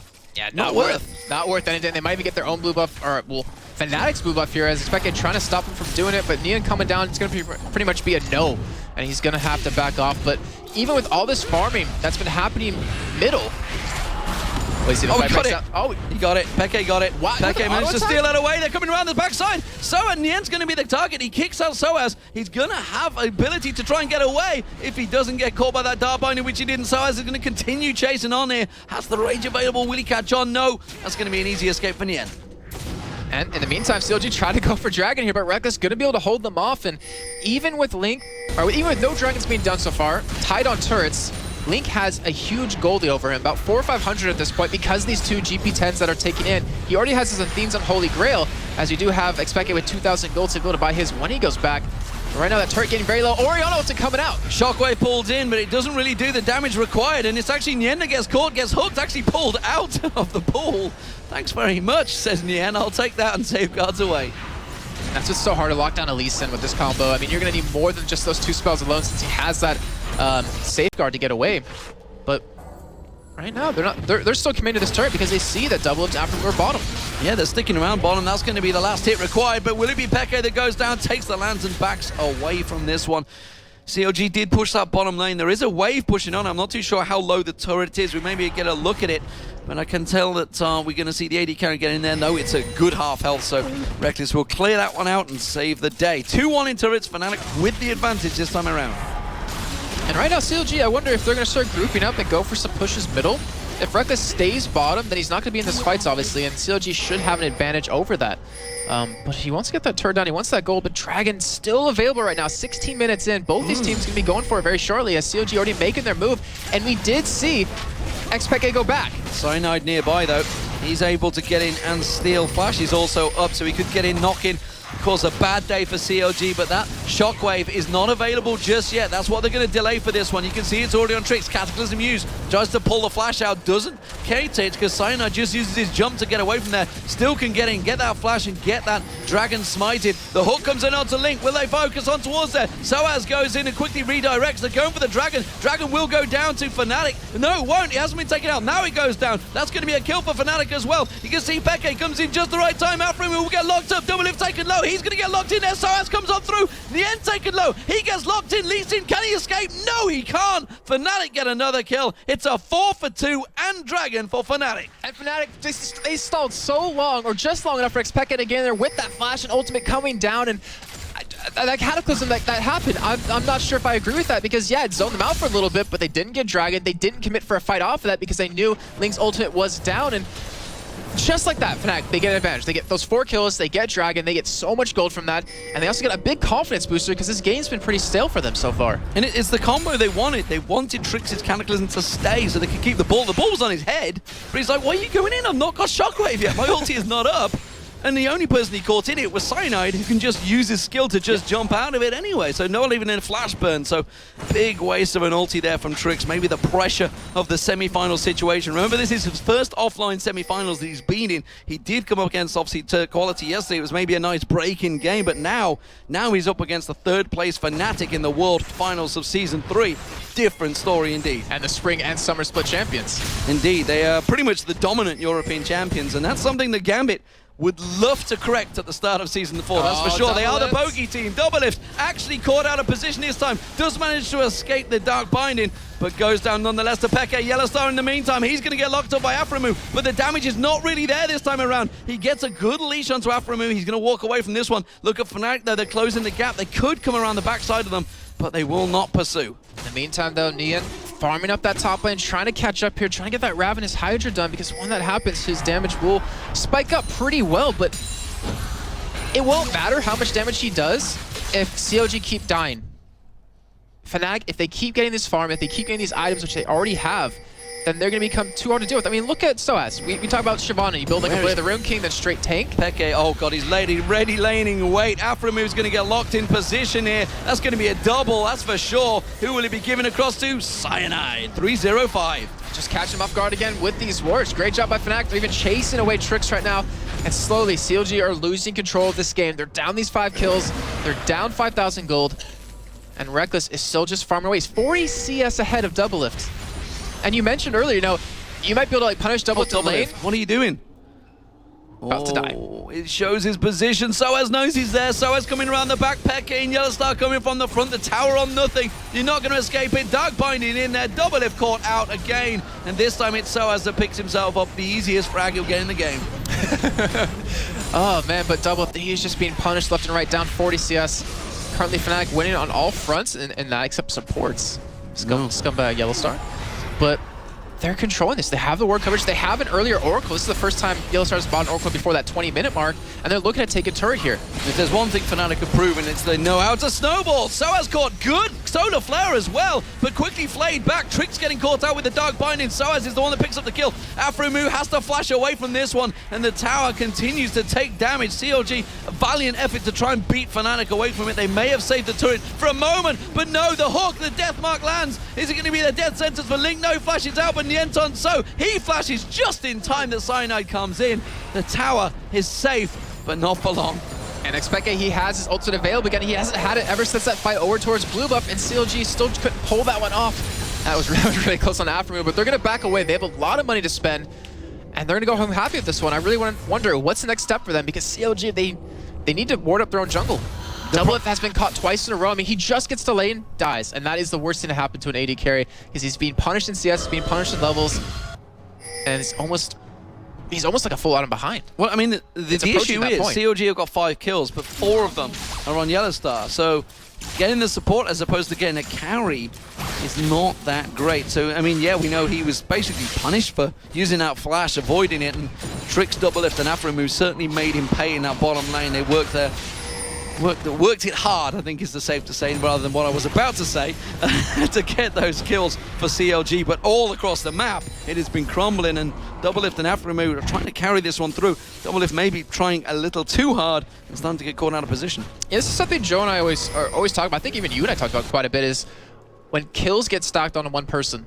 It's a good thing because obviously that person gets very strong, but if they die in a fight right away, or if they're not even in the fight, then it pretty much means nothing. All those kills, all that money went over to someone who can't really help in a fight. And right now, you know, with FNATIC, with that Shyvana, with that Sjokz, they can kill Doublelift very quickly. And he has all the kills for his team. You know, Nien, he's gotten one. He's got a decent amount of farm, but he's not going to really do much more than just that kick. Well, the top lane seems to be the next focus. And you see them pulls continuing to land. The rest of FNATIC coming around the side. Oh, Link, do not stick around. You're going to get surrounded, son. You have to back away from this one. The rest of CLG do join him, but I think it's too late, and that Dark Binding catches on. Safeguard used to try and protect him from any more damage coming in, but FNATIC keep on driving on. Cyanide tanks that turret a little too much for my liking, and that's why he's going to back away. We do see Doublelift taking that bottom turret. This is CLG of old. Continue to counter push on. Can Doublelift drive on through while they hold off FNATIC in this top? Well, in the meantime, we do have xPeke have his ultimate available. They're going to just zone them away from this. They're going to get the turret. We do see Cyanide going back. So it looks like he's going to be able to defend onto that. Oh, no, that turret's going down. He's going to get 2 turrets for free. In the meantime, the top, we've seen Orianna ultimate miss. We've seen Doublelift continuing to drive through on towards inhibitor turrets, and that's what he's doing. Cyanide is there now, there to try and prevent him. So we'll see who's going to win out. A 1v1 versus a 4v4. Peke taking some tower hits is not ideal. And now we see Doublelift backing off. Can they interrupt him? I don't think so. Well, they got sOAZ right there with that ward, so he's going to be able to escape to the rest. FNATIC just going to be running away. And Cyanide was able to hold on to, well, the inhibitor, I guess, there. At least stop the rain that Doublelift was doing over towards bottom. But right now, you know, it's a 6,000 gold difference, but it's still anyone's game. It just depends if CLG can get their combo off, or if they can prevent FNATIC from getting in there and getting that Morgana ultimate to really work. It's going to be the dragon that FNATIC focus on. They're going to pick this one up because CLG are nowhere near, and they don't even want to counter in towards a 5v5 fight. They don't even want to enter the notion of even trying such a thing. And frankly, FNATIC are in the driving seat. The question is, can they punish CLG? If you remember back to the semi-finals against Royal Club, they were in a similar situation and they just left it just a little bit too long, where Royal Club managed to work their way back in the game. And honestly, it was a game FNATIC should have won that Royal turned around. Can CLG do a similar thing and maybe hold off on towards these inhibitor turrets? We're going to find out very shortly if FNATIC can close this one out relatively soon. They're still going for that push on that bottom turret. It's not healthy at all. And Nien, well, all of CLG, they got to be careful. If that Dark Binding lands, you might see FNATIC just commit for that fight. It's like an ion cannon coming through the wall there, honestly. If it lands, you know you're in trouble. The turret, though, just going to get poked on down. Link gets caught out. Ultimate being used by sOAZ. They do catch on. That's going to be Cyanide diving in. Good shockwave pulls back Cyanide. TrickZ, meanwhile, with that Cataclysm, does keep the rest of FNATIC at bay. Doublelift trying to snipe down, but unfortunately, the blood well available for Cyanide will not give him the kill. The culling's not going to land. You can't turn the distance around there. It was a 1-for-1 trade with a tower for FNATIC. The flash ultimate comes in. Who's he going to focus on? aphromoo will get caught. He goes down. Nien caught out as well. That's a double kill for Peke, and a third one comes in as well for sOAZ taking down Nien. That is disaster for CLG, and surely will it be inhib turret? That's the one I'm after. It will be that first one. It will be that one. But yeah, they should have the manpower to go for it. But instead, they're taking away blue. They're going to take this, go back with the money, and just buy up. But xPeke, he had the ultimate up the entire fight, even before he went for that engage right there. And he just waited. He bided his time. He let them get close. And the multitasking he pulled off, pick up 2 kills right there, was a fantastic job by him. Finishes Zoni's Hourglass, even had in a nasty large rod. Right now, FNATIC are at the point where they're going to be an item ahead of their opponents. You see that reflected in pretty much every single member of FNATIC, except maybe sOAZ, who's building a couple different pieces. And Baron, it's becoming more and more like a likely possibility. Well, it's a 10,000, well, 9,000 difference between the two teams. 5-on-3 in terms of turrets, but still yet to break that deadlock and get in towards the base. 16-6, the kills. You can see 25 minutes gone. Game 1 was, what, 24 minutes long. Game 2 around about 32 minutes, and currently this looks like it may be the longest one so far. CLG, don't rule them out just yet. You just saw with a good shockwave, followed by a Cataclysm, can find the right target, maybe backed up by the culling. It could do a lot of damage. It's a good combo. It could work, but CLG really at this moment have to land the perfect combo to try and beat FNATIC back, because in terms of gold, in terms of items, it is a giant gap for FNATIC. I want to believe that if they can survive the combo of Morgana, then they can win these fights. They can survive that initial burst that she can't do. They're going to be missing on quite a bit of damage. It'll be one champion that pretty much does nothing for the next couple of seconds until cooldowns come back up. But I don't know, because they need to get that black shield off of her, or force it onto someone else before they can like potentially burst him down or CC chain him down, or even do that to Rekkles, because Morgana does have that Zonius. And we do have a death cap coming in on Link, so his damage on that ultimate is going to be very high. But he can't, no one's there to back him up. That's the problem, is that Doublelift can't really get close enough to really do anything here. As you see Link just taking binding after binding. And aphromoo, who was so crucial in their victory last game, with his engages, is being forced to use everything defensively. And they've got to be so careful. sOAZ just off at the side, just dying. That dragon wanting to leap in, and just like that, they just zone them out. Binding, followed by a pull. They keep them at bay. Doublelift is actually pretty fed now. If he gets some free time to actually land the hits, he will do a lot of damage if he manages to get onto a single target. But that's the problem. It's a single target, and they haven't got anything to follow it up. And the thing is, he has a giant dragon in his face, and he has Cyanide in his face. And he can't deal with both of them. He can't really even deal with one of them right now, with that Random's Omen being finished for sOAZ, and the Warrior's Veil picked up for Cyanide. So he needs to have the rest of his team help get those two down, because if that happens, he can take Morgana down. He can take Rekkles down very low, but Rekkles should be able to out-DPS him in a straight head-to-head fight. But then you have YellowStar with his ultimate, his hook, if he lands it. And right now, Doublelift, he's being very aggressive bottom lane with aphromoo. Nien just having to use that ward to escape. I was thinking, Nien, you are out of position they really want to kill. Oh, look at Cyanide. The ping's actually on the backside of TrickZ.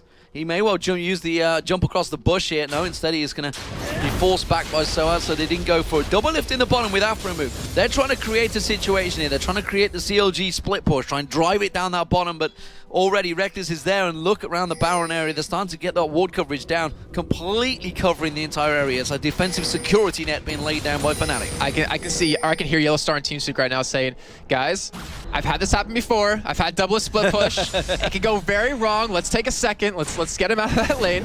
As Rekkles actually getting caught. Rekkles getting locked up, but there's not much damage following through. Now it will. Doublelift in there. He may get aphromoo down. Can he turn this one around? Rekkles has got a lot of damage. Uses the barrier out there. Cyanide comes in, and Doublelift is wrecked. Oh, look at Cyanide. He raises his hands up in the air with joy, like, yeah, that just happened. So they pick up those 2 kills. Now they can push down on an inhibitor turret here. And he's still happy. Look, they're high-fiving each other. Wow, they thought they caught him out, and they have. That's going to surely be the inhibitor turret. I don't think TrickZ and Nien can stop this one. Nien getting caught by the dark binding. TrickZ is having to use that shield to beat them away from this one. They're just waiting for that AD carry to catch up there. We're already seeing that Rekkles is making his way up there. That's going to be the inhibitor going down. Surely will follow. I don't think they're going to push on through here. They will back up, but the dark binding on TrickZ, that's going to trigger the alarm bells, and TrickZ having to slide away from that one, the combo.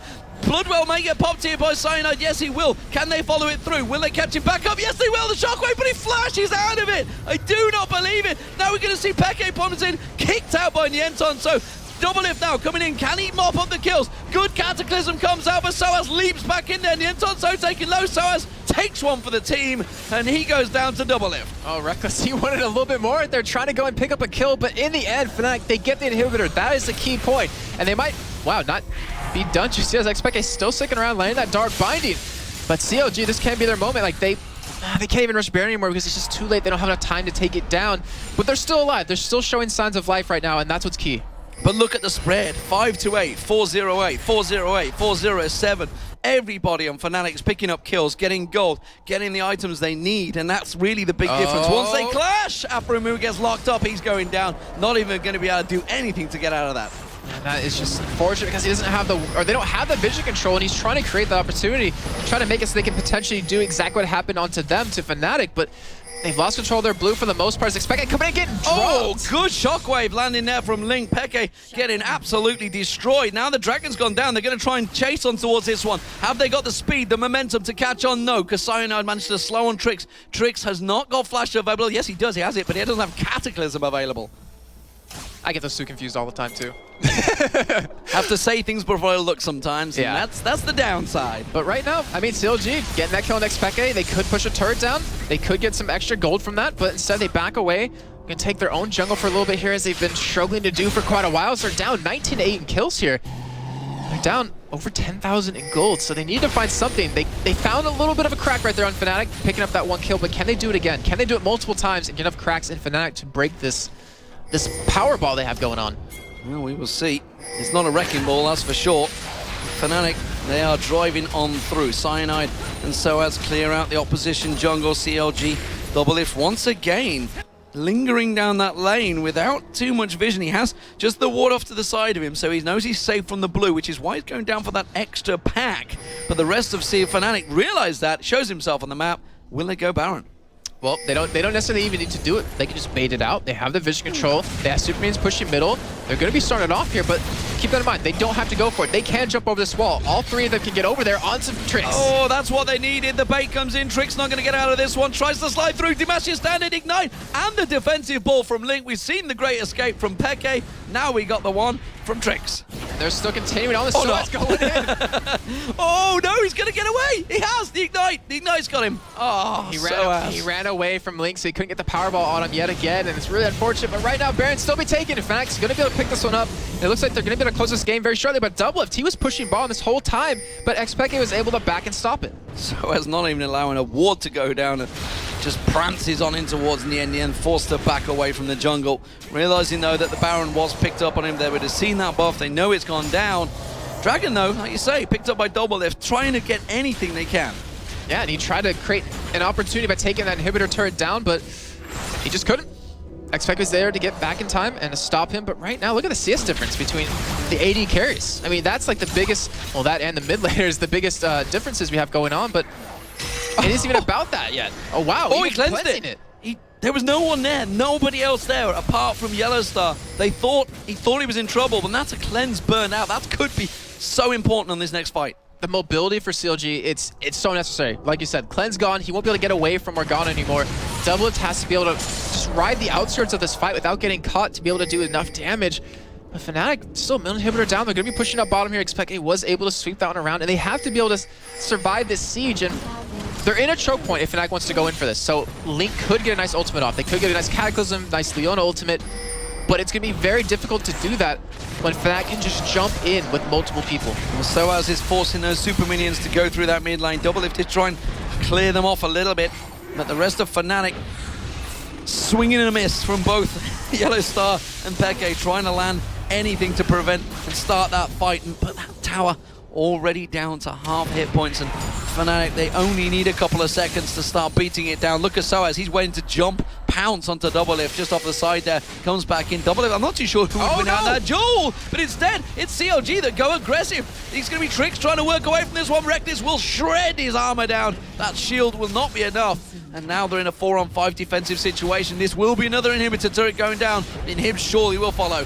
Oh, xPeke flashed in. Flashed in. Will the ultimate get popped? Nien gets caught out there. The box is thrown out. That's going to be Nien going down. Link gets just melted down there. Doublelift on the fountain. Will they dive on towards him? He's the last man standing. It doesn't matter. The Nexus turrets will be the focus once they can get the inhibitor down. This should surely be the game for FNATIC. 2-1 will be the score in the Intel Extreme Mats, the semi-finals here in Cologne. They will be facing GAMBIT in the final. It's all Europe, ladies and gentlemen, dominating the semis. And FNATIC, after that last game, it looked like something went a little wrong for them, and they fixed that problem very quickly. Doublelift going in for YellowStar here. He does get him, but for the cost of his life. And that last fire that just happened, Link, he tried to ult Rekkles. He tried to hold him down. Just want to stop right there for that, but it didn't matter. xPeke, he got the black shield up. He was able to keep him alive, and from that, they take that victory. Very well done by FNATIC. GG, well played from both teams in chat. I can tell you it's all fair, it's all square. They are all happy in love and war, but it's FNATIC that come out on top, and you've got to cast your mind back to that level 1 engagement. Nien getting caught out by that flash hook. Great play from FNATIC, and 25-9 was the total score. I can quickly do a quick rundown. 8-0-9 was the score for Rekkles at the end there. 6-6-2 for Doublelift. So I think overall Rekkles may be winning, but Doublelift has proven in that last game just how good he is as well. I think everyone could agree, though, that both these AD carries are phenomenal players. They really are. They did so well in their own respects in their different games. And I'm happy that everyone else got to see that. I mean, it's been so long since IPL 5, as you see right there. There we go. That's the hook we like to see. The two AD carries. See, it's all respect, really, honestly. Good bit of trash talk. I guess effectively it's like the fighters. They build up the trash talk to build up the hype to get the viewers. Yeah, and you know, you heard Double talk about it earlier. Like, once something like this happens, he loses, he's not too cocky that he won't look back and be like, okay, I need to work on this, I need to practice. And he has that drive that not a lot of people have, where he wants to be the best. I mean, he always says he is, but he definitely wants to be it. He wants to prove it to everyone, and he's going to work harder and probably come into the summer split or the Battle of the Atlantic with something different. Well, he got a pentakill at the All-Stars, so I don't think he's got too much to prove, honestly. He is a fantastic AD carry, but it's FNATIC that go through. 2-1 was the score. Unfortunately for North America, they only picked up 1 win against the European teams. That's not the best result they could have hoped for following the exit that Cloud9 had. Honestly, I had this penciled in to be a Cloud9 FNATIC finals, but it turns out it's FNATIC GAMBIT again, and GAMBIT themselves were probably cheering on CLG there because they do not have a good record against FNATIC. Yeah, they really, really don't. And this is what I'm looking forward to in this game. You said it before, you know, FNATIC, they're the reigning champions between spring and summer splits. GAMBIT, they have something to say about that. They have something to prove here. They want to finally beat them and show everyone else that, yeah, we're still the best team, or we're the best team yet again here in Europe. And it's going to be an insane set of matches because, you know, we heard from people, and you mentioned it, FNATIC haven't been practicing. They haven't been looking that great recently. But they showed it there that they still have it when they need it. To me, though, in terms of teams that we just watched, GAMBIT was strong this morning. Yeah. They were really I don't know whether strong. I should go against GAMBIT ever again. I don't know. I Maybe never not. do that because I don't want to lose the friendship with them. Sorry. I'll work on gaining it back, don't worry. You have to go through the belt. A bottle of vodka with Groove. We'll be all good. Not too sure I should be talking about that on stream, but nevertheless, that's what we're probably going to happen. But yeah, the Intel Extreme Masters Finals in Cologne. Obviously, the Amateur Finals will be coming up after this one as well. That in itself is going to be a fantastic game. Copenhagen Wolves versus Ninjas in Pajamas. And I wonder if Rekkles is going to watch this game and root on his old team, because remember, he played with Copenhagen Wolves through the entire summer split when he couldn't play in LCS, I think even the spring split. It's going to be a good set of matches. We have 2 finals coming up here, Demon. 2 finals coming up. You don't want to miss it, but something you definitely don't want to miss is the analysis that Krepo is about to give us. And Joe. Thank you, Krepo, for that lovely introduction. But game 3 there, a good finisher in my eyes. Talk us through, you know, your key moments of that one. There was quite a lot, I think, to talk about in it. Well, it all started out by the first pick, Shyvana. And that's pretty much the entire story for me. I feel it's such a strong champion, and it definitely put the game in its final fold already, just from the get-go. I mean, sOAZ is a really strong top laner. Plus Shyvana, it's really hard to deal with. Other than that, the picking phase was pretty interesting and pretty well played by both teams after that. The contestation of Leona again, early pickup by CLG. Good counter by FNATIC saying, hey, we're not going to go for Annie again, we're definitely going for Thresh here. For a multitude of reasons, Thresh, the Flay, could interrupt the Xenoblade. We saw that a few times. Then aphromoo played beautifully around that. He went opening with his ultimate, going for the immediate stun lock, and then allowing himself to Xenoblade in while, say, Thresh was stunned. Good follow-up from Trick, but they focused too much on YellowStar. Yes, they got him twice. They got his flash, camped him again. But meanwhile, Rekkles, he never died. He never died in the last 2 games. He died once in the first game.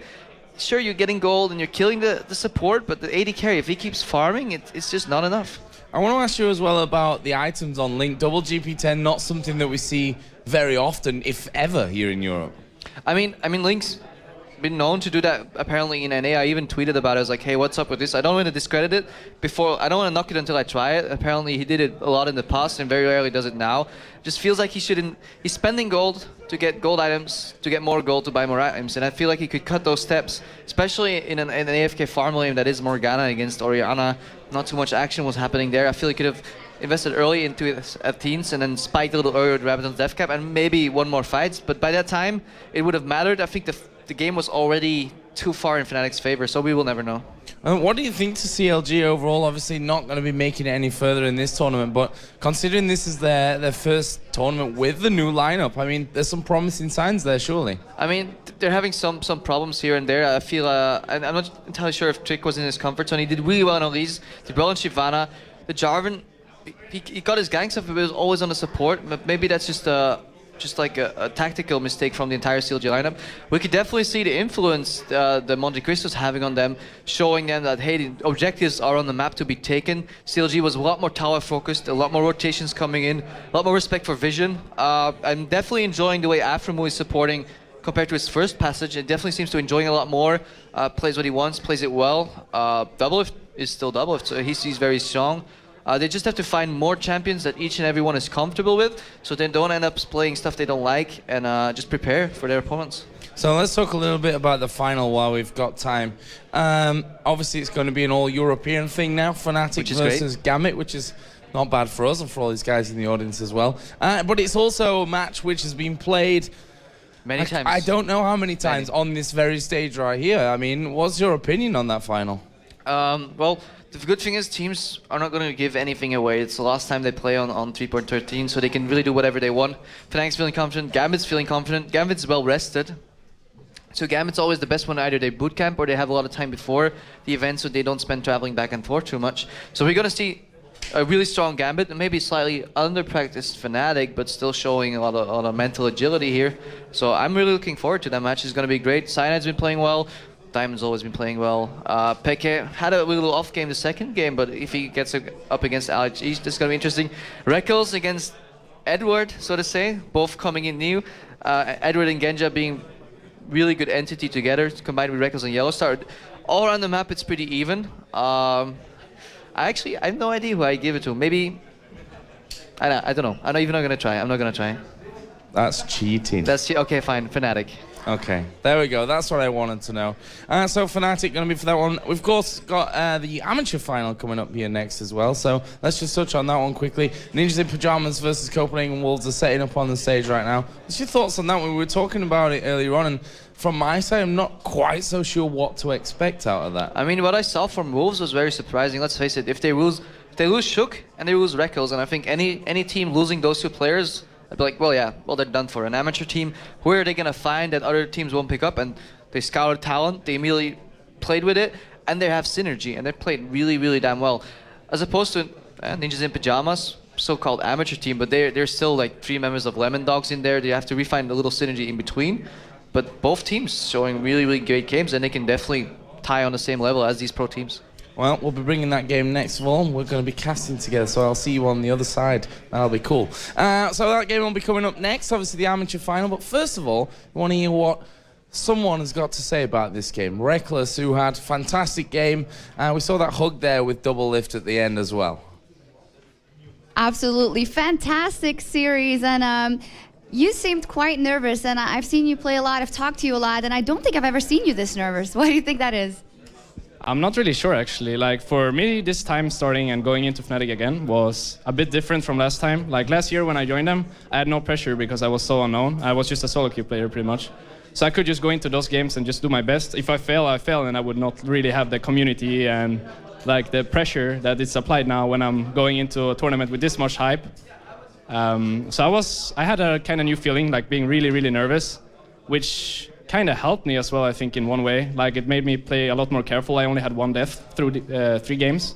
So I think it has its good and bad side, but overall I was fine anyways in the 3rd game. How much of that being nervous you think was inflicted upon yourself because of the whole social media thing going on?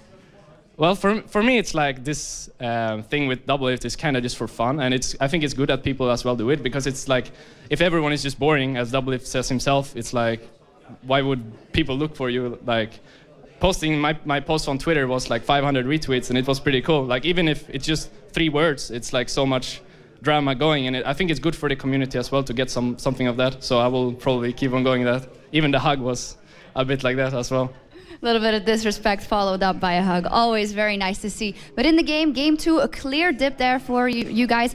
Where do you think it went wrong? Was it picks and bans? Was it decision making in the game itself? Pretty much the second game we had a few picks that shouldn't, like, we didn't never really practiced or we really like put focus on. For example, Astral, we have been practicing in a different way with Trash, for example. But still, I don't think that was the main problem. But like, their 6 was so strong and we couldn't really do anything because we didn't have any hard engage. Like, if we had Ashe, for example, we could arrow and try to engage hard. But I think it was mostly as well like decision making, because we lost so many towers and drakes for no kind of reason without gaining anything else. So I think if we would have played that game again and did better decisions, we could have probably won it. You went for Ashe, Corki, and Ezreal. And on the other side, a lot of Jinx, a lot of Lucian, we know Doublelift plays and says they're very strong. Why is it that you don't pick them or don't like to pick them? I think it's not personally, because I play actually both Jinx and Lucian a lot. Lately, at least, because they have like the flavor of the month thing. But for the team, which we want to win, of course. And for the team, playing like Ashe, Estral, Corki, like something high, really, really high damage, or something with CC like Varus or Ashe, it fits the team so much better because Peke and sOAZ is already so good at what they're doing, and they play so much damage. Like Morgana and Shyvana had so much damage that game. So even playing Ashe that game would be so good for the team because I could engage and they could just finish them off. So it's either me playing something that like last hits people because they're already so low, or me playing something to engage so they can last hit. So it just fits the team better, I think. All right, now, of course, you beat Doublelift and aphromoo, and we have Genja and Edward waiting for you guys in the final. I mean, I can't even wait. And I can think that you're going to be very nervous as well. How are you going into that matchup? I think the pressure will be relieved a bit from me, though. Like, personally, I feel a lot better. Like, already in the third game, I was playing kind of my own game, and the pressure being relieved from my shoulders was pretty nice feeling. But going against Genja and Edward is going to be a bit different because they play like very more aggressive than like Doublelift and aphromoo is really good, but we were lane swapping twice, I think, so I couldn't really get the feeling of what they wanted to do. Just the first game when they went really, really deep and I got double kill, but I guess that didn't count. But Genja and Edward is really good, and we scream them a lot as well. And Genja for me is probably the best AD carry in Europe, so going against him will be a huge challenge. Can you tell me finally, we had that face-off in the bottom lane at the end of game 3, and Leona got on you, and then you were 2 versus 1, and then Cyanide came in to help you. What did you say? I told Cyanide to stay away, but he didn't. I don't know. It was just like I was so fed already by that time, so I could 1 versus 2 them because they were really far behind. But for me, it was just a cool moment, and those moments you really feel good about them as well. Yeah, and it was just an amazing series, of course. All props to the entire CLG for a great performance as well. Good luck in the final later versus GAMBIT Gaming. Thank you very much. And as for us, we're going to be going over to Paul. Thank you very much. Yes, end of the semi-finals now confirmed with a fantastic result in that game. And you heard what Rekkles had to say. It was a brilliant 1v2 right at the end of the match as well. We really, really did enjoy that one here in the auditorium here. We also wanted to remind you that the Facebook competition is still going on, so you can still submit your favourite ideal League of Legends champion, the one that you make up. It can be in the written word, or it can be in the form of a series of photographs, or do what one of the guys has done and just write an entire catalogue. He could almost send it off to Riot as a brilliant idea for a challenge on all the champions. So if you've got an idea of your own, you've always wanted to get it out there, post it on our Facebook page, facebook.com/IEM. It's the very first post on the page as well. You can also interact with us via Twitter. It's also IEM, and also use the hashtag #IEM. You were one of over 260,000 people that were tuned in for our semi-finals. Can we make it even more? Dare we dream to have even more of you tune in? We hope so, because our finals are coming up next. It's the amateur final first, Ninjas in Pyjamas versus Copenhagen Wolves, and then a little bit later on, it's the end of IEM Cologne with our grand final. So make sure you stick around. We've got more on the way.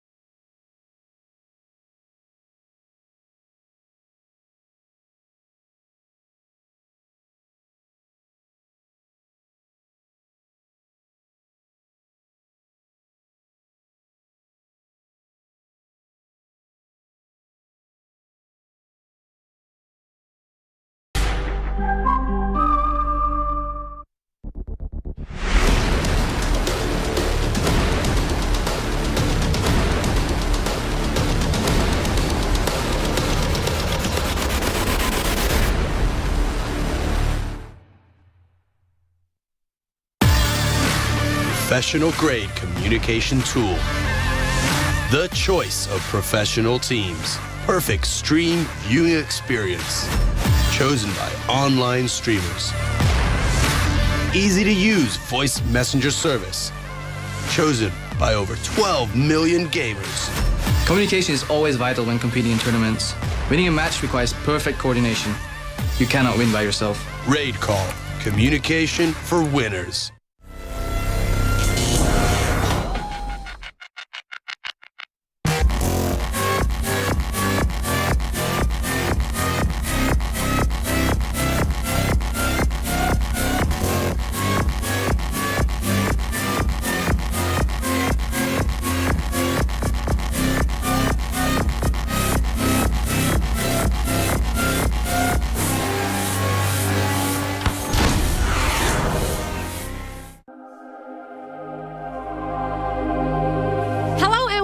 Welcome to the Intel Extreme Masters Singapore.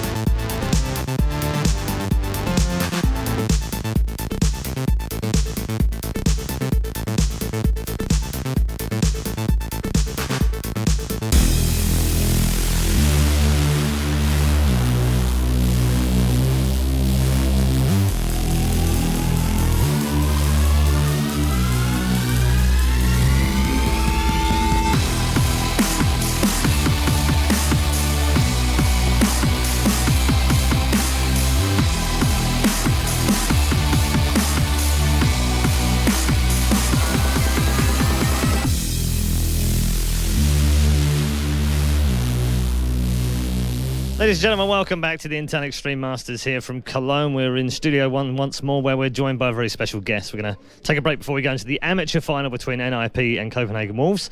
Glad to say I'm joined by xPeke. It's been a little while since I've talked to you from FNATIC, and I guess firstly we have to talk about that last game. Just a fantastic way of finishing it off, 2-1 win. And did everything go the way that you wanted it to go, even though you lost the second game? I still did. Like, the first game was our perfect game. We got the heroes we planned to. They didn't get anything that was scary for us. And the first game was like, yeah, perfect. The second game, I think the picks were not the best. We could have picked better. I didn't want to play Orianna, but I picked her. And it was not the problem. I think the main problem was in one action when I don't know if we were ahead or not, but in one action we lost like 3,000 or 4,000 gold. They went bottom, they killed someone, they killed me top, they took the turret, and then after that they took Drake and me turret. And after that it was like, what can you do? That's 4,000 gold plus levels. Let's go back to the first map, because I don't want to not talk to you for the next 10 minutes or so without mentioning that escape. As a Nidalee player and a Nidalee fan, I was sat there glued to the screen thinking, oh my God, how is he going to get out of this? He's never going to get away. And not only did you get away, but it just went on forever. Talk us through it. I don't even remember how it started. Started bottom? Was it bottom? Yeah, I think bottom. It was bottom. It was into the bush, and you had virtually no health left. I used jump, and I had like no health at all. But I still had barrier. And flash? No, I think I burned flash. No, you burnt flash already, but I had barrier. I realized it was not needed. I could just keep running. I healed myself once. Then I keep running, and like, these guys probably think I don't have barrier, so I'm just going to go through 2 turret. Vladimir is gonna probably ignite me or ultimate me or whatever. He had flash cost, I think. He's gonna do whatever and leave me die to turret. So I'm just gonna barrier there. So I do that. He stopped chasing. Then they tell me Riven is coming through the jungle, and I'm like, oh, I'm just gonna keep going to their base, and I keep going up. Riven fails the ultimate. Then they are like, just come through the jungle, and I'm like, no, fuck it, let's just go through the through the top turret. And I survived like with 1 HP. I healed myself, and I survived the turret hit. It was like kind of lucky, kind of. At some point, I knew what I was doing, but it was kind of lucky that they didn't react all the way. Yeah. At some point, you knew what you were doing. Yeah. At some point, after I ran for you fooled me. After 2 minutes, I knew what I was doing. Yeah. Right. Okay. And in terms of the little showmanship between Rekkles and Doublelift, what are your thoughts on that? Is that just a good bit of fun to I think it's cool. I think it's cool to have that stuff. Like, it means a lot in League. Like, how do you call it? Clash between some players. Yeah. And I think it's perfectly fine to have Rekkles tweeting something like, you're gonna get wrecked before the game to Doublelift, and CLGB like, let's see if he can keep his war and stuff like that. That creates drama. That makes the game more interesting, because every time Doublelift died or Rekkles died or something, I'm sure the chat went crazy when they double kill bottom, Rekkles and YellowStar. When they double kill, I'm sure the chat went crazy, and I think it just makes it more fun. And it's nothing personal. It's just in-game stuff, and I think it's totally fine, and I like it. So Rekkles was with you a year ago, IEM Cologne last year, and it's taken him a while to come back because obviously he was very young. He's still only 17. Seems like he's been around forever. How good is he now, and how good do you think he can be in the future? Okay, I see. He's actually exactly where we left it. Second place of Cologne. That's the last thing we did with him last year. So now we should try to get the first place and improve. But I think the difference is that last year there was no one at his level. There were like really little AD carries at his level. Maybe him and a couple more, like 2 or 3 AD carries that were that good. He's still really good, and I think he can still improve a bit. But there are a lot of good carries now, because with the LCS, people started to play a lot every day and strategize more. Everyone knows what to do, where to do it, and I think there are a lot of really, really good carries. So Rekkles is not gonna be like crazy, like he's not gonna be every game 10-0, but I think still every game he's gonna be stable. He's gonna have every game good CS, and he's probably he's gonna have some of the games he's gonna carry them. Some of the games he's gonna be there. I think he's gonna be really good for us. Okay, let's just rewind the clock a little bit to a couple of months ago. Worlds was a great run all the way to playing Royal in the semi-finals. But overall, did you finish it and come home and think, damn, we should have done better, or did you come home and think, actually, we did a good job?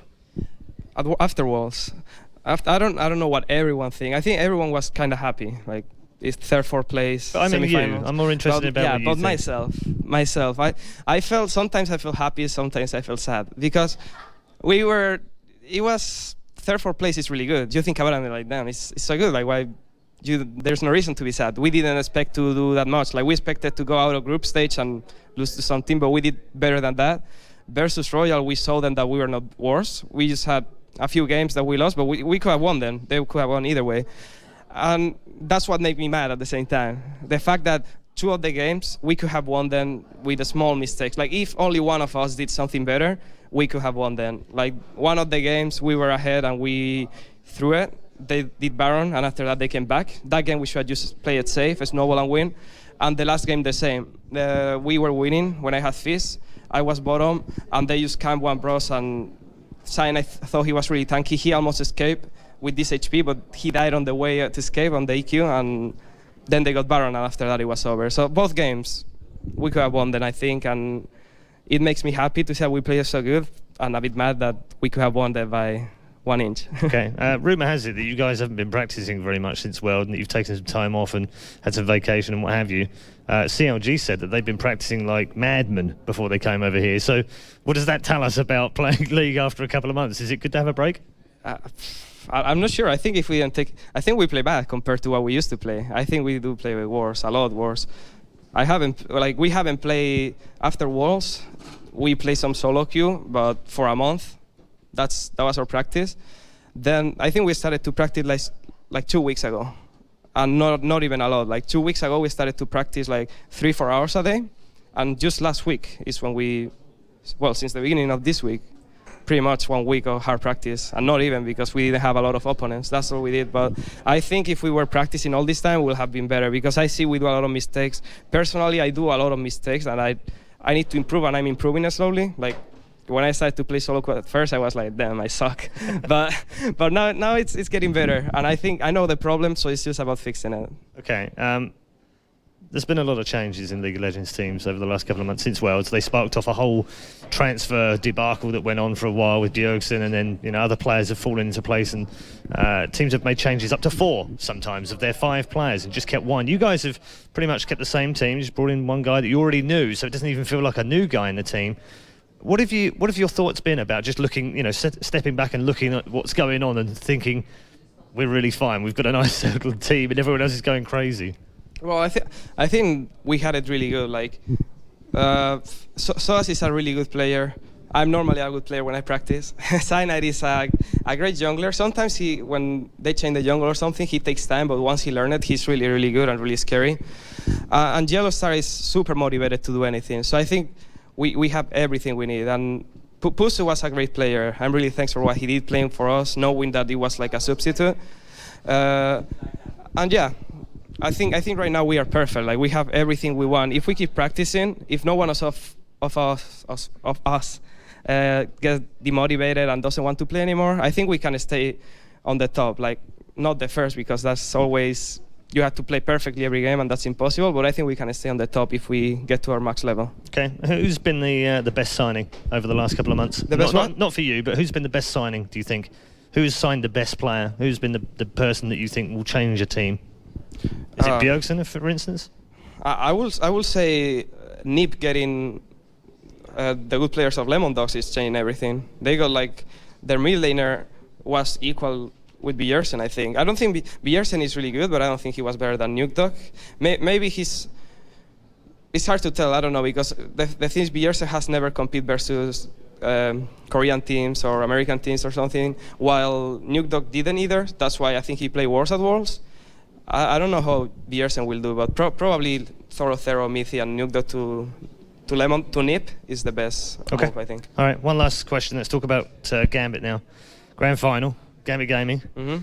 How do you think you'll fare? I don't know. For me, this feels like an LCS now. Yeah, like another week in another game. There we go again. But there's a lot of money on the line, and there's a trophy for grabs as well. First one after the World. Yeah, the trophy. I saw it before. You did. I saw you eyeing it up. You like the look of it. How did you see me? I did. I saw you, though. You had your shades on. You were checking it out. You had one hand on it. Yeah, it will be cool. Last year we didn't make it to the trophy. We were so close. One game. Hopefully, it's GAMBIT. GAMBIT is always fun to play. We know each other a lot. They know us. We know them. We have been without practicing each other for a long time. So I think it's going to be really exciting. And I think once we beat the American teams, we are not so nervous anymore. We are happy. Like, they didn't take their revenge yet. So I don't know. I think GAMBIT and us, we will play our best, but it will be a fun match. All right, okay, quick prediction. We're going to go over to Sjokz in a minute. She's going to introduce the next final, which is actually NIP versus Copenhagen Wolves. Got a favourite there? I will actually say 2-1 NIP, but I think Copenhagen Wolves are really good. They played really good yesterday. I think they could be, but I still say 2-1 to NIP. All right, thank you very much. xPeke there from FNATIC. Thank you very much for joining us. He says 2-1 to NIP. What do the experts say? Let's find out with Sjokz.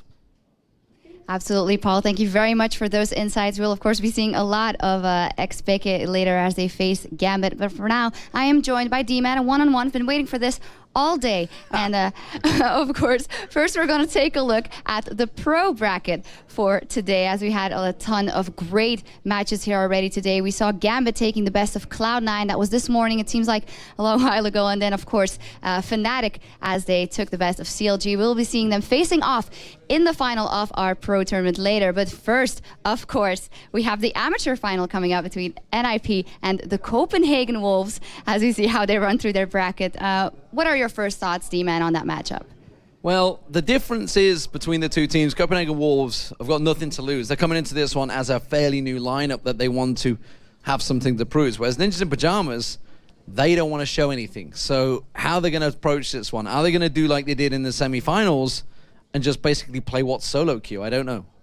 Maybe we should take a look at those lineups that you were mentioning, starting with the lineup for NIP. And of course, as we mentioned yesterday, they have 3 members that they took over from the LemonDogs roster. And what we said yesterday after those 3 games versus TCM, they seem to have the bug that LemonDogs had at the beginning of the split, that they weren't able to finish games. It's not a bad bug to have, because LemonDogs did finish top of the league after the 28 games, but as you say, they are very slow, drawn-out games. And as was proven at the World Finals, that doesn't work out on the international stage. Right now, though, what counts is beating what's in front of you, and that is the Copenhagen Wolves. So maybe that's the style they're going to have to stick to and maybe develop it in their new gaming house that they've got in Stockholm. It's something they can work on. Yeah, absolutely. And let's take a look at their opponents, at that roster for the Copenhagen Wolves. As we said yesterday, they have, of course, Forgiven that's been coming in for Rekkles, who had big shoes to fill coming in as well. Amazing in the jungle coming in for Sjokz. What was your impression of them yesterday?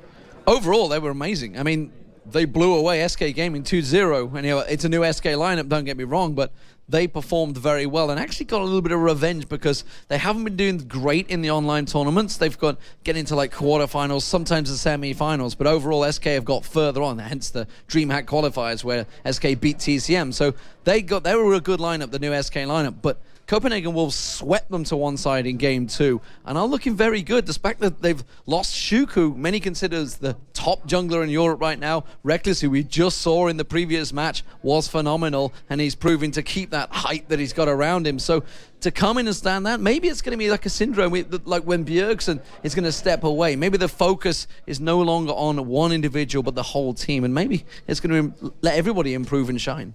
Yeah, and also, when you talk about Bjergsen, we have, of course, Koutard in that Copenhagen Wolves lineup, who filled in for Bjergsen in the beginning of the spring split, and then never really carried the team. But I have to say, yesterday I was very impressed by his Kassadin play, especially in that last game. Yeah, and his Zyra play as well. He's the only person that's played Zyra mid for as long as I can remember, honestly. But you do need to remember he never actually won a game in the LCS. It's a bit harsh, but it's also a fact.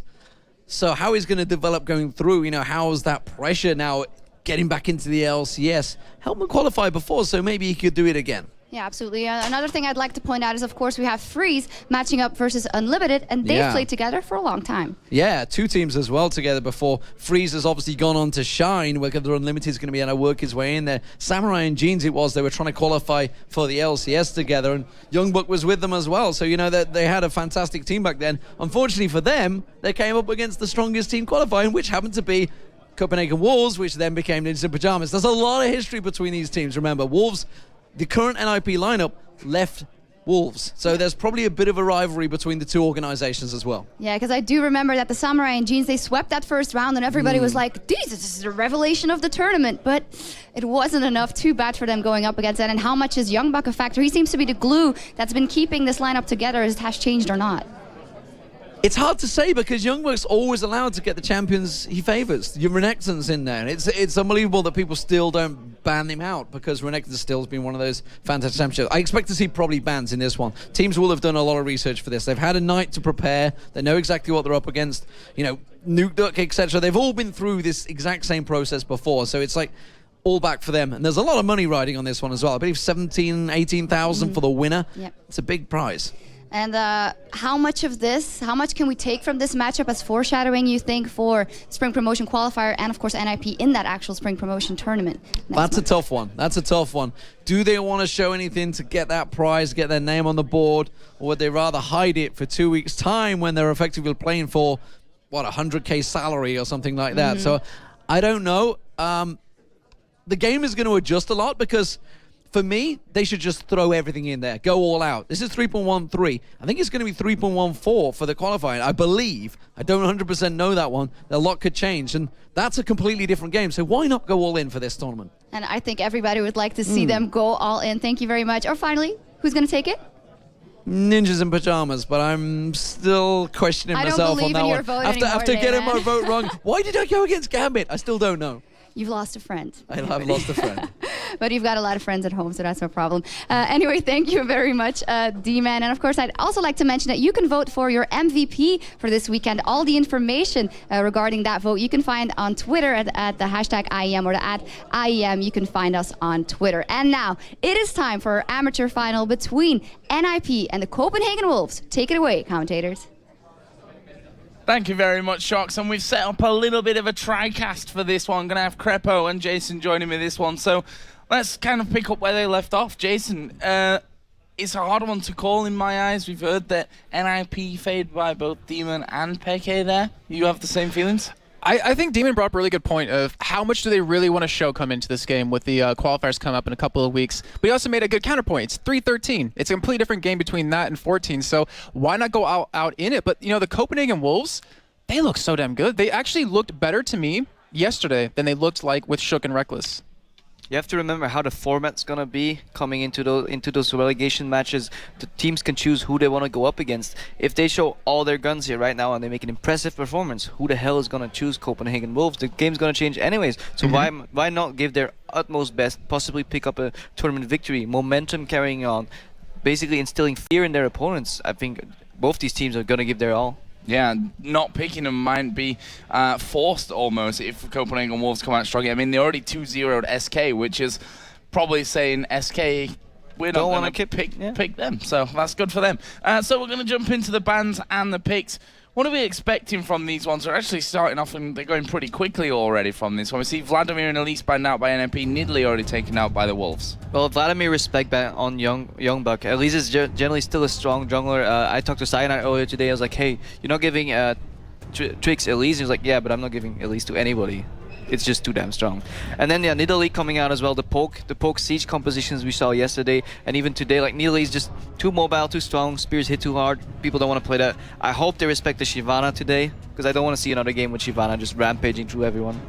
Yeah, I mean, Shyvana, you're completely right, as we do see it finally banned out, but it was just so well done. Cyanide actually really impressed me in the jungle with her, using that speed to his advantage, really getting through the jungle quickly and denying as much as he could away from TrickZ.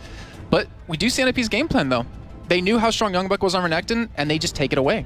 Then again, Youngbuck did play Jax yesterday, I believe, or he actually has a lot of experience on Renekton, so he will be able to deal with it. Immediate Lucian pickup, definitely strong in Korea. People here seem to favor it as well. I'm agreeing with all these picks so far. Well, we'll see what the Copenhagen Wolves going for second pick from that one. Annie, who has been the most played support up until now throughout this tournament. She's been extremely popular. And you see when she works extremely well with that stun. Edward coming in with that 4-man dragon stun earlier on today was just game-changing. It really was. And the Lucian, I wonder, this is something that really worked for me, or really confused me, was Coutard only played Zyra back in spring in the qualifiers for LCS. He's finally changed it up. He's shown he can play Zyra still to a top level, taking on Jesus on SK, but he also played a Caston to a really good extent. So he's been really changed up his champion pool. Has he worked on AD carries potentially mid lane? I don't know, but if he knows how to beat a Riven with Kassadin, he probably knows the strengths and weaknesses of say AD carries in mid. So I definitely think he knows exactly what he's up against and what he's doing, because I mean, if you tie farm Kassadin in a Riven matchup, you're probably doing it right.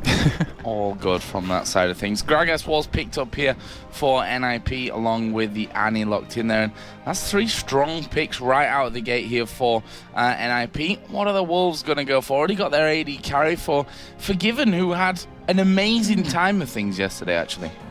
Shen being hovered over, Fiddlesticks locked in. I imagine that's going to be support with Lee Sin in the jungle already.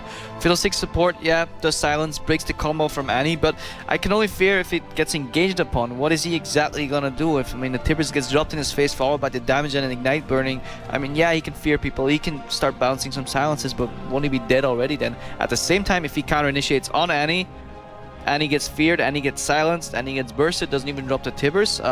It will come down to how well Unlimited plays this Fiddlesticks.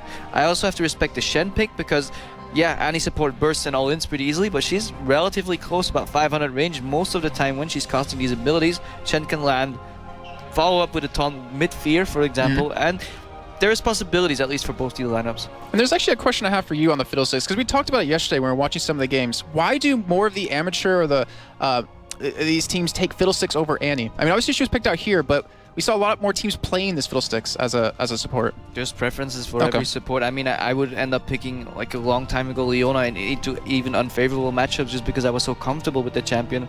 Depends what you played. I can't really tell. I haven't asked all of them personally, and I'm not going to speak on their behalf. So Fizz looking like it will be the final pick here for the Copenhagen Wolves to go up against Nukeduck's Gragas. We also saw the Nunu being locked in here for hyrqBot, something that he played in game number 1 against TCM yesterday. That whole Nunu, Caitlyn and Annie, actually, they had in that combo that won them the game.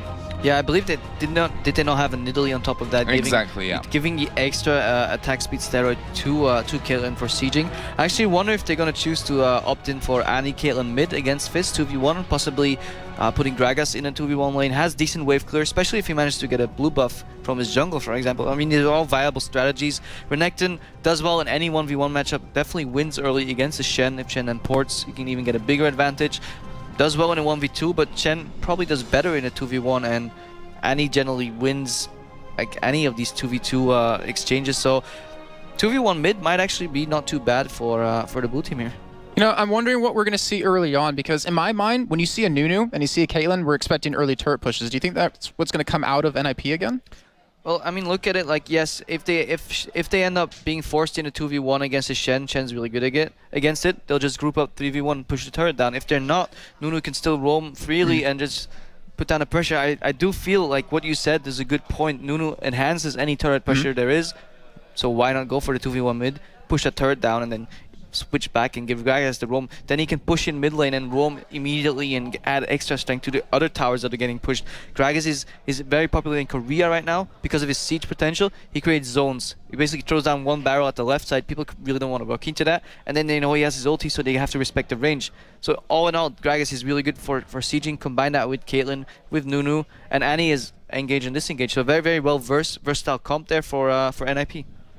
Well, here we go then. We're going to get into Game 4, the first of this best-of-3 grand final for the amateur tournament here at the Intel Extreme Masters Cologne. NIP on the blue side going up against the Copenhagen Wolves. Let's talk a little bit about level 1. Yeah, I'm looking at this, and I'm seeing Mithy going for 4 green wards here. He's not actually going for any pinks whatsoever, and against like a Fiddlesticks, that's kind of... Actually, no, Fiddlesticks, sorry, picking up the pink ward is kind of necessary if you want to go in a 2v2, so you can obviously get your engage on, but... I don't know, what does this kind of show you, Krepo? Because it looks like they want to go for some sort of aggressive ward coverage. Okay, both teams actually having the same amount of pink wards there. Annie going for 4 pinks, while Mithy is going for 4... Unlimited, rather, is going for 4 pinks and a pink ward. Basically, Fiddlesticks is sacrificing some potions, some sustain in lane for more ward coverage, counter warding. Might indicate that they actually want to go for a 2v1 rather than a 2v2, because in a straight trade potential, you lose out if you have a less number of potions, but in a 2v1 you end up not trading, you just deal damage constantly because the solo laner doesn't trade you back. I like a pink ward. I think every team in competitive should have at least 1 pink ward to use anywhere. I think 3 green wards, even if you end up lacking the wards, you can play around it. Not having a pink ward might put a bigger burden on you, but who am I to disagree with Mithy? So let's get into it then. We just had a bit of a mini-map bug for two of the players, it seemed like. But that seems to be all fixed, and we are back underway with this one. So what do we see here? At the moment, Copenhagen Wolves on the bottom side of the river. A 3-man team just pushing through to get those deep wards in on the red buff side of the Copenhagen Wolves jungle. Yeah, and NIP is not spotted. That means there's no counter invade coming out of the Copenhagen Wolves. They're a little scared, although Fiddlestick Shen does offer a really good invade. Yeah, and if they get that fear with the taunt, they can probably burst someone down really quickly with Fizz on top of that, not to mention Lee Sin, but they're going in for an invade on the red here. They want to contest it, and NIP have already put down 2 wards over towards the top side of the jungle for the Copenhagen Wolves, so will they go for an invade because they have that Nunu? I guess it's a very likely possibility. Let's have a look at some of the starting items as well while we've got time, since most of them just backing off from that one. Pretty standard stuff. Crystalline Flask in the mid lane for both, and Shen Renekton starting off Doran's shield. Nunu starting off with the boots, something that you can do when you've got to consume. And look at it, I think it's gonna go as I predicted, two people in mid. Having double support and AD carry in mid allows you to either go invade left or right or start at any buff. It gives you so much power in the central part of the map. They went in and warded, and now they're invading with Nunu, which makes it really easy. But Fiddlesticks comes in.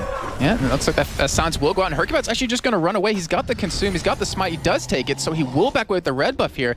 A lot committed just for that alone, but already Cowtard, he was heading down towards bottom for a second. Yeah, basically Fizz is saying like, guys, I don't want to lane against this. Like, somebody swap me, and Shen's like, well, I don't want to lane against it either. Just send me against Renekton. Like, what are you gonna do? And then I guess Lucian and Fiddlesticks are pretty happy because they're laning against the Gragas. But I think NIP definitely winning hard here with the level 1 and with the strategic mind. So Copenhagen Wolves are moving over towards that red buff to equal up the score on that front. Amazing, gonna smite that one down whilst hyrqBot is doing his blue over on the other side. We'll see if he actually makes his presence felt in one of the lanes. Currently Freeze and Mithy are gonna be putting that pressure onto Cowtard in this mid lane. Have already taken a few pot shots at the tower. Yeah, doing a good job of really forcing Cowtard to miss on CS. He's only 2-7, which I guess you kind of really expect here. And I'm really curious because you mentioned a little bit earlier, having that double support with that new jungle coming around towards middle, they can go for some pushes, they can potentially go for kills here. Zorozero getting taunted. Yeah, that taunt could be dangerous. Amazing actually going to be coming around the side as well, and in the end misses the Q, and that allows Zorozero to just walk off. Great use of Slicing Dice. Exploited a gap that there were no wards, but then good reaction by NIP sending Nunu mid. You know, Cowtard has to use his E offensively to clean, but he can't even do that. Look at how chunked he gets right there. Wow, so much damage coming out, and they're not done just yet. As you see the rest of Copenhagen Wolves coming down from that top side, they're trying to stop this here. Will there be potentially a kill coming in? Because if you get that middle fear off, he is level 2, they could have something. But instead they just back away. And how does this work with Gragas now? Because they're giving him free time to farm. Yeah, but they pushed him up and then they relieved the pressure in mid by rotating. This is a good call by Copenhagen Wolves, else they would have probably even lost the tower right here. Now, where did they go from now if Gragas starts pushing back? This is the question. Step 1 was good, but what's step 2 gonna be? Maybe Fizz on top. Well, let's see. Fizz is headed towards that top side right now, and Cowtard is going to be going that way. So that'll leave us with the duo lanes in the middle at this point, and we can see the CS at this early stage. Gragas and Fizz just talking about them. 17-4, Gragas having lots of free time to farm up. Yeah, and that's going to help him out quite a bit here. I'm curious to see what item path he necessarily wants to go. I've seen quite a few developing lately, like sometimes an early Lich Bane for some reason, but right now, the AD carry supports, you're saying Annie, it depends on who engages on who here in the middle lane, but with the bushes being on the sides, it kind of, to me, hinders Fiddlesticks a little bit. You can't have that surprise factor. Yeah, Fiddlestick doesn't gain too much from all of the surprise factors. Pretty much going to be poking back and forth. Caitlyn outranges Lucian slightly. Annie is a little bit far ahead because they're dictating the pace. You know, if you make the enemy chase you, you're going to lose out here and there all around the map, basically. And you can see that already. Favorable trades going on in the mid. Yep, and then down in the bottom, hyrqBot just visiting on towards Youngbuck's lane. Forgiven in the mid lane did go very, very low as well. Can imagine that was a Piltover coming across them.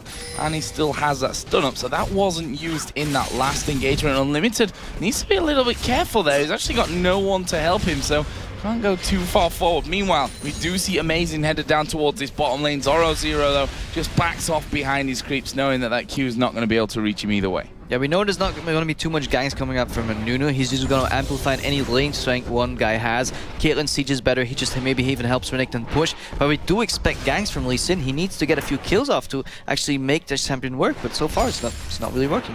Yeah, he's already visited bottom twice here. And I remember talking with, actually both of us were talking with Deficio, and their game plan versus TCM was the first one, they gank top a lot, they gank Zorozero a lot, and he's kind of proven here he's kind of matured overnight. He's not really overextending. He's been able to escape 2 ganks as he's going in there to do a little bit of damage and harass the Youngbuck. So right now, they're already kind of forcing Amazing down towards bottom twice, allowing their mid lane to have some free farm, allowing top lane Gragas to do pretty well here. But, you know, Kaltard, he's catching up in CS finally.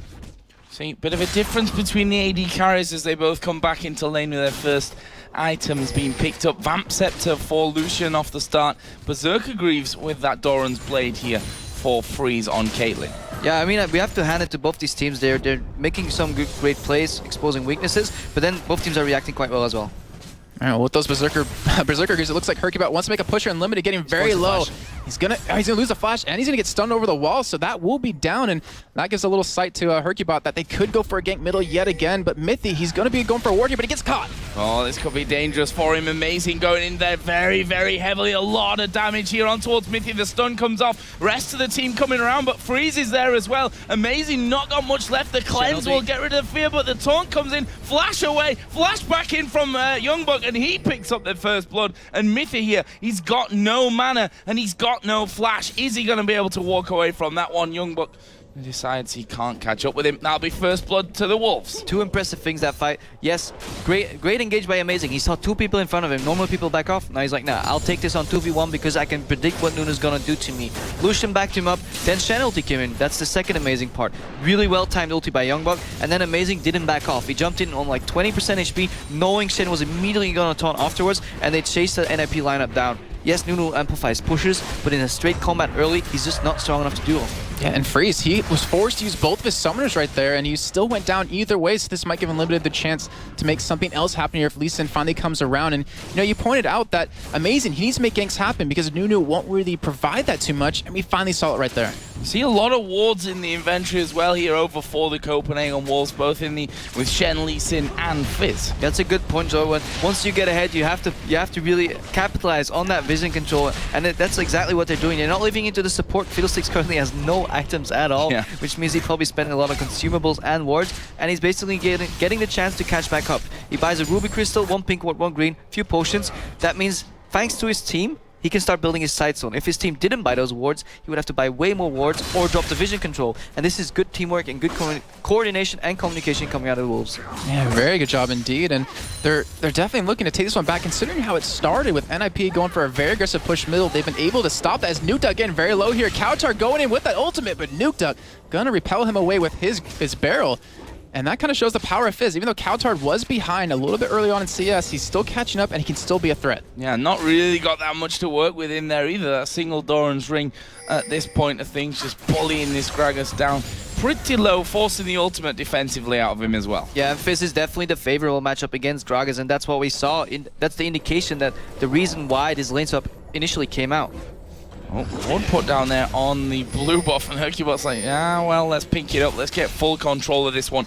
Can't afford to lose another buff. But that might change because the Wolves are actually coming in. Yeah, they're coming in to look to stop this here, and that'd be huge if they can keep it away from Nukeduck. It'll give Fizz a huge advantage. It's Amazing already has that blue, and as long as Amazing keeps throwing those Qs in there, they're going to have the vision over, and hyrqBot, he might be forced to take it.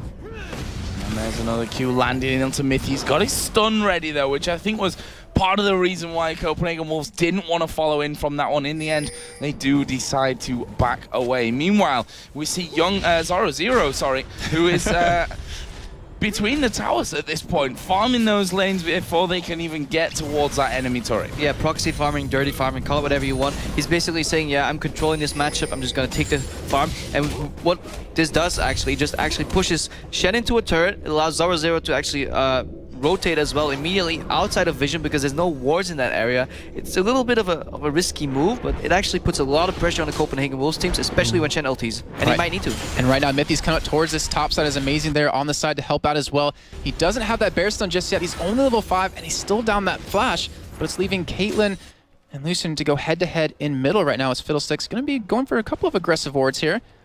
And still, Zorozero just still proxy farming right there. And I wonder, is he going to counter jungle a little bit to kind of hold Amazing back, or will he try to go for a gank here? Because if you look on the minimap, everyone's collapsing on the middle.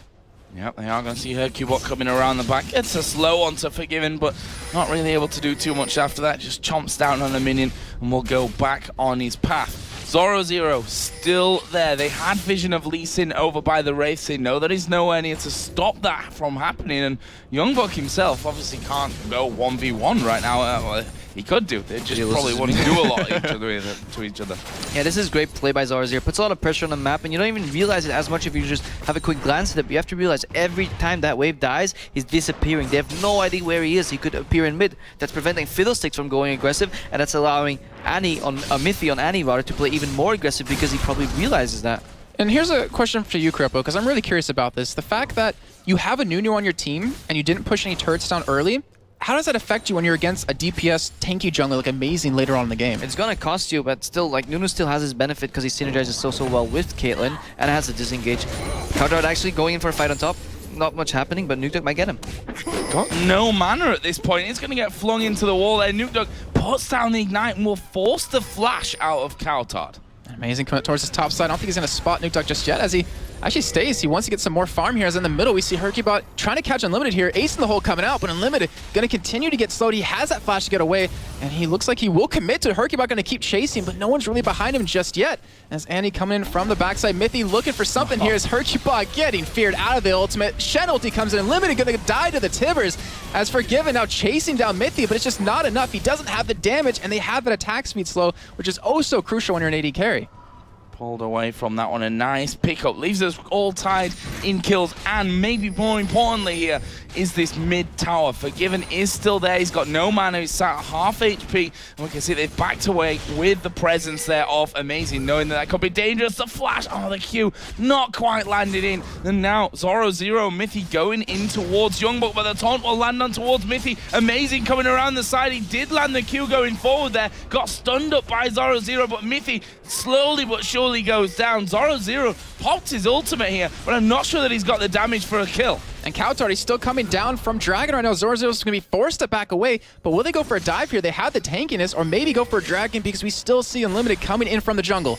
Oh, surely that taunt gonna land. No, Zorozero managing to get away. There's the fish going down, and this surely is a kill. Zorozero finished off. It's Coutard that gets the kill. And this is exactly what Copenhagen Wolves needed. If they didn't react, didn't catch Mithy or Zorozero, Gragas would have pushed down top lane, used the numbers advantage they had to transition into a safe dragon control play. Right now, Copenhagen Wolves realize that, yes, we're a man down, but so they use their ultis, they use their cooldowns. Let's punish them. Amazing tried once with Flash Q, didn't connect. Then Youngbuck came in with a taunt. Fizz roam, really well played by the Copenhagen Wolves here. Oh, looks like they might go for a steal here. Nukeduck does have his ultimate available, as well as that consume and that smite out of hyrqBot, but in the meantime, I was thinking maybe they go for a push on a middle, but it seems like they're finally going to go for it now, and that turret already very low on life. Yeah, they're pretty much checking, can we steal it? No, we can't, then we go mid. That's a good play. Always when people go for objective control in one area of the map, try and punish them in the other side of the map. Don't try to contest if you can't. Good realization here by NIP. Push up constantly now on that mid lane. hyrqBot giving that blood boil over. They've got enough men to tank up this turret. This will be the first one of the game going down. It's the middle outer turret in favor of NIP. I wonder if we see them rotating top actually. Yes, there's a very big wave for Zorozero to clear, but a surprise push on top could be all they need. Now, are they leaving Zorozero and Youngbuck alone because they realize, hey, well, if you're NIP, Zorozero, he's out farming Youngbuck. He's doing a great job. He's getting super tanky, and there's no need to go for a kill on the Shen. Just focus on their carries. Yeah, killing Shen is pretty hard anyways. If he has his flash up still, he has his taunt to get out of the way. Why don't just let Zorozero use the push potential, push him up, and then let Zorozero roam to kill little easier targets. We saw that. Fiddlesticks melts completely if when focused, even through a Shen ulti. That's probably what they want, because if they go start focusing a tanky guy that's not Shen, Shen's gonna ulti him and it's gonna be too little damage to take him down. But Fiddlesticks, the likes of Lucian as well, they can all burst him immediately. You see that Zorozero and Youngbuck are going head to head in this top lane. Zorozero already down to half HP. And Youngbuck holding his ground there, that's for sure. And at a level behind as well. So when this game actually starts stabilizing and we don't see that much action anymore, then that's when we start looking for power spikes in builds. First spike probably is going to be the Finnish Triforce for Lucian. Caitlyn's going probably for a BT Lost Whisper build. She's probably going to spike once he finishes Lost Whisper. It's what we call the Legolas build in Europe, because it's very poke-centric and you just shoot your ultimate and your Q to do a lot of poke. But generally in real fights, it's going to fall off later. And you talked about NIP, you know, they're looking for siege potential with the Caitlyn, and obviously with the Nunu and the Gragas to zone, even on top of that, the Annie, but You know, we didn't even mention about the engage power of Copenhagen Wolves. I guess with the ultimate coming out of Fizz, you have the Fiddlesticks who can hopefully get in a position to ulti over the wall. And of course, a flash taunt out of Shen on Elise and engaging. But one thing that NIP does have is that disengage out of Nukeduck, which can be very vital, I would assume, in these fights. Yeah, both compositions have parts that counter each other and weaknesses that get countered by the other one. Obviously, this is going here for the buff steal. Oh, gonna kick hyrqBot out of the way. Zorozero coming around the side from that one. He will pop his ultimate, and here comes Nukeduck. Will Shen be able to get down to this one on time? Yes! Amazing gets over the wall, but Mithy was there. It was actually Zorozero that got the kill. He makes that a double, and he may make it even a triple from this one. Youngbuck also now on the killing spree, and there is that triple from Zorozero. And here we see why Rekkles is such a contested pick in the early to mid game coming out. Once he finishes that Sunfire Cape, so much damage coming out. Great game read by NIP. Yeah, Shen ulti comes in, fine flash over the wall. We have our members are pincering you from the side. Fiddlesticks with a good idea as well, cross-throwing over as at the same moment Lee Sin dashed out, but it just wasn't enough. NIP had vision control, they knew exactly what was going on, and they pretty much baited Copenhagen Wolves in. And to me, this is starting to become a big problem because if you look at gold, Zorozero is sitting on so much right now, and he's becoming this tanky force. This freeze actually might get caught. Kautar going for the engage here, but he's not going to go for the full fight. But if Zorozero gets so tanky that he can dive straight into the backline of Copenhagen Wolves, doesn't that mean that Unlimited has to use his fear to keep him off of Lucian? Yeah, definitely the zoning potential coming out of both Gragas and Zorozero will be really damn big. At the same time, look at Copenhagen Wolves' lineup. Not too much wave clear. If they get behind, it will be really hard for them to win the game. Yeah, if Fizz gets farmed, he can split push maybe and try and assassinate people. If Shen gets really far ahead, he can start split pushing as well. But right now, they don't have either of those and not enough wave clear. The sieging might start going on for NIP right here. Now in the bottom lane, hyrqBot just spotted Kautar, who had started the recall, but in the end, he's forced to back away with the presence of Zorozero, who... Is he going to check that brush? He is, but it's probably going to be too late. Yep. Actually walking in there, not quite realizing who was in. Meanwhile, this mid lane now going to become the pressure point, but Freeze got plenty of wave clear in there, and he won't have any problem of keeping that tower still up. Very low it is, but it's still up nonetheless. Yeah, and even Nukeduck, he was potentially going to be coming down from that top side, and the ward coverage right now that NIP has, it's really impressive. It's a little bit odd because, you know, Krepo, we were talking earlier about if you want to be aggressive, if you want to push, you want to ward up the enemy jungle, but they're warding up their side. I guess they're trying to prevent Copenhagen Wolves from getting anything away from them to keep the advantage that they've been able to build up here, at least in terms of who's farmed. As you say that, those wards are still remnants from the earlier play where NIP basically had vision control and caught out Copenhagen Wolves. They're slowly transitioning into this tower, warding up aggressively and then rotating back into it. Oh, Kautar, he's in a dangerous position. Plenty of mobility, of course, but he's going to back away from that one. Ward put down right on top of him, but this tower is going to be a victim to that three-man push. But we do have Unlimited coming in from the side. They potentially could go for an engage here, but I don't know if they can kill Zorozero, hyrqBot, and Mithy at the same time. Yeah, but your point still stands. Aggressive warding did come in from Mithy in the enemy jungle, as you pointed out, and they spotted him. They know exactly what Copenhagen Wolves is doing, what they're trying, and they have their number. In top lane, Nukeduck is still putting down pressure, but NIP have set up that trap here, and they're going to go for it. It's going to be amazing that is the target, but with Unlimited there is able to get off. hyrqBot actually just stealing away the Wolf as well, and we shouldn't ever forget that Shen's ultimate is off cooldown at this point. Can always drop in there to create that one-man advantage. But he is getting pressured though. He's moving out of the lane. Gragas is pushing down top. Basically, Copenhagen Wolves has too little power to react to the global turret pressure that NIP is forcing upon them right now. Yeah, and right now with Youngbuck backing away, you even see on the minimap at least Nukeduck pushing him out of the lane. He was trying to back before, but it didn't matter. This blue buff trying to get in the hands of Kautar here, but Mithy, he's on the side. He does have that flash available. He gets nothing off it. I thought he was going to get the stun and the steal, but it does go to Kautar more importantly. He does have the blue buff, and Dragon is now available. Dragon up. Who's going to go for this one first? Copenhagen Wolves got themselves positioning, but it's all a little bit split up. Shen is in the top side of things, so he's going to come down with the use of Stand United. Ninjas in Pajamas have got pretty much their entire team there outside of Gragas, who's coming in. There's a flash over the wall from Zorozero. He was scared of being caught out, and Kautar now pushing him completely out of the fight. And NIP are going to come in from two sides of this one if they fight.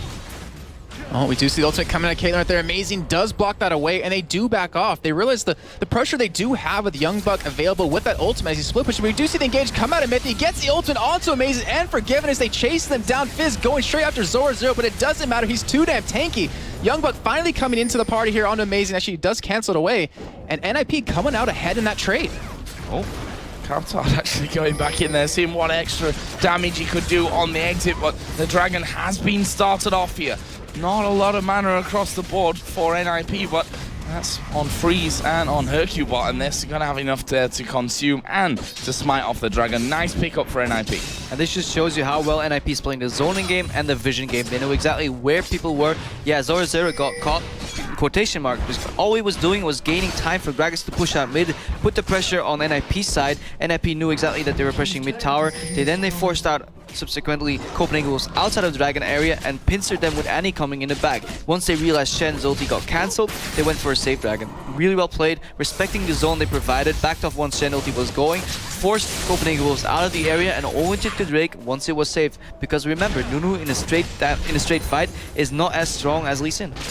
And a great job by NIP right there to secure that Dragon after that fight. I mean, they handled that, just like you said, very well, able to not take too much damage. But right now, Youngbuck pushed the top tower down. He's going to spot that blue buff available, but Nukeduck, he's not going to want to let this go.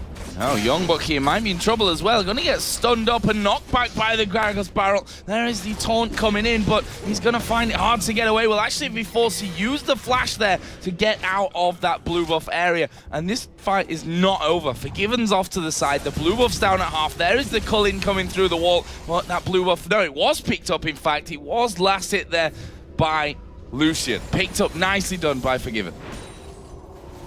Yeah, really well played. It should actually never happen. You should never let a Cullen take that buff. Gragas should have tried and body blocked it actually himself. Wait, take the damage and then just take the blue buff afterwards. But we can't fault these players for small mistakes like that. I still think NIP is still in a good position, but if we look at the gold count, it's relatively even. Yeah, and actually Copenhagen Wolves ahead in terms of the gold count right there. Well, you have to say it must be because of that turret since they are up 3-2 here. But NIP starting to barrel down middle, and Mithy, Slash not available, but with that swirling or effects around him, you know he's got that stun available. And it looks like they might potentially want to start sieging down middle here. They have some decent vision. Looks like they might put a couple more down as Zorozero going head-to-head against Couchard here, and he's coming out very far ahead in these trades. Spirit Visage got that Sunfire cape in there as well. He is very tanky already at this point. Couchard just realizing it there as Zorozero actually coming forward. It doesn't really matter if they get the kill here or not. If Couchard backs away, this is their turret. Yeah, definitely using the potential of good trades to transition that into tower pushes, as we see. Trying to hold now by Copenhagen Wolves, but at least this NIP still controlling this. The only issue is right now, Couchard is Fizz, and Fizz scales so well with items. He doesn't need as much gold as other people to be at least equally effective in a mid to late game. The only problem is that he can't really duel Zorozero, but what if he finds Gragas? What if he finds Caitlyn? It'll be a whole different story. And we're starting to see something emerge that you really pointed on earlier, is that Copenhagen Wolves doesn't have a lot of wave clear if they fall behind, and NIP having Youngbuck pushing that top lane, they're forced to pretty much come back, even though the wave clear wasn't too strong. They weren't too, I guess, sure about taking that turret down just yet. Yeah, but Youngbuck did suffer a little bit early, but he's still 3-0 in 1. And a Shen, once he hits the mid to late game, he gets a lot better at that split push, and he's just a constant menace that you have to deal with. And once you send somebody there and you're fighting at the other side of the map, people just ulti away. And this is where Shen gets a lot stronger and stronger. Props to Youngbuck for even having the really lane disadvantage early, just taking into that game. And we have hit another item milestone in here as well. That last Whisper now added in for the Bloodthirster. The Trinity Force was already done from Lucian earlier. We saw how much damage he could do just after that was picked up. He's working up towards that Bloodthirster, which actually shouldn't be too far off. Yeah, at the same time, Lucian, once you go for a Triforce, your next items aren't going to be as efficient. Say the most efficient build is obviously getting an Eye Edge, rather, Infinity Edge, and then just building attack speed and crit to synergize with that. Once you go Triforce, more AD isn't, or lifesteal isn't really going to help you with that, so the power spike is less big compared to Caitlyn's build. I think Caitlyn's actually going to scale better with items than Lucian is. And not to mention, you pair in a Blood Bowl behind that too. I mean, it's going to be ridiculous the amount of attack speed and damage he's going to do. So Copenhagen Wolves going to have some sort of way to deal with the sieging power or potential that NIP has, but hasn't really used fully into effect just yet. And hyrqBot he's trying to continue counter jungling here. He's putting some wards down. He's trying to control that red buff a little bit here. But Copenhagen Wolves, with that Oracle on Unlimited, are trying to maintain control of their own jungle. Exactly what they need to do. As long as they deny the vision control from MIP, they can scale better into the late game. Shen split, which is so annoying to deal with, especially when Baron comes around later.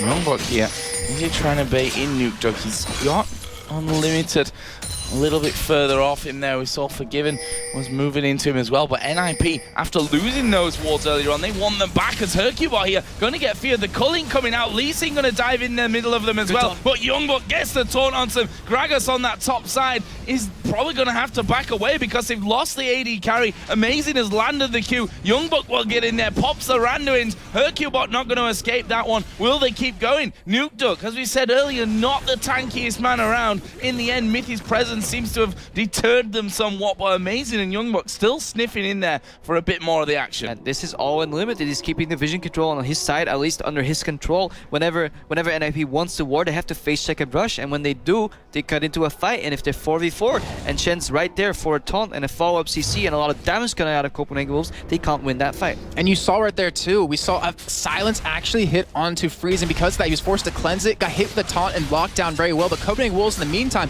pushing this turret down, very well done by them, winning the fight, winning a turret in their favor, take the goal lead relatively high for them, and now they're going to take away as much jungle as possible. Yeah, look at the map as well. The mini-map is all red pretty much right now. They have full control with that one. The Wolves doing so well on that front.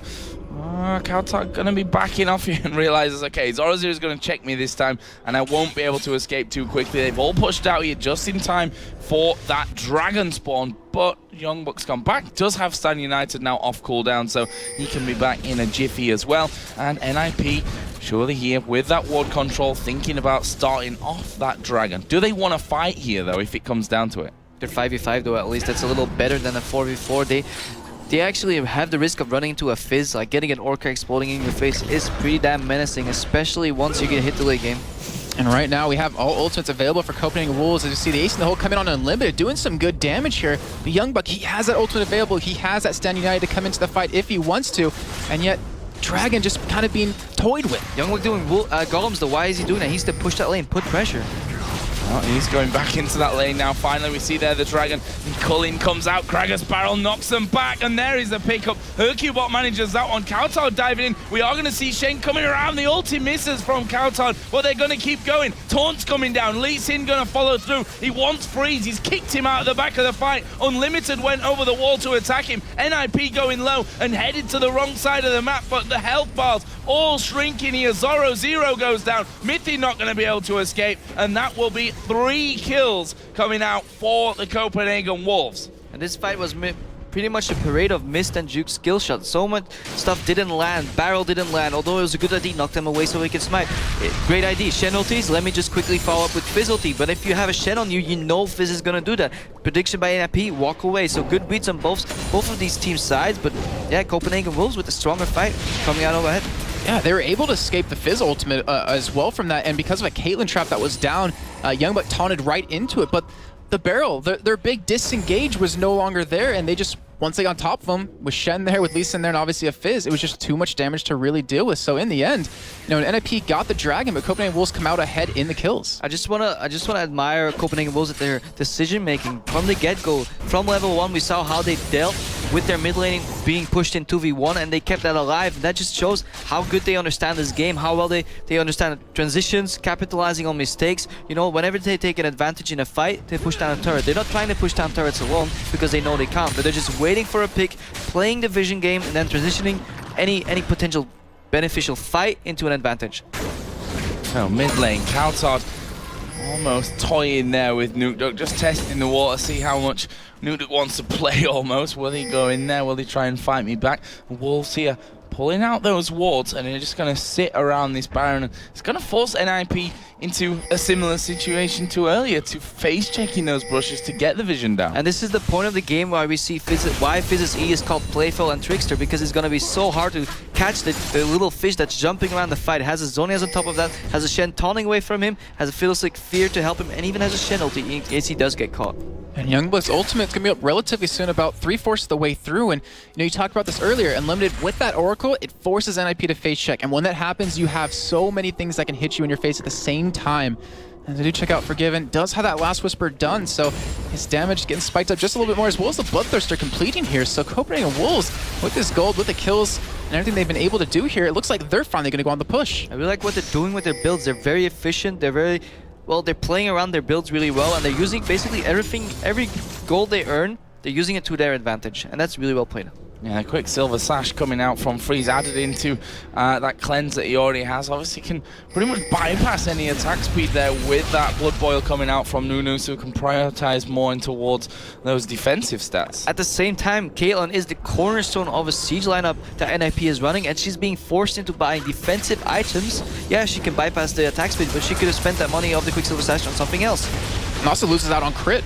I mean, that is a huge point. When you mix that in with her headshot, her passive, you can do so much damage to someone. See the ace in the hole come out, does some good damage to Forgiven right there, but Bloodthirster is going to be able to heal that one right back up. So Copenhagen Wolves is basically putting so much pressure that it's affecting the enemy's item builds already, and it just shows that they're really far ahead this game so far.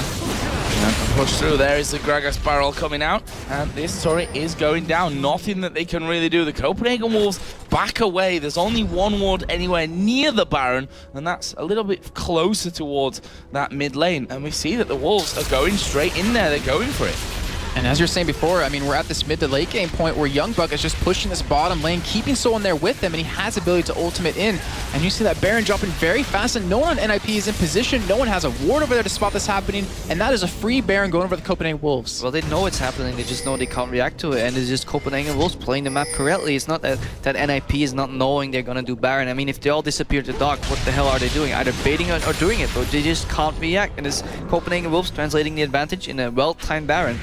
How do we feel about the kill spread? I mean, 3-2-1 for Zorozero. He's got almost 11,000 gold right now. He's the only thing that can really stop that Shen push, and he's the only thing that can stop Shen actually getting into a fight. But do they want to fight 4v4 without that Renekton there who's carrying all that gold? And see, that's always a double-edged sword when you're playing against the Shen. At the same time, yeah, it's not bad having 3 kills on Renekton early. It's just bad if it's sitting on those 3 kills forever and not really capitalizing on it. Basically, Copenhagen Wolves danced around NIP a lot earlier in the game. You saw, well, they were expecting NIP, you come in, okay, we'll move out. But right now, it's Copenhagen Wolves going in and forcing NIP out. They just waited for the late game and they're pushing their advantage.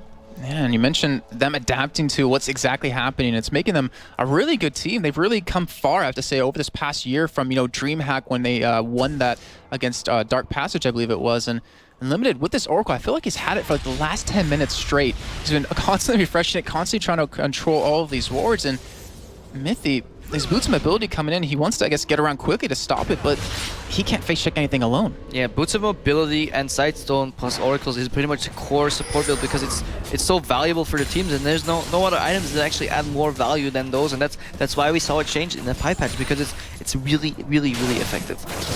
Yeah, another turret here up for grabs. Copenhagen Wolves with that Baron on, got minions, and they're going to take it down. Final inner turret of the game that was, and now NIP only got their base left. We talked a little bit about this earlier, about who's going to have the better ability when it comes to sieges. They've got good wave clear NIP there, but can they hold up against that pressure that the Wolves can put down? Exactly. Late game, the zone from a Fizz ulti engage from Fiddlesticks is pretty big. Yeah, they can clear these waves, but the fact that Shen's split pushing makes it possible to get a few hits in every time. And look where, Freeze currently is. He's up there to deal with it. Zorozero being dropped really low right there. The Colin coming out, getting him dropped very quickly. And with this Baron buff, with the Gragas barrel coming out, they're trying to get this turret down. Lichbane as well on the Cowtard. And they're letting the Baron just regen it up as Youngbuck still pushing this top lane and Freeze still sitting there trying to hold it off. That tower down to less than half HP. And Copenhagen Wolves aren't backing away from this one. They're sticking in there. Freeze has gone up to that top lane and will be keeping them back as far as they can. But in the end, the Copenhagen Wolves just bullying their way through from this one. And that is going to be an inhib going down. Unlimited actually blocking the ace in the hole there in favor of it going on towards Forgiven. And look at the damage coming back there. Quick volley of abilities coming out from Forgiven, and Nukeduck loses half of his health. And it's 5-on-4 right now, which is like, I guess a really key point is that Youngbuck still pushing the top lane, but NIP don't have faith in being able to burst someone down at least through that Shen shield. Cowtard obviously has that Zhonya's and that Playful Trickster to stay alive long enough if he needs, and they're giving this inhibitor up completely. You can see Forgiven trying to zone them with Colin right there. And NIP, I mean, are they just trying to wait out this Baron? Nah, this is pretty much just well played, what I call like accordion push by Copenhagen Wolves. One side goes in, the other guys goes in and out, in and out, in and out, and just basically dance around your opponents. You know they're moving inside their base from one side to the other, but you have an advantage, you have Nashor, so they need a numbers advantage to take you down, and it gets even harder once Shen has his ulti, because it's such a double-edged sword. Do you go stop Shen? Do you go fight? But you'll always end up in a 5v5 on the bottom anyways, and it's basically the late game is hitting NIP in the face right here. I'll look down some of the other items to be finished off. Spirit Visage for Shen, who adds that to his Randuin's Omen, and Sunfire Cape. Pretty much exactly the same build as what Zorozero And he's still has sitting on 2k right gold. Yeah, he's got still more to spend from that as well. Might even see a 405. Who knows? 405. Solid stuff from Youngbuck. And we talked about, you know, the whole stealing of Renekton away, but proving that Shen is certainly in his repertoire of awesome at this point. Well, if you steal a champion away from somebody that plays it so much, at least you know how to deal with it.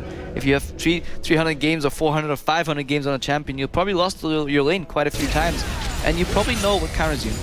Yeah, and the thing is, he had a very rough time in the beginning, but to be having the highest amount of gold earned total in this game is really showing how good of a player he is on his Shen. I mean, I'm sure he can do the exact same thing on Renekton, but right now, Baron buff, I believe it has worn off, and Copenhagen Wolves are kind of just seeming to bide their time until that comes back up. Sat there getting a few more wards down on that top side of the NIP jungle, and this is surely with, you know, counting out any mistakes, this is what I would say is very much a matter of time, unless Copenhagen Wolves mess something up here with a push. We've seen Copenhagen Wolves play methodical the entire game. They've been respecting zones from the enemy, they've been playing vision control correct, they know how to split push. The fact that they got that inhibitor down without taking any losses indicates that they don't know exactly what they're dealing with. Oh, there's a barrel, actually Unlimited being brought in there, and actually did use his flash to get away. He thought, I think, that Mithy was going to drop the stuns on him and he was going to get exploded. It would have been a really sweet combo, actually. Could have been a turning point, actually, to break the pressure and even get vision out in deep. But good flash, and yeah, Mithy wasn't sure whether his Tibber was going to whiff due to the flash. Oh, so low off that ace in the hole. I think it was under a 100 HP. Yeah, very calculated to survive that one.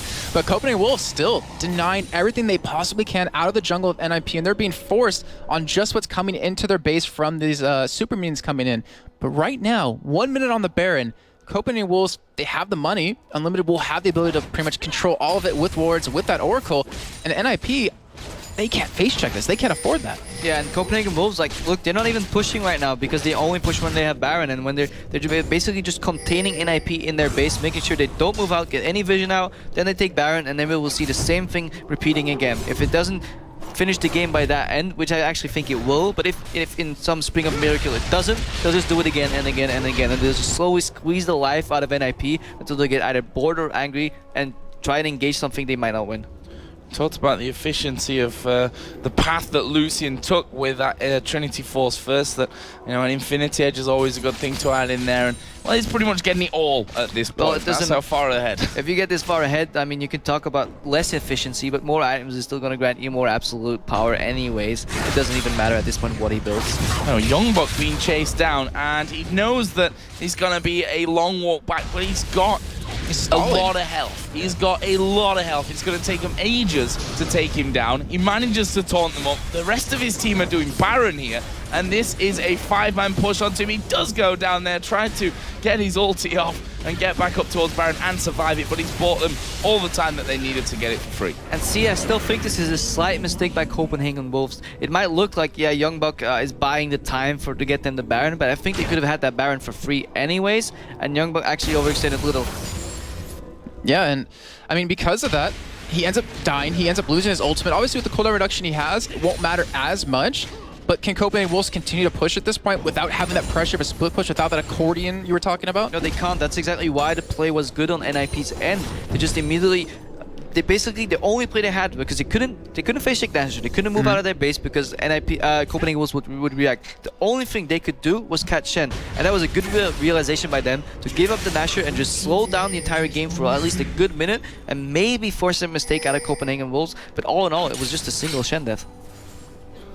He's first of the game, we should say, which gave that 500 gold over to Freeze, funnily enough, who added that into a BF sword he was last peeking up. Probably going eye-edge there. Yeah, seems that way.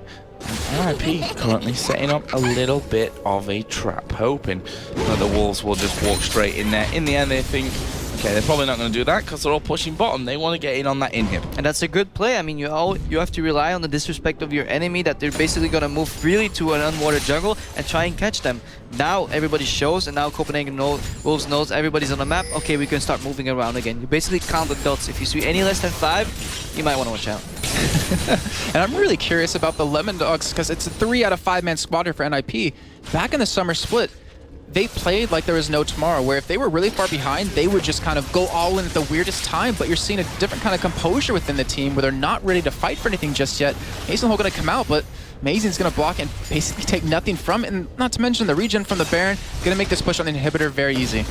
Yeah, Baron already down to half HP, and that will be finished off here shortly, using the Cullen to actually throw through on that one. And actually, we did see Tibbers come down, but Mithy going to be exploded. It's Unlimited that gets that kill. Gragas Barrel comes out to try and stop, and hyrqBot has his ultimate interrupted. Kautar going low. There, he will use that Zonius, but look at Zorozero, the tankiest man on the team. Doesn't matter, they managed to take him out, and they've not lost a single man. Picking up the support, and the top laner Forgiven flashing in. Very, very aggressive from him, but they wanted Freeze out of the picture to finish off this game. And you see, basically, this is what they call like a desperation engage. It just doesn't work, but you can't fault NIP for it because it's never gonna work. You have to try at one point and pray that Copenhagen Wolves misplay this, because they had such a big advantage that in an equally played fight, they would win anyways. Well, with that first inhibitor going down, they're looking for a second here as they take that turret down. It is falling very quickly with that Lich Bane.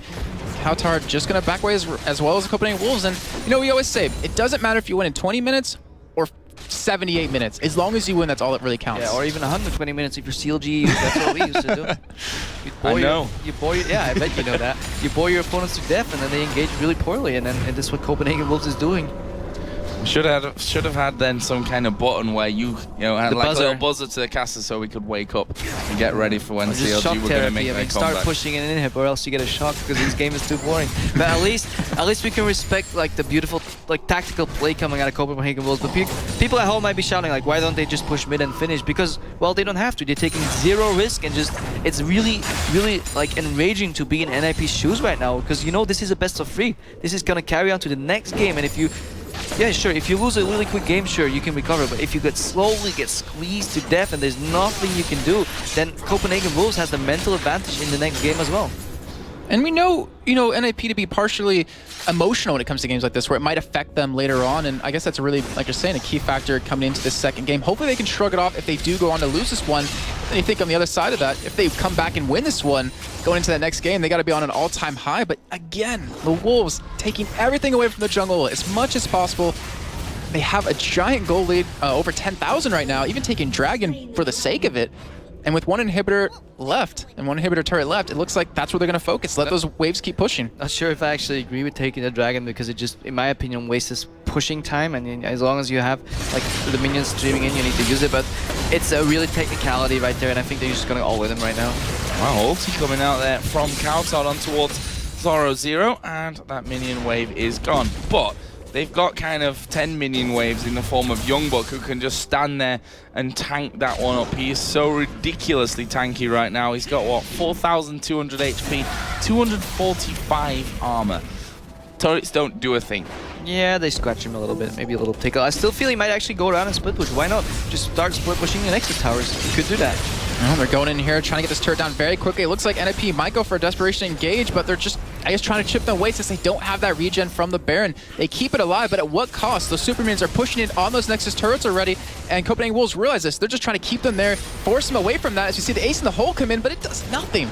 Yeah, they're basically playing a waiting game. Dominus comes out, what do? We back out. Maybe use another ultimate like ace in the hole, we'll back out again. Just keep doing that over and over, eventually you have nothing left and we'll take your tower.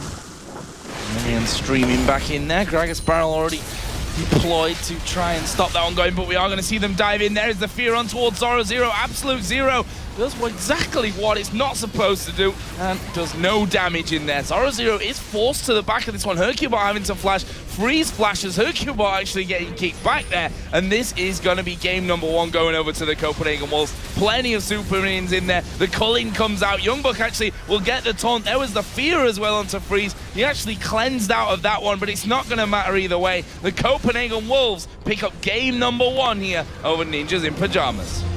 And I really don't think anyone out there expected that to happen. I mean, even heard Deman and Sjokz talking about it. They had their money for NIP, but the Copenhagen Wolves taking it very, I want to say safe, very smartly on top of that to really lock this one down. I mean, they realized in the beginning they had a bit of a disadvantage, but they just waited it out, kept farming up, kept taking whatever play they could make, and coming out ahead with the win. And you look at NIP, I don't think they expected this. I know Nukeduck's not feeling the best right now, but still, that was very well played by the Wolves.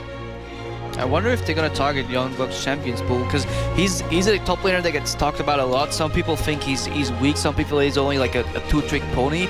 Maybe they will prove it by just banning out Shen, Renekton, and Vladimir. Go for a triple ban on him, because let's face it, he's been really well played in this game. His Shen, he danced around the weakness that is Shen against Renekton. Yeah, Zorozero was dirty farming. At the same time, there was good vision control coming out from Unlimited. I really like the part where he bought the Ruby Crystal and his team bought all the wards for him. That indicates how well they're communicating. They're not putting the vision control burden only on the support, and they're sharing it, and that's exactly what a pro team needs to do.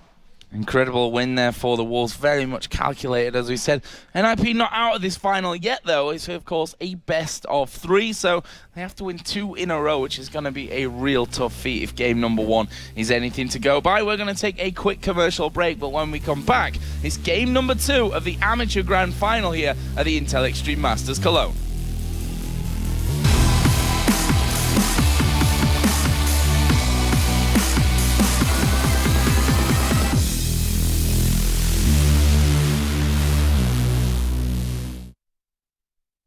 This is it. That mighty thing. That thinks, blinks, and winks. You can dress it up, you can dress it down. You can even bedazzle it and make it loud. It comes in black, it comes in white. It comes in orange. What a sight. You can spin it and make it dance. Anything is possible when given the chance. It can say everything about you, or very little at all. It can fit in your pocket, on a desk, or on the wall. And it comes in sizes from big to small. From tablets to smartphones to all-in-ones. It can be used for work, for fun, and even both with the 2-in-1. But there's something meaningful beyond the bling that makes them run and do their thing. It's quite a special, hard-to-see part. The brain, the brawn, and the beating heart. And if you manage to set the rest aside, you'll come to realize the most important part is inside.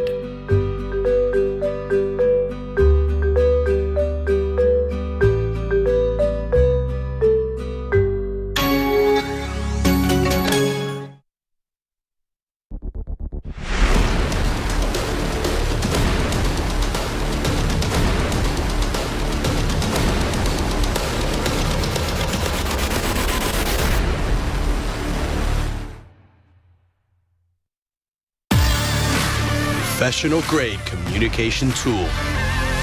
The choice of professional teams. Perfect stream viewing experience. Chosen by online streamers. Easy-to-use voice messenger service. Chosen by over 12 million gamers. Communication is always vital when competing in tournaments. Winning a match requires perfect coordination. You cannot win by yourself. Raid Call. Communication for winners.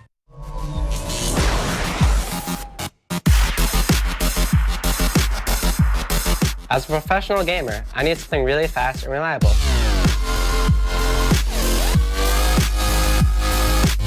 Dude, lagging in games sucks. That's why I use HyperX memory.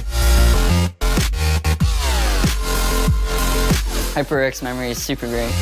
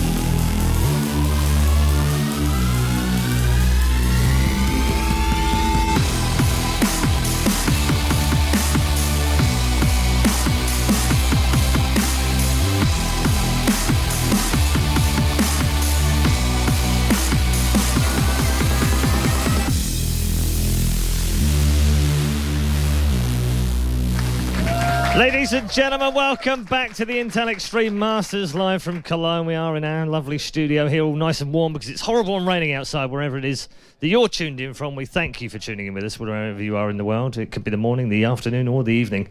But you're in for a treat because we've got some fantastic League of Legends action coming your way. The grand final is not that far away, in fact. We will have that this evening for you, where we crown our Intel Extreme Masters Cologne champion. Will it once again be GAMBIT Gaming, who seem to be able to win every time they come to an Intel Extreme Masters, especially when we use BenQ monitors. There's a little nod for Alex each. Going to get back into our second map now between Ninjas in Pyjamas and Copenhagen Wolves. It's all over to you guys. Take it away. A lot, ReDeYe, and we are, rightly said, going to be moving into game number 2. Copenhagen Wolves, this time around, 1-0 up in this best of 3, looking very, very good.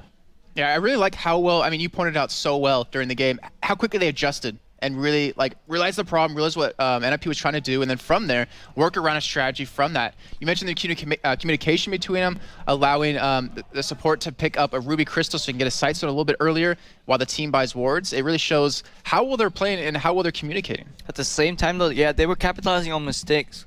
But if the enemy team doesn't make any mistakes, it's going to get really hard to get that far ahead again. Maybe we see, I was going to say LemonDogs almost, but obviously it's NIP. Picking a little better here, maybe picking for a late game composition, not wanting to get outscaled because they're doing pretty well in early all the time. If we see how LemonDogs performed in the last season as well with their 3 core members that are now in NIP, they had trouble closing out games, but their early game was good. So if they pick a late game composition, survive early, and just scale well into it this time, we maybe see a completely different game. So you see there on your screen, both teams sat down and getting ready for this one. Nukeduck, you may have seen on Twitter, actually, not feeling too well coming into this one. So hopefully he's not too under the weather and they can keep that concentration level up to keep things moving forward. Just a couple more players to join in the game and then we'll get underway here. But overall here, a very, very strong performance coming out of the Copenhagen Wolves. As you said, capitalizing well on mistakes that NIP made in game number 1, but if they've had this time to talk, if they know what the mistakes were, they should be able to rectify them. I mean, looking at the players, they're all pretty smart. They play a lot of solo queue. They're really, really mechanically gifted, and quite a few of them, they have good vision on the game. I know mithy understands the game really, really well, so we'll see how they react, and just I'm wondering if they're going to target Youngbuck even harder now, or just even not target him at all and try to like limit other players. In these situations where your globally bans aren't really working out, you might want to just shut down this one single player and see how that works. And I'm really looking forward to this pick and ban phase because I think it's going to decide a large part of this game. Yeah, his Shen was really top notch. I mean, he's proven time and time again that he's an amazing Renekton player, but he's proven here that my Shen's pretty good too, and you really need to worry about that one. Well, we'll see, because we are going to get into the bans and the picks right now, and I can tell you already, Nidalee was the first ban for the Copenhagen Wolves, wanting to take that away from NIP, who proved earlier on in the tournament that they're able to have that massive poke and really do well with it. Kassadin taken away from Kautard, then a Lissandra ban and an Elise ban coming in quickly here. Kassadin on purple is pretty unknown because usually teams leave it open, counter pick it in mid lane if they want to. You know, you have sure pick me Kassadin, I'll pick a counter pick melee mid. What's the worst that could happen? Well, Kautard could happen, and that's why they're suddenly banning it on purple, because usually it's the blue team that's forced to ban it. Yeah, and then Lissandra, I mean, we've seen Zorozero play it many times back on the LemonDogs in that summer split. Very good on those champions. He's really good on pretty much everything in that top lane, I have to say.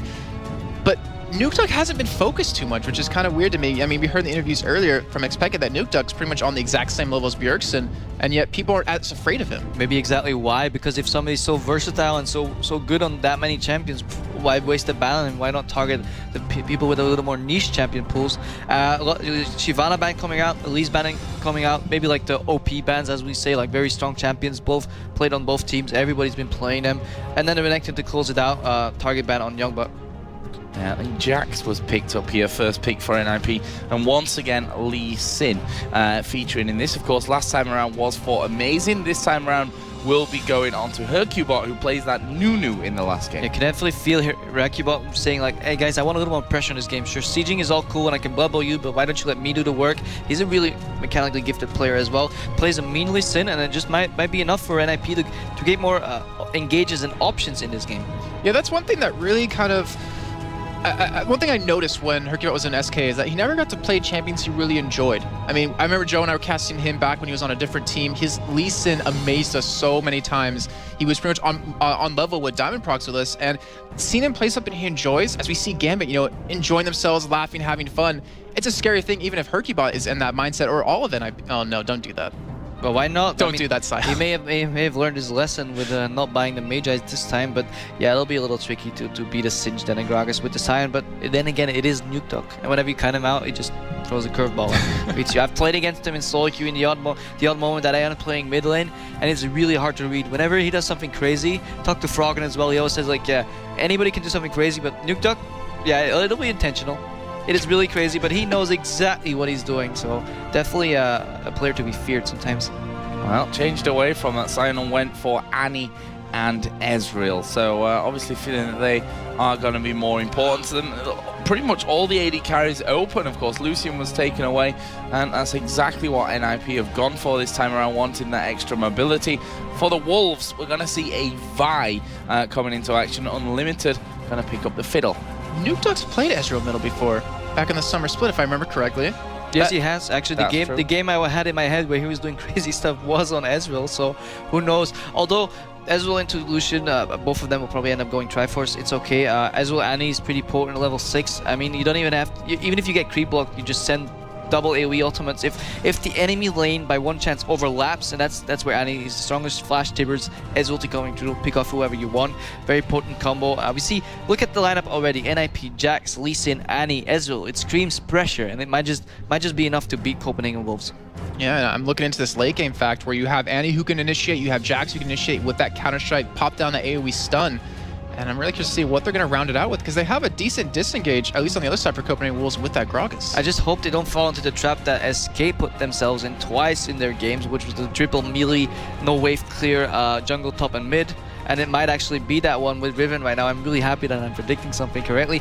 Although this is NIP, and who knows, they might actually dance around the weaknesses and play out the triple melee bruiser comp as it is supposed to be played with a mithy on Annie on top of it, because we know mithy likes to go aggressive, and which better team can support you in going aggressive than Riven, Jax, and Lee Sin. So some interesting picks here, and well, they gotta be interesting, I think, at this stage of things. 1-0 NIP behind, putting all their eggs into this basket. All their bags in this basket as well. All the bags in the baskets with the eggs for this one. But yeah, Riven in the mid lane for Nukeduck. I'll be honest, Nukeduck not had the most amazing time throughout this tournament. We saw the AP Scion didn't work out really at all for them. We'll see how this Riven goes for him now. I mean, if I look down his games, and I mentioned that when we had the Scion, that if you look at his games that he's been playing online, Scion, Syndra, who's unfortunately banned and not able to be played here in this tournament, and Riven are the three that really crop up in that. Yeah, and go ahead. Oh yeah, I mean, we were mentioning earlier that Cowtard has gone up against Riven when he played against SK yesterday. He was obviously Zyra in that one. He knows how to play against a Riven, and yet they picked a Riven into it. Yeah. At the same time, I find it really hard to judge the lineup from the Wolves. Singed coming in always makes the games a little harder to judge. It's how is he gonna play? Because there's multiple ways to play Singed. Ghost only, no teleport, for example. There's a few players that like messing with the bot lane by having an early Singed teleport, so he doesn't opt for that. Ignite indicating, yeah, he wants to go for some duels.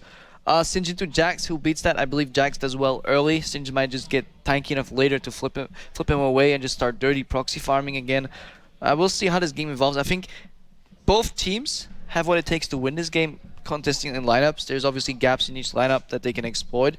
Let's see who's the better organized team today, and who plays better with the lineup. So here we go then, into game. Copenhagen Wolves 1-0 up here against Ninjas in Pyjamas. And good luck, have fun's being exchanged.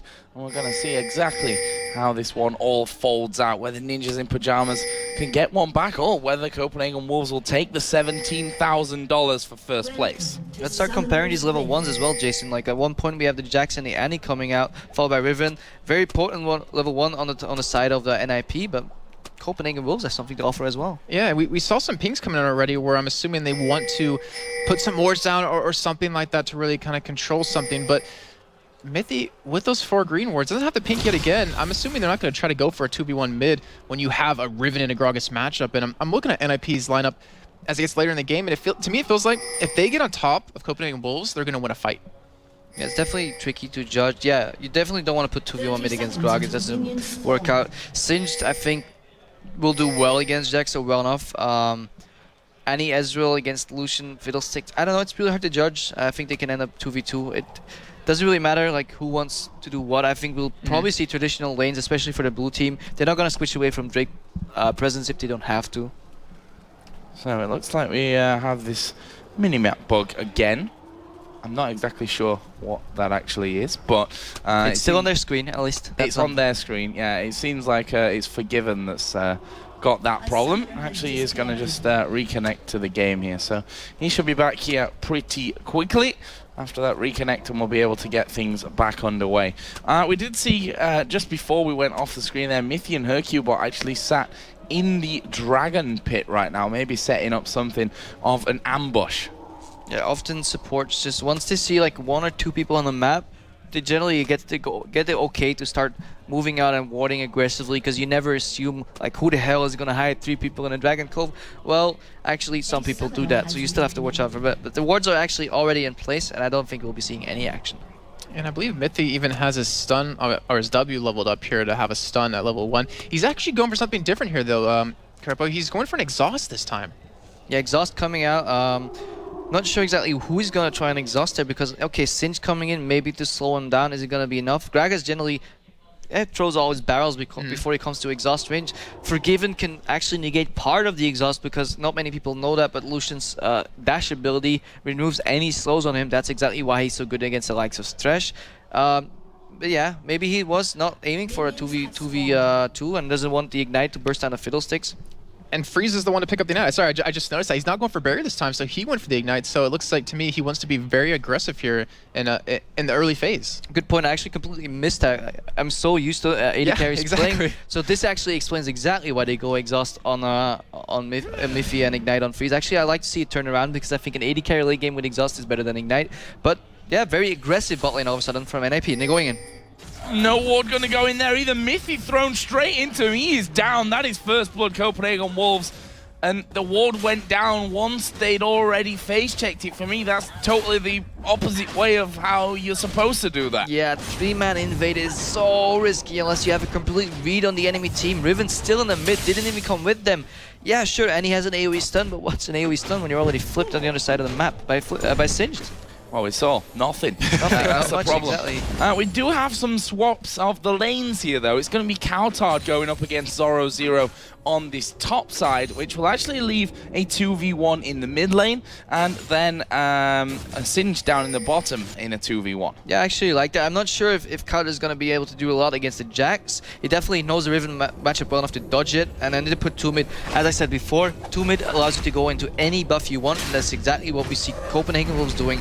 Exactly, again, exploiting the weaknesses and having a really good level 1. Yeah, and because hyrqBot actually was in that invader there that went really sour, he just got his blue buff, and that means that Copenhagen Wolves can take away his red and probably get their own blue in the same token. But hyrqBot gonna go for invade here, gonna take at least the big wraith away, and already a 3-man push happening on this turret.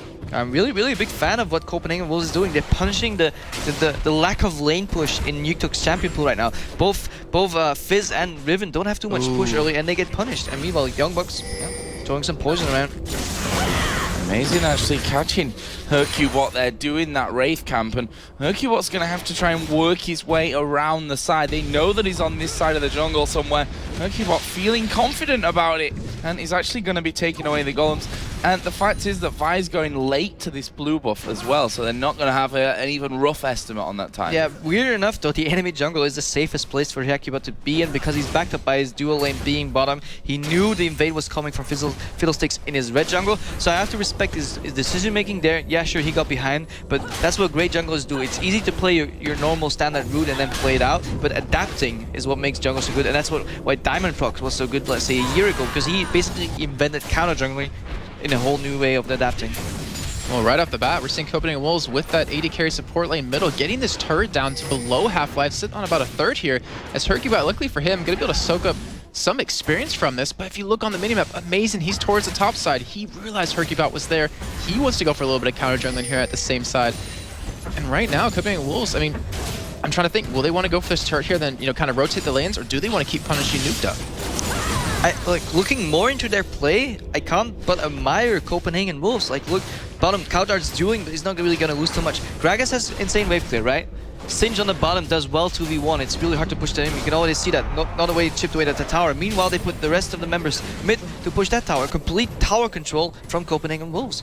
So good. A little bit dangerous there from Unlimited, who did the fear underneath the turret. Actually took a couple of hits, and Lee Sin's Q just kind of flashing by. That was a "oh no, I'm dead" moment, I think. Yeah, he could have been punished. He could have definitely been punished there, but like the conceptual play, at least so far, barring that mistake, is definitely really, really solid. And Copenhagen Wolves, impressive. Impressive. Kind of taking off where they left off in that last game, to be honest with you, where they looked incredibly strong as well. Meanwhile, down in the bottom lane, NIP are pushing. We can see that hyrqBot has snuck up into this top side, so they may try and get a kill back from this one. Kautar still has his flash available, but they are going to jump in. They're going to go straight forward with that counter-strike. Kautar getting very low. He flashes and belly slams away, but the Ignite coming in. The flash on a hyrqBot picks up the kill. NIP getting back in it. hyrqBot doing a great job and a great sneak in through that lane. Perfect. Not much more you can say. That was exactly the thing NIP needed. Gragas has good wave clear unless he's in the middle of the wave, and then he gets cleared himself. And then really, really good gank, and it's actually transitioned into tower pressure on the top from NIP. And meanwhile, it gives Annie and Ezreal the liberty to push down bottom as well. Youngbuck here is not doing bad of things whatsoever down there. We can actually see that he has 13 CS to the 44 though of the Jax, and that could become a bit of a problem for him as we move forward. Yeah, and NIP Freeze is backing off right there because he pretty much expected Vi to come. Otherwise, that could have been quite lethal. Vi Singe combo, if you get caught by that, you're probably going to end up dead. And look what's happening in mid lane. They're actually going for a push onto that middle turret already, getting some damage onto it. And Nukeduck, at 6.5 minutes in, being kept at 24 CS, while the rest of Copenhagen Wolves, with that pressure they applied there, are going to be going for a dragon. So another early dragon coming out of them. Is somehow hyrqBot and Zorozero are still in the top lane. Roughly in vision, Gragas wasn't getting caught again. They take the dragon. Even though NIP had full vision on it, they couldn't do anything. And look at the wards Copenhagen Wolves is pushing out. There's none of them in the river. They're all really far ahead in the enemy jungle almost. They can pretty much see who's rotating between the lanes, and pretty much forced Mithy already to pink his own blue buff because he was expecting the invade to come from Copenhagen Wolves. Youngbuck had that time in this bottom lane now, but as Mithy comes in there, the exhaust going down, Youngbuck gonna have to pop his ultimate and the ghost to try and get away from this one. Freeze coming in, the Ignite's not gonna be enough to kill him. The flash in there, and Mithy actually tanks up the turret, and here comes Amazing. And well, it was amazing. Absolutely brilliant timing. Well timed. Let's say like Youngbuck a little lucky or not, but then again, he can only do what he can do, and a bad reaction by NIP, chasing the loss. You know, once you start getting behind every game, you really want that kill so much that you'll start doing stuff that you otherwise wouldn't do if you weren't like afraid that you were going to lose the game otherwise, and that's basically giving Copenhagen Wolves even more control of this game. And I really wonder if they flashed in a little bit earlier before Singe got a little bit more of his regen from his ultimate, could they have potentially picked that one up? Potentially, but I even expected a flash auto and then a Q coming out of Freeze being enough to take down a Singe, but I really didn't expect him to survive, so maybe Mithy thought the same and then panicked afterwards. It's definitely understandable. Certainly not what they were looking for either way. And we can see that the gold already above 2,000. We're 8 minutes into this game. We've already seen the dragon as well. hyrqBot is coming in, but Amazing spotting them coming around. He has the ability to get stunned up here. We see the Mithy actually moving back, and there is Assault and Battery. The ultimate coming out of Forgiven, not going to be enough to get the kill, but he will move in there to pick off the kill onto Annie. Now it's Unlimited that's taking a lot of damage, but Youngbuck's here, fling on towards Nukeduck, but he flung him on towards the top of Unlimited. Nukeduck does get away, but Unlimited probably swearing right now. That could have been really close. I know the feel when your team sells you for a kill, and it's really not pleasant. I'm singed. I'm helping right there. But Zorozero going to be getting the vision on this blue buff here with that ward coming down. He's still getting quite a bit of CS, but look at Kautar dead even with him so far, and doing a great job of, I guess, hindering Zorozero a little bit here, not letting it free reign over a lane. That top side, as you said, Zorozero. He's going to have the help of hyrqBot if he needs it here, but actually I saw Kautar just backing away, getting himself some wards down, and we'll drop into that blue buff, and get himself that, as Amazing helps him start off. No one really close to hinder that process and stop it being picked up by the Wolves. And this is where Copenhagen Wolves actually scale a little better in terms of item builds. Already Sidestone finished on Fiddlesticks. Actually engage on mid. And is he gonna work? Not too much actually. That red buff though. Yeah, red buff, some poke. I mean, I just want to leave the opportunity to start shouting about these amazing Riven plays, but they're not quite coming out. But as I was saying, mithy currently forced to buy just wards. Only has wards. Compared to Unlimited, always a Sidestone. He's going to be pushing out cheaper wards every time. And if that keeps happening, if the pressure keeps going on NIP, we'll see mithy stuck in a Tabe scenario at Worlds where he finishes the game with only boots and wards. Top side, Zorozero just trying to pressure Kautar, but actually Kautar throwing the ulti at him there. He's going to belly slam him as well. Zorozero popping his ultimate, but that's not really going to get him anything. As you can see the barrels coming out there, Kautar just has a bit of a drink. He's got that blue buff, so can afford to be spamming out. Meanwhile, 3-man push again on mid, and again it results in a tower going down. And this is something you touched on, Krepo, in last game, is that we saw Copenhagen Wolves send their AD carry support middle to stop that push onto the turret. But in the meantime here at NIP, instead, they keep him bot lane, they keep Singed there, but they lose their middle inner turret at 10.5 minutes in. Yeah, definitely. Annie going mid alongside Riven could have been enough to actually give Free some levels and try and outpoke the Singe, because Singe is simply getting too strong. They have a hard time pushing him in. They didn't dive him early. They might choose to dive him now as we see hyrqBot grouping out in bottom. And actually Riven maybe rotating alongside him even. Actually forces him out of lane there, and they trade the towers. I think that's fine for the Wolves at this point, up 3-1 now in towers, and they're going to keep pushing that top lane through. In fact, Unlimited is coming up there. They're going to have 3 men to bash away on this one. Zorozero is at full HP, but that can be changed very, very quickly with Gragas' ultimate coming off cooldown in a sec. Yeah, Vi waiting in the wings. They know actually that the NIP just pushed down bottom turret and base, so they're respecting the amount of people that could come potentially out of the base, and they're backing off, waiting until all those 5 dots show on the map again, and if you count 5, then you can start pushing again. Not to mention how hard it is to dive at Sjokz with that Counter-Strike ability, but they should be able to do it with 3 people. Youngbuck, like you're saying before, getting very farmed right now. 60 CS to the 54 of his counter opponent. I don't know exactly how you want to call it, but he is beating the mid laner currently. Hasn't built up any items just yet, but he's surviving his lane. He's being a nuisance, and that's, I guess, a really key point about him. If NIP wants to fight back, they need to take down the top turret before Dragon spawns. Dragon spawns in roughly 45 seconds. It's going to be really hard, but if they can do that somehow, they could get back the advantage. Otherwise, they just have to wait and let the wave be really long on top lane and don't farm it, but they have to contest this Dragon. Even more gold in the hands of Wolves might be too much. Well, hyrqBot is on that bottom side. mithy does have a pink ward as well to be putting down on the Dragon itself. We can see there's a lot of wards in the enemy jungle here put down by the Copenhagen Wolves, so they're going to spot all that activity moving in. And in the end, mithy didn't put the pink down, so that means they've got literally no vision of that Dragon area. And look at that Ruby Sidestone against just a Ruby Crystal. You can see the advantage in gold already on Unlimited, and it's even more efficient gold being spent every time, and it's just going to scale better and better and better until mithy can finally catch up.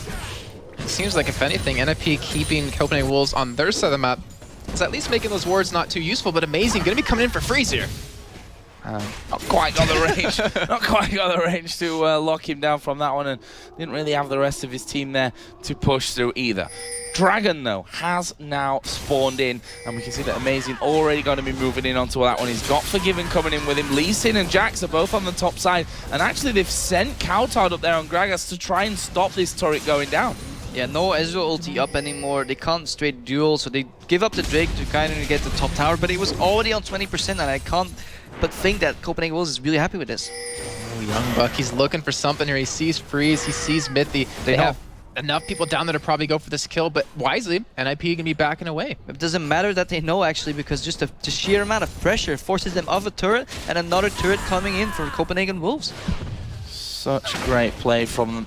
Positional advantage the whole way along, and Youngbuck just throwing his poison down, almost a wall of them against that. As we do see Forgiven here, could be in a little bit of trouble, gets stunned up by the Counter-Strike, will flash behind the turret, the culling comes out from it, and that will be enough to hold them off, at least for now. Actually, they decide not to push in onto that middle turret for this point. Amazing is going to solo off that bottom turret, as Youngbuck was just farming there up between the inner and outer turrets, and they'd already rotated around to stop a 3-man push onto mid. Yeah, exactly. Let's look at what this game is all about. It's about objectives. Objectives are either Baron, Drake, and towers, and NIP really has a lot of trouble pushing these towers down. They can't siege at all, so they'll have to split push, but it doesn't seem like they can get any damage down, because Gragas is holding at one side, Singe is holding at the other, and meanwhile, just Wolves, they siege way better. They're just in control of this game. And not to mention, we do see an Oracle picked up for Unlimited right now, so 14.5 minutes. I know you always said back at Summer Split, 20-minute mark, you want to hit that Oracle, but he's investing it very early, and this is only going to make Mithy's job, it's changed, and this is only going to make Mithy's job that much harder when he finally just getting the regular Sightstone in. Yeah, it used to be a 16-minute timing, but if you already have that many towers down, what you want is oracles and wards. It's just too efficient to buy anything else. Why would you need more HP? Because you're not gonna get caught anyways, because you'll see them coming. And if you rob their wards, you don't even need any ability power, because you'll just two-man them once they start moving into you, and you'll just kill them. Vision control wins you games.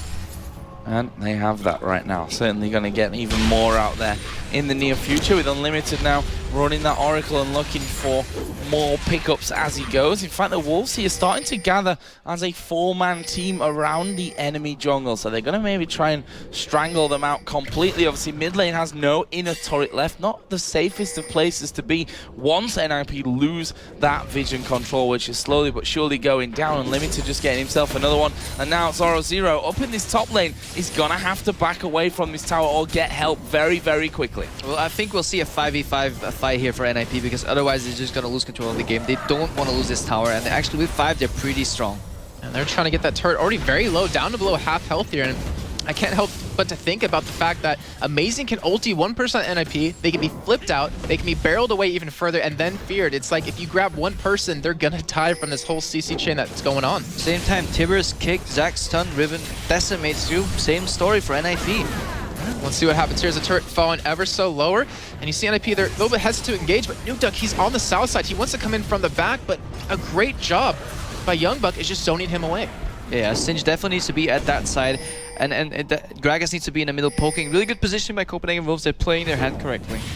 And if one of them jumps in, you can bet that Unlimited's ready to fear you straight off from that one. The silence so strong in this position as well. You can silence the entire team with the bounce of it. And we see them finally pushing through. This turret is going to start to be attacked. But there is a flashing from Mithy. He gets knocked back with the Gragas barrel, and Kauton is going to get that one. Amazing. Assault and battery onto hyrqBot. This tower's hitting him the whole time. Kauton going far too deep from this one. Is he going to fall? Yes, he is. It's Freezer gets that one. And that is a 3-for-1, and it's not done just yet. Nukeduck trying to get around the side of them, and he's forgiven that's actually the low one in that one. Youngbuck's actually going to have to be the man to really control him from that, and I think that is the chase over, but nonetheless a great fight coming out of NIP. And this is where I just want to shout Alfonso. Mithy doing so well, engaging with flash tippers. If you don't want to know what caused that, it was Copenhagen Wolves getting greasy. They wanted to get the last bit of that tower. Greedy, not greasy. I don't know what they're doing in their spare time anyways. But they wanted to get the last bit of that tower because their bottom wave was pushing on their tower. Basically, they were going to lose advantage and they were getting greedy, and they got punished for it. NIP had this small of a window and they took it. AoE stun from Tibbers, flying from Riven, and that was all it took. One slip up and they got punished. And this is not the Wolves we saw the first game. They should have played it slower. Why not back off? Why not defend that bottom wave? Why not come there later? 2 more minutes. You have the means to get the control. And it's just, you're getting baited into feeling too strong sometimes. And that's what every team needs to learn. And Nukeduck, I have to give him credit right there. Oh, as Kautar does stop the back on Zorozero.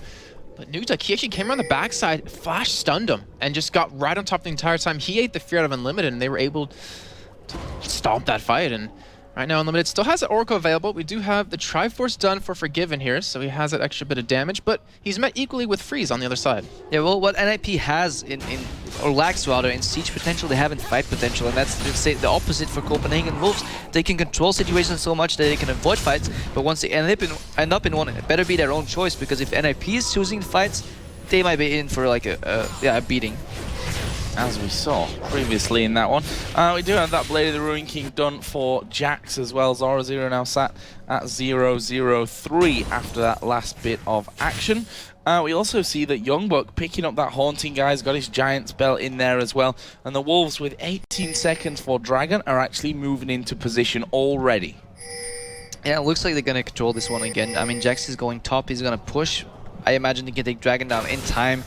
before NIP can put any push down. So really good objective control again from the Wolves, and they'll just have to slowly transition this eventually into a push if they dare again, or maybe even just Baron control. And I think that might be the key for this game later. Well, this will be the third Dragon of the game for themselves when they do pick it up. And NIP haven't been able to contest anything recently, but that last fight...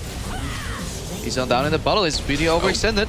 Oh, he is completely out of position here. And he's down. Nukeduck going now on into himself on a killing spree, and Freeze in a similar caught-out position will be locked up and finished off. So that's a mid laner for the AD carry, with the Dragon going over to the Copenhagen Wolves and possibly an inner turret here. Certainly a bit of damage onto it. I like this little mind game Copenhagen Wolves fell into, because NIP basically, they gave up the Dragon, Sunjacked on top. Generally indicates, hey, we're giving you the free roam of the area, we're backing up. But they were hiding in bushes that weren't warded, and they punished Dragons for overextending. Again, not enough respect from Copenhagen Wolves. Well, they still get the Dragon either way right there, but they do lose Gragas just like you said. And NIP, they've been able to get back in this game very, very slowly, but they're definitely doing it here. I mean, they're up in kills, they're down 2 turrets, and they're down 4,000 gold, which they can make up very, very quickly. As we see Zorozero going to steal that blue away. Youngbuck going to chase him down here, but that's the advantage of the Blade of the Rune King. You can just slow them down, speed yourself up, and you should be able to escape this. Yeah, he's not going to get too much damage. Maybe one flip, but then again, Riven is coming in. And they might actually try to turn this around, and then Gragas comes in, and then they'll run again.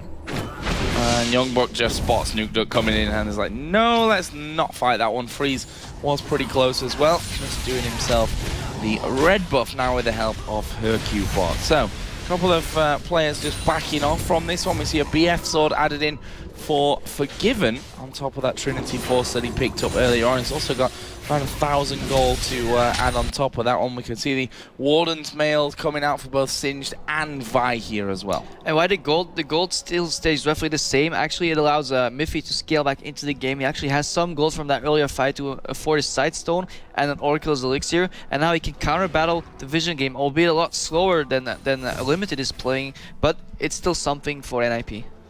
And you were talking about Baron a little bit earlier when we were talking about Dragon, and it looks like they potentially want to bait it out here. 21.5 minutes in, so relatively early Baron. But face checking. They need more wards. They need to ward up the entire red jungle, and then basically NIP has to become in such a state of paranoia that they're afraid to face check every brush. And once they get afraid to do that, you can start doing Baron, because it'll take them 10 seconds to get into every brush. And even if you don't do Baron, well, eventually they'll start walking into you. The only counter to that from NIP is proper lane push, or just, yeah, risk assessment.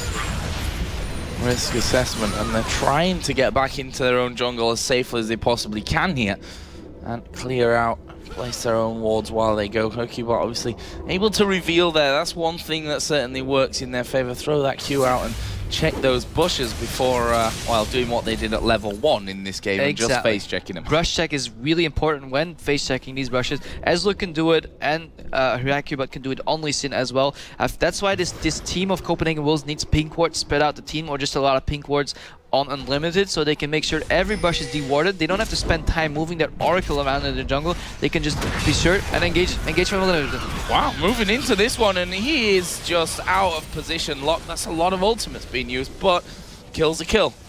At this point, you would type Worth in all chat. And yeah, I mean, they had ward coverage down on Baron. They saw him coming in. A great play by Unlimited to realize that, to go for it with that flash and that ultimate. And right now, even Zorozero on that top side might get in trouble.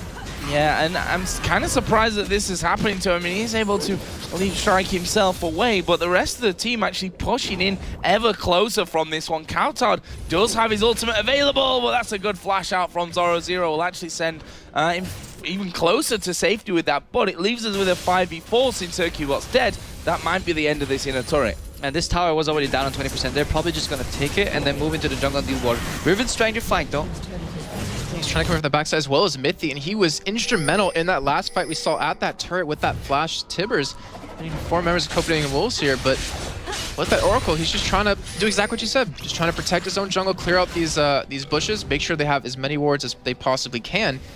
But one downside to that is that Copenhagen Wolves are starting to finish off some major items. Yeah, NIP's trying to stay in this. The only annoying thing for Copenhagen Wolves is every time you win vision control, you get something out of it. But once you lose it, for every, say, 3 or 4 minutes, you get vision control. If you lose it once, if you only lose it by 30 seconds, it takes you another like 2 or 3 minutes to clear everything, get into position again. So if NIP can repeatedly every couple of minutes get a ward in and make sure they're not doing Baron, or at least spend or make sure that Unlimited is spending so much time walking around, wasting time, they might actually get a chance to pick them off again. 1 minute and 15 for that next dragon to come into play. Objective that the Wolves have had solid control of throughout this entire game. And they're going to be pushing this mid-wave straight up. Obviously no inner turret left on that lane. Only the bottom lane actually has a turret left outside of the base at this point of things. So definitely not the ideal position for Ninjas in Pyjamas to be in. And the Wolves going back to that game of clearing out the wards, getting their vision back around Baron to force a play out of NIP. And exactly, and this time they're doing it with pink wards. You know, at least they guarantee that 2 ward spots, they don't even need to follow anymore. They guarantee that there's no vision. They can spread around these other spots and just make sure that face check is guaranteed and punished. Like we were saying before, a lot of items coming in. We have the Death Cap finally built up here for Kautar, the Randomwin's Omens as well. And right now, looking at Youngbuck, he so tanky and he can just escape from you very easily. It's going to be really hard to deal with him, and I'm trying to think who the man will be on NIP's side, but and again, he's probably going to be the last man killed anyway in these in the middle of these fights. Might see an engage here, a desperate engage from Zorozero as they see Vice clearing down the bot wave. Well, Nukeduck is actually doing the Wolves at this point, so if they are going to do that, he probably wants to get himself a little closer. He is headed towards that bottom side to stop Amazing pushing too far. The Culling coming out there from Forgiven. That'll push that lane all the way back here. And with Dragon now live, the Copenhagen Wolves have positional advantage. Yeah, exactly. They push down mid and then go to Dragon. Good rotation, not blindly going for the Drake, and hopefully predicting where NIP is coming from. Well, we could see an engage coming out of NIP here momentarily as Mithy was on the top side of them, but they're going to still lose on the Dragon either way. It looks like they're trying to go for a push on the middle, but doesn't matter. The Dragon's done. Copenhagen Wolves start returning here, and it might be their opportunity to go for a fight if they want. Yeah, but they're not on the same page. Look, Riven was like, okay guys, I'm in a position for a flank, and then hyrqBot was somewhere in the middle. It was like, yeah, okay, if we're going in for the pincer, I'm ready. And then meanwhile, Freeze and Annie were in the middle, like, nah, like let's not fight, let's just push mid. And this like not being organized and not being structured just ruins any potential of a counterplay. If we saw the Wolves for game 1, you're doing X, we'll go Y because we know it's the counter. Blue buff going to be gifted over towards Gragas. We just saw the red going on to Freeze, who actually has both buffs circling him right now. And a quick shopping trip here because we see almost 500 gold on the support player. And that's another Oracle for Mithy. I just want to point this out. Copenhagen Wolves have beaten SK already yesterday. They beat Muture Makers in the qualifiers 2-0. And now they're potentially on the verge of beating NIP. That means that's the point that we made at the start of the game, right? Who in their right mind is going to pick Copenhagen Wolves after this tournament to play against them in promotion? Even if Mim is in their right mind, they probably end up choosing them anyways because they have nobody else to choose. Exactly. It's very dangerous at that point. Them. At least right now, if Copenhagen Wolves is this strong, we probably could predict that actually it's gonna beat them on top of the circuit, and then YM better start preparing and watching these games because Copenhagen Wolves are looking strong. Although we have no idea how they play against teleports, and if Jari comes in with a few left and right, it might be a different story. Or on the new patch. Exactly. Or on the new patch. Really good point, because these games are only just an indicator of teamwork and coordination, because they don't translate well in terms of champion picks or even playstyles. I mean, vision control all in well, but the entire vision control metagame is going to change in 2 weeks. And that's all still being worked out, so we can't even give a guess, I think, on how that one is going to be moving forward. Case of wait and see what develops. Right now in the middle, Freeze going pretty aggressive here, trying to get a bit of poke down on towards Kautar, but Copenhagen Wolves, they can just back away to the safety of their own tower, not really having any kind of worries with this one. If we look at the goal now, 42.5 to 35.5, still continuing to build. 5-2 in turrets. We're tied on kills. And 4 of those kills right now for the Wolves are with Amazing on Vi, but we're getting to that stage where they're getting enough gold coming in anyway that, you know, those kills are going to start to distribute. Yeah, actually, I'm not the biggest fan of what Wolves is doing here. Hopefully they can actually get the tower they're pushing right now, but otherwise I would have liked to see an extra Oracle coming out of maybe Vi and just go for the double Q and actually locate that Baron, because now they're just trading turrets and maybe even go for a sick base race. As you see in the bottom lane, they are able to take that turret. In the meantime, the rest of NIP can be backing away to defend against this, and I'm worried. Copenhagen Wolves might be able to take this inhibitor turret before they can even get back. Yeah, it's going to be close, that's for sure. No one got home guards at this point, and it's gone. Yeah, Barrel is down there to zone Nukeduck straight out of things. Talked about that a little bit earlier on. The Wolves take the turret, but there's mithy flashing in. The barrel will knock them all back. Nukeduck's gone right in the middle, and he gets shut down. And now the Wolves want to play ball. They go straight in there. mithy has to back off. We saw hyrqBot going very low. Unlimited just trying to zone them away from this inhib. Gonna be taken the first one of the game here for the Wolves. And meanwhile, on the top lane, both Singed and Jax are respectively tabbing back in and out of that lane to see who's winning that fight, and it was Copenhagen Wolves taking down the inhibitor, and this might be actually the little push they need to just get the Nashor. Oh, Youngbuck trying to run away here as he does get slow, but the Ghost is popped. He's gonna be able to escape this, and you know, look at that last fight. If you were to compare the two people who weren't there, who benefits more, or what team benefits more from having that person there, it's gotta be NIP. You need that Jax, you need the damage, you need the control, and the Singe, I mean, you're just gonna run around and be a nuisance. Yeah, you need the follow-up pretty much. Like, the only way NIP is gonna win a fight is 100-0, see hero kill her Gambit style, and CC chain, and Jax is not there, and that's, again, Youngbuck is really playing well. Even if he's not in those fights, he's probably even the deciding factor. Him not being in fights also means that Jax is not in the fights as well, which is probably the more important factor in all of that. We do have more items on their way because Gragas has almost 3,000 gold to spend right now to add into that Theme's Unholy Grail and the Rabadon's Death Cap. We've also seen the Glacial Shroud being picked up by Singe, so overall everything flowing the way of the Copenhagen Wolves, and again they're going to start that ward control war once again on the top side of the jungle of NIP. I would still like to see more pink wards or an additional oracle to speed up that process. It's not really needed, but it's probably advised because I think it's the best efficient gold spent for the Wolves here. But then again, it's their own playstyle. They can do whatever they want, but they're probably going to secure this Baron in the next 4 minutes.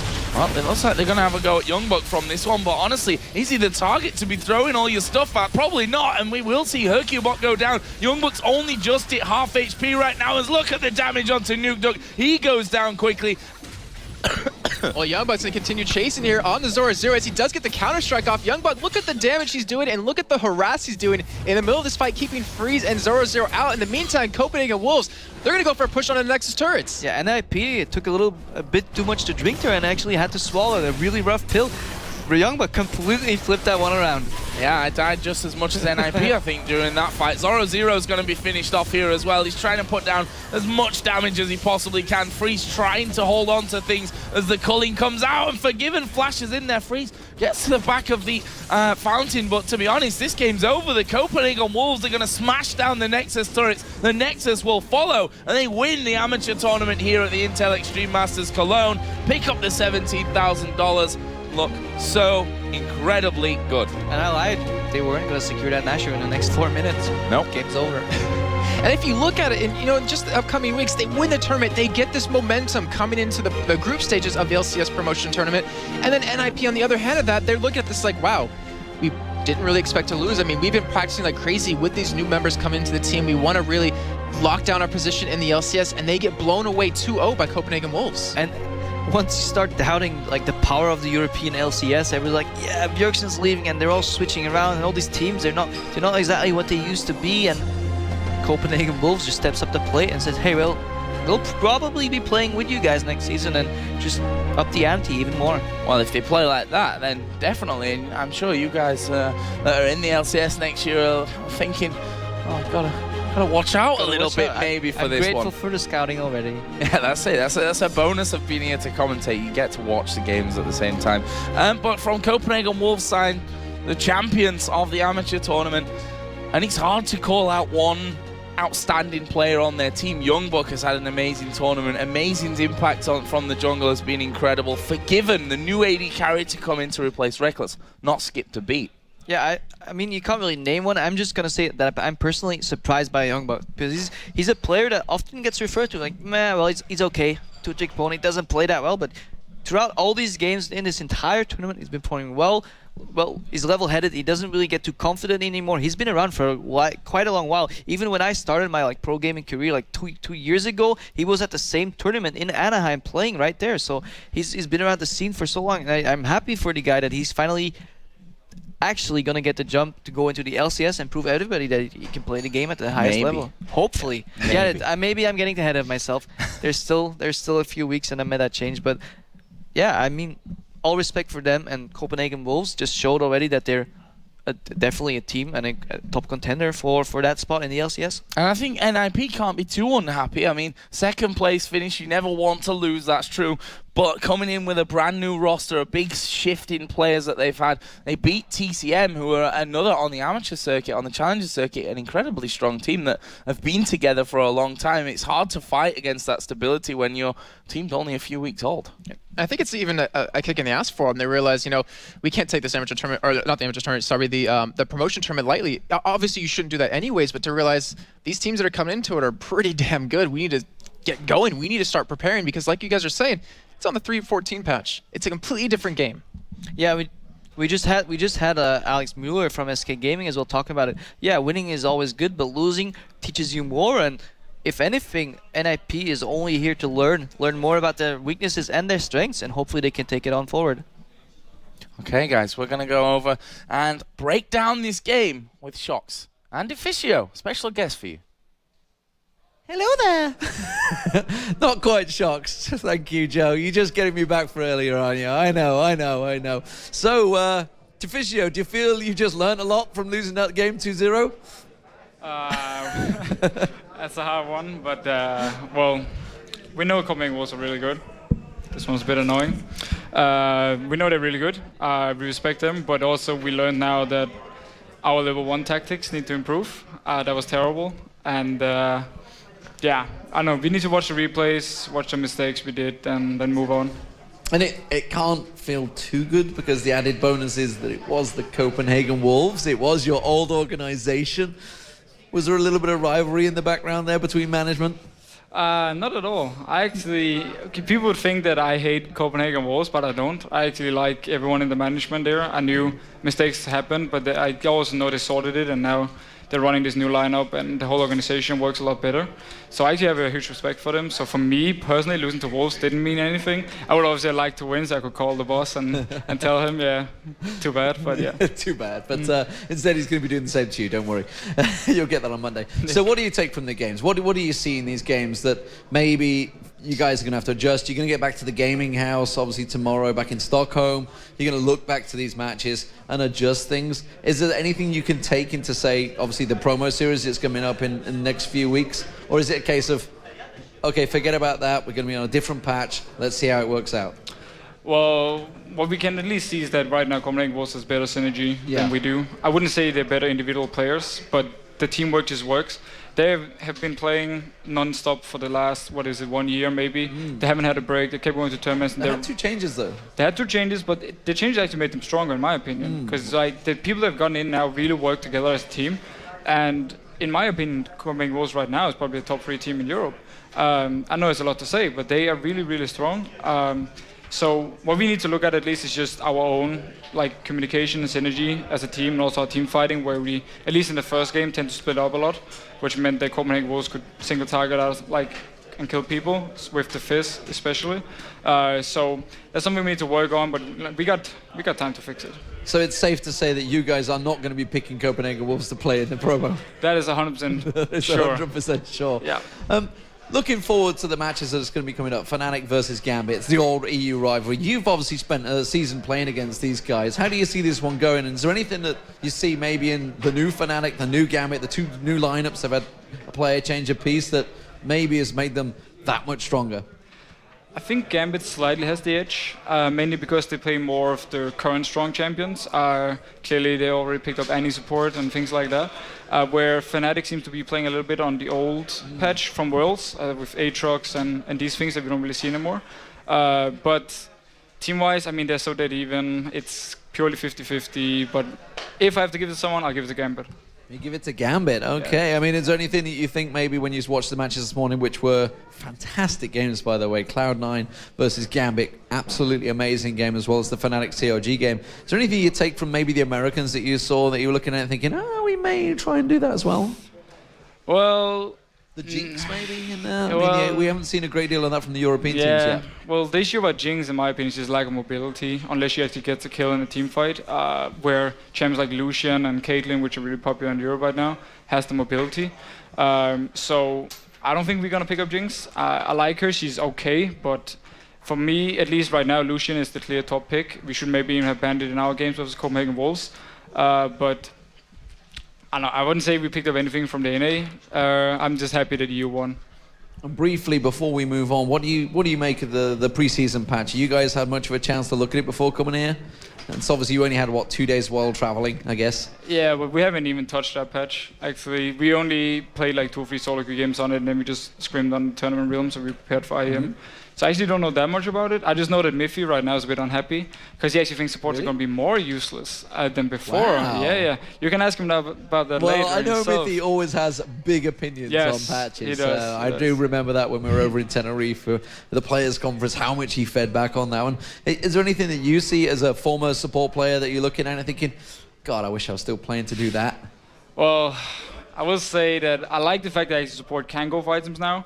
For instance, get Tangle like a Leona, so you can start playing her, and she can be more useful. I mean, I always felt before Worlds at least that Leona wasn't that strong. Obviously, YellowStar proved me wrong. So for me, if I was playing still, I would obviously pick up something like Leona now, which is really fun champ to play, so I would love to do that. Otherwise, I don't know. We'll have to see. We need to work more on that patch, especially and before the relegation also, so we know exactly what's strong and not. And finally, there's an MVP vote out there. Who would you put as an MVP bet from the pro teams so far this tournament? sOAZ in the FNATIC games were amazing. I really carried his team hard. Let's see. Yeah, I think I'll give it to sOAZ. sOAZ, yeah? Not aphromoo maybe? Throwing out as the support. Pretty much making the plays for CRG. He did make the plays, yeah, but in my opinion, one of the big reasons that FNATIC did beat CLG was sOAZ simply outplaying Nien top lane and giving a huge advantage to FNATIC. Oh, thank you very much, Deficio, and look forward to seeing you in the upcoming season in a couple of weeks, and hope you get through to the LCS as well. It'd be a shame not to have Nit there. So, we have Sjokz standing by with the Copenhagen Wolves, who've picked up the final 2-0. They sure did. Congratulations, amazing on a fantastic tournament yesterday, sweeping out SK Gaming. Now a clean 2-0 sweep of NIP, and this is your first tournament with the Copenhagen Wolves. Tell me how that you've lived these last 2 days. Well, like I was utterly excited, and like I was a bit worried about the tournament itself, because SK and NIP are both teams that have been in LCS, have been like grand names, and I just need to really adapt to it, to the playstyle, and I think I did a pretty good job in the end. Yes, absolutely. Can you maybe go a little bit more in depth about matching up against hyrqBot in his last matchup, who has got 2 seasons of LCS under his belt? Well, I always respected hyrqBot as a player, because I thought in LCS he did a really good job on SK, which was a losing team, and he's still shown sometimes that he can play on a high level. Well, I think he's stronger than me still.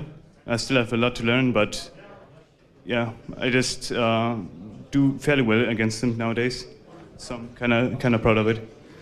Yeah, you had an amazing game, and your entire team kind of slow games, the both of them, and it seemed in the second game you guys were kind of struggling to close it out, and maybe the decision-making wasn't really where it should be in the end. Is that because you got a little nervous about closing it and winning it, or...?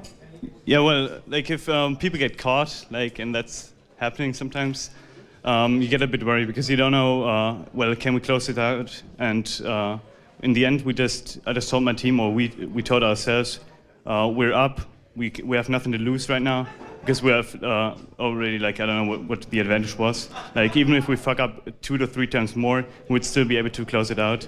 So, in the end, I just think that talking to ourselves and really mentally preparing for the finish helped us in the end.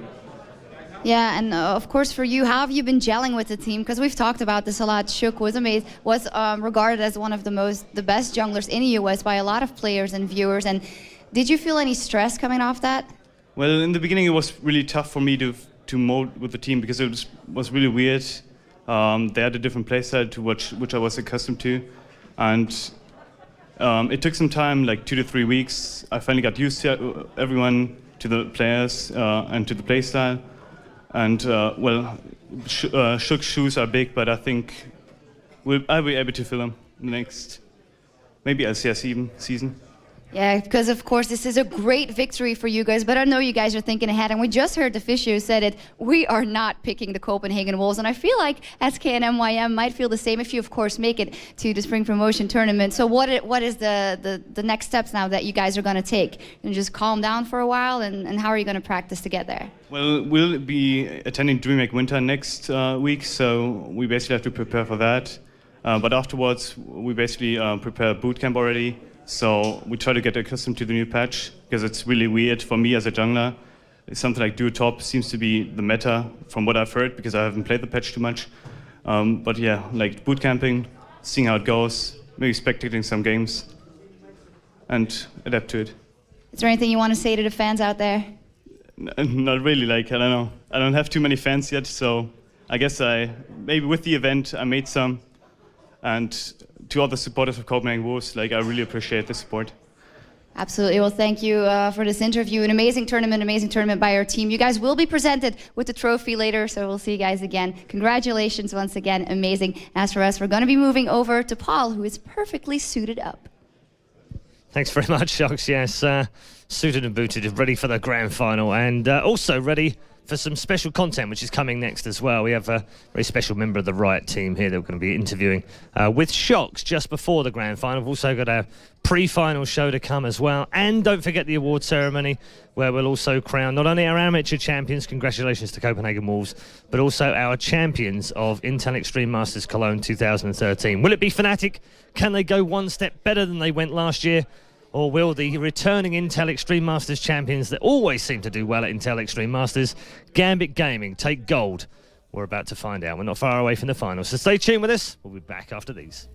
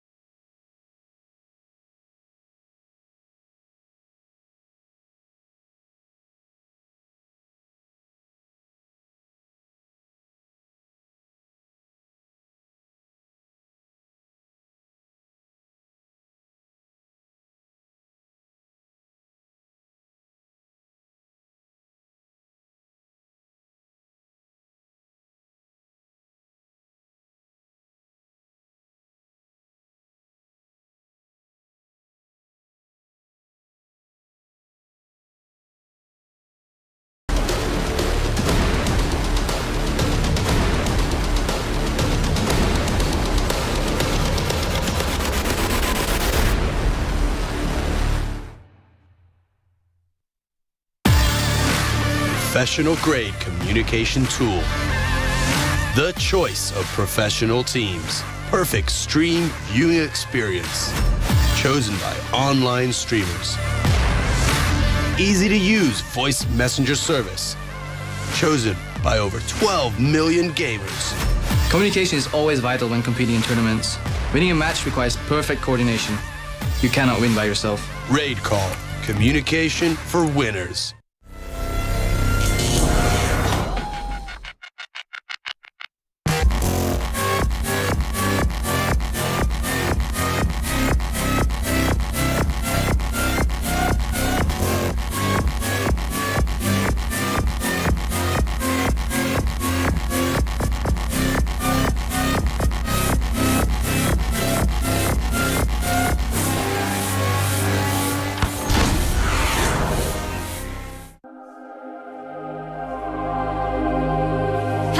Welcome to the Intel Extreme Masters Singapore.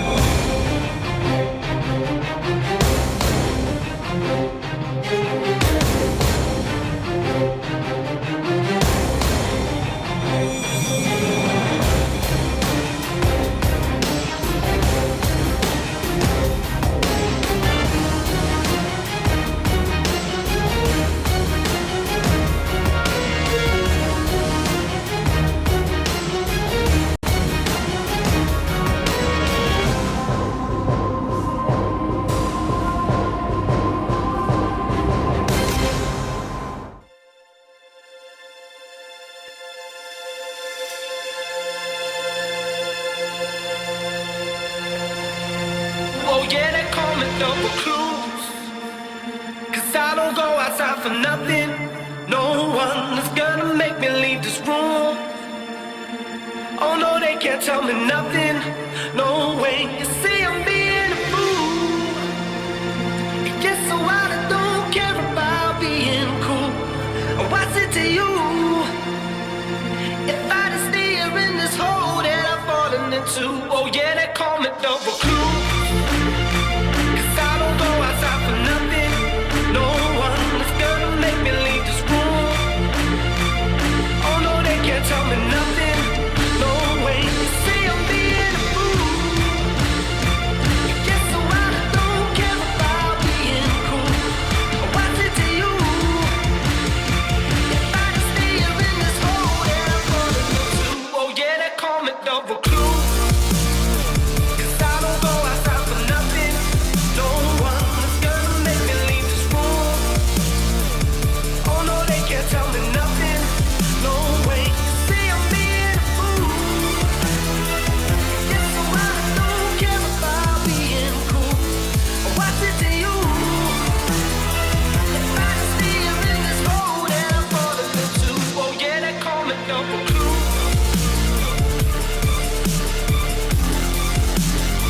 Oh yeah, they call me double clues.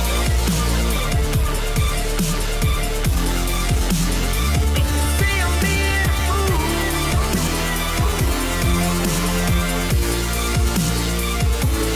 What's it to you?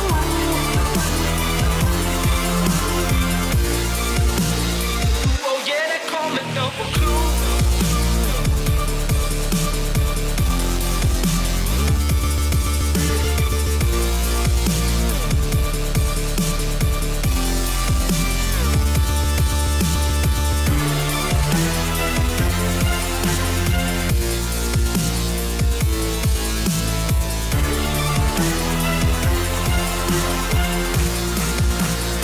Oh yeah, they call me double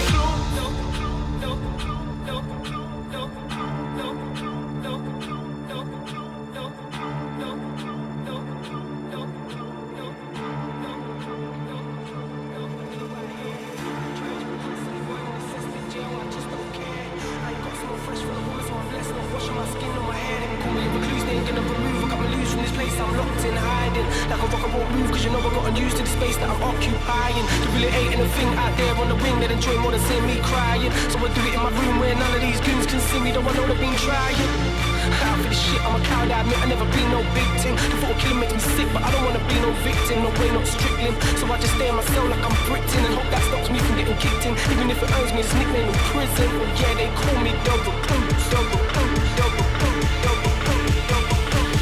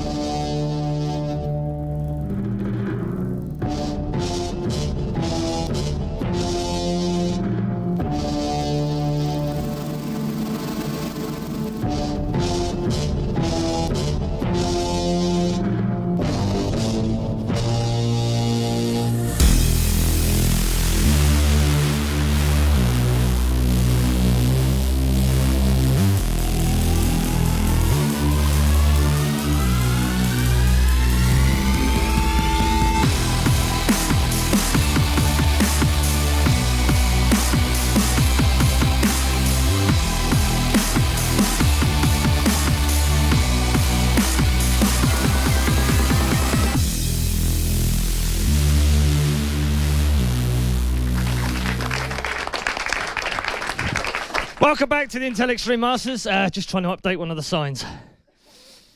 It's a little out of date now, so we need to kind of change that one. Hooray for Europe, right?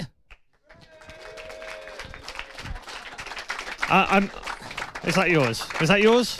Yeah, okay, take that one back then. Sorry about that. Yeah, we're just having a bit of fun here in the studio. Of course, we love our American friends and our American cousins and my American girlfriend. Whoops. But nevertheless, Europe conquered all, and therefore they will play in the grand final. That's right, it's Europe versus Europe, or rather Russia versus Europe.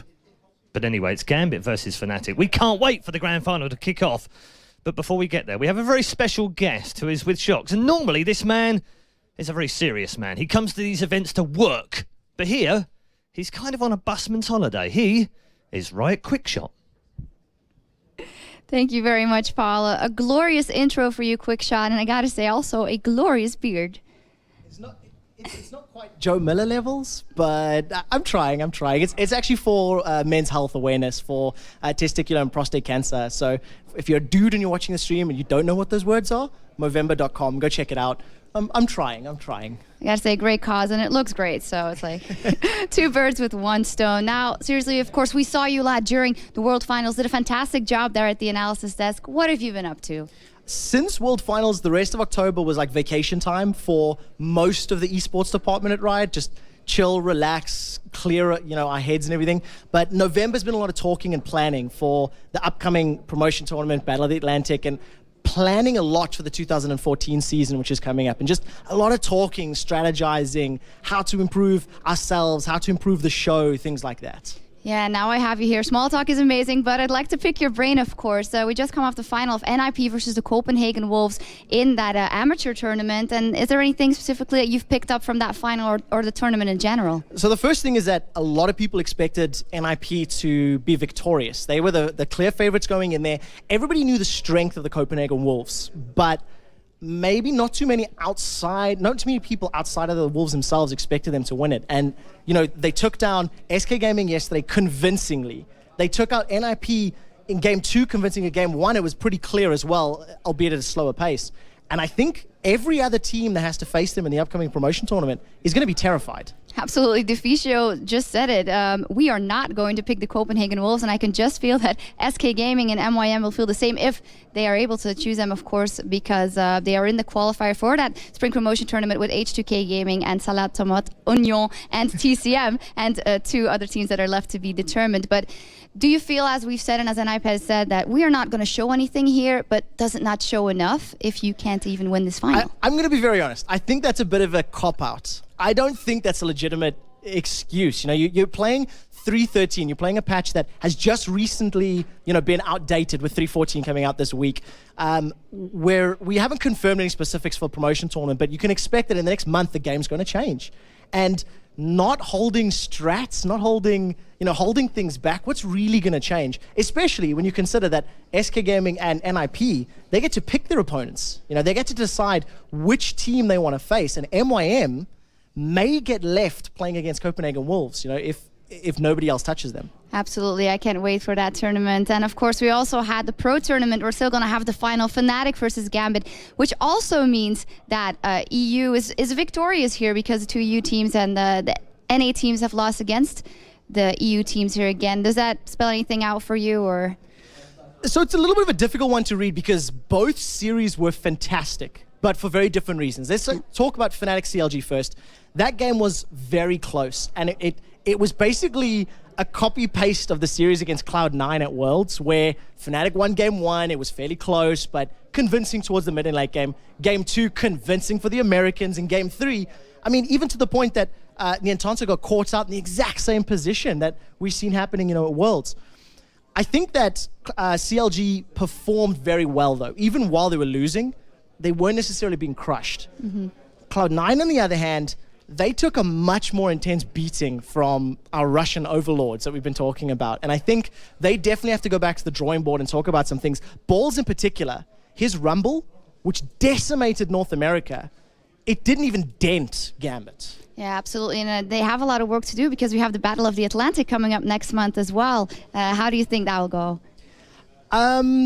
I like it. I really like it because one of the things that happened when we announced Battle of the Atlantic, a lot of people were almost sad. They were like, oh, we've seen these matchups before. It's FNATIC Cloud9. We've seen GAMBIT Vulcan, which is now XDG. You know, we've seen LemonDog's TSM, which are the matches that's coming. But this is why I like it, because now after seeing these games and after seeing these grudge matches, you know, Cloud9 now gets a chance to redeem their world's loss, and Vulcan gets to try and smash GAMBIT again like they did the very first time they played. So a lot more bragging rights. I mean, look, EU's the best. We've proven it again as a region. You might do good at All-Star, but they've got to defend it again. You know, it's about a month away, and there's very high-profile matches going on. yeah, it's all in good fun, of course. It's going to be an amazing tournament there, and those bragging rights are important. We should not beat around the bush. But another thing that was a big theme here is, of course, a lot of teams coming here with lineup changes or things that they've altered. And I'd like to run through the European teams with you because you know them very well, of course. Starting off with GAMBIT, who has been back with Edward. How have they blown your socks off? They perform very well. I think this next series against FNATIC that we'll get to in a little bit is what's going to determine whether or not my socks are still on or not. But I think they've performed very well. I think, we have high expectations because it is GAMBIT, it is old Moscow 5, it is old Empire, you know. They've got such a long and storied history. I think that if they can beat FNATIC in this series, it's definitely looking up for them. But they were always hovering in the fringe. They've always been in the top 3. They just weren't necessarily as dominant as last year. And what about the changes to FNATIC or, well, the return? Well, FNATIC's the return of Rekkles. I mean, Rekkles has been with them. If anybody's followed them on social media or their events, Rekkles has been traveling with the team often. He goes on the road shows with them. You know, whenever they had events that were in sync with the amateur team, when he was playing with Copenhagen Wolves, they were there. They were in attendance, you know. So this is just returning to it. And I'm happy you mentioned both of these rosters because they're the only two that have basically cemented their rosters for next year. That's 2 out of 8 teams. Yep. We can assume MYM will stay the same. They've stayed the same for so long. We're not really expecting change. LemonDogs, they don't even have a team. They've lost it. The only standing member is Dexter. Alternate, they've changed their team, but we haven't seen them on a big stage. You've then got Evil Geniuses, who haven't said a word. We haven't seen or heard anything from them.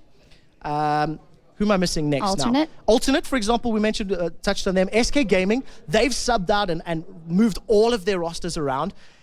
The fact that they got knocked out in the first round, are they going to stay? Are they going to swap again? You know, what's the next question? And of course, NIP, they still have to re-earn their spot going into the promotion tournament as well. Yeah, absolutely. What are your thoughts on the fact that because of the high level of games that are played in the LCS and the high stress on the players to perform, that this swapping out happens and fairly serious as we've seen now? Is that something that you like? You like to see those new faces in there? Or? So it's hit and miss. It depends on what the cause of the swap is. If you were doing it to apply a band-aid on, you know, a team or a player that is underperforming, I don't think that's the best intention, because trying to apply small little stitches to an open wound is not going to be a right fix. I think if, however, you make decisions like Evil Geniuses did with Shaka during the course of the summer split and said, look, we need a new jungler who's maybe a little bit more hungry, who's a little bit more in tune with the game right now, that makes sense to me. So, you know, the NIP swap is massive. That's a big, big change because the entire team's different.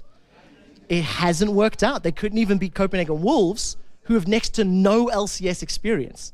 And I mean, Copenhagen Wolves, they've taken down SK, MYM recently, and now NIP. You know, that's terrifying for a team that's all 5 members have been on the highest level of European League of Legends. Absolutely. There's a lot that we have learned off this weekend. And of course, we have a finger-licking good final coming up. FNATIC takes on GAMBIT Gaming. I can't wait. What do you think? They both look really strong, yet FNATIC dropped the game. So the one thing I want to talk about for this particular matchup is it's one that's been heavily in favor of FNATIC for this last year. You know, FNATIC, it was the final of the spring split. FNATIC managed to pull out 3-2. During the course of the summer split, if I recall correctly, FNATIC went 4-0 against GAMBIT and, you know, didn't drop a game. And it's been the FNATIC story, but I think the hunger is back for GAMBIT. I think, you know, Intel Extreme Masters has always been a GAMBIT event. They've always shown up, you know, they've always turned the pressure on when they needed to. And I think as long as they continue playing the way they did earlier, FNATIC may actually not pick up the series. You're going with GAMBIT? I think so. You're having a hard time deciding. No, I do have a bit of a tough one, you know, predicting this one, but I think that my gut's telling me GAMBIT just wants this one more. You know, FNATIC are still riding high. They did well at Worlds. You know, they placed in the top 4. They just fought really hard against CLG, but they haven't needed to prove themselves quite as much as what GAMBIT do, especially now with the return of the prodigal son. You know, now that the prince is back, they want to reclaim the title to the throne, and they have to take down FNATIC to do it. I mean, summer and spring split champion, GAMBIT has to pull out all the stops here. Let's hope that we get 3 great games. Thank you very much for your insights. Enjoy the game. You're calling it for GAMBIT. I wonder what our experts think. Okay, thank you very much. That's right, quick shot there in a fantastic interview. Jason, get down. You are not 9'3". I know oh my goodness. That once. I actually came over and was like, I was looking at your belly button and that was just all wrong. You just be glad I was a little bit taller. Absolutely. So, grand final, just round the corner. GAMBIT Gaming versus FNATIC. Put your serious face back on now, because it's time to, you know, pick one out, and I'm going to ask for predictions in a minute. But before we get there, let's just update you at home. If you haven't been following the League of Legends action here from the Intel Extreme Masters in Cologne, you should have been, but this is what you've missed. GAMBIT Gaming have been fantastic so far. 2-0 winners against the Red and Cloud9 as well, and almost as equally fantastic, FNATIC in their one and only game so far, of course, because they got a bye into the semi-final with a 2-1 win over CLG. Now, Jason, before we take a look at the lineups, just reflecting back on that FNATIC CLG game, 2-1, was it as straightforward or was it more difficult than you thought it would be for FNATIC? I don't know. I've heard a lot about them. I think we said it quite a few times during the cast that we've heard they're really under practice right now. You know, getting back from Worlds, they're enjoying some time before they go back into LCS. I think they surprised me personally just because they didn't look that much different than they normally did during the summer split of LCS. Even Rekkles and YellowStar, I was really proud of how well they played together. CLG, they didn't look good in the first game, but in game number 2 and 3, they did such a great job, and I'm really proud of that. And it's good to see that the changes within the team have really helped them out and helped them start to adapt. Okay, let's take a look through the rosters right now. First of all, with FNATIC, they look like this. Of course, we already know that they've got xPeke in there, and YellowStar, Cyanide, sOAZ, and Rekkles, who really, he's stolen the limelight, hasn't he? I mean, you know, he was pitted against Doublelift, and he was baited out to make a comment. He then returned that comment. It was a retort well done. And he's had the last laugh because he was the guy that managed the 2v1, even though he told Cyanide to go away. He didn't want Cyanide to interfere with his 1v2. And he came out on top. I think he may have only died maybe twice in the 3 games. Yeah, only a couple times. Yeah. And you heard xPeke during his interview say, you know, Rekkles compared to last year, he's pretty much the same. But a lot of other AD carries have stepped up and really gone to the same level he has. And I think it still kind of shows that there's a lot of growth for him because the competition only makes things better. And him versus Doublelift, it was very close. I mean, you saw him get the better of them with that double kill he got on Ashe when they dove too deep. And then you saw Doublelift able to, you know, pretty much walk over him in game number 2, even though he didn't die once. It still didn't matter. But it's really nice to see that Rekkles, even after this year period, has still been able to maintain his skill. I mean, he's been playing Copenhagen Wolves this entire time. He's been living with the team for the past, I think, 3, 4, 5 months, helping train them, helping coach them. And overall, it makes him more of a rounded player. Also helped the Copenhagen Wolves because they've just won the amateur tournament as well. So even though they haven't got him anymore, they're still pretty hot. I'm honestly really proud of them because they've been working so damn hard all year. Thinking back to the summer split where they beat DP or Dark Passage in the DreamHack tournament, they really have done well. And the thing is, we all worried when Rekkles is gone, are they going to be able to do anything? Are they going to be able to maintain that level? And they have. And to me, they've actually surpassed that. Yeah, first time of asking as well. Let's move on to our other team in the final. It's GAMBIT Gaming. As ever, it always seems to be at the Intel Extreme Masters. They line up like this. Darien, Diamond, Alex each, Genja and Edward. The return of Edward has been the main story of this team over the last couple of days. How has he done, in your opinion, of the 2 matches you've seen so far? I've never seen him look so good, to be honest. I mean, I've seen some amazing flash crescendos come out of him, but his decision-making in these games, playing Annie, playing a champion I guess he enjoys a little bit more, it shows his confidence in the team. It shows what he said earlier in an interview about the problems that were in the team are now gone, are truly gone. He seems to be having fun. The entire lineup is having fun. We said during the cast, they're laughing, enjoying themselves before a game, and that's a really scary thing, and I want to see, can they continue on this path? because whenever they boot camp, they look scary good. They look like the best team in the world, and today they still looked on top of the world. Yeah, they look very relaxed as well. And Ed would look, you know, he had those 4-man stuns. I think he did it twice in the same game. Game-changing, some of them. Yeah, exactly. I mean, really turning things around when you thought, oh, hang on a minute, they might be on the back foot here. Whole year, it's been FNATIC. They've come out on top. 3-1 in both spring and summer, and then obviously it was 3-2 in the spring finals, wasn't it? Yeah. Did they ever face each other in the regionals? They didn't, did they?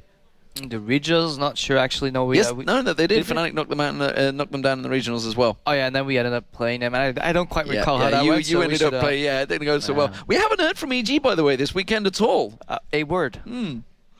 There we go. Now we've had a word from EG. I see what you did there. Very Thank you much for recognizing. Very clever. But let's talk a little bit about the game, because this final coming up going to be best of 3, and with a good chunk of cash on the line, $18,500 for first, $7,500 for second. So it's a big drop if you finish in that second place, and it's more about pride, I think, as well with these two. GAMBIT, we said it before, we've heard it, we've said it many times. IEM is their event. The Intel Extreme Mass is where they made their name, and it's where they continue to make their name time and time and time again. It was mainly because they had so much time preparing for every event. You know, when GAMBIT has a time to buckle down, boot camp, and do whatever they want, that's when they are the strongest. They drop the ball sometimes in LCS, and then they had to rotate a few members. But every IEM rather, they're so strong because it's literally the same format. A couple of weeks of preparation and take everybody by storm. Absolutely, and you know, Intel Extreme Masses, without a Korean team, maybe they've got a very good chance of winning once again. It's the only one so far that's been able to stop GAMBIT are the Koreans. You see FNATIC right now here, pretty much focused on what they're going to do, and you can see there's actually a very focused Peke. For the first time ever, I think, when we were at Worlds, that's the first time I'd ever seen Peke looking really nervous at that semi-finals at the Gala. Normally, you know, this is exactly the same. Exactly. I don't know, I went Scouse for a moment there. This is exactly the same environment that these two teams have been used to for the whole year round. So both of these teams will feel incredibly comfortable where they are right now. Yeah, and so they should. Like you said, they've played so many games. I think in the regular season, 28 games apiece, and then and a few extra ones. In a few extra ones, yeah. Thanks for that, Krepo. I'm sorry. For you guys, actually, it was SK that brought us into that. So you. It was also GAMBIT. The GAMBIT were on 4-0, and they lost to FNATIC, and they went 4-1. Suddenly, everyone was tied up. We try to make it entertaining, though. Like at least EG tried, you know. Yeah. And you won that game as well. Maybe we should entertain people more. I think that's the lesson to be learned there. Exactly. That's it. So we're going to see you a bit more in Nivea in Season 4? Well, I do have a 100% win rate after all. And it's a bigger win rate than Froggen has, isn't it? Yeah, I think so as well. Let's not talk about sample size or luck or getting carried by Froggen's Blitzcrank at all. Let's just leave it at the win rate because, like, stats don't lie. But talking about smiley faces, you see GAMBIT once again. They are all smiley again. And, you know, it's a scary thing. When their guys are happy, they're a deadly, deadly beast. And Diamondprox, I tell you what, I don't know what's happened over the break since he's been to the Worlds and back, but he's come back a pretty stylish character. If anyone's seen any of the photos coming out there, married life is treating him well. Yeah, I'm not. Obviously, still, you know, when you get married, you're supposed to slack off on becoming attractive and all that stuff and turn into a bit of a slob, but he's doing it the other way around. Looking great, Diamond. Well, let's get on to the serious business here because we are into the bans and picks, and we can see Kha'Zix taking out. Good choice. Alex producing some film-worthy moments earlier on in the tournament with that Renekton against Darien. On the other side, Nidalee taken out. We know that Peke loves to play himself a little bit of Nidalee. Kassadin also banned by the purple side. And we touched on the Kassadin by the purple side ban earlier. Yeah, it's definitely not what they want to do. Actually surprised they're going to ban Annie because FNATIC plays Leona. And I'm wondering, because they're doing this probably because they're blue side out of bans and Shyvana ban. That's exactly what I was going to talk about. They have to ban Shyvana, else FNATIC just first picks it. Trash is still up there. Maybe YellowStars want to take it away from Edward there, and he might be playing Sona, which he loves also so much. Well, Rekkles didn't play Lucian earlier on, so whether that's going to be a first pick, I would doubt it. It's probably going to be something maybe for Cyanide. Maybe they're going to go for that Aatrox. It's a champion that both these teams have played heavily and very well in the past. I've not been impressed with it, though. There's still Shen. There is still Shen up as well. Yeah, Shen is still in here. I mean, Darien showed earlier that Lissandra very much a viable pick for him as well. Great initiations that he pulled out in the 2 games that we saw him on that, but lots of options open here, and you can see that FNATIC are taking their time with this first pick, definitely pondering what the best choice at this stage of picking is going to be. The problem is if you do like a mediocre first pick, you give 2 like counter picks to Gambit immediately. Maybe the team's trying to say, guys, we saw Shen earlier on, it was great. sOAZ, you're gonna play it, and that's why he's looking so. He's like, no, so down. He's like, no, okay, no, guys, no. first pick Thresh. Yep, exactly. Yeah, because it's him picking after. I was like, yeah, Shen, okay, Shen, you sure, Shen? Nah, let's just Shen Thresh. Actually, Elise coming through has been banned most of the games as well. Cyanide said it earlier, like I'm not giving like Elise to Trick because we're never giving anybody Elise, but apparently normal rules don't apply for Gambit, and they look like they want to pick it up. Well, maybe they're not expecting Diamond to play Elise in the jungle. It's something we've not seen. He's been pretty much sat on Vi the entire time, and there is the Aatrox pick. Double lookout for Cyanide. Like 2 of his champions stolen immediately. Will he go for Darien? We don't know. I think that's a very real possibility moving into this one now. We'll have to see. We do have Lee Sin still available, something that Cyanide shied away from a long time, but we also saw him bringing out the Lee Sin to great effect as well. So really interested to see what they go for this time around. And again, it seems like taking their time for this one. That Thresh pick going right up until the last second. Already, though, Aatrox and both Elise can jump immediately into the fight, so definitely an aggressive Gambit. Maybe we'll see some more reserve picks coming out. Is Peke gonna go for the Orianna again? Didn't work all too well, but maybe like the disengage and just the speed up and the shields coming out of her might be the kit they need to deal with Gambit's lineup. Well, what do you think Edward's going to go with here up against the Thresh? Is he going to go with the Sona maybe, that generally they get forced into? Or is there a counter that he could use? I like what they do by just banning Annie and picking Thresh, and just Eddie has been playing a lot. He has played a lot of Zyra in the past, and it does all right against Thresh. I mean, he plays Solana too. It also does all right. Maybe Janna. Main key point for Janna is basically you want to disengage when Thresh goes in. Lands a hook, gives you the time to like make them collide with the tornado, stop him from going in. Obviously, doesn't work if you're getting hooked yourself. Although Thresh has to immediately follow up on his hook because otherwise the lockdown will break and he can still get disengaged. Not entirely sold on the Janna pick. The last time he played it though in a scrim against us, he ran Exhaust and Ignite, so maybe see that here. I'm not scared of letting those kills come his way, that's for sure. Generally not. If anything we've learned in the past from Eddie, that is certainly it. But this Janna is still being hovered over. Expecting their AD carry to come in from this one. Actually, going over towards Sona. If we pan the camera a little bit to the right, we probably see a very sad-looking Edward at this stage of things. Note that they're picking his champion now, so he doesn't have his own choice later. It's Alex deciding his fate. And it will be the Lucian locked in here, so Genja picking that one up. We've seen him already bringing out the Jinx earlier on. Right now, FNATIC sat on Trundle, Garen, or Fiora. Not sold on any of them. Actually, I like Trundle a lot because he's a really strong champion that a lot of people don't know how to deal with. I don't think FNATIC will end up picking him, but I just want to say, like, I'm a Trundle fan. Well, Nocturne is the jungler. It's the champion we saw Cloud9 running earlier on today. Meteos playing that one. But the problem with Nocturne is one of those champions that can do really well or really badly. He basically needs synergy. He needs people to follow up with. Like, Nocturne lanes generally go for like an all-in type. Like, you ward up, sure, buddy, but I'll still just stream like right through the mid lane, put my paranoia out, and just like, you don't know where I'm coming from, and suddenly I'm on your lane. Like, all-in, double all-ins with gap close, I generally do really well with Nocturne, or just surprising the bot lane, but Lucian deals with it pretty well. I mean, Edwards might maybe the sacrificial goat to take every fear there, but Lucian will dash out, Elise has repel, Aatrox can jump away. Not entirely sure if that's the correct pick. Ooh, Zig's locked in, and this is going to be a Lee Sin top lane as well. Nocturne's in that jungle. We're going to see sOAZ on Lee Sin. I like that. He plays a really mean Lee Sin.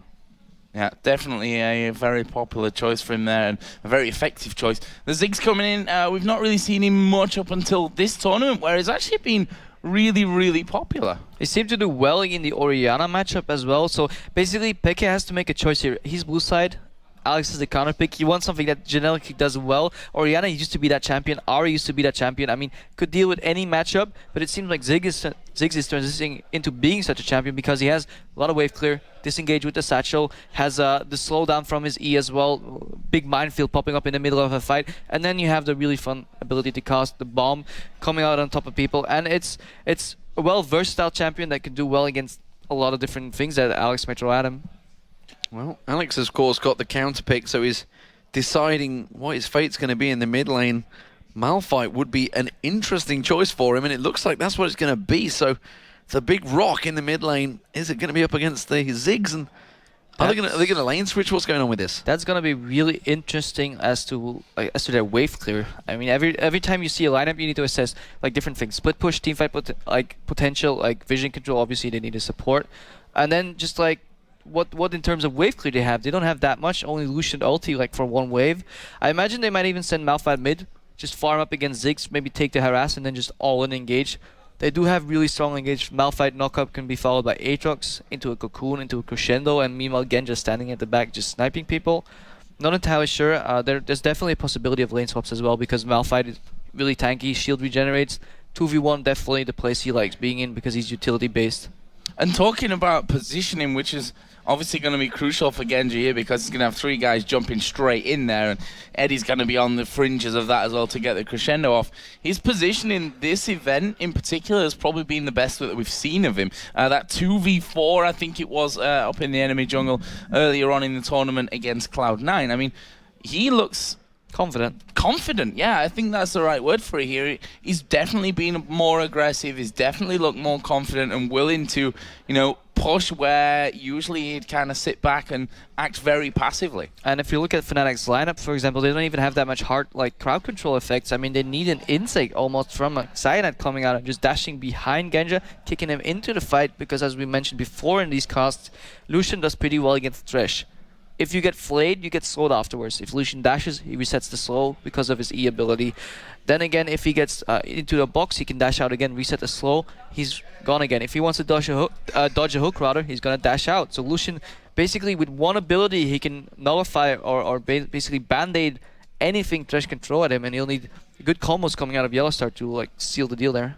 I wonder if some of that confidence is basically because Eddie's back alongside him. Maybe he's just in a happy place at last. Because I remember when Edward left, Genja realized, he's like, it turns out you actually do need to be quite nice to your support player. Yeah, I realized that one, yes, I think, after a while. Yeah, yes, you do. Krepo's like, yeah, that's a rule, guys. That's be nice to your support. That's something a German AD carry can learn once in a while. Hey, watch out. Pete's about as nice as it gets, Yeah. I think. I don't think you could get much more of a nicer AD carry. You saw that black eye he got. It's because he wasn't nice to his support player. That's what happens. But we are in game, the grand final of the Intel Extreme Masters Cologne. FNATIC versus GAMBIT, a best of 3 with $18,500 for the winner, $7,500 for the second place, the loser of this best of 3. Let's talk a little bit about level 1 here, Krepo. Well, very passive. None of them have any like CC train they can throw on each other, like respecting. This is generally the Gambit we see. They don't want any wards in their jungle, so they're just settling on pink warding whatever they throw in. They might go for the typical Gambit move where AD carry and support try to mess with a buff. It's really safe because if they see too many people in there, they just back off. It leaves Diamondprox generally exposed, but he's normally okay with that, and that's actually what we see here. Genja and Edward grouping up already, but Fnatic has played against it so much, they're possibly even ready for it. Yeah, this is exactly the position they caught out CLG with, and they're going to try the same. Forcing a flash already from Edward. That was a quick early flash. Almost similar situation to Nien walking in towards the top bush. Yeah, and he respected the play there, flashed immediately, because Thresh could be channeling his hook in the brush, and he would have no vision of it, and once it lands, it's too late to flash. So, okay flash from Edward. It looks like Fnatic wasn't expecting them to be there. They were just doing a delayed invade. So let's have a look down some of the others. Of course, it will be Darien playing the Aatrox, starting off here with that Doran's Blade. So a fairly aggressive start from his side of things. He's going to be in that 2v1 lane. I say 2v1 lane, it's actually going to be a 1v1 lane in the bottom because sOAZ is working his way down there with Lee Sin. Well, Darien on Aatrox, this is a champion that he basically was the first to bring out on the scene, I think it's safe to say, certainly in the European LCS. And it's actually a champion that he's played very well with. Wicked's also champion in that top lane as well. It is a champion they've all played very well with. Ignite going down on towards YellowStar. Very much aggression. If only Edward had a flash right now, he'd be thinking I could get that power cord onto him, but it's not to be. Yeah, and I actually was not on your screen, so sorry for putting that, but that was actually basically YellowStar engaging that with hook, but once it died, the zone dropped and immediately counter-engaged by Lucian and Sona with immense poke, and that's really gets punished because Thresh has no flay, has no lantern yet, no counterplay possible, so even landing a hook doesn't even mean a good trade. Wow, Oh, the hook coming through straight down the middle of the two, and actually Nocturne is working his way up. FNATIC with that early push that caused the flash from Edward at level 1. They put a ward down in the tri-bush, which has allowed now Cyanide to realize that he has free reign on this top side. However, with Elise still somewhere around there, they spotted him with that ward that was put down by YellowStar. Also at the very start of the game, they saw that Elise on that top side, and they don't want to risk it by the looks of things. No, it would have been a dangerous play, but look at the mid lane right now. 16-5 already. Alexic in terms of farm to Peke. This is what we're talking about. It's like, how are they going to do the wave clear? How do you possibly keep up with a Ziggs on a Malphite? Yeah, and it's really dangerous. Even if Elise ganks him, he still has a satchel to get away. And Malphite doesn't have that much to offer. And Diamond's coming in. Diamond's coming in. The Cocoon does land, Joe. They're going to try and come in for this one, but Cyanide is there. Surely they're not going to go too deep for this one, but they will do. And you can see Cyanide forces them back away straight away. Keeps Peke safe.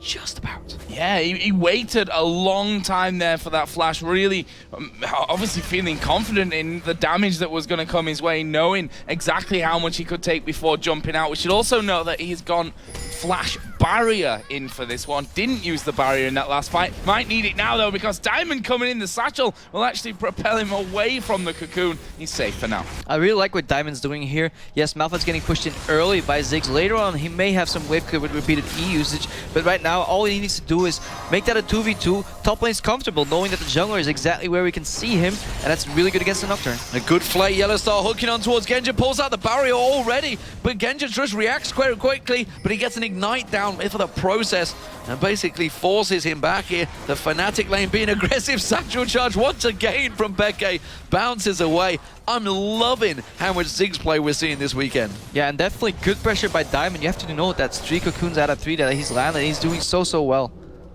No, he's now headed up towards the top lane, realizing, okay, I've spent enough time down in the mid lane. Now I'm going up top as that ward comes out from YellowStar. The Lantern comes in as well. Rekkles able to get away. The Cocoon just flashes straight down the middle. Very efficient ganking. He's going back around because right now he's denying them farm on the top lane. Yes, they see him, but he doesn't care. He's like, okay, you're going to lose farm, you're going to get frozen. He might even help to freeze here and just let Genja base. When Genja gets back with more items, FNATIC's going to be in a whole lot of trouble. It was one of those scary moments that everybody's found when you turn that light on and there's a giant spider. It's like, quick, back away. There's a great big spider here. Lantern was flung out straight away from YellowStar. Wasn't having any of that. So, we saw Genja has just nipped back, got himself a second Doran's Blade and boots. Meanwhile, he's going to return to the top while Diamond takes a couple of lane attacks. This is really interesting. Okay, Diamond forcing the 2v2. They're expecting Genja to show back up top, but essentially what's happening is Diamond's getting the farm. Hook misses, so nothing's gonna happen. And look where Genja is going. He's going down bottom. And speaking of the bottom lane, look at it. 39 to, well, it's 33 now. It was 27 a moment ago. sOAZ is actually being quite heavily out-farmed by Darien in this matchup. And he needs to be really careful here with this one. Going to get slowed down. He's going to dash off to the minion. Flashes away from the knockup, but it's not going to be enough to get away. First blood, Darien. And this is all Diamondprox starting this, and a beautiful game read by Genja. He's basically stepping outside of the meta game yet again, but they're engaged from fresh. Well, they're going to try and go towards him. Repels away from that hook straight away. Will try and get back in there and actually turns around, puts a bit of damage back onto YellowStar. And like you say, stepping out of the minigame, effectively becoming a top laner briefly. Yeah, he's going the top laner, and Genja is roaming every time an AD carry bases early on a freeze like that. You expect him to come back and punish the NMP team for allowing it to happen with an item advantage. FNATIC is scared. They can't really come there because they're afraid of Genja coming back. And then sOAZ, who the hell expects an AD carry to show up in the bot lane? Well, apparently you do against GAMBIT. And not really much to be expected there, and that's catching them off guard, something that we don't really expect between two teams that have played each other so very often. Because he's never done it. He's a completely new Genja right here. Equally crazy, but he's tired of building crazy items, so he's doing crazy roams instead. Those crazy Russians, they are up to all sorts. So Genja and Edward, they've rotated around and they are in a 2v1 lane now up against sOAZ. Interestingly enough, finally Diamond has gone up there, but Darien has gone up there, sorry, but Diamond, he took a lot of farm while he was in that lane. That's actually buffered him a little bit, and he's got that level advantage in the jungle now. At the same time, FNATIC's bot lane, or actually now top lane, the two people there, couldn't really counter farm as much because they were still scared of Genja coming back. And even, you saw it when Diamond, he took a little damage onto Thresh because he even saw Rekkles being so far back, being not in the damage zone, and really good read by Diamond. Even if it's like a small bit of damage, it just shows how well he's reading the attack zone from Corki. See him there just backing away here, Darien, just to pick up as much as he can. Those golems going his way. The blue buff has also transferred over on towards alexicz. Look at this, Diamond headed down bottom. He's gone over a ward, which means that he's not going to have a chance for a kill, but it also means that sOAZ didn't come near this lane. Yeah, they are absolutely being kept away, and now Darien has hit that level 7. He's got the pickaxe and longsword to go along with it. His wave clear is going to be pretty strong. There's no way they're going to be able to shove on that lane too heavily towards him. Diamondprox waiting around the side. He's going to maybe go cast a cocoon on towards Cyanide. I don't think he'll get the kill, but he's going to go full on aggressive. Pops that fear leash off. Will it be enough? Ziggs comes in. Remember, he's going to have that long range poke, but unstoppable force is available from alexicz, and they know it. They have to step away. And what GAMBIT lacks in siege potential, they just make up with pressure. They don't even siege turrets and slow and take it down. They just say, hey, we're here, you better move away or you'll die, and that's exactly what they do. Look at the bottom tower, down to 30%. What does GAMBIT do? Rotate into a Drake. No more time to push, just go for the Drake. Drake is already been way started off, and that's going to be taken for free here. FNATIC not going to get anywhere near this one to stop that from happening, and that is going to be a nice reward for them as the lantern goes in. Like, confirmation, well, confirmation for a timer. Yeah, that's all they get. See the time at least for the next time that one's going to be coming up. Let's have a look at some of the early CS count here. xPeke versus alexicz. That's where the big difference is. 82 to 52 CS in the mid lane. Yeah, but xPeke does has a push advantage there. Yeah, he's gonna beat Malphite. Of course he is. Malphite has nothing to offer. But once he hits level 7, 8, and 9, that's where the pressure comes in and you can combo. But the problem is there. Like, it's only a 300 gold difference. But look at the top. That's an 800 gold difference. Look at the jungle. That's a big difference. And now they're diving in, Joe. Yeah, flash hook came out. There's the crescendo coming down. sOAZ is super low, but it's Edward that actually falls in there. sOAZ able to stay alive from that one. I mean, yeah, basically really good gank, transition into a tower push. This is exactly what FNATIC needs to do to get back into this game. GAMBIT caught a little off guard, and once they're dead, well, tower's a free push. Oh. Alex is popping down the bottom. Genja's been aggressed upon here. Cyanide gets that feeling. She's quite successful, turns him in the right way, but now he's going to back away, and Alex is still back down there. He's going to unstoppable force away. He could catch someone on towards the tower here, but it's only sOAZ. He'd be crazy to go for it, but he does anyway. It gets kicked instantly away, and that is going to be sOAZ getting away just about with the ignite. That was a really damn well played play by sOAZ. He kicked him immediately, even as he got knocked up there, because one more auto attack would have killed him. Damn, sOAZ. Impressive. Impressive play. Now Diamond actually coming around the mid to xPeke, who's got that blue buff on. Diamond didn't really want a piece of him. He's quite happy to sit back here and soak up a little bit of farm. But as you said, fantastic reactions really is what it was from sOAZ to get that kick. I had to be smart cast. To get that kick off at the exact right time before he went down. And well, we didn't expect Alex to maybe go in for that one, but he was like, well, I can do it. I can take this one.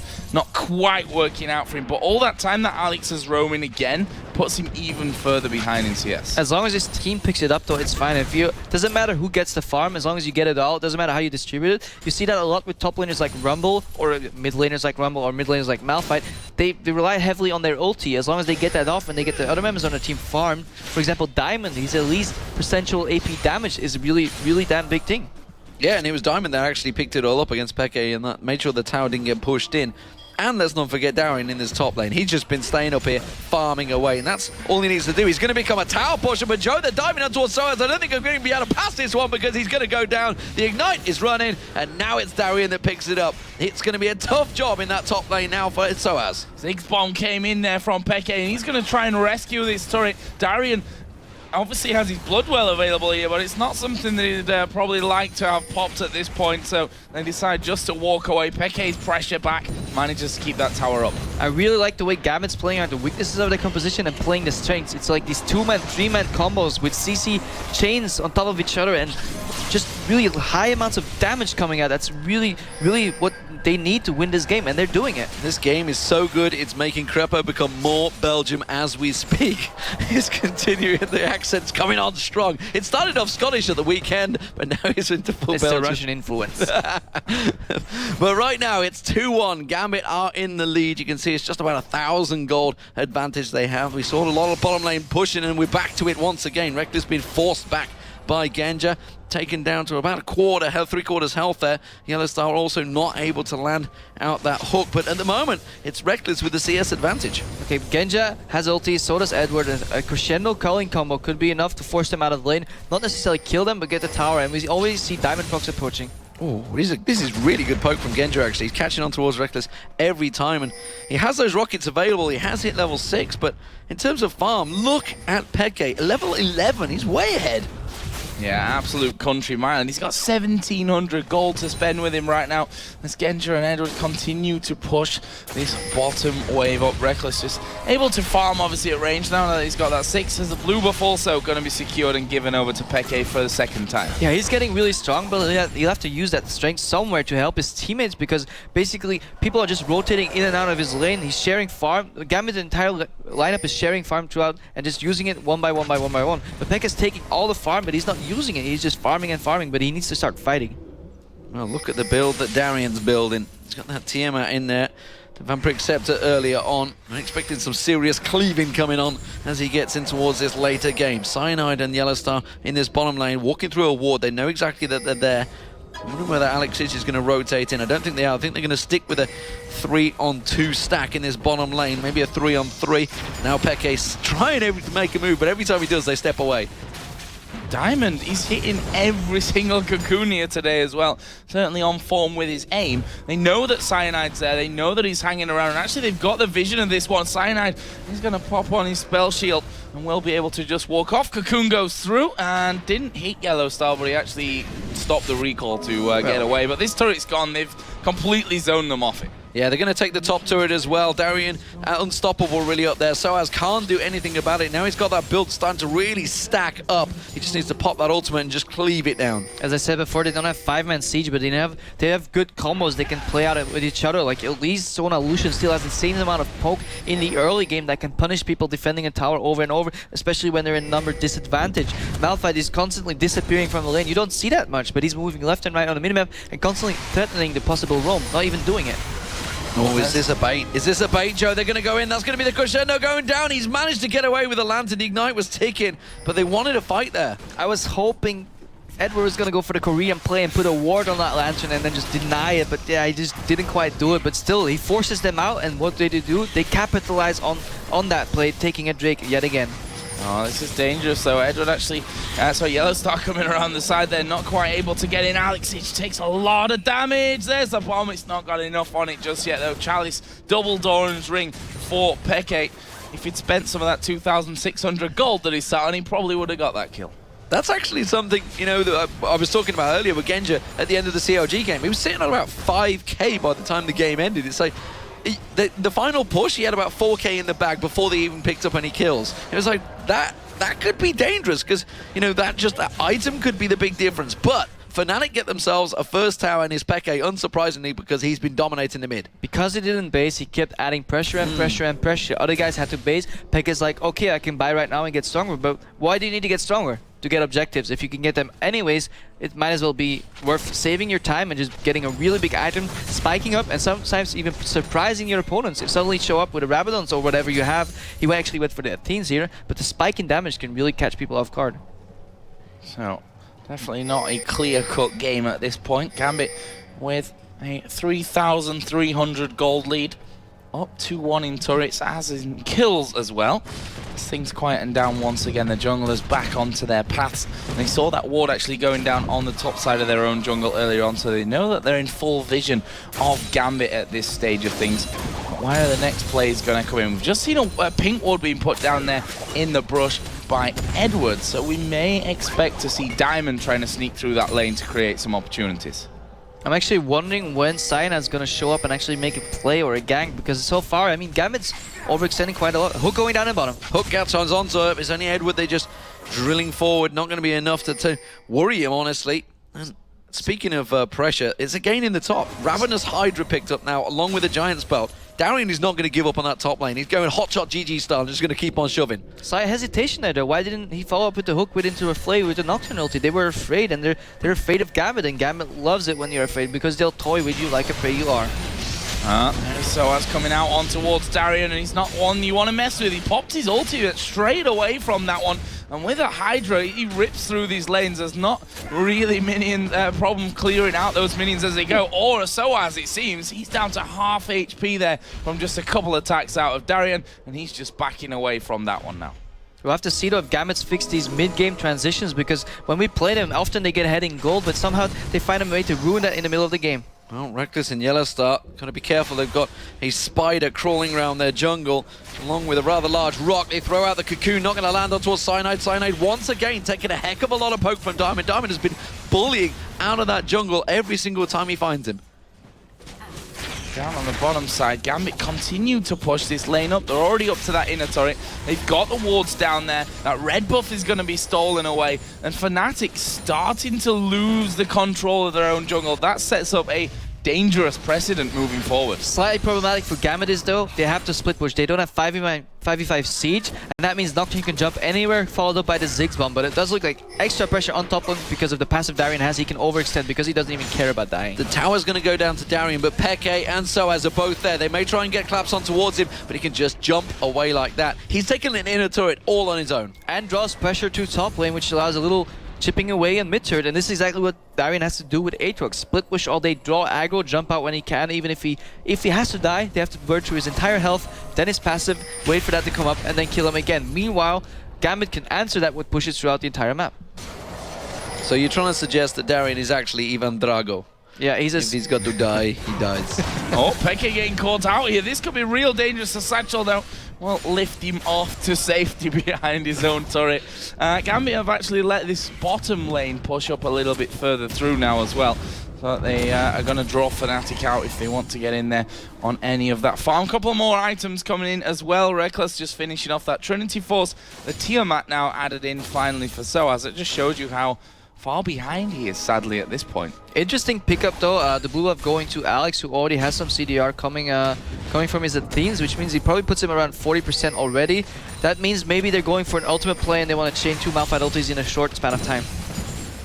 Well, so far, Gambit, they seemingly are in the position to start pushing areas of the jungle. xPeke comes around, just catches a glimpse of Alex Ich, but Alex Ich is motoring it down the bottom. That's where they want to focus. They can see they're trying to force in FNATIC back. And if it wasn't for spotting Alex quite so early, I'm not too sure if the warning signs would have gone off down the bottom lane. Instead, they are looking to engage. Diamond, I think he was forced to flash away there. Yes, he was. So flash was burned from Diamond. Now with that blue buff on Alex Ich and actually going for the Athenes and not really building super tanky, but actually going for a slight AP alteration of Malphite, combine that with Lucian and Sona and Elise having magic damage, they actually have a lot more poke than I initially expected, and they may grow into the siege potential they need to close out this game. So let's see then. FNATIC here pushing that mid lane back out. They took the tower down earlier on, of course. Still lacking behind here, and a lot of that coming from the farm, that's for sure. But you know, the way that Gambit have been playing right now, it's going to be hard to stop Darien because he's a confidence player, that guy, you know. When he's down, you see him just wandering down in lanes and just dying over and over and over and over again. But when he's feeling good, that's when he's his most dangerous. A very interesting pickup by Edward here. He went for the Boots of Lucidity for even more CDR and upgraded them to reduce his flash cooldown. Looks like Garrett combine that with the notion that Alex got his blue buff for 40% CDR on Malphite ulti. They're going for repetitive plays on the enemy team. Normally 20 minutes into the game when you're this far ahead, you would see Baron plays, Vision contesting, but it looks like Gambit has chosen a different way to close out this game. Hopefully they can actually land these engagers, because otherwise they might just give FNATIC the time to scale back into the game, because spending money on flash reduction and then better boots and cooldown is all fine and well, but if you're not using it in your fights, you're just giving the enemy team a chance to come back. Funny thing actually, xPeke, don't forget that, because xPeke right now being attacked in the mid lane. He is, gets away with a lantern. The ignite not enough to finish him off, and Gambit, whilst not able to get the kill, have they done enough work here to carve themselves an opening on the tower? The classic double-edged sword. There's a lantern behind me and an enemy in front of me.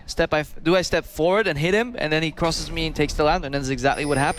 If Alexis blocked that lantern, xPeke was probably dead.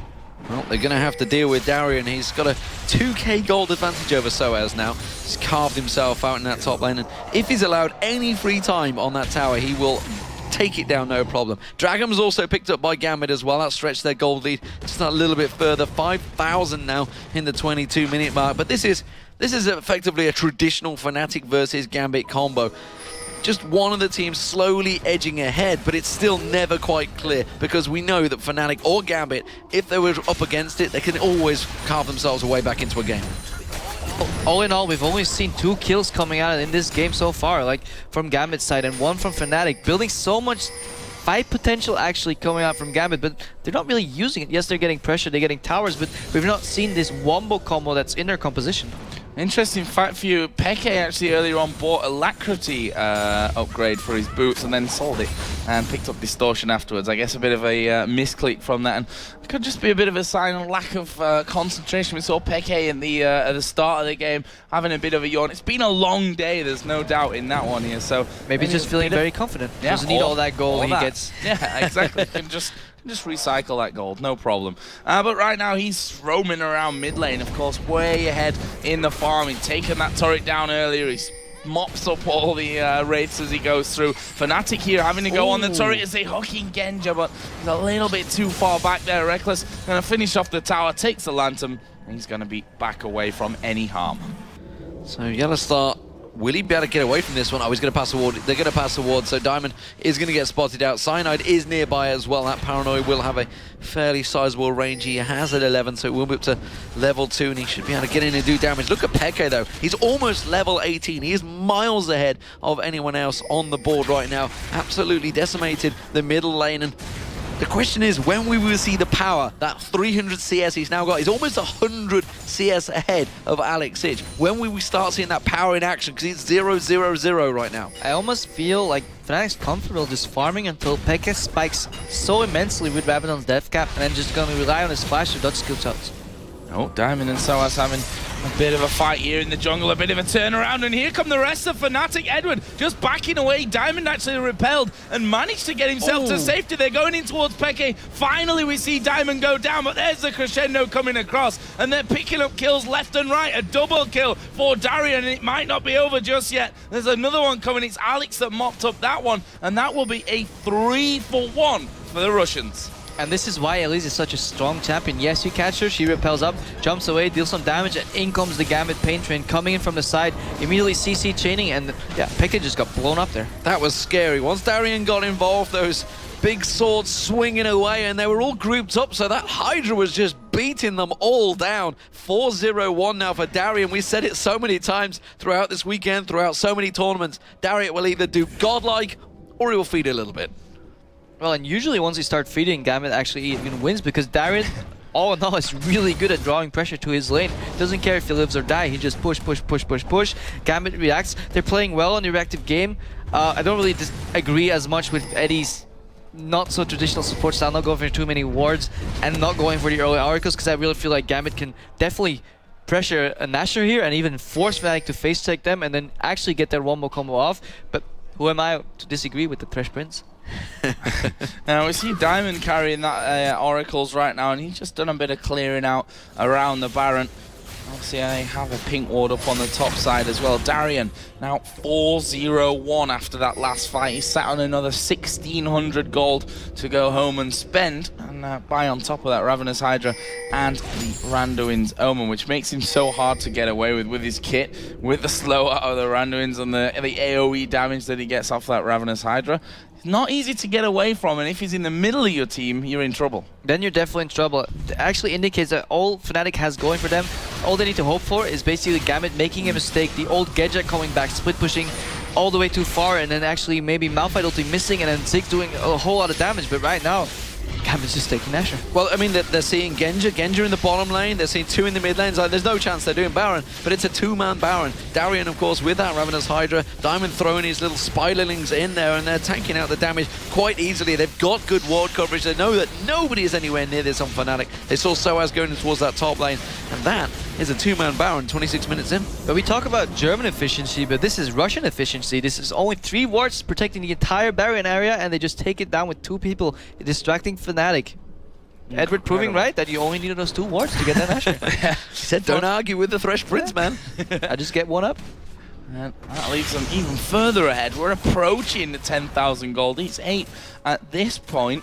Well, GAMBIT now with that Baron are going to be making FNATIC run scared. We've just seen a Thorn Nail picked up now by Darien. Very interesting build path that is going here, Krepo. Basically, they're telling us all that they're gonna blow up Peke and then deal with all the rest one by one. I mean, if sOAZ wants to duel Darien, he'll die. If Cyanide wants to duel Darien, he'll die. If somehow Darien's split pushing and Peke comes to clean the waves, he's okay with that because the rest of his team is just so weak that they'll die to the remaining 4v4. And funnily enough, Alex, it's the way he's building. It's like it's the fear of an ARAM game, effectively, because he's the full AP Malphite, which you only ever normally see in an ARAM. And actually, that 4, I'd love to know how much damage that can do, actually. It's going to be hitting for a hell of a lot. Yeah, it's already up to 680 as Unstoppable 4. So if that manages to find its target in about 4 or 5 people, followed with the crescendo, followed with Darien diving in and getting that Hydra swinging, he is going to massacre that team. This is basically GAMBIT is not going for like the one guy that's the full tank. They all have elements of damage and all have elements of tankiness. Alex just get caught though. Yeah, we'll see if they can take him down though from this one. As you said, he's not exactly weak on his own, and he dives in on towards Rekkles with the unstoppable force. Rekkles will not get away. And I tell you what, in a 1 versus 3, that's not a bad outcome for it. Meanwhile, GAMBIT here are pushing straight down the mid lane. Yeah, they're basically every single member on GAMBIT has enough tankiness to survive for a very short while. At the same time, dive in doing so much damage. Dead. Gonna get him out of the Zhonyas, but not gonna be able to get away with this. It's a 4-man GAMBIT pushing on towards the inhibitor turret, and well, Darien's gonna be hooking out, putting that ultimate down. He's just gonna be cleaving out that inhibitor. It's not gonna survive. Look at the damage pounding down on towards it. Will they continue pushing? I wouldn't have thought so. They should step away from this one, and that's simply a kill trade, and then they get themselves in inhib. Yeah, positioning on that bottom side as well there by the Tribush. It's a 1v3, Alex goes down, the rest of them are in position to swoop straight down into towards that middle inhibitor turret. We saw a great cocoon again from Diamond to actually start that one off. Yeah, definitely Diamond MVP solves all the issues the lanes have in early game and is everywhere he needs to be. One thing I'd question there, why didn't Peke use his bomb to clear the wave? That would have stopped that dead. And the rest of his team would have recalled, which they had, and they would have been back there. They saw them turn up just as Inhib died. Does GAMBIT even need a wave to push in? That is a good question. With a Randians and a Thornmail. Darien probably could have tanked it. I think after DreamHack 2011 or 2012, whenever it was, they gave up on waves and they're just gonna storm the front. You proved the point during that tournament, and 27,000 difference. Good lord! Did anyone see Rekkles? Because I didn't. Well, he's gone. He is a goner. We all gave up on waves, by the way, after that game. Almost gave up on life halfway through it. It was that long. But GAMBIT here, I mean, when Alex can do that to your AD carry, Unstoppable Force is named for a reason. You're not going to be able to stop him getting in. See, usually I was never a big fan of AP Malphite because it's so binary. Either you get him or you don't, but it does seem like you get him immediately with this combo. Look at Eddie. He's like, look what I found. I've got a top laner, and he's going to try and catch me. Not going to happen. Gets taken down. It's Genja. He gives the kill. I think this is almost approaching all she wrote for FNATIC, and I just hope they can wake up next game because GAMBIT looking really strong. You know what it is? It's because Groove's here now.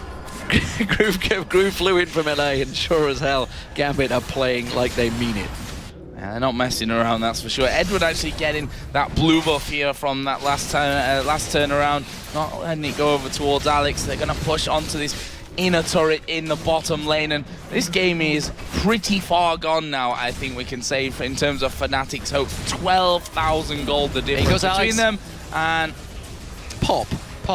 Rekkles in the last 2 minutes has spent more time dead than alive, actually. Yeah, I mean, there's nothing at all that he can do about that other than stay really far back. But even Flash, I mean, you've got to be so quick on it. He did have Flash Wave for Valkyrie available, but he's had a Flash ulti on him once, and with the DFG coming out so quick, he's just getting destroyed. And with the AD carry gone, there's not a lot they can do about stopping GAMBIT. He has to flash the impact, but even then, the Q will probably connect, the DFG will probably connect, and that's enough to take him to half HP. It just, GAMBIT is too far, and yeah, as you said, they're getting their groove on. Oh, Diamond caught out. He's going to have to repel away from this one. The bomb comes down, but he had one little minion that he could repel to.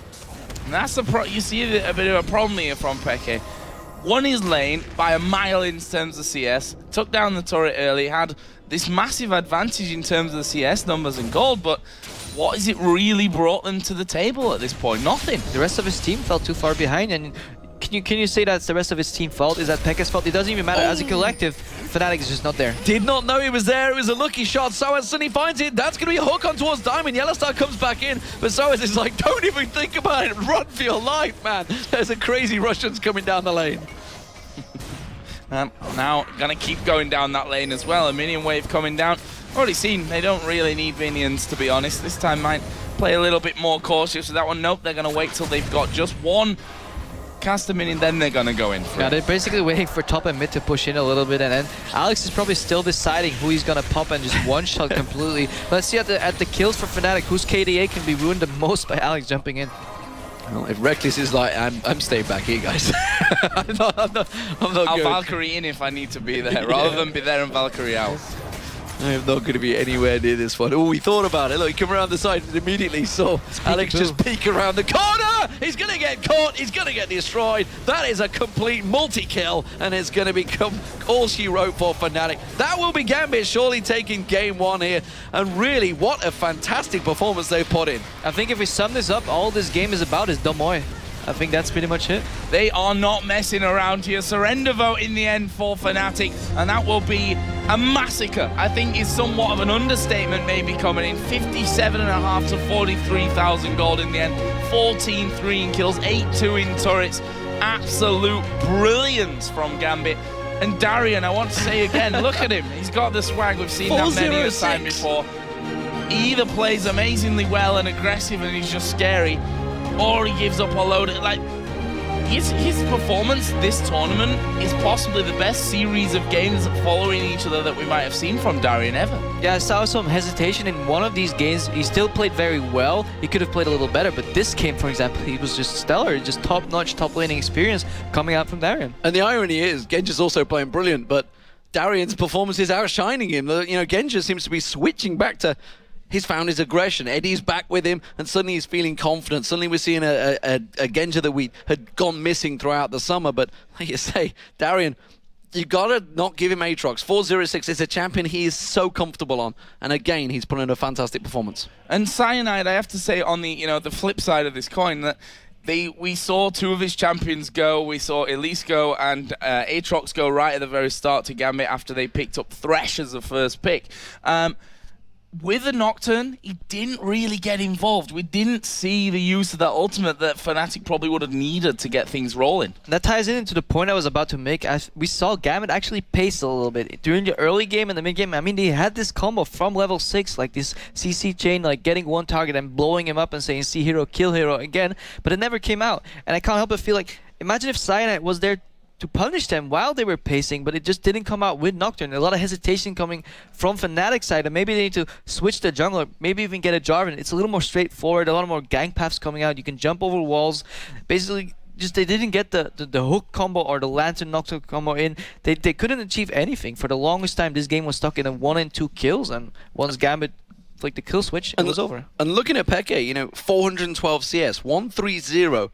Compare that to, say, how Peke played Ziggs, compared to how Link played Ziggs. Ziggs was non-stop roaming. That bomb has got a long range, and you got to reuse it for a reason. But the problem is there was nothing creative for him. He could have come down to the bottom a number of times, just throwing the bomb simply to create some pressure. CS doesn't win you games. It's the same thing that actually was a downfall of CLG so many games. Yes, Doublelift was farming in the side lane, but there was no pressure coming out, and the team would just obliterate you in a team fight. If you're the one guy with all this farm and you're facing Cocoon, Darien jumping in, Malphite ulti, Crescendo, even just Genja blasting away at you with the culling. Like, what are you gonna do with that farm? You're just gonna blow up, and you just hope that your Zhonya's makes you survive long enough, but just wasn't enough for FNATIC. Well, a solid game 1 victory here, but it is a best of 3, so at least one more to come. We'll see if FNATIC can pull themselves back into this grand final in just a few minutes. But first of all, we're going to check in with ReDeYe to take you through the winners of our Facebook contest. Thank you very much. Yes, we aren't quite ready for the winners yet, actually. We still need to have a look through some of the entries. There have been a ton of entries, actually, and of those entries, there's been a very special one that we've just figured out. So we thought we'd show you this one. This is just a very good example of some of the entries that we've had over the last couple of days. This is from TB Skyen. This is the new champion that he wants in League of Legends called the Caster Desk. He wants the whole desk in there, presumably with 4 commentators. Joe, Deman on there as well, Jason and Quickshot, all on the caster desk. It's got a passive on here. It's called Map Awareness. The caster desk gains ability power based on how much of the map is visible to their team. Now, there's also a few others in there. Oh my lord, a perfect engage, which is a switchable, queue. Casting mistake or interview, where they send out a skill shot host in a straight line. There's a few in here as well. Casting mistakes, oxygen tanks, and throws as well are also in there. So a bit of fun. Thank you very much, Skyen. He puts in a lot of effort for the casters, and we really do appreciate the fun that he has comically with us. We're going to take a very quick break now. When we come back, we'll see whether FNATIC can come back into the grand final or whether GAMBIT Gaming can claim yet another Intel Extreme Masters trophy.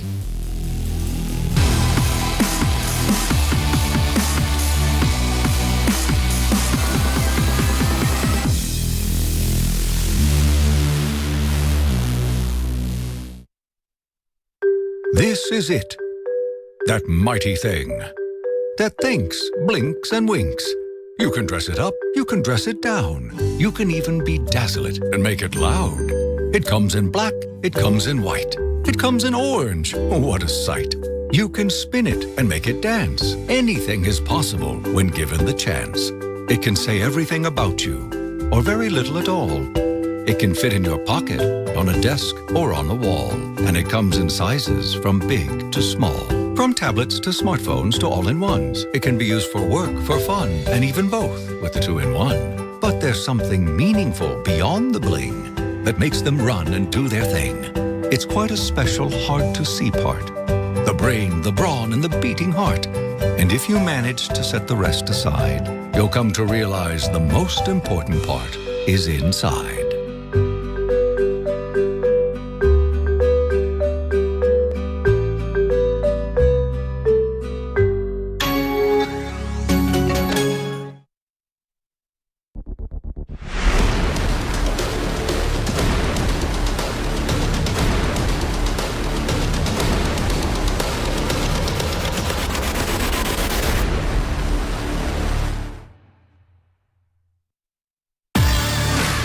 Professional-grade communication tool. The choice of professional teams. Perfect stream viewing experience. Chosen by online streamers. Easy-to-use voice messenger service. Chosen by over 12 million gamers. Communication is always vital when competing in tournaments. Winning a match requires perfect coordination. You cannot win by yourself. Raid Call. Communication for winners.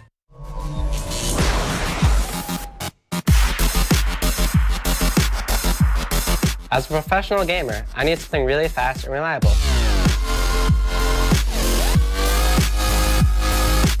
Dude, lagging in games sucks. That's why I use HyperX memory. HyperX memory is super great.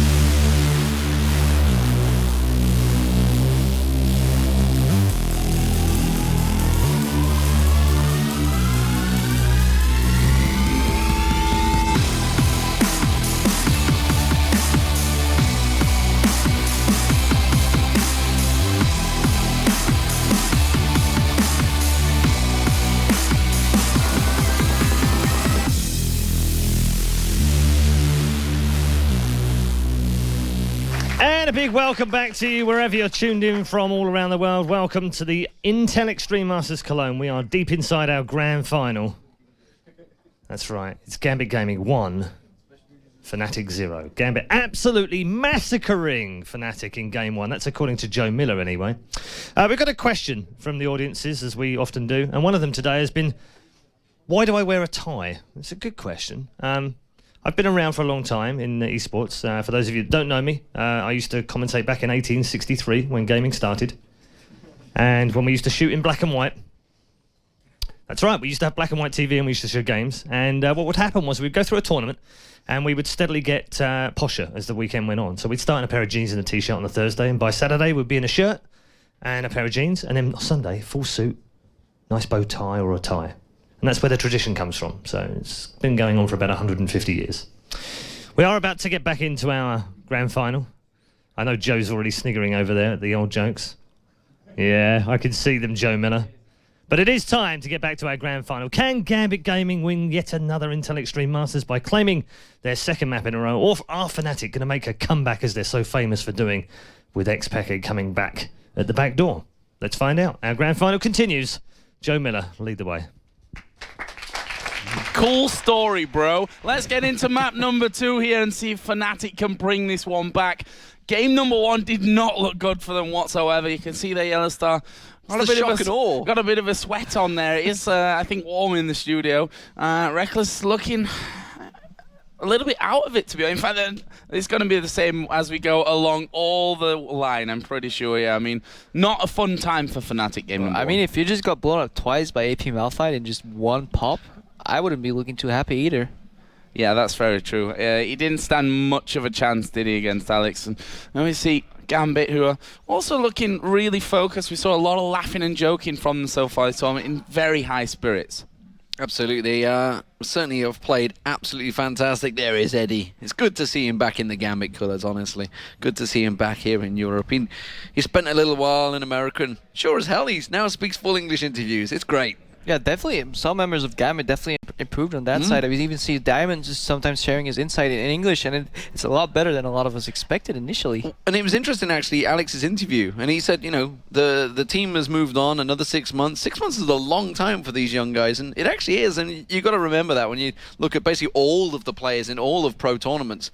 You're only young guys. Yeah, exactly. Like 6 months for all these young folk. It's definitely a long time. You're one of the older ones these days, mate. Sorry. It's almost time for me to retire, almost at 23. So I just hope I have one more good year in me before I have to go. St. Vincent's a step to wait. So now who's the oldest one between Europe and America? I'm not too sure. Well, it won't be me, at least. I'm happy with that. There's probably still is Pete older than you? I believe Pete is actually older than me, older and wiser. So Pete may be up there.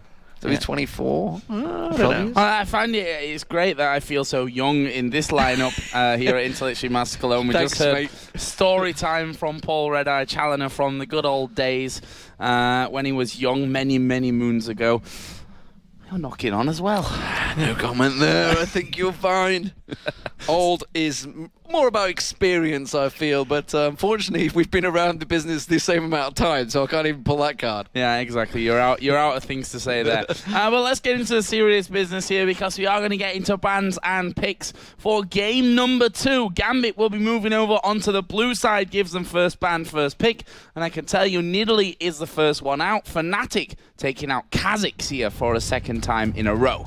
So what will they go with? Will it be standard stuff? Kassadin, of course, being taken away from Peke. I think everybody that watched Worlds has learned that you can't let Peke have Kassadin, but GAMBIT are going to know it more than anyone because they've played against it so many times. Used to be Twisted Fate that was taken away from them as well. Yeah, it's always like the flavor of the half month or a couple of months, especially ever since the Kassadin play on SK there came out, or wherever it was, the backdoor.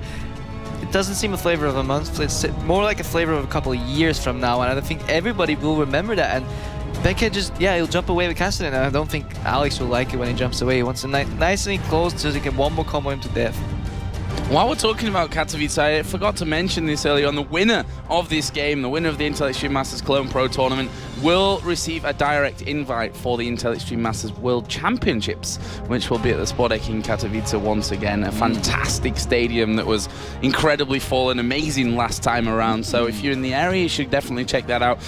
Karma was a final ban here, actually, for GAMBIT. We've seen that being played, actually, by both teams, funnily enough. I didn't think that I'd be saying much about that from Karma. At least the final ban along with Annie from FNATIC, and the picks are going quick, so let's run through them. They left Shyvana up, and we're gonna see that here for GAMBIT this time around. Renekton and Aatrox this time, though, going over to FNATIC.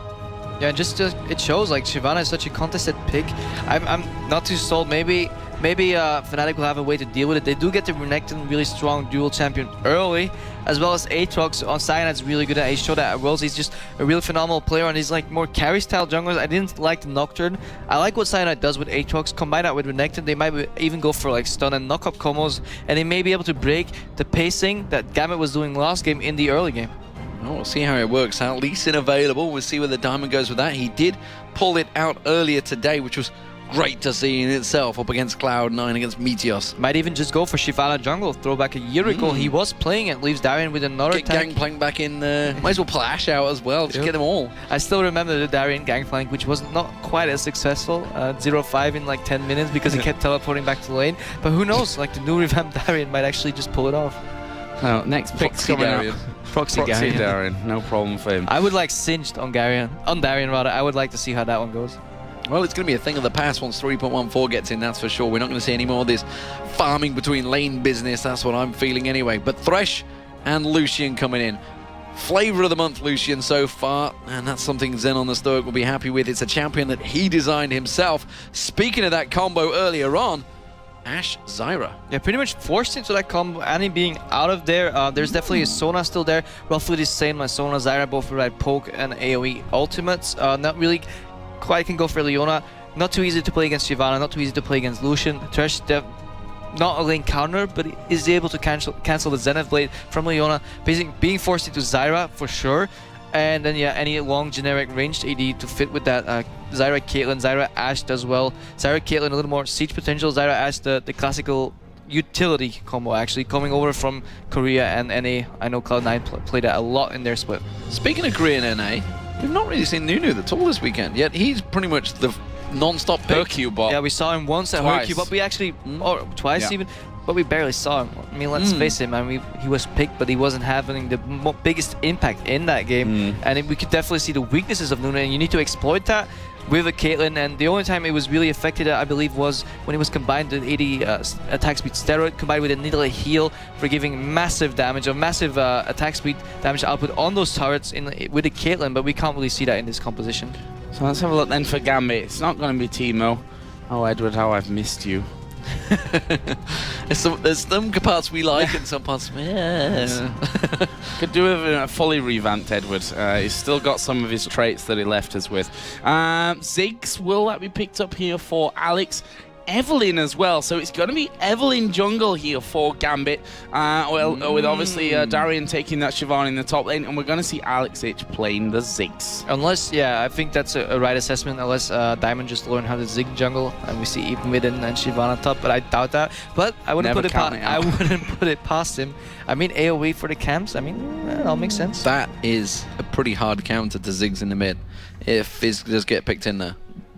If it comes to a straight duel, yeah, I agree, because the damage output immediately and being able to jump around. We did see, however, how xPeke manhandled Alex Itch early in that game. Continuous harass coming out, and I mean, the Fizz only has a jump every so often, so you can only dodge one bomb, but like Alex in this case will be throwing out about 3 or 4 at him every time, so 1 out of 4 is not enough to stay alive.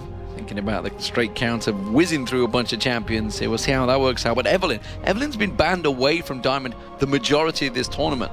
This is a jungler that he was known for, God, way back in Season 2 finals, semi-finals up against Taipei Assassins. Yeah, he does that really well with him, or sometimes he misses the synchronization with his team. I remember us playing against, I think it was European Regional, actually it wasn't the Regionals, it was in the end of LCS. He would flank us a little too early, would catch him out and then turn on the rest of his team, but this is a different GAMBIT showing up. They have really great synergy, and with that, imagine there's a Shyvana lurking on your left, Evelyn on your right, and they're both jumping in at the same time. AoE knockback, AoE slow. you're already down to half HP and there's only 2 people in the fight. So definitely a very, very menacing combo. Add a few bombs to that, and I don't even think Genja has to play anymore. Yeah, final choice for FNATIC, leaving that mid player, that mid champion to last, picking up Darien. This is the changed Ari as well. We should probably mention as well, with the damage amplification on the charm. Yeah, definitely Ari being more reliant on landing that charm. For people that don't know, she gets increased damage if she lands a charm on all her magic abilities rather, and it basically forces Ari not to be just an assassin. Try to land a charm. If it works, yeah, I'll kill him. Otherwise, I'll kill him anyways. It's definitely more relied on that charm. But we've seen Peke. I mean, if anybody's going to land these kill shots, it's probably him. Well, we're going to find out here. We can see that Diamond just looks startled by something. Not sure what that was all about. But he's going to be playing the Evelyn. And we actually saw against Cloud9, they banned Evelyn in both games against him. Or in 3 games, actually, it was, because it finished 2-1. Yeah, definitely respectable opponent. It's really hard to play against an Evelyn. I mean, you have to change the entire mindset of the team. It's no longer just the same start, even in items. Speaking as a support, pink wards go up in value against an Eve, because only green wards are efficient if you place them on the camps and see Eve doing them and then rotating away from them, or very near to camps when she's still not invisible. Otherwise, pink wards is what you need.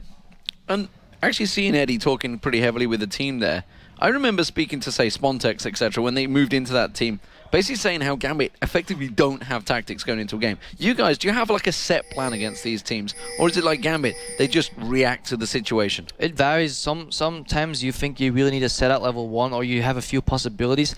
Against GAMBIT, for example, if you know that they like doing the Genja Eddie thing, or the Genja and support thing, like actually last season, where they would 2-man contest the buff, you could counter it or predict it. For example, against those teams that fall into patterns, you can adjust to level 1, but they might just shift out of the pattern. But it looks like they're going in with 5 people here. Not messing around, are they? FNATIC moving straight into that got a ward. They have to use a pink ward in the end for that one, though. But still fine, because they're playing against Evelyn. It still adds some value, and it even allows Peke to be safe against the Evelyn. YellowStar here just getting a ward off towards that blue buff bush as well, and with that they are going to back straight away back out of things. And no pink ward on Eddie's side. You'd usually expect GAMBIT to at least carry 1 to counter ward whatever you place in their jungle, especially when they're playing with Eve. You can expect pink wards coming out, and a pink for a pink is always worth it when you're playing Evelyn. And speaking of starts, Diamond starting with a brilliance pop. Yeah, he's been actually known to do that on Evelyn, but he got... Oh, he's dead. Oh, no. He might actually need it as well. He's going to go down. It's actually Ash that picks that one up. Great start here for FNATIC. Rekkles picking up that first kill, and he seemed a little bit startled there, Diamond. Caught from around the corner, and that is not what they had in mind here for level 1. That's what it was. That's what the reaction was. He sees 2 minutes in advance, and he was like, oh, I've been caught. Well, if he knew, he probably wouldn't have gone there. But maybe he saw himself caught in another life, in another different place. I actually have no idea what went through him. Maybe he thought FNATIC would be starting on his blue buff, and Evelyn is very reliant on a blue buff, especially with that Brilliance Potion, as you guys pointed out. It basically makes it almost binary. He needs 1 out of 2 blue buffs on the map. Oh. Well, here we go. GAMBIT starting off the blue buff. Blue buff has already been picked up by Cyanide as well down this bottom lane. It is going to be the duo lanes both up against each other in this bottom lane. And what do we see? I mean, this is the Zyrash is a classic combo we've seen. Lucian, Thresh, fairly new. Yeah, well, basically, the problem is Lucian and Thresh get early to lane. Lucian has insane push potential just because popping 1 Q can annihilate a wave, but put against that YellowStar and Rekkles on the Ash Zyra combo, insane push potential as well. Both waves will just get blown up immediately, and I think, actually, I'm giving it to FNATIC first to hit level 2 and start poking out. Yeah, that longsword actually added in after that first blood went the way of Rekkles there. At the early levels, kill onto Diamond, always a nice start for them. Diamond has since recovered from that early game knock though, and he's well on his way on his jungle path at this point, on his red buff already. This top lane, Darien versus sOAZ. Shyvana here for Darien, a champion which pretty much they rose to fame with back in the old days as Moscow 5, you know. We'll see how his play style with the Shyvana has changed over the time. Yeah, definitely we'll just to see that evolution. But if you look at what actually FNATIC did on the map early, they spent so many wards trying to scout for the jungle. They left with 0 wards on bottom against an invisible Eve that they knew that started on blue. Blue into red, where do you go? You go bottom. Even though they had the push advantage, they've been pacing around near their tower for about 35 seconds now. I've been monitoring. They can't even CS just because that's how much pressure Eve is putting onto you, and that's why you need those pink wards across the map. Look, they can't even get the CS. Diamond is just poking in the bottom, and this gives Cyanide, well, he needs to make a play, but Alex just playing safe. Speaking of making plays, Rekkles goes down. Genja was caught out there. Sorry, picks up the kill, and that was Diamond going in. Didn't quite catch the start of it because, well, we saw Cyanide going in. They're going to go on towards YellowStar as well. The hyrqBot's doing work. Have they got enough to try and catch on towards him? Cyanide will come in. One more hyrqBot will come out. Diamond gets it with the red. I think Cyanide actually killed the support there by basically letting the hyrqBot cross through, because no way Diamond was in a range there. Nice attempt zoning him out, but it doesn't work. Really well played, and knowing the limits of his champion by Diamond there. And even though we saw them pacing back and forth from bottom, knowing Eve could come, it was just not enough to prevent the death. Rekkles actually died with barriers still up. I wonder if that was perhaps like the pressure getting to him. That probably he should have used that in this case. You definitely expect that, and we see now them coming back down into this bottom lane. Aatrox, obviously Cyanide will be joining in from that one as well. They want to make sure that they're safe down there. And Rekkles' flash is still down from level 1, and you often see that. Yeah, sure, you get that first blood and you get far ahead and it was nice and dandy, but then you notice like you burn summoners, and this is a great team like GAMBIT. They will punish you for burning those summoners. Probably Diamond even just flashed on him and killed him. Oh, wow. That satchel, absolutely perfect. Knocks him right into Diamond. They make short work of that one. They have to invest in pink wards. They need that vision of Diamond. Yeah, I mean, Diamond gets first blood. You know what he gets? He just gets angry and he starts ganking you even harder. The problem is everything that blue pot is now paid for itself. Diamond has got first blood, 2 assists. He's suddenly going to go back and go, thanks guys, I am rolling now on Ev. And that's the only thing you can stop with Evelynn. You just stop him get going and you're generally going to win the game. But when Evelynn gets going, it's scary. He's approaching level 6 very soon. As I say that, he pings level 6 already. Rekkles is still level 3. Zyra is still level 3. What the hell is Diamond doing this game? Oh, look at that. The pink ward in the bottom brush just timed out. As Diamond comes down there, there's no pink ward in that bottom brush. There's one in the top side, and Cyanide is actually coming in from this one. We're going to see Diamond getting involved in this one. YellowStar going very, very low. Where is the ultimate hour? Diamond is going to put down so much damage. It's a double kill in the end for Genja. They're going to keep going flash from Genja.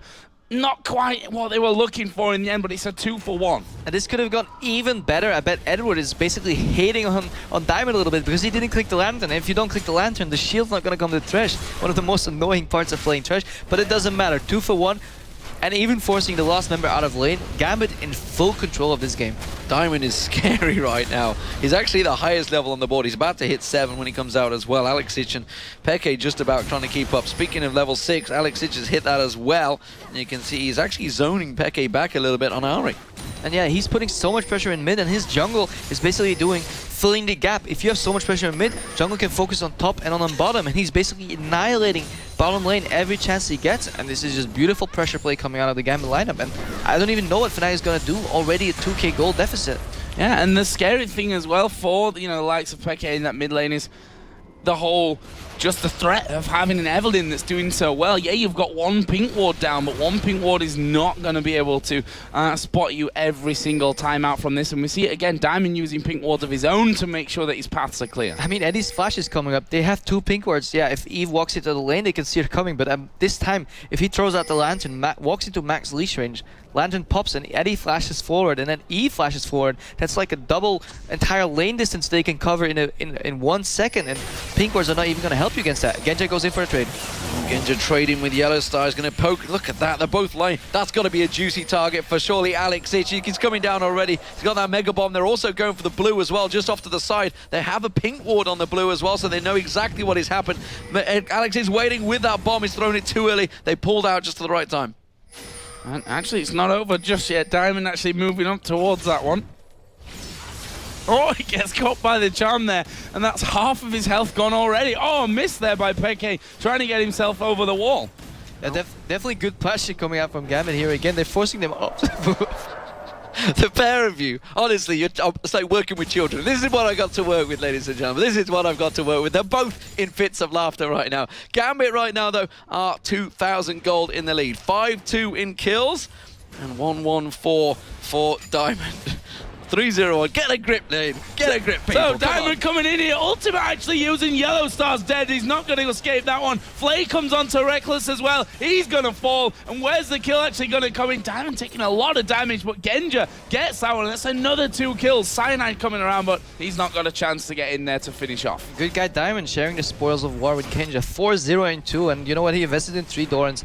I mean, many things have changed in GAMBIT, but Genja's still the same. Genja is still the same. Bomb's still coming through. Peke, how are you going to sidestep this one? The super mega explosive massive range. The bomb is not available. Instead, Peke's going to turn it back around. He's got the ignite ticket. He will take down Alex Ich. That's the only thing he can do, flash forward and just kill him, because he uses all of his lost cooldowns and really good turnaround. Cyanide comes out the blood well. He's going to go down one more shot. But no, Eddie flashes for it, steals it. Peke goes down to Diamond. This is just rolling into destruction derby from GAMBIT. And as that happened, Genja was almost near the brink of death, and just Edward saved him with a lantern and got him out of there. Else YellowStar would have closed on him and killed him. Really good team play there on bottom. Eddie and Genja refining that synergy once again. Look at Darien as well. This is Darien of old with this Shyvana, moving into the enemy jungle whilst in this top lane. sOAZ is actually on his turret hammering away, but he'll be quite fine with that. He's picked up the red buff, and now he can put down some real pressure on towards sOAZ. He's got a Vamp Scepter in there for the sustain. Ultimate used out of sOAZ. Nice force there from Darien. They may lose, well, they're not going to lose this bottom turret, but there's going to be a lot of damage coming out onto it. Yeah, but look, every step Rekkles takes, he's taking one back as well, because he's so scared of Eve randomly showing up. I mean, they have to respect the zone. They might get that tower, but it's too little too late, probably. 4-0-3 Genja, he's gone back to that triple Doran's blade, and because of that early, I guess he wants to keep this advantage going that they've already been building themselves up. I mean, all it takes, a good CC combo might be good for FNATIC here. Oh, you were thinking Darien's back to normal. Is he back to feeding? No, because he can walk away from this one. He's already at level 9. I want a quick mention for GAMBIT here. We've been talking about MVP, who's building it up. Darien's been playing fantastic. Genja's been playing fantastic. Diamond has played stunning every single game, and again, he's at 3-1-5. Yes, FNATIC still stands a small chance if they survive these repetitive ganks coming out, but I'm not even sure if they can. No, you see there, Diamond using his ultimate in there. Alex actually going aggressive from this one. Slow goes down.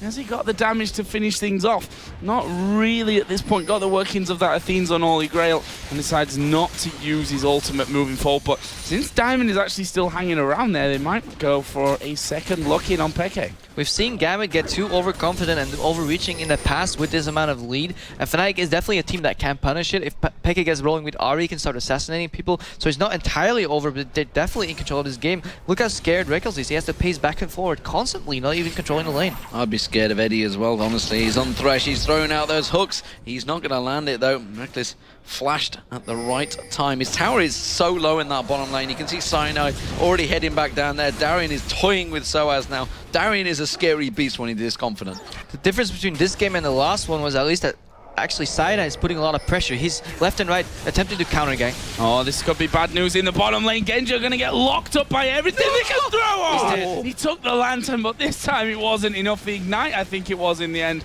No, it wasn't. It was Rekkles auto attack that killed him, but Diamond's coming down. Where's the ulti coming in? There's a bomb from Ziggs. Diamond picks up the kill anyway, and they're going to keep the pressure. Cyanide low. YellowStar's dead. He's not going to escape that. Alex with the last hop of that water balloon going to get the kill.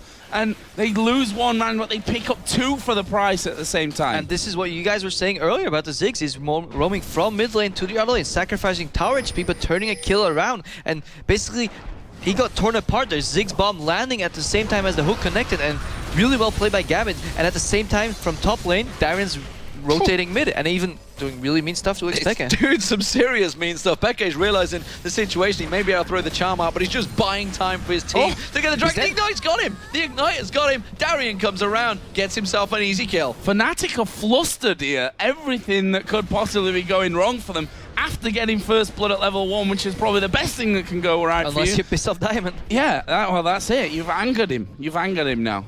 And now what you do? I mean, Genja's back in top, split pushing to his very own self like he used to. I don't know where Eddie's gonna go. Is he gonna refine his AD carry, or is he gonna roam with the rest of his team? Well, we heard Rekkles earlier in the interview saying that Genja is the best AD carry in Europe, whether he meant it or not. It is a 4-1-4 score from Genja once again. He had a fantastic first game, fantastic second game once again, and GAMBIT, this is a return to former glory right now. Here at the Intel Extreme Masters in Cologne, they are smashing the opposition. They destroyed Cloud9 earlier on, and FNATIC, well, it's going to be all over again. Rekkles, you're not getting out of this one. The hook will be dodged, but frankly, there's too much damage now coming out from GAMBIT. If only Zyro had a lantern. Yeah, he could do with probably a little bit more like 4 summoner spells, barriers that he could put on his own team. Yeah, just not going well here. After game number 1, we saw the tweet from Carmack earlier saying FNATIC looked rattled, and it doesn't, the break in between games doesn't seem to have, number 1, slowed GAMBIT down or really gained that much confidence back after. I thought it was going to be different after getting that first blood in there, but it just hasn't. And usually if you look at the stats, the first team to get the first tower and the first kill in the game generally does really well, one would say, but yeah, obviously not against the Russians. Edward down in the bottom lane, he's gonna die from this one, or is he? No, he's not. Cyanide gets a Bloodwell pop. Here comes Diamond. Cyanide is a dead man. He will fall to that one, and now they chase in. Genja rooted under the tower. He's got enough. Yeah, one hit would have done that one as xPeke and Alex going to go head-to-head. The charm actually landing, both down to about half HP, but xPeke's got no mana left here. Alex has not got his ultimate available. That was used earlier on. There's low health pings going somewhere on the map. Yeah, xPeke is probably dead from this one. Misses the charm. Flash over the wall from Diamond. That's another one. 7-1-6. Wow. Synergy casting right there. One man is not enough to describe the awe that we feel for Diamondprox right now. He's playing so damn well.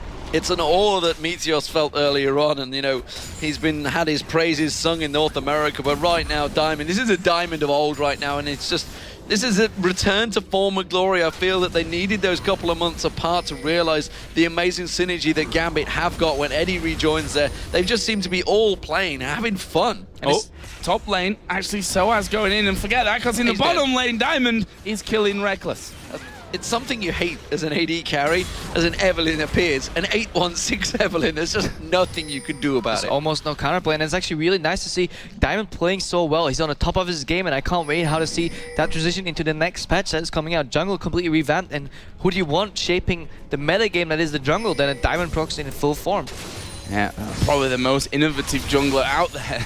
Perfect for him as xPeke just dodging that hook as Edward comes in from the side. This is going to be a turret takedown soon, at least. Maybe not with this wave, but they will be taking that one before long. Cyanide actually coming in. They're going to try and make a play onto Genja and Alex. sOAZ coming down as well. They're going to try and manhandle these two as Alex actually going in, realizes all of a sudden, okay, I'm in trouble from this one. He's going to go down with Cyanide picking up the kill. I'm dead, press R. That was simply all that was. There's no way to analyze that one. The culling is available for Genja if he needs it. He has got the entire team coming on towards him. Can he get out? But Diamond comes in. Will he be able to land that ultimate, get himself a big shield? He can turn this one back around. You can see Eddie coming in. He's feeling fancying his chances. Throws out the hook. Doesn't land anyone. Darien comes in around the side. It's a pincer move, but it's a pincer move that may be successful. xPeke's burning. He's going down. Next target's going to be Cyanide. Jumps away. Good grasping route from YellowStar. That's going to stop the attack dead. And we see about 23 kills in this game already and 1-1 into turrets. Always something crazy when GAMBIT plays. They're going between turrets now. Are we going to see this one or not? Because we're going to see sOAZ in sorts of trouble. Genja managing to catch on towards sOAZ. Where are you going to run, lads? You're not going to be able to get away from this one. Rekkles is going to get focused on by Genja. That's actually been a pretty close fight, but sOAZ, he's in all sorts of trouble. It's not close when Diamond comes along, that's for sure. 9-1-7. Shyvana ultimate across. sOAZ is going to go down. There's not even a lantern for you because it's Eddie coming in to get the kill. And you have to pity the poor camera guy having to follow this because GAMBIT is just killing them. I have no pity for Unso. What do you mean? He's done this all year. GAMBIT is killing them so quick that it almost leaves no time to switch the screen, and we're basically going from one gray screen to another because FNATIC is dropping like flies. This is, I used the word massacre for game number 1, and well, what do you do I might have to bust something else out for this one because it needs an adjective so strong again as we see the bomb coming into middle. xPeke loses half of his health, and guess what? Rest of the team are here. There's Diamond focusing in on towards Cyanide. He's going to jump over the wall, but Diamond pops a W, gets slowed down, but he's going to keep chasing on through. xPeke using his ultimate here to escape. Cyanide's flashed over into the blue buff, and now YellowStar, you might feel safe on that turret, but I guarantee you're not. Look at Diamond. He's gone straight. He really wanted that kill. He's hunting for it. The middle tower is in all sorts of perilous trouble. Rekkles. Oh, Rekkles. Oh, Rekkles. You may have had a great duel with Doublelift earlier, but you're not winning the fight with Diamond. That's for damn sure. He's going to be 2-8-1, Rekkles, now, because Diamond 10-1-7. By that logic, Diamond confirmed for best AD carry. Double best AD carry worlds, that's for sure. Look at this in the middle. Boom! Another headshot comes in. YellowStar rattled as he bounces around the base. At this point, the only place where FNATIC is safe is their own fountain, and I'm not even too sure about that one anymore. I'm not sure either. Cyanide here underneath the inhibitor turret. He's getting back up on a box, and he's going straight back down 6 foot under in a box. There's the turret going to be focused in from this one. The inhibitor itself's going to go down. GAMBIT might win this before FNATIC even have a chance to surrender. Yeah, this is a 19-minute game. That you can't analyze that, Krepo. I'm not going to let you talk because, simply put, this is I don't know, genocide maybe is probably the only word I can feel for it, because, frankly, they are 12,000 gold ahead. 20 minutes not even approached yet, and there's no way of ever coming back from this game. And I was about to say, what's left to analyze here?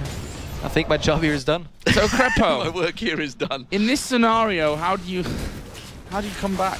How do you come back? Another week. Is there an actual possibility for GAMBIT any way to come back in this? I mean, for FNATIC, sorry. Yeah, GAMBIT is probably coming back in this game, I believe. But yeah, I'd like to say yes. The culling still does nothing, even when you're fed. Confirmed by Genja. Even though he's 7-1-7, sOAZ didn't even feel the need to pop Dominus. Finally, he'll go down to basic attacks. On a serious note, GAMBIT is all relatively squishy except for Darien. If they manage to go and send him in 1x5, 1x1 until the 5 men are dead, yeah, maybe. But even then, I think FNATIC is going to burn through.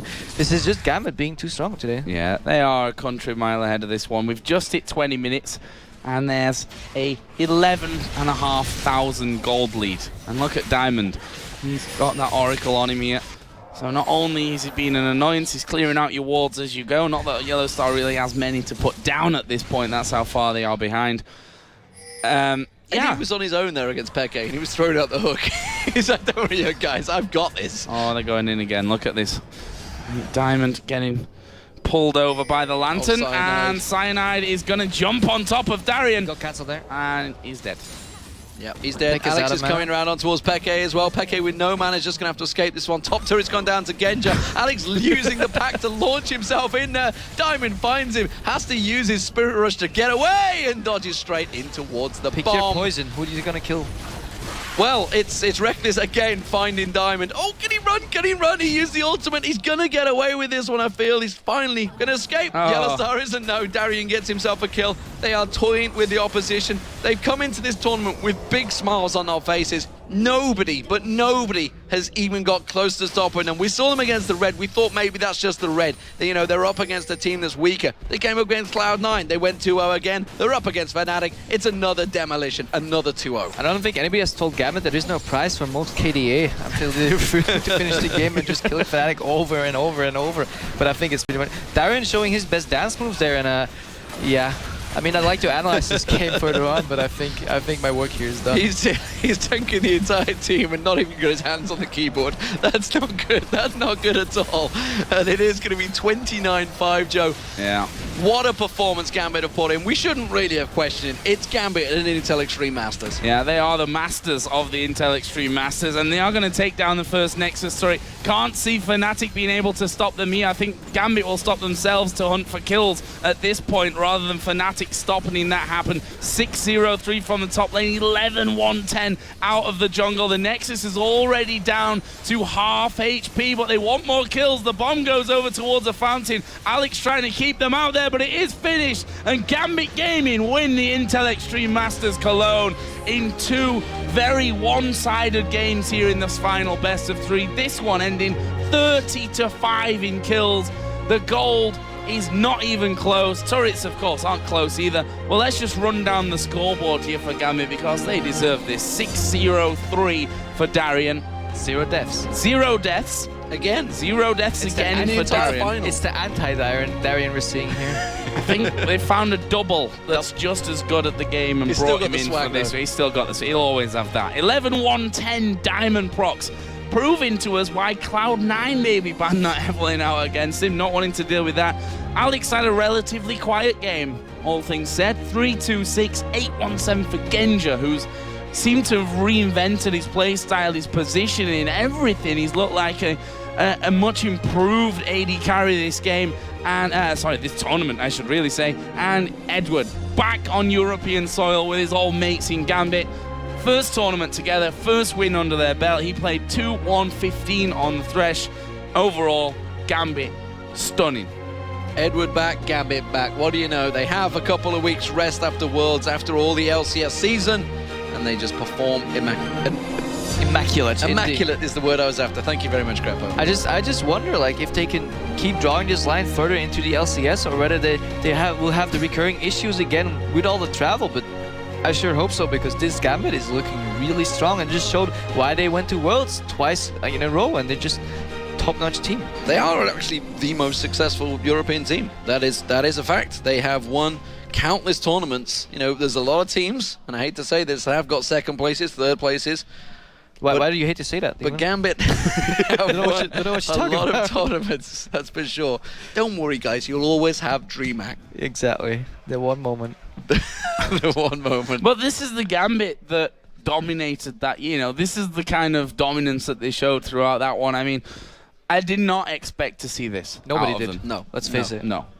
Who did? And anybody that did was probably just overshooting like their reach, because how can you predict this? Yes, FNATIC didn't practice it hard, and then maybe an excuse, or maybe it can't be used to diminish the performance GAMBIT pushed out here. Like, great synergy. We saw a great GAMBIT of old in some aspect, but we also saw a GAMBIT of new. Like, way better synergy between Genja and Edward, and way better play by Genja overall, way better map awareness. He wasn't just being that Ashe again that was split pushing all of a sudden on the top lane. No, he was where he had to be, played his fights correct, waited until his moment. Remember the 4v2, like, Genja, like, show going on in that match against Cloud9, and he just played so well. Yeah, I mean, look at who they've beat. FNATIC, who were, you know, spring and summer split champions. And at World Finals.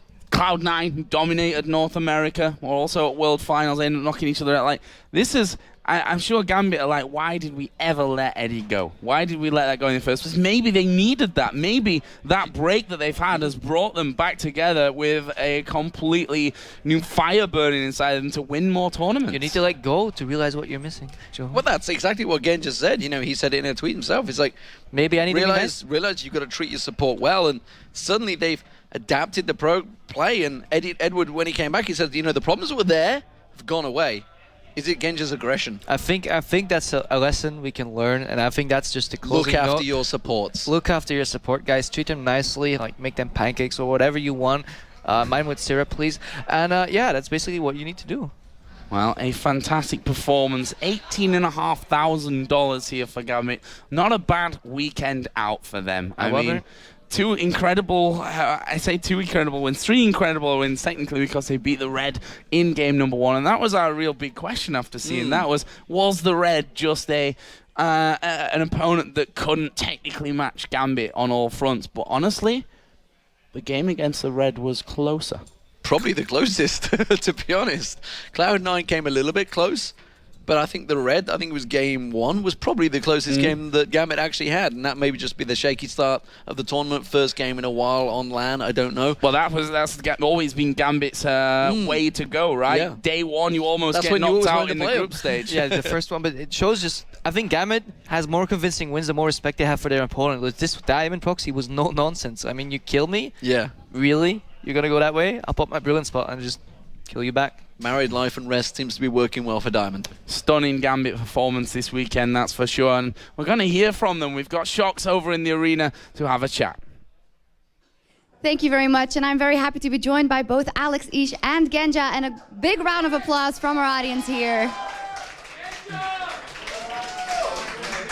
A fantastic performance, and let me start by asking you, Alex, how good it must feel for you, because you've been through so much with these guys. Does it feel like the puzzle has come together again, that this is the winning lineup that's gonna do it? I think we won a lot of tournaments in this lineup, so we will win even more now. Very good to hear that. And I know that a lot of people want to hear from Genja, so I'm very happy to have him here, and you're gonna act as a translator for that. Genja, you know, just tell me about what it's been like for you to experience to have Edward back in that lineup. You seem like a changed player. Ну, каково это иметь Эдварда в команде? Ты выглядишь как изменившийся игрок. Ну, неплохо. Мы, в принципе, после его возвращения, по крайней мере, пока у нас как бы все дела клеятся лучше, поэтому я думаю, пока все хорошо. Genja feels good because after Edward coming back, everything is going fine, and he thinks that it will be good. All right, and I'd like to ask you just about the games. We saw that you did pull off a fantastic Ziggs this time around. Just tell us about that last game. It was very convincing in your favor. So, I don't know, like, the only thing I did was being in, like, 1 kill on Peke in mid lane, and the other, like, coming to bot lane. But otherwise, like, Diamond was killing everyone everywhere, because I think he was raged because he got first blooded. So, he just wanted the revenge. All right, I'd like to ask you, Genja, of course, it was very hyped, the Doublelift versus the Rekkles matchup, and then he got to face you, and it seemed that he had a really hard time. How was your experience in lane versus him? Был большой как бы шум вокруг Реклиса против Doublelift, а теперь ты пришел против Реклиса. Каково тебе против него было стоять на линии? Ну, я не скажу, что стоять было против Реклиса сложно. Это как бы не из-за того, что он плохо играл, у них просто игра не складывалась. Вообще, как бы, если у них игра не шла. А так, как если сравнить, там у них споры идут, кто из них лучше, не знаю. Я просто с Реклисом больше встречался, и мне кажется, что он сильнее играет. Возможно, я просто недооцениваю Doublelifta. So, he can't say that it was hard, but it was because the game just didn't go well for FNATIC at all. And he thinks that Rekkles plays better, but maybe it's because he played against Rekkles much more than against Doublelift. Okay, one final question. Seemed like you could close it out a lot earlier than you eventually did. Was it just to prove a point? I don't know. I think Darien just loves to sit like this during the play. And so we decided to play a bit more and to increase our KDA a bit. All right, well, fantastic performance here, fantastic tournament. Give it up one more time for GAMBIT Gaming, you guys.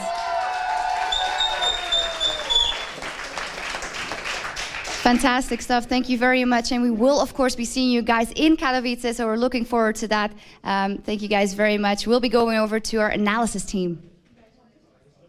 Someone needs to tell Alex and Gambit that the KDA they get here doesn't actually go into the LCS for them. But I am joined by Mithy, and we're going to break down the game just really quickly for you, and then just generally overall the entire tournament. Now, Mithy, what did you think of those two very one-sided games? For the most part, I think Diamond played very, very good and just like solo carried those two games. Yeah, I mean, he was always in the right place at the right time, it seemed. Especially in game 2, he was able to always help Genja out and really help him succeed. And, you know, what's your thoughts? As a support player, you see AD carries, you see their trends. What was your thoughts on Genja just sort of changing his style all of a sudden? I don't think it was much of a change from him. He just changed a bit his champion pool, but I think he didn't really ever have a style. He just like plays good and safe, and that's all. Yeah, I mean, they did extremely well. What about the picks that we saw come in? I mean, we had Shyvana get through, and we saw in your games a little bit earlier on that that's not a champion you necessarily want to see get into the game. Shyvana top and jungle is very strong. They apply a lot of pressure on the map. They don't have any CC or anything, but the amount of split push they can put out as a top laner and basically being able to duel pretty much anything. And as a jungler, Shyvana gets so tanky that she can dive and put a lot of pressure in the map too. So yeah, it's a champion you don't want to see or play against. Oh yeah, I don't want to ever go up against that. But coming into the next couple of weeks, we have patch 3.14 going to be used for the actual promotion tournament for the group stages. Are you guys going to be watching these very carefully to see which team you guys want to go up against? Yeah, for sure. We want to pick, we are first pick, so we want to pick our weakest opponent. And yeah, our lives are at stake, so we will really study those games. Now, are you guys already prepared for 3.14? Have you guys been practicing quite a bit for it? No, not at all. I think I've only played one game of 3.14. Actually, I think I played maybe two. A good one for all in there. But, you know, coming into the season, coming up for LCS, assuming you guys do requalify, are there any teams, or from at least from what you saw today with GAMBIT FNATIC, that look even stronger from them? Or from then, sorry? It's hard to tell. FNATIC, and well, especially FNATIC, has not been practicing as much as other amateur teams have been practicing. There was like 2 months break or something like that, right? And GAMBIT played because they were hyped up. They got Edward, so they played for a lot, but FNATIC didn't. And it's hard to tell, but I think Wolves are very solid at the moment, team play-wise. And speaking of changes coming in, with Edward coming back into GAMBIT, you guys obviously just went through a change yourself, becoming an NIP. You even had more experience with that prior, coming from the Wizards into LemonDogs. Have you seen anything that's kind of carried over for LemonDogs that maybe you guys need to change coming up? Out of the games this tournament, I don't think it's anything that's carrying from LemonDogs. I think it's like new team, new rules in a way. You just have to like adapt to the meta and change out some stuff. Mostly communication anyway, and think like personal-wise, just thinking and knowing what's up and not to get caught and all this kind of stuff. Good. Thank you very much, Mithy. I wish you guys the best of luck coming up into these next few weeks. But for now, we're going to head over to Paul, who's actually going to present to you guys the winners of today. Ladies and gentlemen, welcome to the prize presentation for the Intel Extreme Masters Cologne. And with Carmack right now. Carmack, it's been a fantastic weekend, a record-breaking weekend. So how's it been for you personally? Fantastic, and just one thing to say, after Joe Miller, actually, it's a shame we don't have a bear to give the checks and the trophy to the Russians, because that would be quite fitting. Somehow, I don't know how, it's their tournament. Intel Extreme Masters is just where they shine. It always is. And what about the record numbers this weekend? It's been great, right?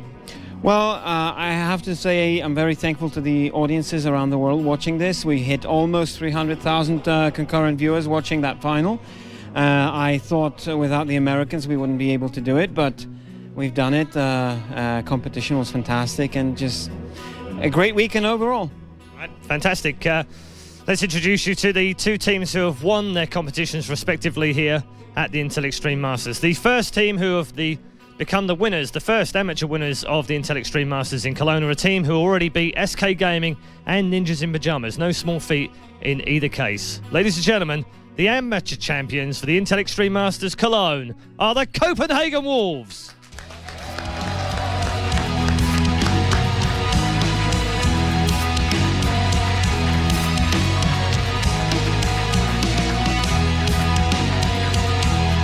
Our winners, of course, of 17,000. Let's hand them over. There we go. Lovely, wonderful. $17,000. And Carmack, do the honours. And also the trophy. Ladies and gentlemen, your champions for the amateur, Copenhagen Wolves.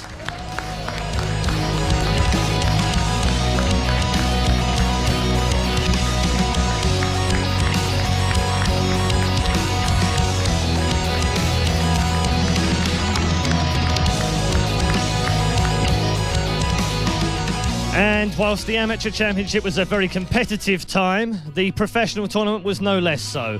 And the professional tournament in the end ended with two European teams, or at least not American teams, that's for sure. They came, they saw, but they did not conquer. They came up against a brick wall. That brick wall was the same team who come back year after year and time after time to the Intel Extreme Masters. They are, as Joe Miller said, the masters of the Intel Extreme Masters. The winners and champions of the Intel Extreme Masters Cologne 2013, GAMBIT Gaming.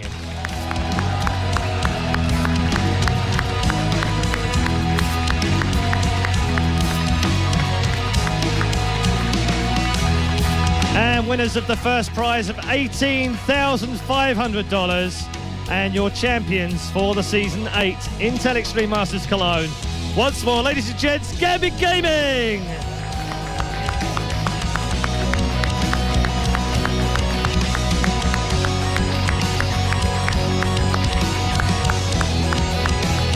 It's also time to point out as well that the MVP voting has just come to an end. I can exclusively reveal that Diamondprox is the MVP for the Intel Extreme Masters as well.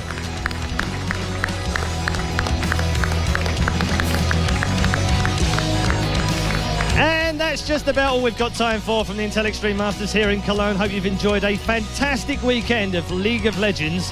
Ifya, it's been an absolute blast, right? everything that is going to come in our... we're going to Singapore on Tuesday. We have Katowice coming up. There's so many things. It's going to be amazing in the years to come. And this guy has been crazy the whole weekend. We're going to leave you with these wonderful images. The champions, once more, of the Intel Extreme Masters. Who else but GAMBIT Gaming?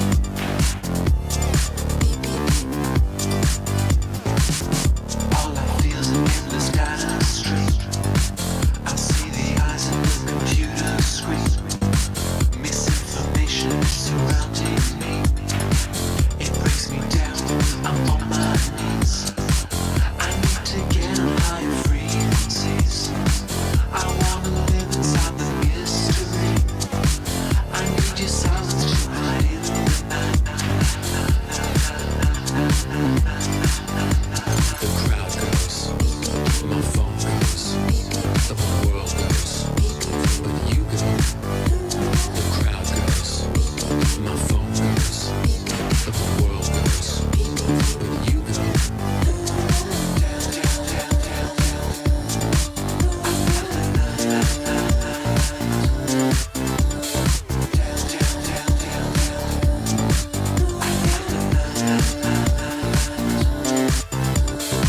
I see a shadow in the dinosphere. I feel a change in the atmosphere. I hear the calling and it's crystal clear. Time to disengage, to disappear. The jury's out and the reports are in. I crunch the numbers and they fell within the range of danger for a foreign mind.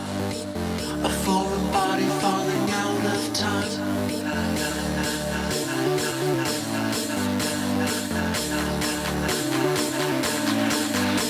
The crowd goes, my phone goes, the whole world goes, but you go.